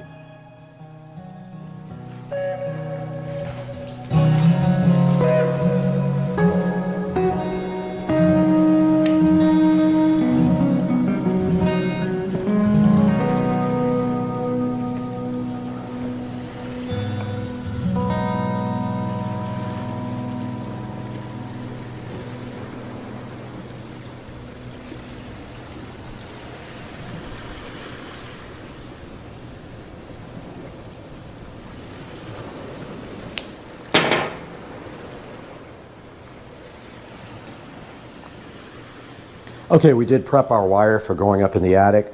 This simply gets it so it can just go straight down the hole, and then all we have to do is drop the wire all the way down and pull it out of the hole. Now let's go check out our supply of wall boxes and see if we have anything to use to cut into the wall.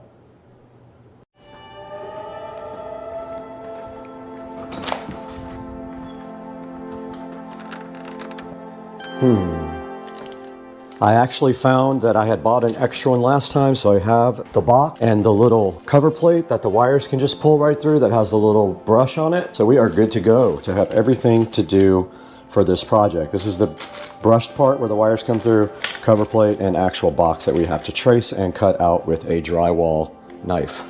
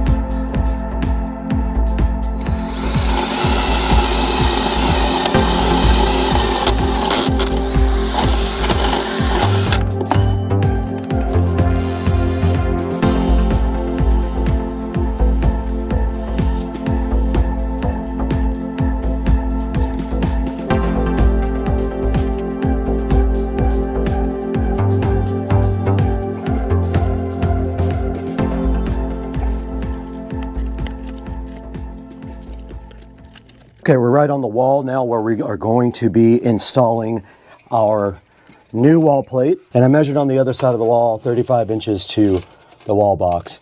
Okay, now I really measured it. It's 49 inches from the side of my dining room wall, which is going to put it way, that's going to put it right about there. Hopefully I can come in right here. That's my goal, is to not hit anything on the other side and also be the same distance to the center of the outlet, which is 14.5 is the center. 14.5, and then we're just gonna send it. I don't know what else to do. Hopefully my wire's in here. Now the way we do this, put our template up there, level it out, and then mark it.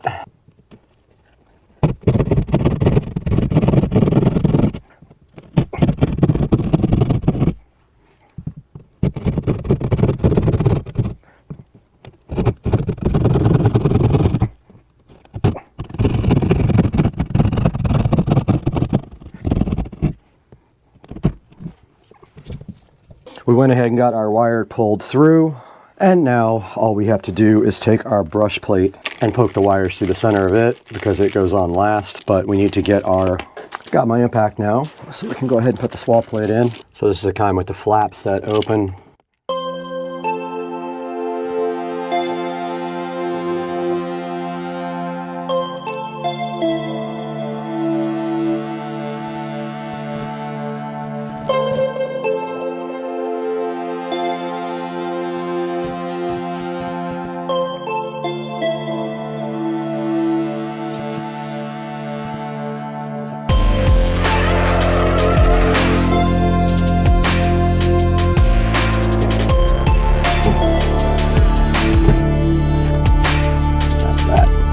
All done.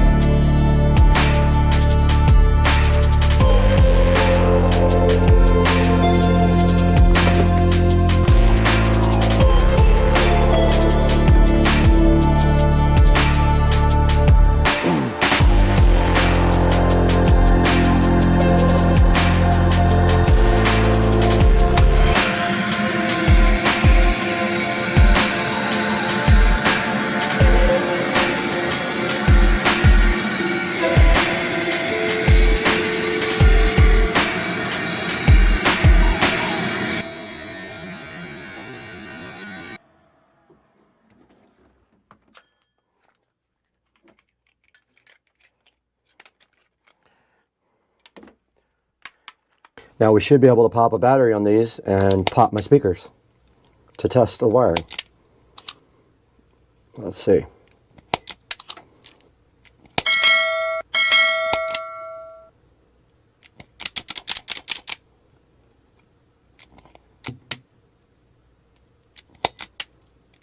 All right, let's grab a battery. 9-volt battery right here to test. We should hear it in the speakers right now. There's one and the other. Both of these work. Doesn't matter which is left or right. This is a mono system when you're using a sub, so you can connect it to anything you want. In is the back ones. Positive is always stripe, remember that. And if you don't hook it up right, it'll be out of phase. All right, it is connected. Power is on. Go ahead and plug it in. I wish it was lower now so you didn't see the wall plate. Go ahead and get this thing connected all up. This wire behind here.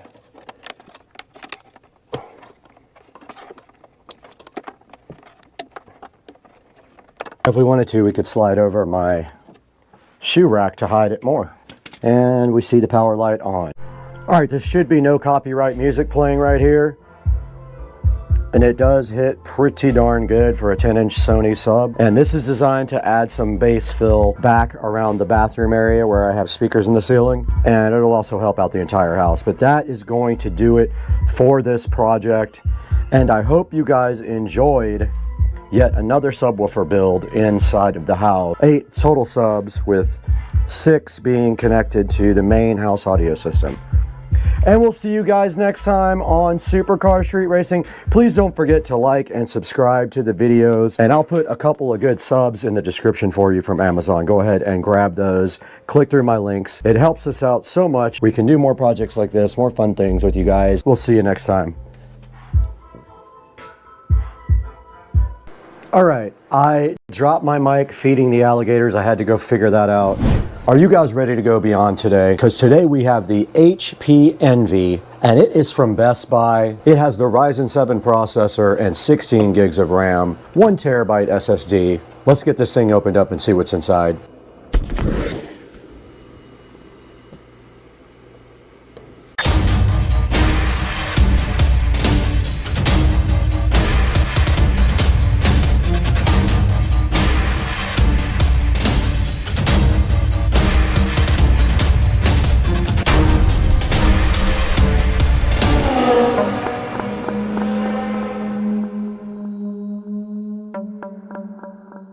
Now we're right in front of the HP Envy and also in front of the iMac that we did purchase from a thrift store. You can go ahead and check out that video later.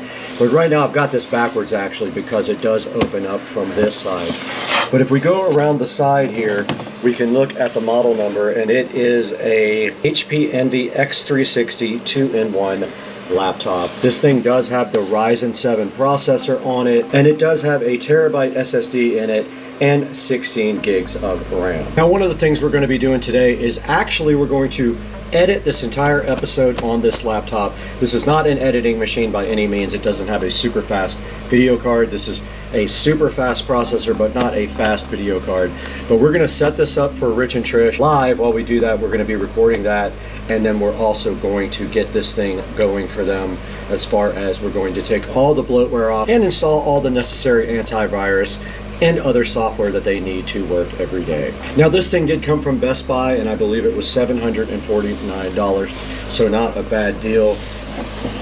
And looking at the back of the box, it doesn't really have much on it, just a little barcode and some battery information. Everything important is on the side, and like I said, I'll put a link in the description to this guy for later. Back in front of the HP Envy and ready to unbox it, and it does open up backwards, which is better for you guys because you are backwards, but the camera would hit it. So let's roll this thing around and see what's inside. And here we have a nice HP Envy logo on the back of the box, which you guys can't see, and then the Envy is inside of this black felt right here. And right underneath that, inside the Envy, we have a package here, which I'm assuming has some software related items in it. It has some setup instructions here, and then underneath that we have a power adapter, and it is a USB Type-C power. Let's see if I have enough cable to actually plug this in from where it has to reach. All right, of note, the very first thing that we can say about the HP is that it does have a decent amount of cable from the power adapter. I would say at least around 10 feet. So here is the HP Envy, and this is what it looks like on the top.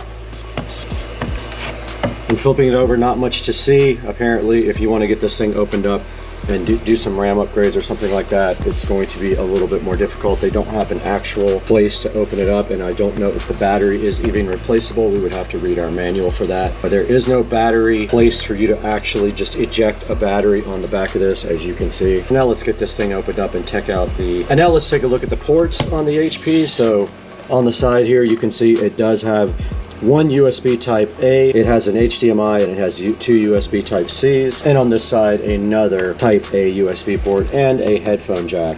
Now they have done away with the card readers on these now. There is no card reader inside of the HP, and we do have the laptop open now, and you can see it has Radeon graphics. It has a nice sticker here to show you that it has a Ryzen and Radeon graphics. It is called the Poly Studio.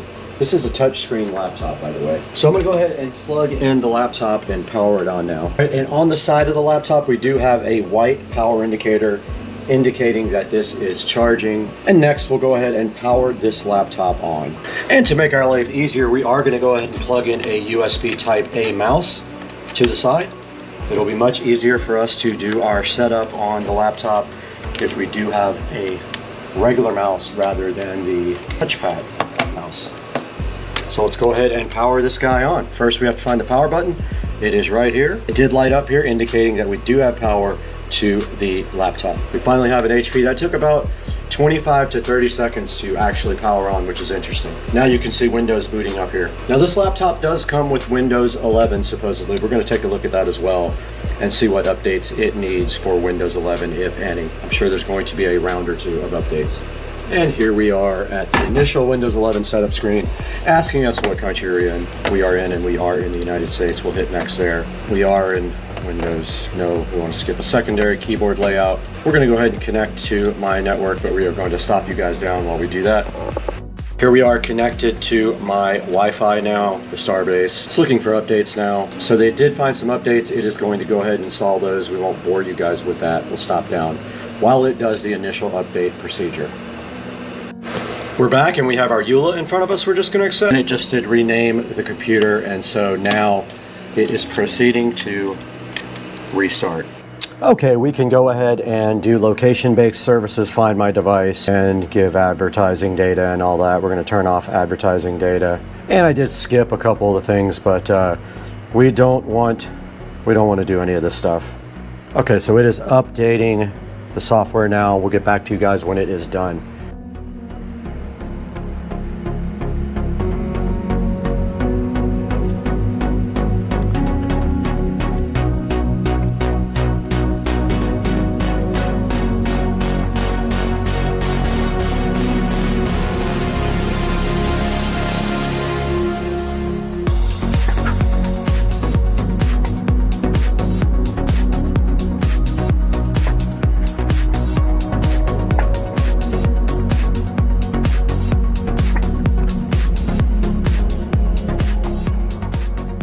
Okay, we did just put the PIN in to sign in, not the actual password. So computer is now in the setup mode here again. It says it might take a few minutes, so we're going to leave it right there while we check on dinner.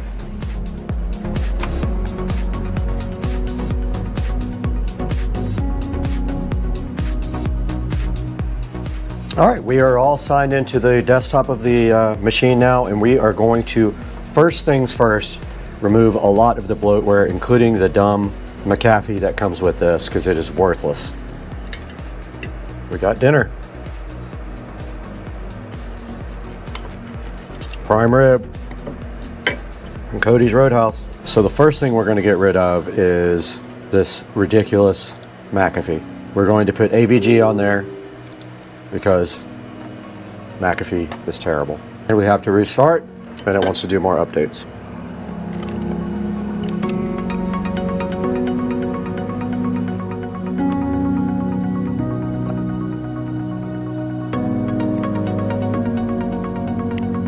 Let us get AVG now and Chrome.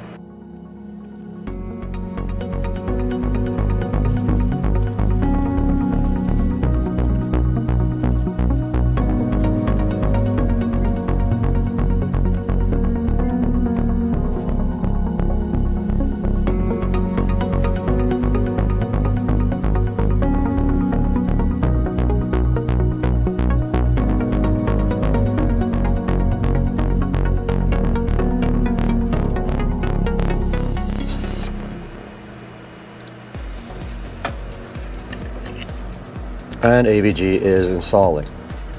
While that goes, we can go ahead and get Google Chrome. Microsoft will try to convince you not to get Chrome. I'm going to go ahead and set up Google Chrome. And AVG is done setting up. And it's going to run a smart scan. I'm impressed with this laptop so far. I just made Chrome the default browser. Now we're going to download, WinRAR. And this prime rib is absolutely fire. We don't want to launch it at this point. Now let's go back into add remove programs and see if there's anything else we can clean up. Just anything I see that she will not use, I can disable. The clamp video editor, uninstall. Dropbox promotion, uninstall. Don't need it. uninstall. OneDrive, uninstall. Teams Personal, Whiteboard, uninstall. Movies and TV, uninstall. Office, Omen Gaming Hub, uninstall. Outlook, uninstall. People, uninstall. Power Automate, uninstall. Solitaire I'll leave in there for her. Voice recorder I'll leave in, weather I'll leave in, Xbox Live, uninstall. And there, my friends, is how you clean this up immediately. Okay, we did install Driver Booster Pro, and now we are going to go ahead and scan the PC for driver updates while Microsoft Office is installing in the background. So we have 28 outdated device drivers. I don't see any reason why we shouldn't just install all those. I'm not going to use the official drivers. It is downloading the drivers now. And this thing is installing us drivers right now. While this happens, we are going to take a little break and throw away a bunch of food that we need to throw away. All right, I dropped my mic feeding the alligators. I had to go figure that out, but we are now copying everything that was on the last memory card to the laptop. Now we got to get the free beta installed for DaVinci Resolve. Okay, now we're installing all of the latest updates from Windows Update. DaVinci Resolve free, it is completely legal. This is still copying from the USB 3, what's a Ryzen 7 8840HS with built-in Radeon graphics. It is 8 cores, and we have 16 gigs of memory and a 1 terabyte SSD, and it is rocking right now, as you can see, y'all. This will be DaVinci Resolve 19. It's loading, and we still haven't touched the CPU yet, which is impressive. Now we are on plug, not battery, using 8 gigabytes of 16, and this thing is busy in the background. And DaVinci Resolve is loaded without any issues. PNV. And here comes DaVinci Resolve with its familiar screen, which I'm happy about. Let's close it. Okay, we got our NAS open right now. That's where we're going to be dragging our editing stuff from for our... This is going to be difficult with one monitor, but I'm down to try. Drag the second clip down. So far, no slowdowns. Let's see. Are you guys ready to go beyond today? This is actually not a bad editing experience at all. Because today we have the HP Envy.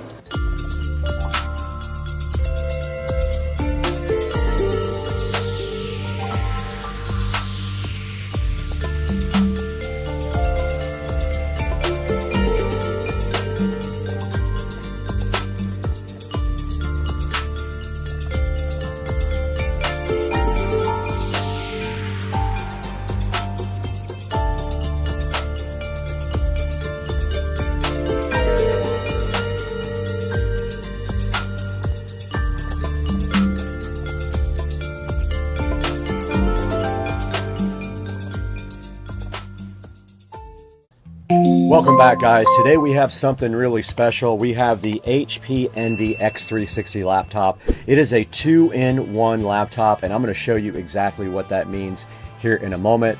Now, this is my neighbor Trisha's laptop. She lives across the street, and I told her that I would install the software on it for her, take all the bloatware off, and also put on anything else she needed for work. So we did just that, you saw in the video, and we also edited about 95% of this video on this HP Envy X360 laptop. Now, I do have the X360 right here in front of me, and it is quite a beautiful laptop. You can see right here and right now. And look what it does when you want to use it as a tablet.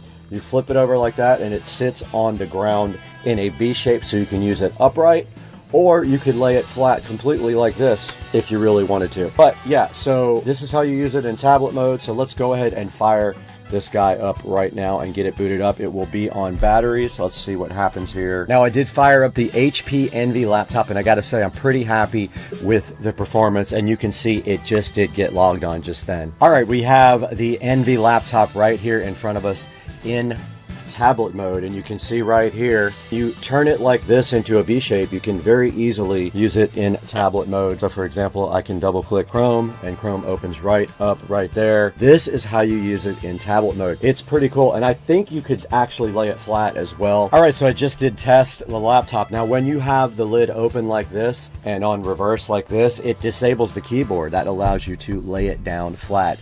You could lay it down on a soft surface or a hard surface, it shouldn't matter, but I would probably put it on something very soft.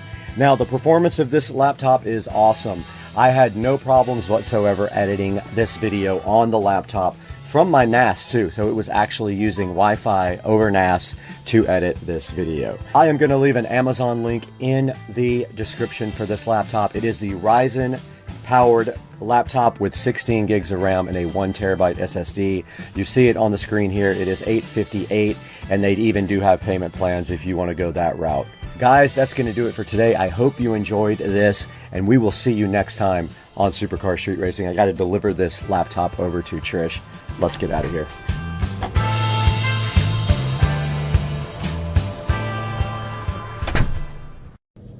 It looks crazy out here, dude. The camera does not do it justice at all. This is post-hurricane Florida life.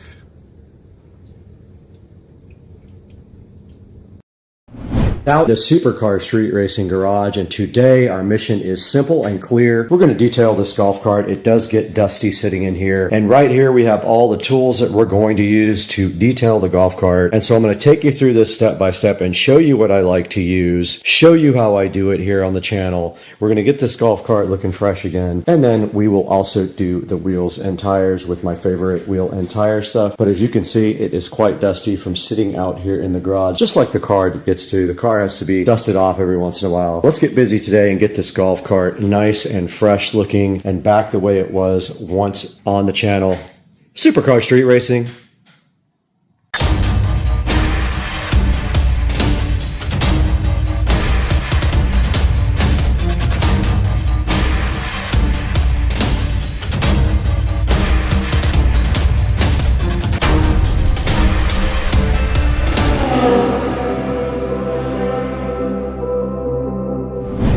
I did leave the tablet plugged in outside, and the power is mostly off to the golf cart, so this would be mostly dead right now. So I'm going to go ahead and plug in the tablet as a first step so this thing can be charging, and it's probably going to come on and say 0.0 power is available. Yes, it is starting to charge right now. Let's go back outside to the golf cart. The most important thing when you detail your car is having rubber gloves so you don't get these chemicals all over your hand. Now, the first thing I'm going to do is wipe the golf cart down with the wax and dry spray wax. It's pretty much like Quick Detailer. It says spray on a wet car, but I use it on a dry car as well. So let's go ahead and wipe down the body of the golf cart with this detail spray.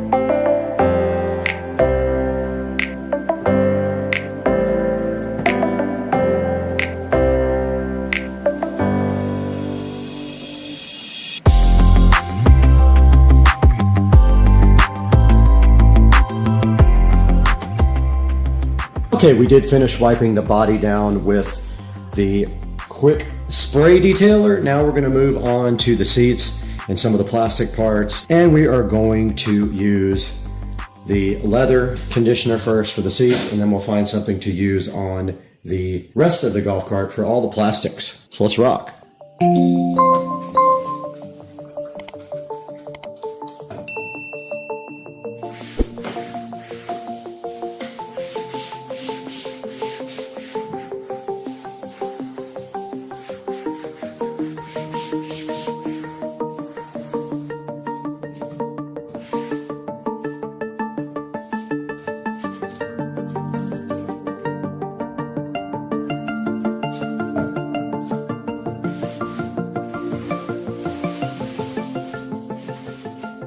We're going to be using the 303 protectant here for all of the plastic parts.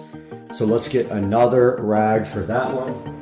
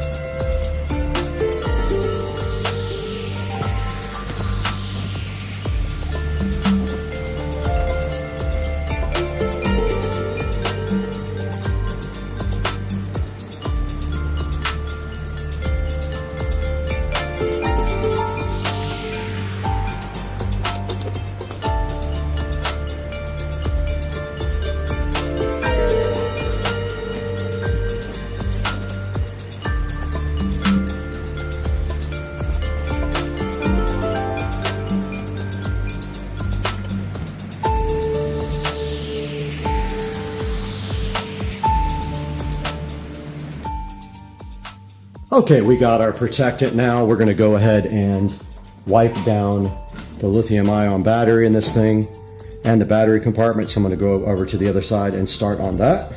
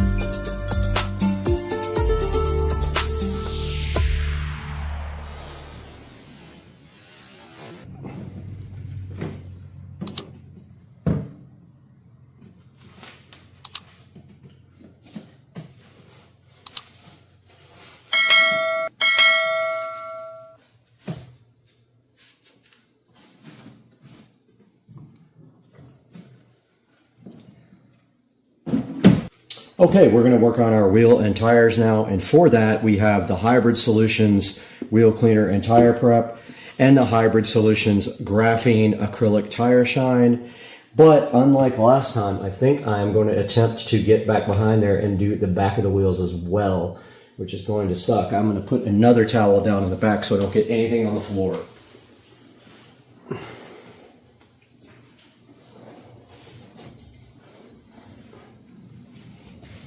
And I'm going to use the dirty rags from the detail.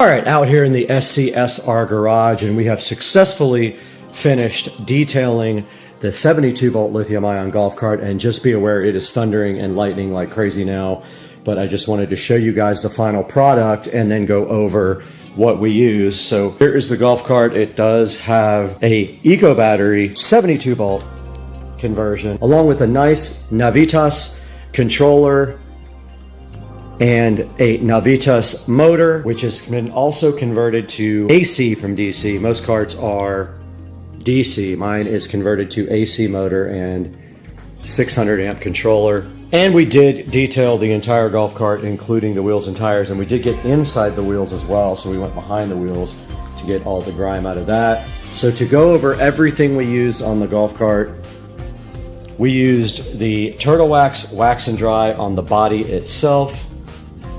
Here comes some lightning. Wow.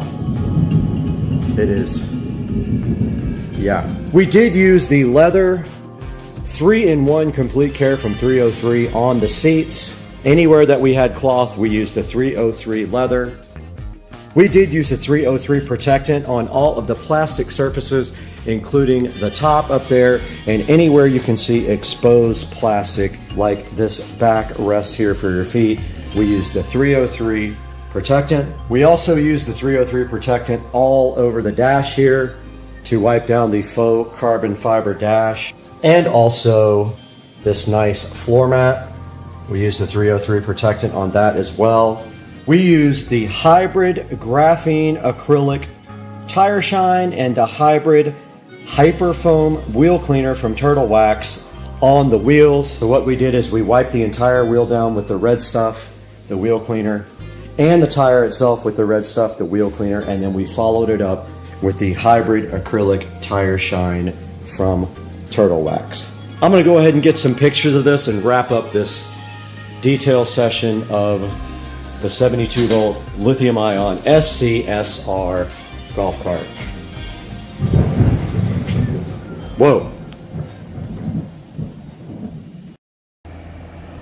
That truck right there just came and brought $18,000 worth of travertine. Look at that. You guys are so stoked. You can't wait to come swim in my brand new pool. And then you're gonna try to take all your clothes off and do weird things, but no, I'm not gonna.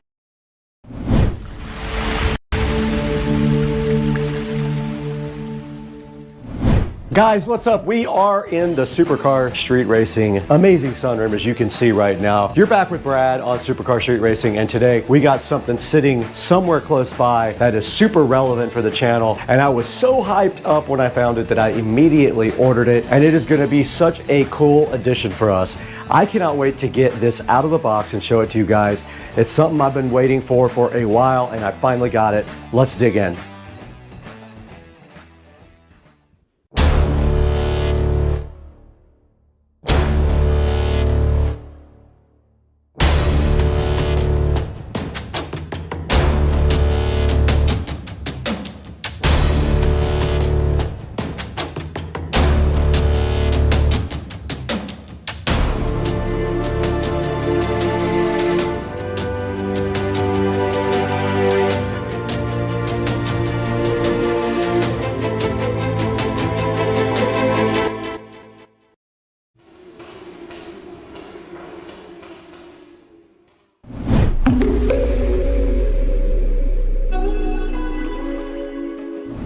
Guys, we are in the Supercar Street Racing sunroom right now. You can see outside, it is a beautiful but windy day in northern Florida.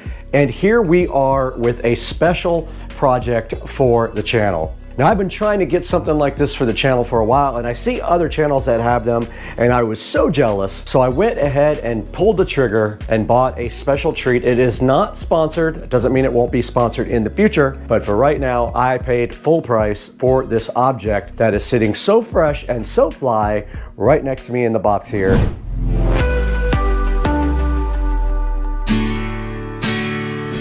I couldn't think of a better place to show you this next product from Naporal than right next to this beautiful lamp in the Supercar Street Racing office. So let's take a look at our sponsor for today, Naporal. Naporal did send us some of their brand new rechargeable light bulbs. They are called the Naporal Blaze Max. And what we're gonna do today is take a quick look at these and get them out and set them up. Okay, the outside of the box on the Naporal Blaze Max. It says it is 5 times brighter and ideal for large spaces. So this is perfect if you have a big area you need to light up. They are remote controlled. They are USB and charging in the lamp. So the lamp can actually charge them. They have adjustable color and brightness, a touch control, a timing function, a premium battery, a E26 and E27 base. And they do come with a hook. So that way when you don't have anything to screw them in, you can still use your bulbs. On the side, it says, for the best control, just make sure the remote receiver faces the remote.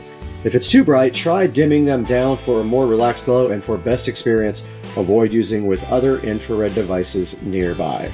That is, these are a infrared remote control device, not RF. This thing says it can light up 270 square feet, 7 hours on bright, perfect for any room, and it has a little portable hook inside as well. Let's get these out of the box. We do have a little user manual right here as well, and then you can see the actual hooks Ah, they gave you multiple USB-C charging cables. Look at them go. One for each bulb. Way to go, Naporal. And here is the bulb itself. We will get one of those unboxed and plugged into our lamp here shortly. And there is the remote control. You get a remote control for every single light. Way to go, Naporal. Stepping it up. We're gonna go ahead and unscrew our Govee. We're gonna go ahead and screw in our Naporal. And it did come on, and it is a shade of bluish. I did push warm white on the remote and it turned warm white. That is a combination there, and then that is cool white. Now let's go for the brightness. There is 100% brightness. Okay, this is just with the Naporal bulb. Let's go ahead and turn on the warm white function. There it is. Let's go ahead and turn this off and see if it is charged enough to work without the base being inserted. It does work. So let's put one of these nifty hooks on the end of the Naporal and try it in a dark area. Now remember, you have to point it at the infrared receiver, and this is with the Naporal on and on full brightness. Now it may not be charged up all the way either, so it's still very bright. It lights up this whole entire closet. So very cool for like if you're going camping or something like that. Now let's take a look at this on Amazon. All right, we're right in front of the Naporal website here for Amazon, and it is called the Naporal must-haves online here, but they are called Naporal BlazeMax if you go to the actual box. Now, just remember these are compatible with hardwired fixtures. When you're using a hardwired lamp, the bulb is controlled by the switch, except you cannot use a dimmer switch on it. Now this stands out because this is an exceptionally bright bulb for a wireless bulb. So keep that in mind and buy one out of the link in the description. And thanks for supporting the channel. Let's get back to the video.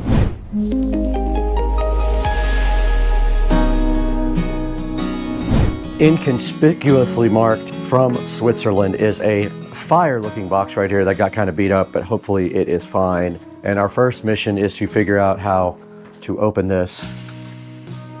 And it looks like it's taped there. It got some tape on the sides as well.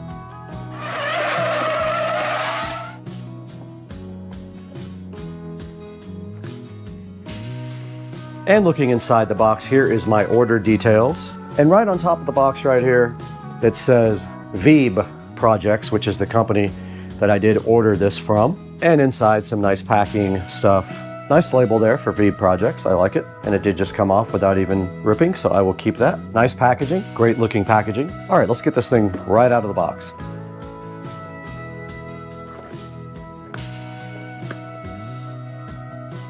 First thing in the box we have here is a silver package. Let's see what is inside of that. This is a bunny rabbit of some kind. Don't know what that's about. This is a USB cable. Yes, we did get a VESA sticker. We got some, looks like chocolates. That's really nice. Nice gifts from VESA. And then inside the box a little bit further, we will see exactly what we have. We have a thank you card from VESA Projects right there with a little URL there to go to set up your device. And then all the way inside we have our nice, there is what we bought. There is our device there.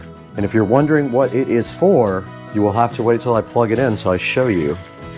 It's about the right size that I was hoping for as well. And if we look on the back, all it does have is a USB. So this will require USB power from somewhere, just like that. So that is the device. Now let us go see exactly what happens when we plug this guy directly into power.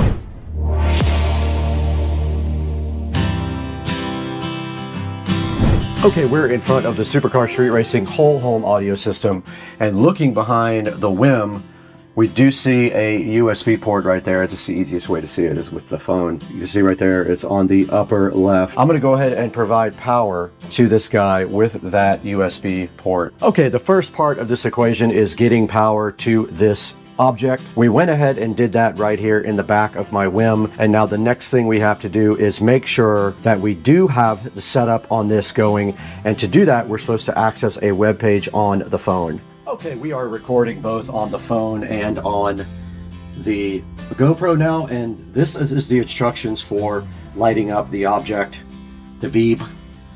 So basically you just plug it into a USB port that has power. You go ahead and scan for Wi-Fi networks inside your phone, and you join the Wi-Fi network that says VEB Projects. Once you do that, it takes a couple of minutes, but you might have to press log into the network if it pops up, but mine popped up after about a minute. I went ahead to that page, and then I will put in the information now. Basically, you manually type in your Wi-Fi network to it, and you manually type in your password. There is no drop-down scan thing. You just do that. And that's all there is to connecting this guy to Wi-Fi. Okay guys, we did get our awesome YouTube subscriber counter, video counter, and view counter all done and connected up. And I noticed something really cool about this thing, and that is that it does keep the numbers even when you disconnect the power. Now, part of this is already built into the screen. The part that says YouTube and the part with the red square is built into the screen already. That is not part of the graphic. The Supercar Street Racing, the numbers and the videos and the views are part of the counter that actually makes up the screen. Now, I did think it might light up. It does not look like it lights up. That's fine too. It's got a, and there it is booting up actually. Now, when it boots up for the first time, you will see it go through this little process here of doing this flashing. I thought something was wrong with it at first. And also a big deal, if you get this, is when you first connect this device, you will not see anything on the screen. Even when you power it up, you'll only see the red square and the YouTube logo on the screen. You will not see any graphics, even while you're connecting it to Wi-Fi. Now, this is initializing right now, and there it goes. It is fully initialized and up, and that part of the project is basically almost done.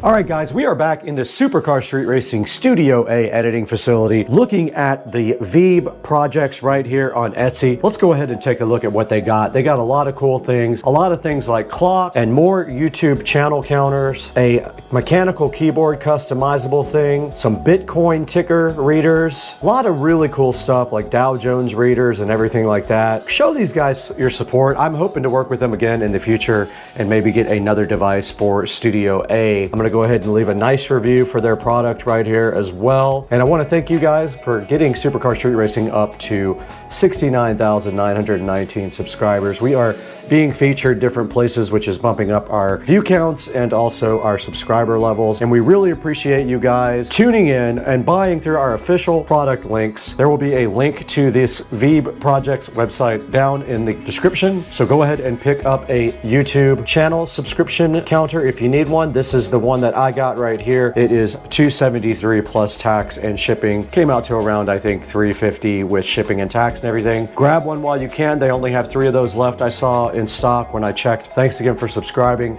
I got to get out of here. I got to eat some chicken soup real quick.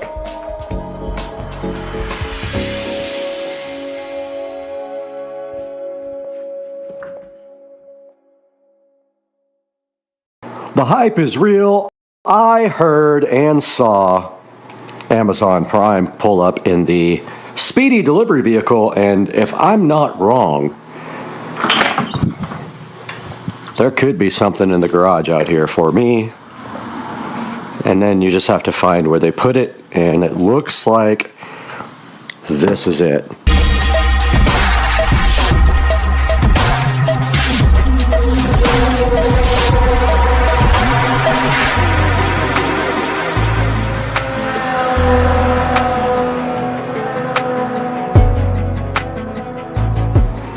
Just get some sparkling water here for refreshment while I'm working. We are in the closet. That's right. We are in the closet. We're in the Supercar Street Racing closet, and right now we have a box right down here that we're going to be enjoying. I'm hyped, even though this was a day late, which kind of upset me, but you know, can't win them all. There's a few things in here that we need to do before we do a complete closet makeover of the SCSR Studio Compound Closet. And right here and right now we have a box of hangers because I needed some because I ran out. That's not the big deal in here. This is what we really were waiting for. This is the simple, trending 3-tier, stackable, expandable fabric shoe rack in black. And right here and right now we can dispose of this box and get it out of here so we can get a good look at what we're going to be looking at today, and that is this shoe rack. We got the Ninja scissors out today, guys, and we are hyped about getting a shoe rack. As dumb as that sounds, it's actually quite exciting. Now, it's not going to let me do this with one hand, but fortunately, that side is all that we needed to open. So this is how it comes right out of the package.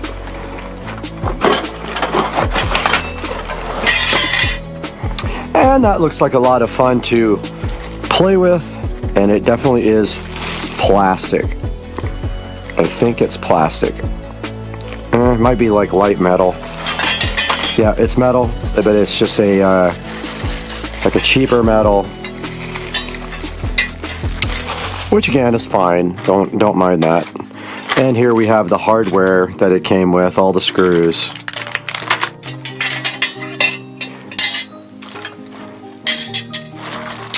And this is the fabric part. I guess that's where your shoes go. And this looks fun to put together, let me tell you. And then these are the legs. And we have some instructions that I cannot read because my eyesight is so ridiculously bad. So what we are going to do is try to figure out how to put this thing together. So we do have screws here, so I'm going to go get my screwdriver, my electric screwdriver ready, and then figure out exactly what we are doing here.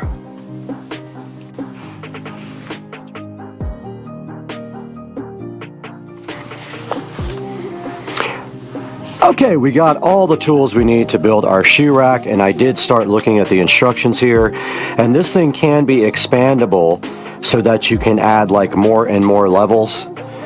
But I believe this is basically it. You take this piece here, this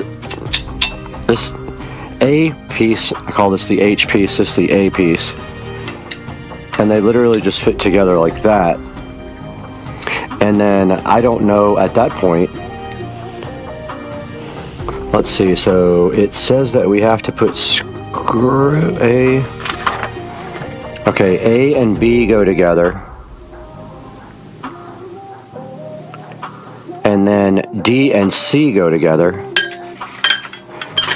I don't know which one is C.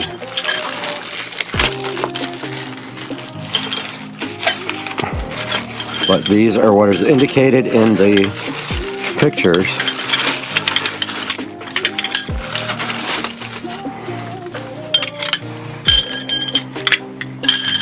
And there is only one way for them to go together.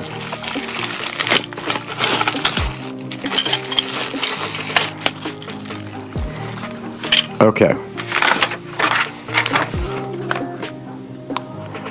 D and C. And then what is an E? E must be this. E is this. E is this guy. What are the screws for? Okay. We did step one. Let's do step one on the other side. Let's put our A and B together.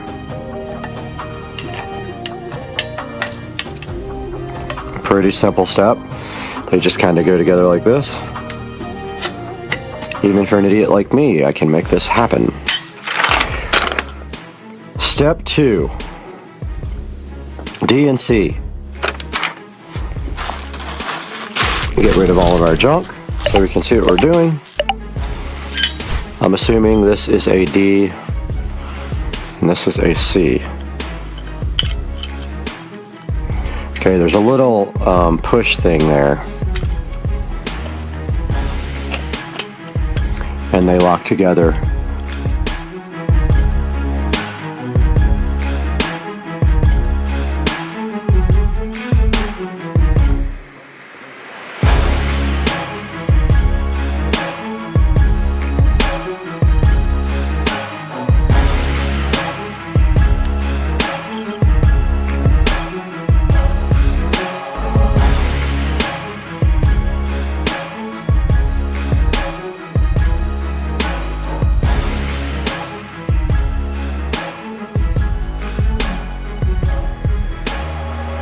Okay, I got it. All right, the second part of step 2 is you run the rods. I'm trying to get our lights perfect here. So you take your fabric there and you run the rods through the holes in the sides.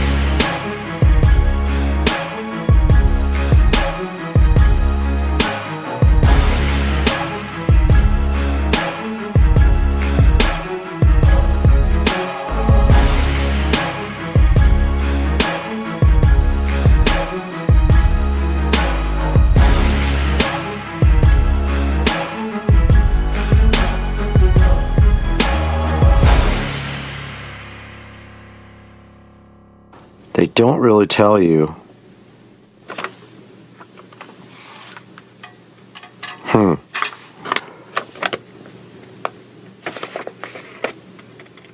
Looks like it's the second hole, the middle hole, and then this hole. So we'll go with that.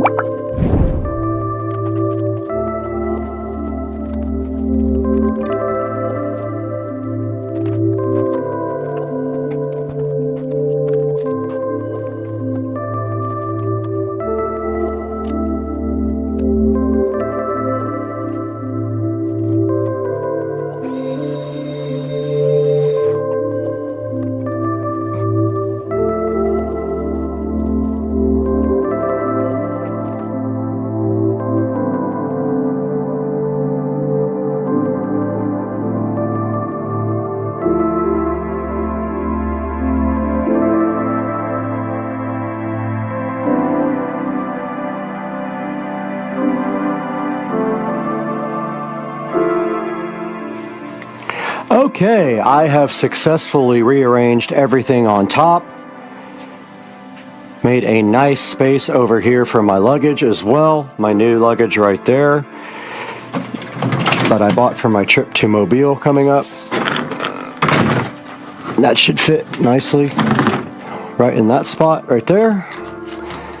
And you can see out here that I have a lot of stuff to either trash, give away, or move to the other closet. I have most of my electronic boxes in the other closet. These actually have routers in them and stuff that I bought at the pawn store. But yeah, I have done the first part. Now we can go ahead and get some shoes put on this rack like it was designed for.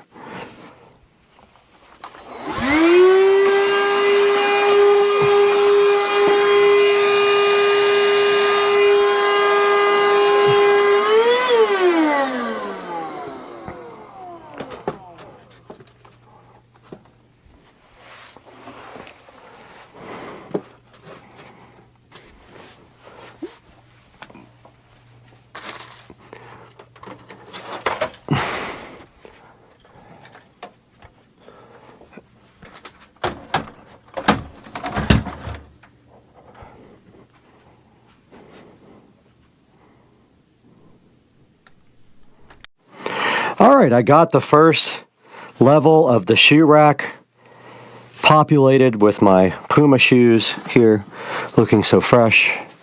And I actually have a couple of more sets of Pumas here that can go on as well, like that, and like this. So this will become my Puma rack. And you can see how good that looks. Yeah, the thing was really hard to put together, but overall it does the job. And I ran out of shoe space over here. Now that I have some space, I can get some more ons and continue to put my ons over here and other miscellaneous shoes, and I can use my Puma rack for my Puma shoes, guys. So hyped. So hyped.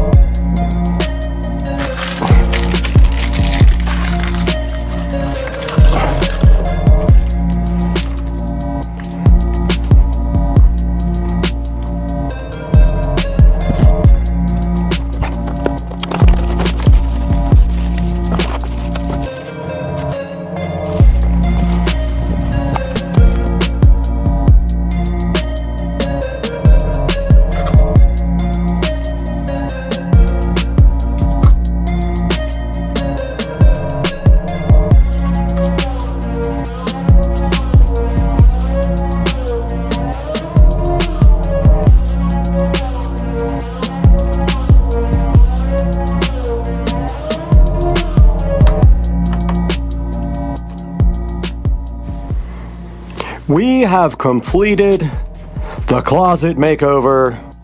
It's a mini makeover, of course, because all we really wanted to do was get rid of some of the junk from the thrift store and build my new shoe rack here and just kind of reorganize everything up top here so that I had more room. I still keep my hats and shoes, some shoes over there, some other shoes right over here, and now we have the Puma shoe rack over here to fill up with Puma shoes as I buy them. And so I'd say it came out pretty good. Of course, I would love to have a much better closet. Maybe one day I'll get closet organizing, like the built-in furniture and stuff. But for now, I think we did a pretty good job getting all this done, and we showed you guys what it's like to put together this pain in the butt shoe rack, but it does its job now. Looking oh so fresh with the Pumas. And we will see you guys next time on Supercar Street Racing. Let's throw it inside to Brad Street Racing to look at this shoe rack online on Amazon.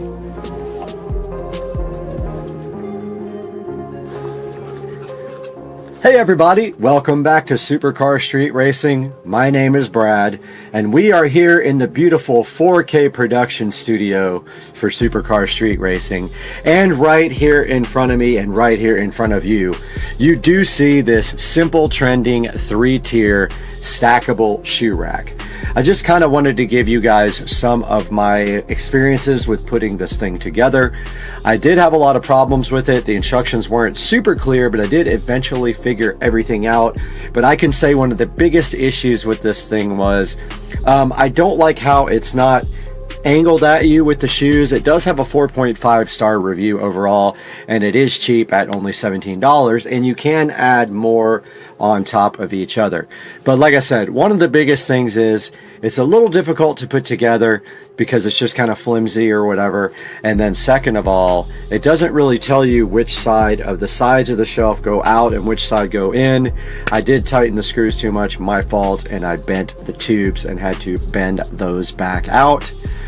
But other than that, the thing works pretty dang good. You can see right here, also I'm repping my New Orleans hat because, you know, New Orleans boy. But here's some pictures of it here, some bigger pictures there, as you can see. Does look just exactly like that. And looking at my pictures here, I did put it together the way they intended. There's extra screw holes on the side, so they don't show them here, but you don't really know where to put these shelves. They don't even show them on the picture, but there are more holes there and more holes there at the bottom. And you can see right here and right now you can stack more than one shelf on each other. Adjustable and expandable for sure, and it shows you a few of the things you can put on. I mean, it's a shelf, you can put whatever you want on it. But you can see you can take the middle shelf out here and just put shoes on the bottom of that, and in case you have like bigger shoes or boots, you can actually use those as well. It does have 4.5 stars. Some of the 1-star reviews are people saying like, oh, I thought I could actually put it together. It's, you know, people will have issues with some things, some people don't. I had a little bit of problems with it. It took me probably about 30 minutes to assemble. And make sure you have a power drill there ready for you to do the screws. It'll save you like a ton of time. And just go ahead and look at some of the reviews here online before you go ahead and order this and commit to it. These are fabric shells, by the way, and I don't think it's flimsy. If you put maybe a couple together, it might be, but for right now, it is just working fine. It is available in black or white, black or silver, and it's a 3 or 4 tier or 6 tier device. Guys, thank you so much for joining Supercar Street Racing once again. Encourage you to order everything you order from Amazon through one of our affiliate links in the description of one of our videos. Doesn't have to be the shoe rack. If you need to buy anything from Amazon, do me a big favor and purchase it through my link. It helps me by giving me a small commission to help me run the channel. And we will see you guys again next time on Supercar Street Racing, because guess what? I'm out.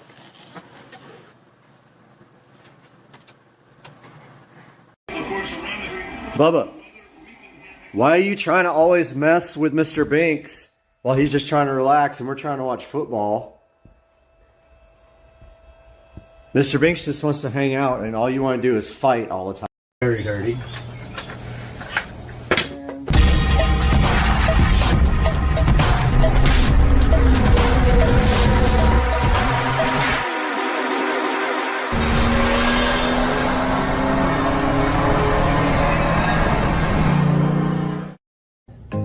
Hey guys, welcome back to the channel and happy Tuesday. I hope you guys had a great Memorial Day. And today we have something special that we're going to take a look at. I'm really excited about this because I don't have any of this particular product, but I love Govee. Govee is probably one of my favorite companies in the world. Their lighting is amazing. They have all kinds of different solutions for different types of LED colored lights and normal lighting. And today we are taking a look at replacing the light bulb that is in a lamp on the patio here. Now, what is on the lamp already is an old school color changing light bulb, and it uses an RF remote to change the colors. We're going to be upgrading that today to a Wi-Fi enabled smart bulb from Govee. We have it right here in the package, so let's take a look and see at what we got here. All right, so here is the unopened Govee smart LED light bulb. So what I like most about Govee is the fact that you can take these bulbs and you can basically use them all with the single Govee Home app. So I buy mostly exclusively Govee products now. Now this is an 800 lumen bulb, which is pretty bright. Says it uses $1.08 a year in energy, which is almost none. And if you run it for 3 hours a day, it'll last you 13.7 years. The model number is the H6008, and it is an E26, which is just a standard Edison bulb. It uses 9 watts of total power. Again, this works with Google, IFTTT, the Govee Home app, and of course with Alexa. So let's go ahead and take this guy out of the box and see what we got here. Traditionally, these are pretty easy to set up.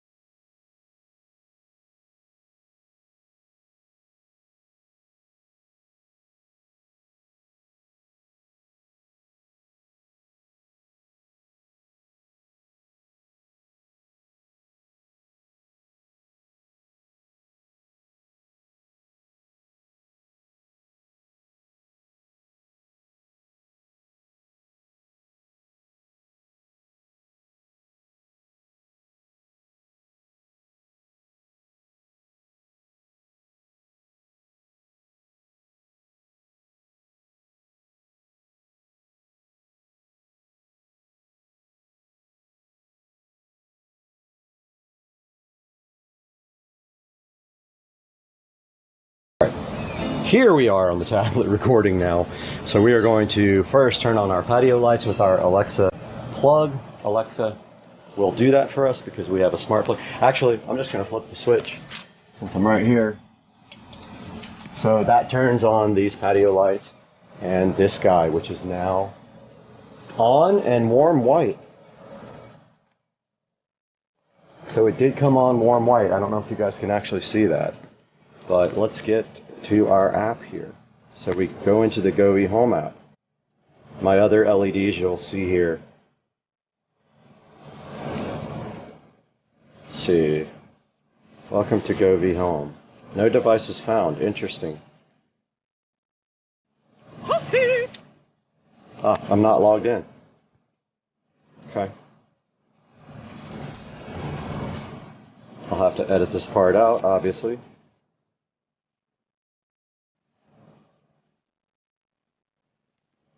Alright, so here we are logged into the Govee Home app. And you can see here my devices. Bluetooth is off, so let's turn Bluetooth on my tablet. We are on now. To add a device, you click the plus, so I'm clicking it now. And then you have to know which light you are adding. So let's see, indoor lighting. So we have the H6008, so we pick that on the tablet. It's one without the bulb. It doesn't have a bulb symbol, it just has a G. So it's found the bulb. Here it is, H6008. So we click on it. It's connecting via Bluetooth.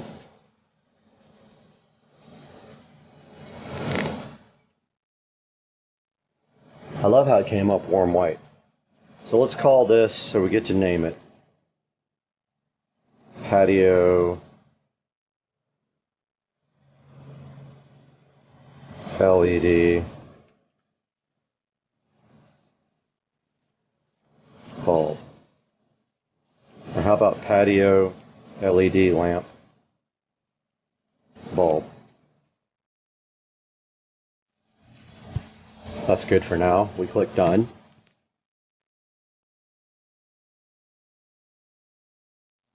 Now it's looking for Wi-Fi. Now don't forget I have multiple Wi-Fi, so I'm going to join one that is closer. That's interesting. It doesn't see all my Wi-Fi. Oh, okay, there it is. So we're going to join this 2.4E. There we go. Bulb seems to be connecting to Wi-Fi now. Said the signal is strong, even though that's in the front of the house. That's interesting. And let's see if we have the ability to upgrade the firmware. There's usually a firmware light. Let's see, firmware version 1. Yeah, there's no place to... There must not need a firmware update. Usually it shows the firmware update right here next to the little bulb. But as you guys can see up here, it is white. And you can do scenes and color wheel. So if we go to scene, we can do the same ones that we have on our bulbs for our smart mirrors. And there we go. You can't see it, but it is running colors now. So that is basically it. You can also sync up multiple devices. Like you can have, that's a different color there. You guys can't see it, but it's a bluish color now. I don't know how much of that you guys can actually see. But yes, I can change it here in the app, and you're seeing that live as I do it. So then if you have like devices, you can actually pair them all. And you can make them do the same exact colors. So that is the, I thought that was falling. That is the Govee Smart Bulb. The Govee H6008 Smart Bulb, guys. I hope you enjoyed this little review and setup of this device. And I hope you guys have a good day. Back once again in the Supercar Street Racing bathroom, and behind me we have two shoes from Puma that we're going to be taking a look at today in our unboxing and reviews, with one catch. There ain't no box.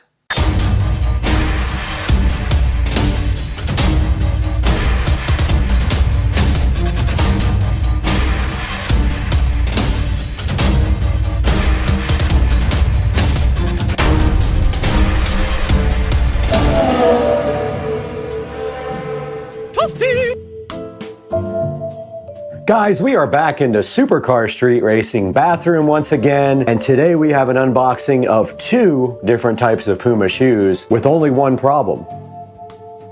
I don't have any boxes for them. We are back once again on Supercar Street Racing, and we are here with another unboxing and review for you. And today we're bringing you two pairs of Puma shoes. Now these Puma shoes are different in two different ways from our normal unboxing because we don't have a box for these, as you can see. But we're still going to talk about them, try them on, and let you decide if you want to try to pick some up. Now, right behind me, we have these two pairs of Puma shoes that were purchased at Ross, and they both were around $39. So right here, you see the Puma shoes right in front of me. And on the left, we have more of a athletic lifestyle type of shoe. And on the right side, we have a more comfortable lifestyle type of shoe. Now, both of these shoe pairs were purchased at Ross. And this time I did get size 9.5, so I am curious how that's going to fit. I usually do size 9, but I noticed some of my shoes, my toes are touching just the very end of the shoe, so this time I wanted to go 1/2 size bigger and see if I can deal with a 9.5. Also, some of the Puma shoes I have are very difficult to wear because I have bunions and flat feet. I was thinking maybe a longer size would help with my bunion issue, and maybe the shoe wouldn't be so uncomfortable, so I went with a 9.5. Now the first shoe we're taking a look at today, and I have a few pairs of these already on the Puma shoe rack, is the Puma Suede Classic in gray. Now the Puma Suede Classic in gray is currently available at the Puma website, and I think they're really good looking shoes. We're gonna see if they're as comfortable as my other ones, try them on, take a walk in them, look around them 100%, and then you decide if it's something you think you could get and wear. Now, like I was saying before, I paid around $40 for these at Ross. They were tagged. I did remove the tag already. And one thing about Puma shoes is they do not have an identification mark on the shoe to tell you what they are. They only have a code. Now, if we look at the code on this shoe, it is right under the tongue here, 381481-02. Now, I did look up this code online and I did figure out that these are the Suede Classics, and they do show up as Caven in some places. That's C-A-V-E-N. Now I have put the men's Suede Classic in black next to the gray ones so you guys could take a look at those as well. Okay, now there are different type of Suede Classics if you go on the Puma site. So I put my black Suede Classics up here, which are a little bit different, as you can see by the logo here. And on these shoes you can see that the Puma has a tag instead of a built-in logo. Now also one difference between these shoes is also the way Puma is on the tongue. On the gray Suede Classic, there is an actual tag on the tongue. On the black one, there is a tag that is built in with no loop through it like this one, but you can still get your shoelaces through it. It's just not as big of a loop like that. Now we're taking a look at the side of the Suede Classics, and you can see on this one, it's just slightly different here. It has the same Puma swish thing right here. But on this one, there's also a patch of gray right here on the side, which this black one does not have. Both of the Puma shoes have the Puma logo. However, on the black Suede Classic, it's a little bit more forward than it is on the gray one. The gray one has the logo a little bit further to the back. Now, taking a look at the tongue and the lace area of these shoes, they are pretty similar to each other, except for, like I said, the tag part, but everything else is pretty similar. Now, taking a look at the back of the Suede Classics in both gray and black, and on the gray one, the swoosh does not go all the way around the back to the Puma logo. It stops kind of on the side. On the black Suede Classic, the swoosh goes all the way almost to the back and tucks underneath a silver Puma logo with no outline. On the gray, the Puma is actually in a white box here, you can see. Moving to the front differences besides the tongue area, notice here that the gray one has a leather type of stripe sewn in around the top here, around the tongue. The black one does have some sort of stripe sewn in, but it feels more like suede, and it is a different shape. This one goes all the way around to the front, and this one is cut right down here. The front of the Suede Classics are identical. There is no difference to the very front. They're exactly the same. So we just took a look at the Puma Suede Classics that were bought at Ross. Now let's move to these other mystery shoes. I have no idea what these are. Okay, sitting right in front of me are the mystery Puma athletic shoes that I purchased from Ross. Now these are also in size 9.5, as you can see by the tag that was removed from these. And inside, if we take a look, we see another 9.5 tag, and I struggled to find the label, but it is actually right in there. Now, I did search the internet over and over again for this label, but I was unable to figure out what these shoes are. Now, looking at the phone here, if you put in the number 392053-02, it keeps coming up as Axelion, so I really cannot locate these on the internet. I took a look through all of the shoes on the Puma site under running, and I could not locate these, but I think they are running shoes or CrossFit shoes of some type. Now let's take an in-depth look at these unknown mystery shoes in close-up. All right, taking a look at the side of the unknown mystery Puma shoe, you can see right here, it does have the Puma Lion logo. And then it's got a red stripe that runs right along the side here all the way and wraps around the back. And then it has these red striped laces that are also connected to the laces on top, which is an interesting design. They're like red loops and the shoelaces go right through them. Right in front here on the shoe, we have the black Puma logo surrounded by mesh. And moving to the front, you can see that the underneath of the shoe kind of wraps around here to the top. Up at the top here on the tongue, we have the Puma name in the loop where your shoelaces go through. And then there's a black stripe right over the shoelaces running all the way down to the bottom. More importantly, these do not have an actual tongue. These look like slip-ons to me. What do you guys think? Now, I did locate the type of these sneakers. I think they're called One for Alls, but these don't look the same to me. See the differences here. These have Puma written on the back right here, and mine do not. So I still haven't located the exact type, but they do have the same lacing system with no tongue. That's similar. Now, the bottom of these shoes are pretty simple, just a black kind of pattern with the Puma name on the back and two little white inserts there. All right, now that we have taken a closer look at both of these shoes that were obtained from Ross, we're gonna take them in the living room and try them on and see if they hurt my feet or not. Inside of the Supercar Street Racing living room now, and we do have our pairs of shoes right below us. The first ones we are gonna try on are the gray suede classics. Let's go ahead and put those on and see how they feel. Super comfortable already.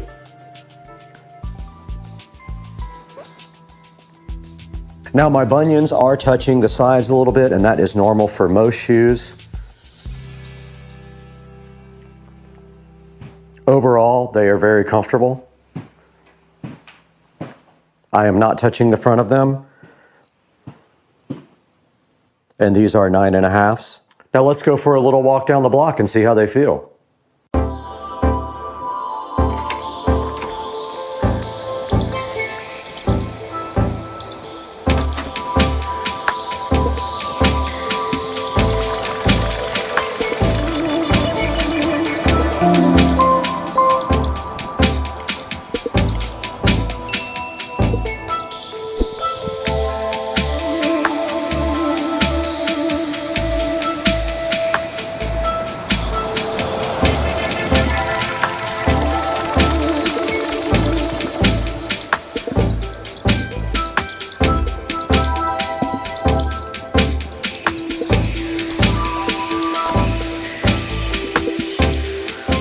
Successful walk with the gray suede classics. I had no problems whatsoever with them. They're super comfy. Highly recommend the gray suede classics, especially if you have feet like mine and you have feet problems and you have bunions and flat feet like me. You will not have a problem with the Puma gray suede classics. I went ahead and cut the tags off of these brand new unknown shoes that have sort of a quick lace up thing on them. I'm not 100% sure what that is. Let's see if they fit me. My toe is about right there. Now I do have bunions and curved toes, and it fits really well. And so does the other one, and they are very comfortable already. Now let's take a walk with these guys and see how they feel outside.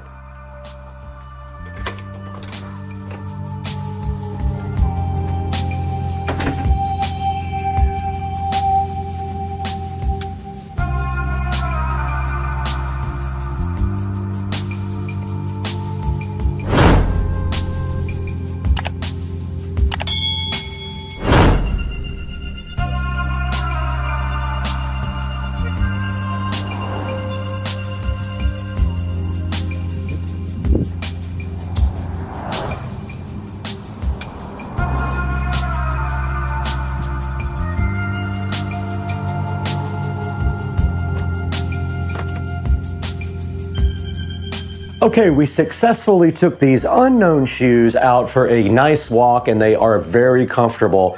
And if any of you know what these are, please put them in the comment section down below. But for right now, let's take it out to Brad in the Supercar Street Racing 4K production studio and see more about both of these pairs of shoes online.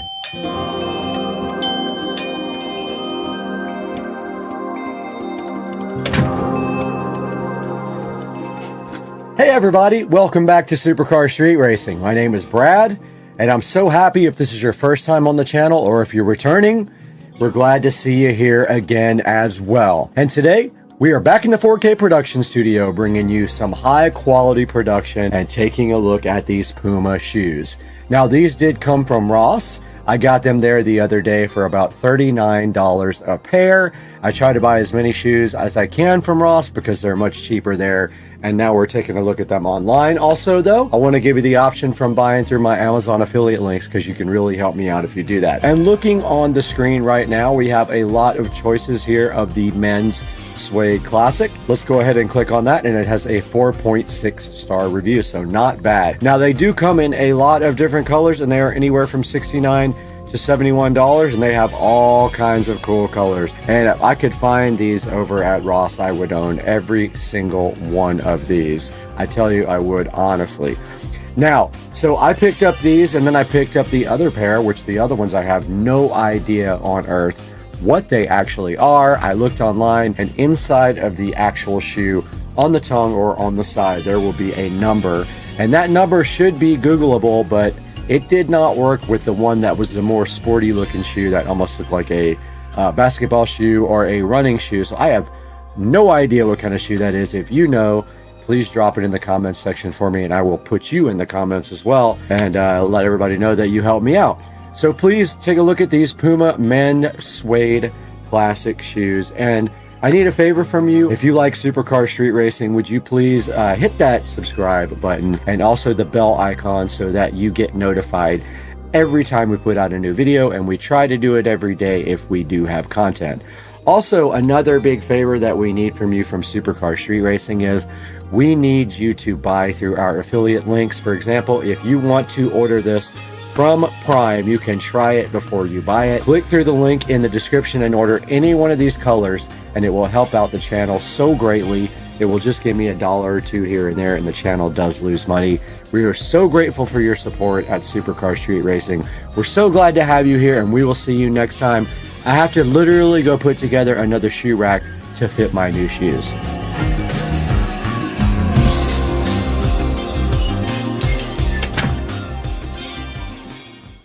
A weird picture. We're just throwing the pool. You'll wake right up. Oh! You will wake right up. You're not though, Trish. Yeah, I'm gonna go get. Okay, we're here with Tutricia, and she wants to slap me in the face with a tortilla. Yes. Oh my God, why do you use your fists, dog? Twice, though. We find ourselves once again in the Supercar Street Racing dining room with an exciting product today that I am so hyped for, and I've been wanting to do this for a really long time. And right in front of me right here and right now on this table with my briefcase, which has nothing to do with this, are the Govity Permanent Outdoor Lights Pro that we're going to be taking a look at today. We're going to unbox these, get these installed on the house, and it's going to be the coolest thing ever. I am literally hype train. Let's go.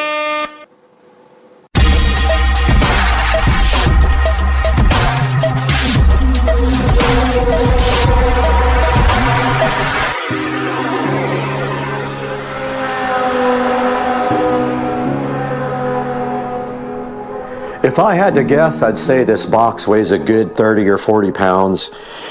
It is very, very heavy, which is quite impressive, but when you think about it, it does have wires in it, and those things can be heavy. So we have the Supercar Street Racing Bad Knife opening our Govy Outdoor Permanent Light Pro kit here.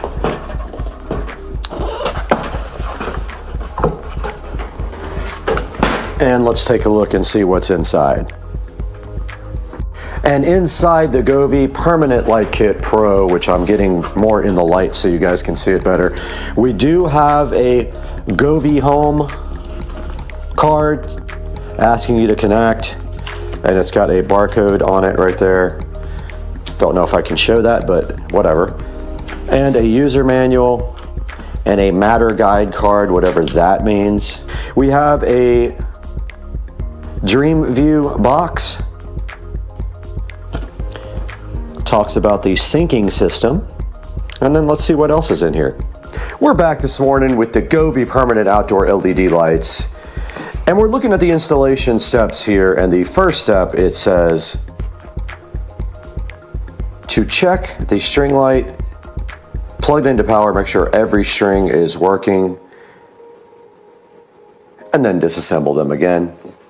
So we're still getting into the unboxing. Let's get this unboxed a little bit further so we see what we're dealing with this morning. And checking out the box here, it looks like we have 4 or 5 other boxes inside of one box. So they attempt to confuse you by putting boxes inside of boxes inside of boxes. And then right here, right now, we have the accessory kit that also is inside there. Let's get this out of the way so we have a chance to do a little more investigating. Now we created a little bit more room on the table so we can go ahead and get into this a little bit further. Don't worry about this toothbrush.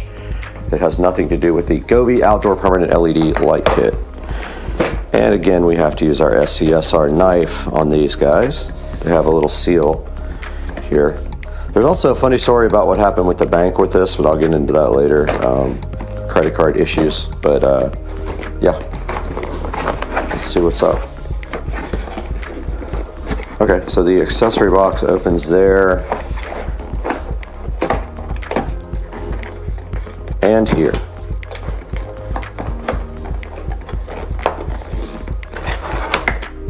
And inside of the accessory box, we do have the connector kit, which I believe is for splicing.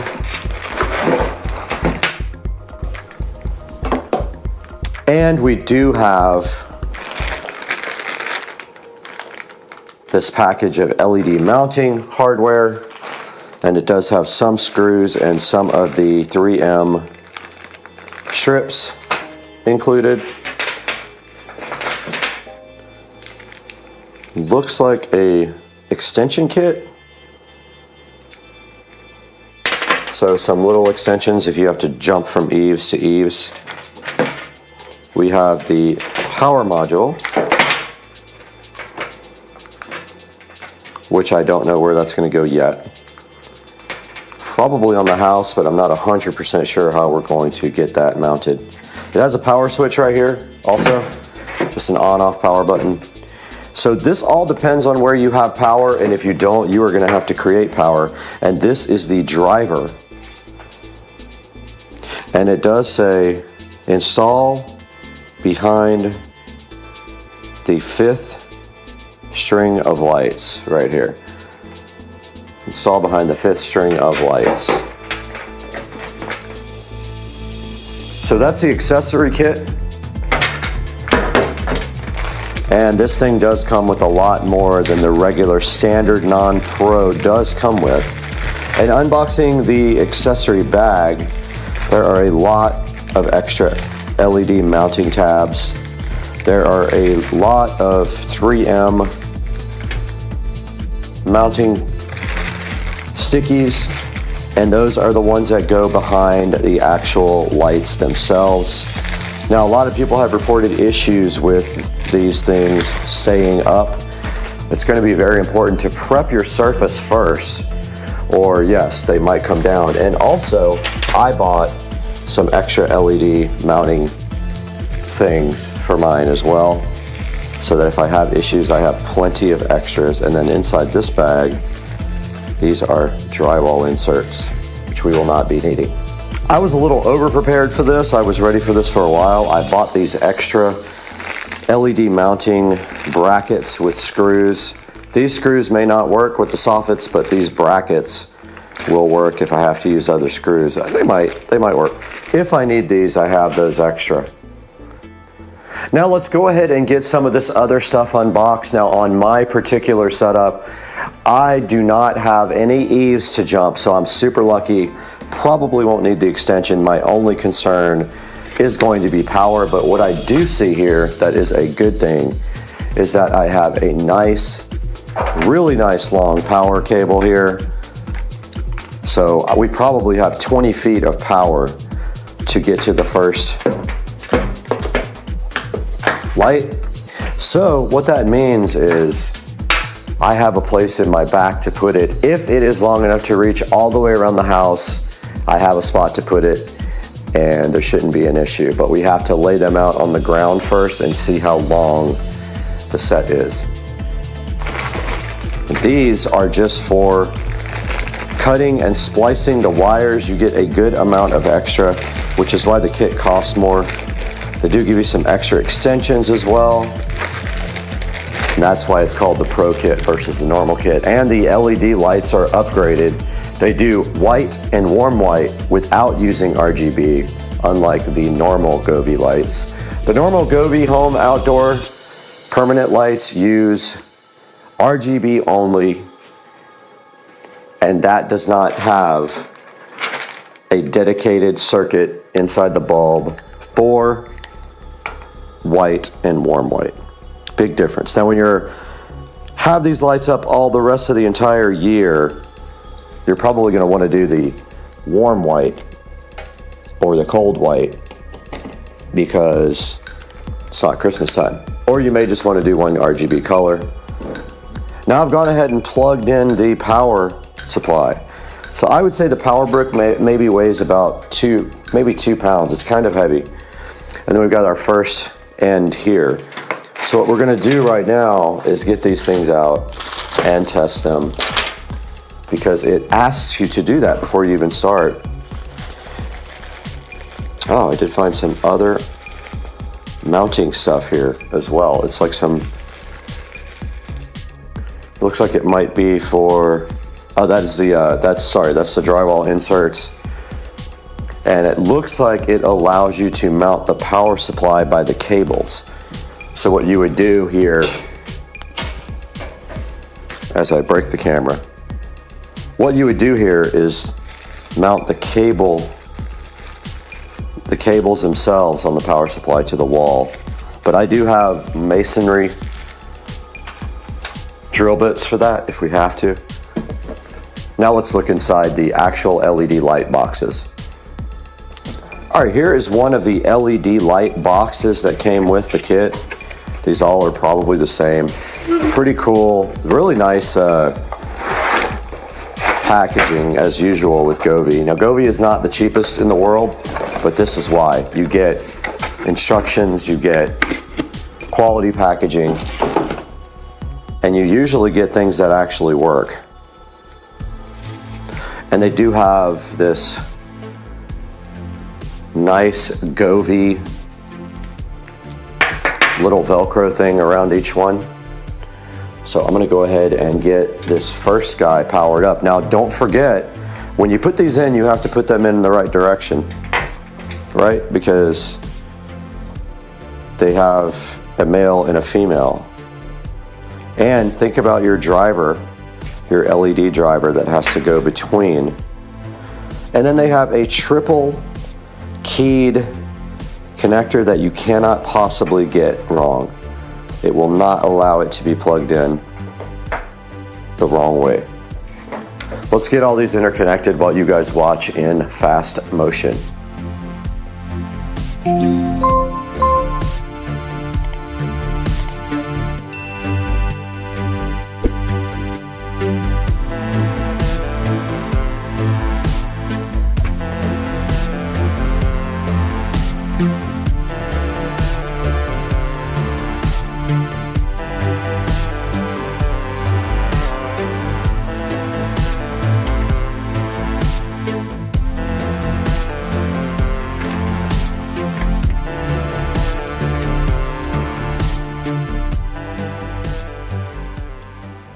Now I know you're thinking we are ready to test this, but we are not.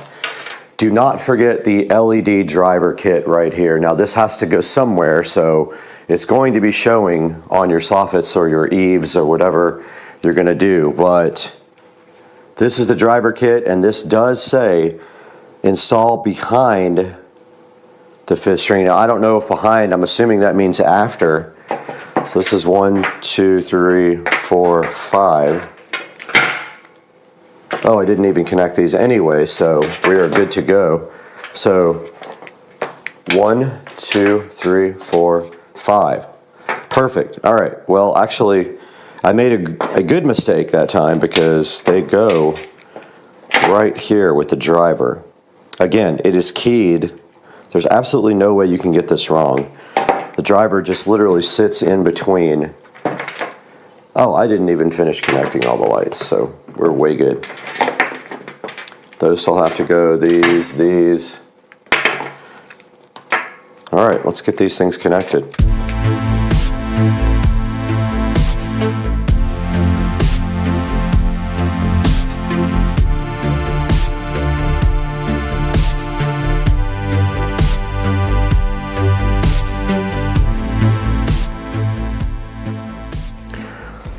We are at the next step in the manual, and that says to prepare a stable ladder, but we haven't powered on the Govee permanent outdoor LED lights yet. But to do that, we need this button, which I just pressed by accident. And they did come on, actually, they came on and went off, I think because I had the power like halfway on. These are freaking awesome and bright. And let's turn the light off so you actually see. Alexa, turn off the living room lights. We are in complete darkness now, and you can see right here, all the lights are working on all of the strings. I'm just double checking that all the lights are on. Looks like they are all functional. I don't see any lights that are not working. That's a good thing. That's your first step to actually installing, is doing a test hit with the RGB LED Govee Outdoor Permanent Pro light kit, and let's go to the next step. Now let's look at the instructions, and I'm just going to push this point home.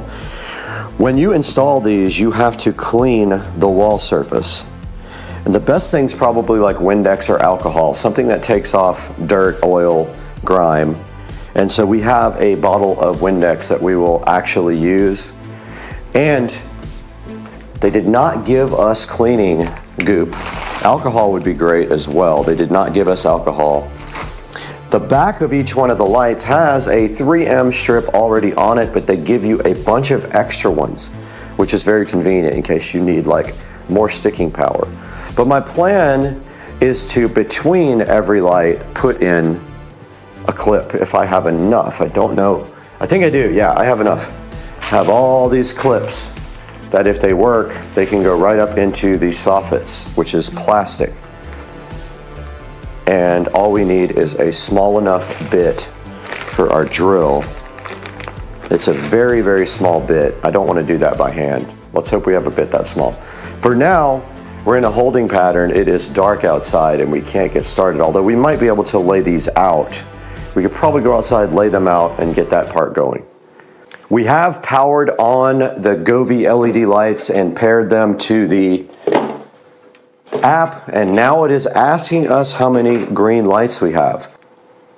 And we can go ahead and power them on with the app. And there they go. Looking so fly. Let's go ahead and turn them off now. But we have them in the Govee app. And here is all of the available effects. They can also sync to music, but I don't know where that music is located, if it's on the actual app or if it's from the actual controller that it actually syncs to music. We have to figure that out. I've never used these before. There's ambience, there's illumination, and you can see right there that is a colder, that is a 4300. If we run the temperature down to 2200, that's when they become a warm. And that is the difference between the Pro and the non-Pro, guys. The Pro kit will do warm and cool white with its own dedicated LEDs inside of the actual lenses. The non-Pro kit uses the RGB bulbs for white, and that is not true white. It uses a combination of colors to make it white. But that is it. It is in the app. It is ready to go. All we have to do now is get outside, lay it out, figure out where we're going to put it, and go ahead and get the install work done. Guys, it is getting daylight now, and as you can see, I am out here with the Govee permanent outdoor lights power supply here. And I am going to just think right now that really we don't need to start any lights until way up underneath the studio. So depending on how far it goes after I lay them out, all we need to do really is get this extension going up here, because we do have power, convenient power source right here at the edge of the house. And we're not going to put these on the back of the house. We're only going to put them on the front, depending on how far they reach.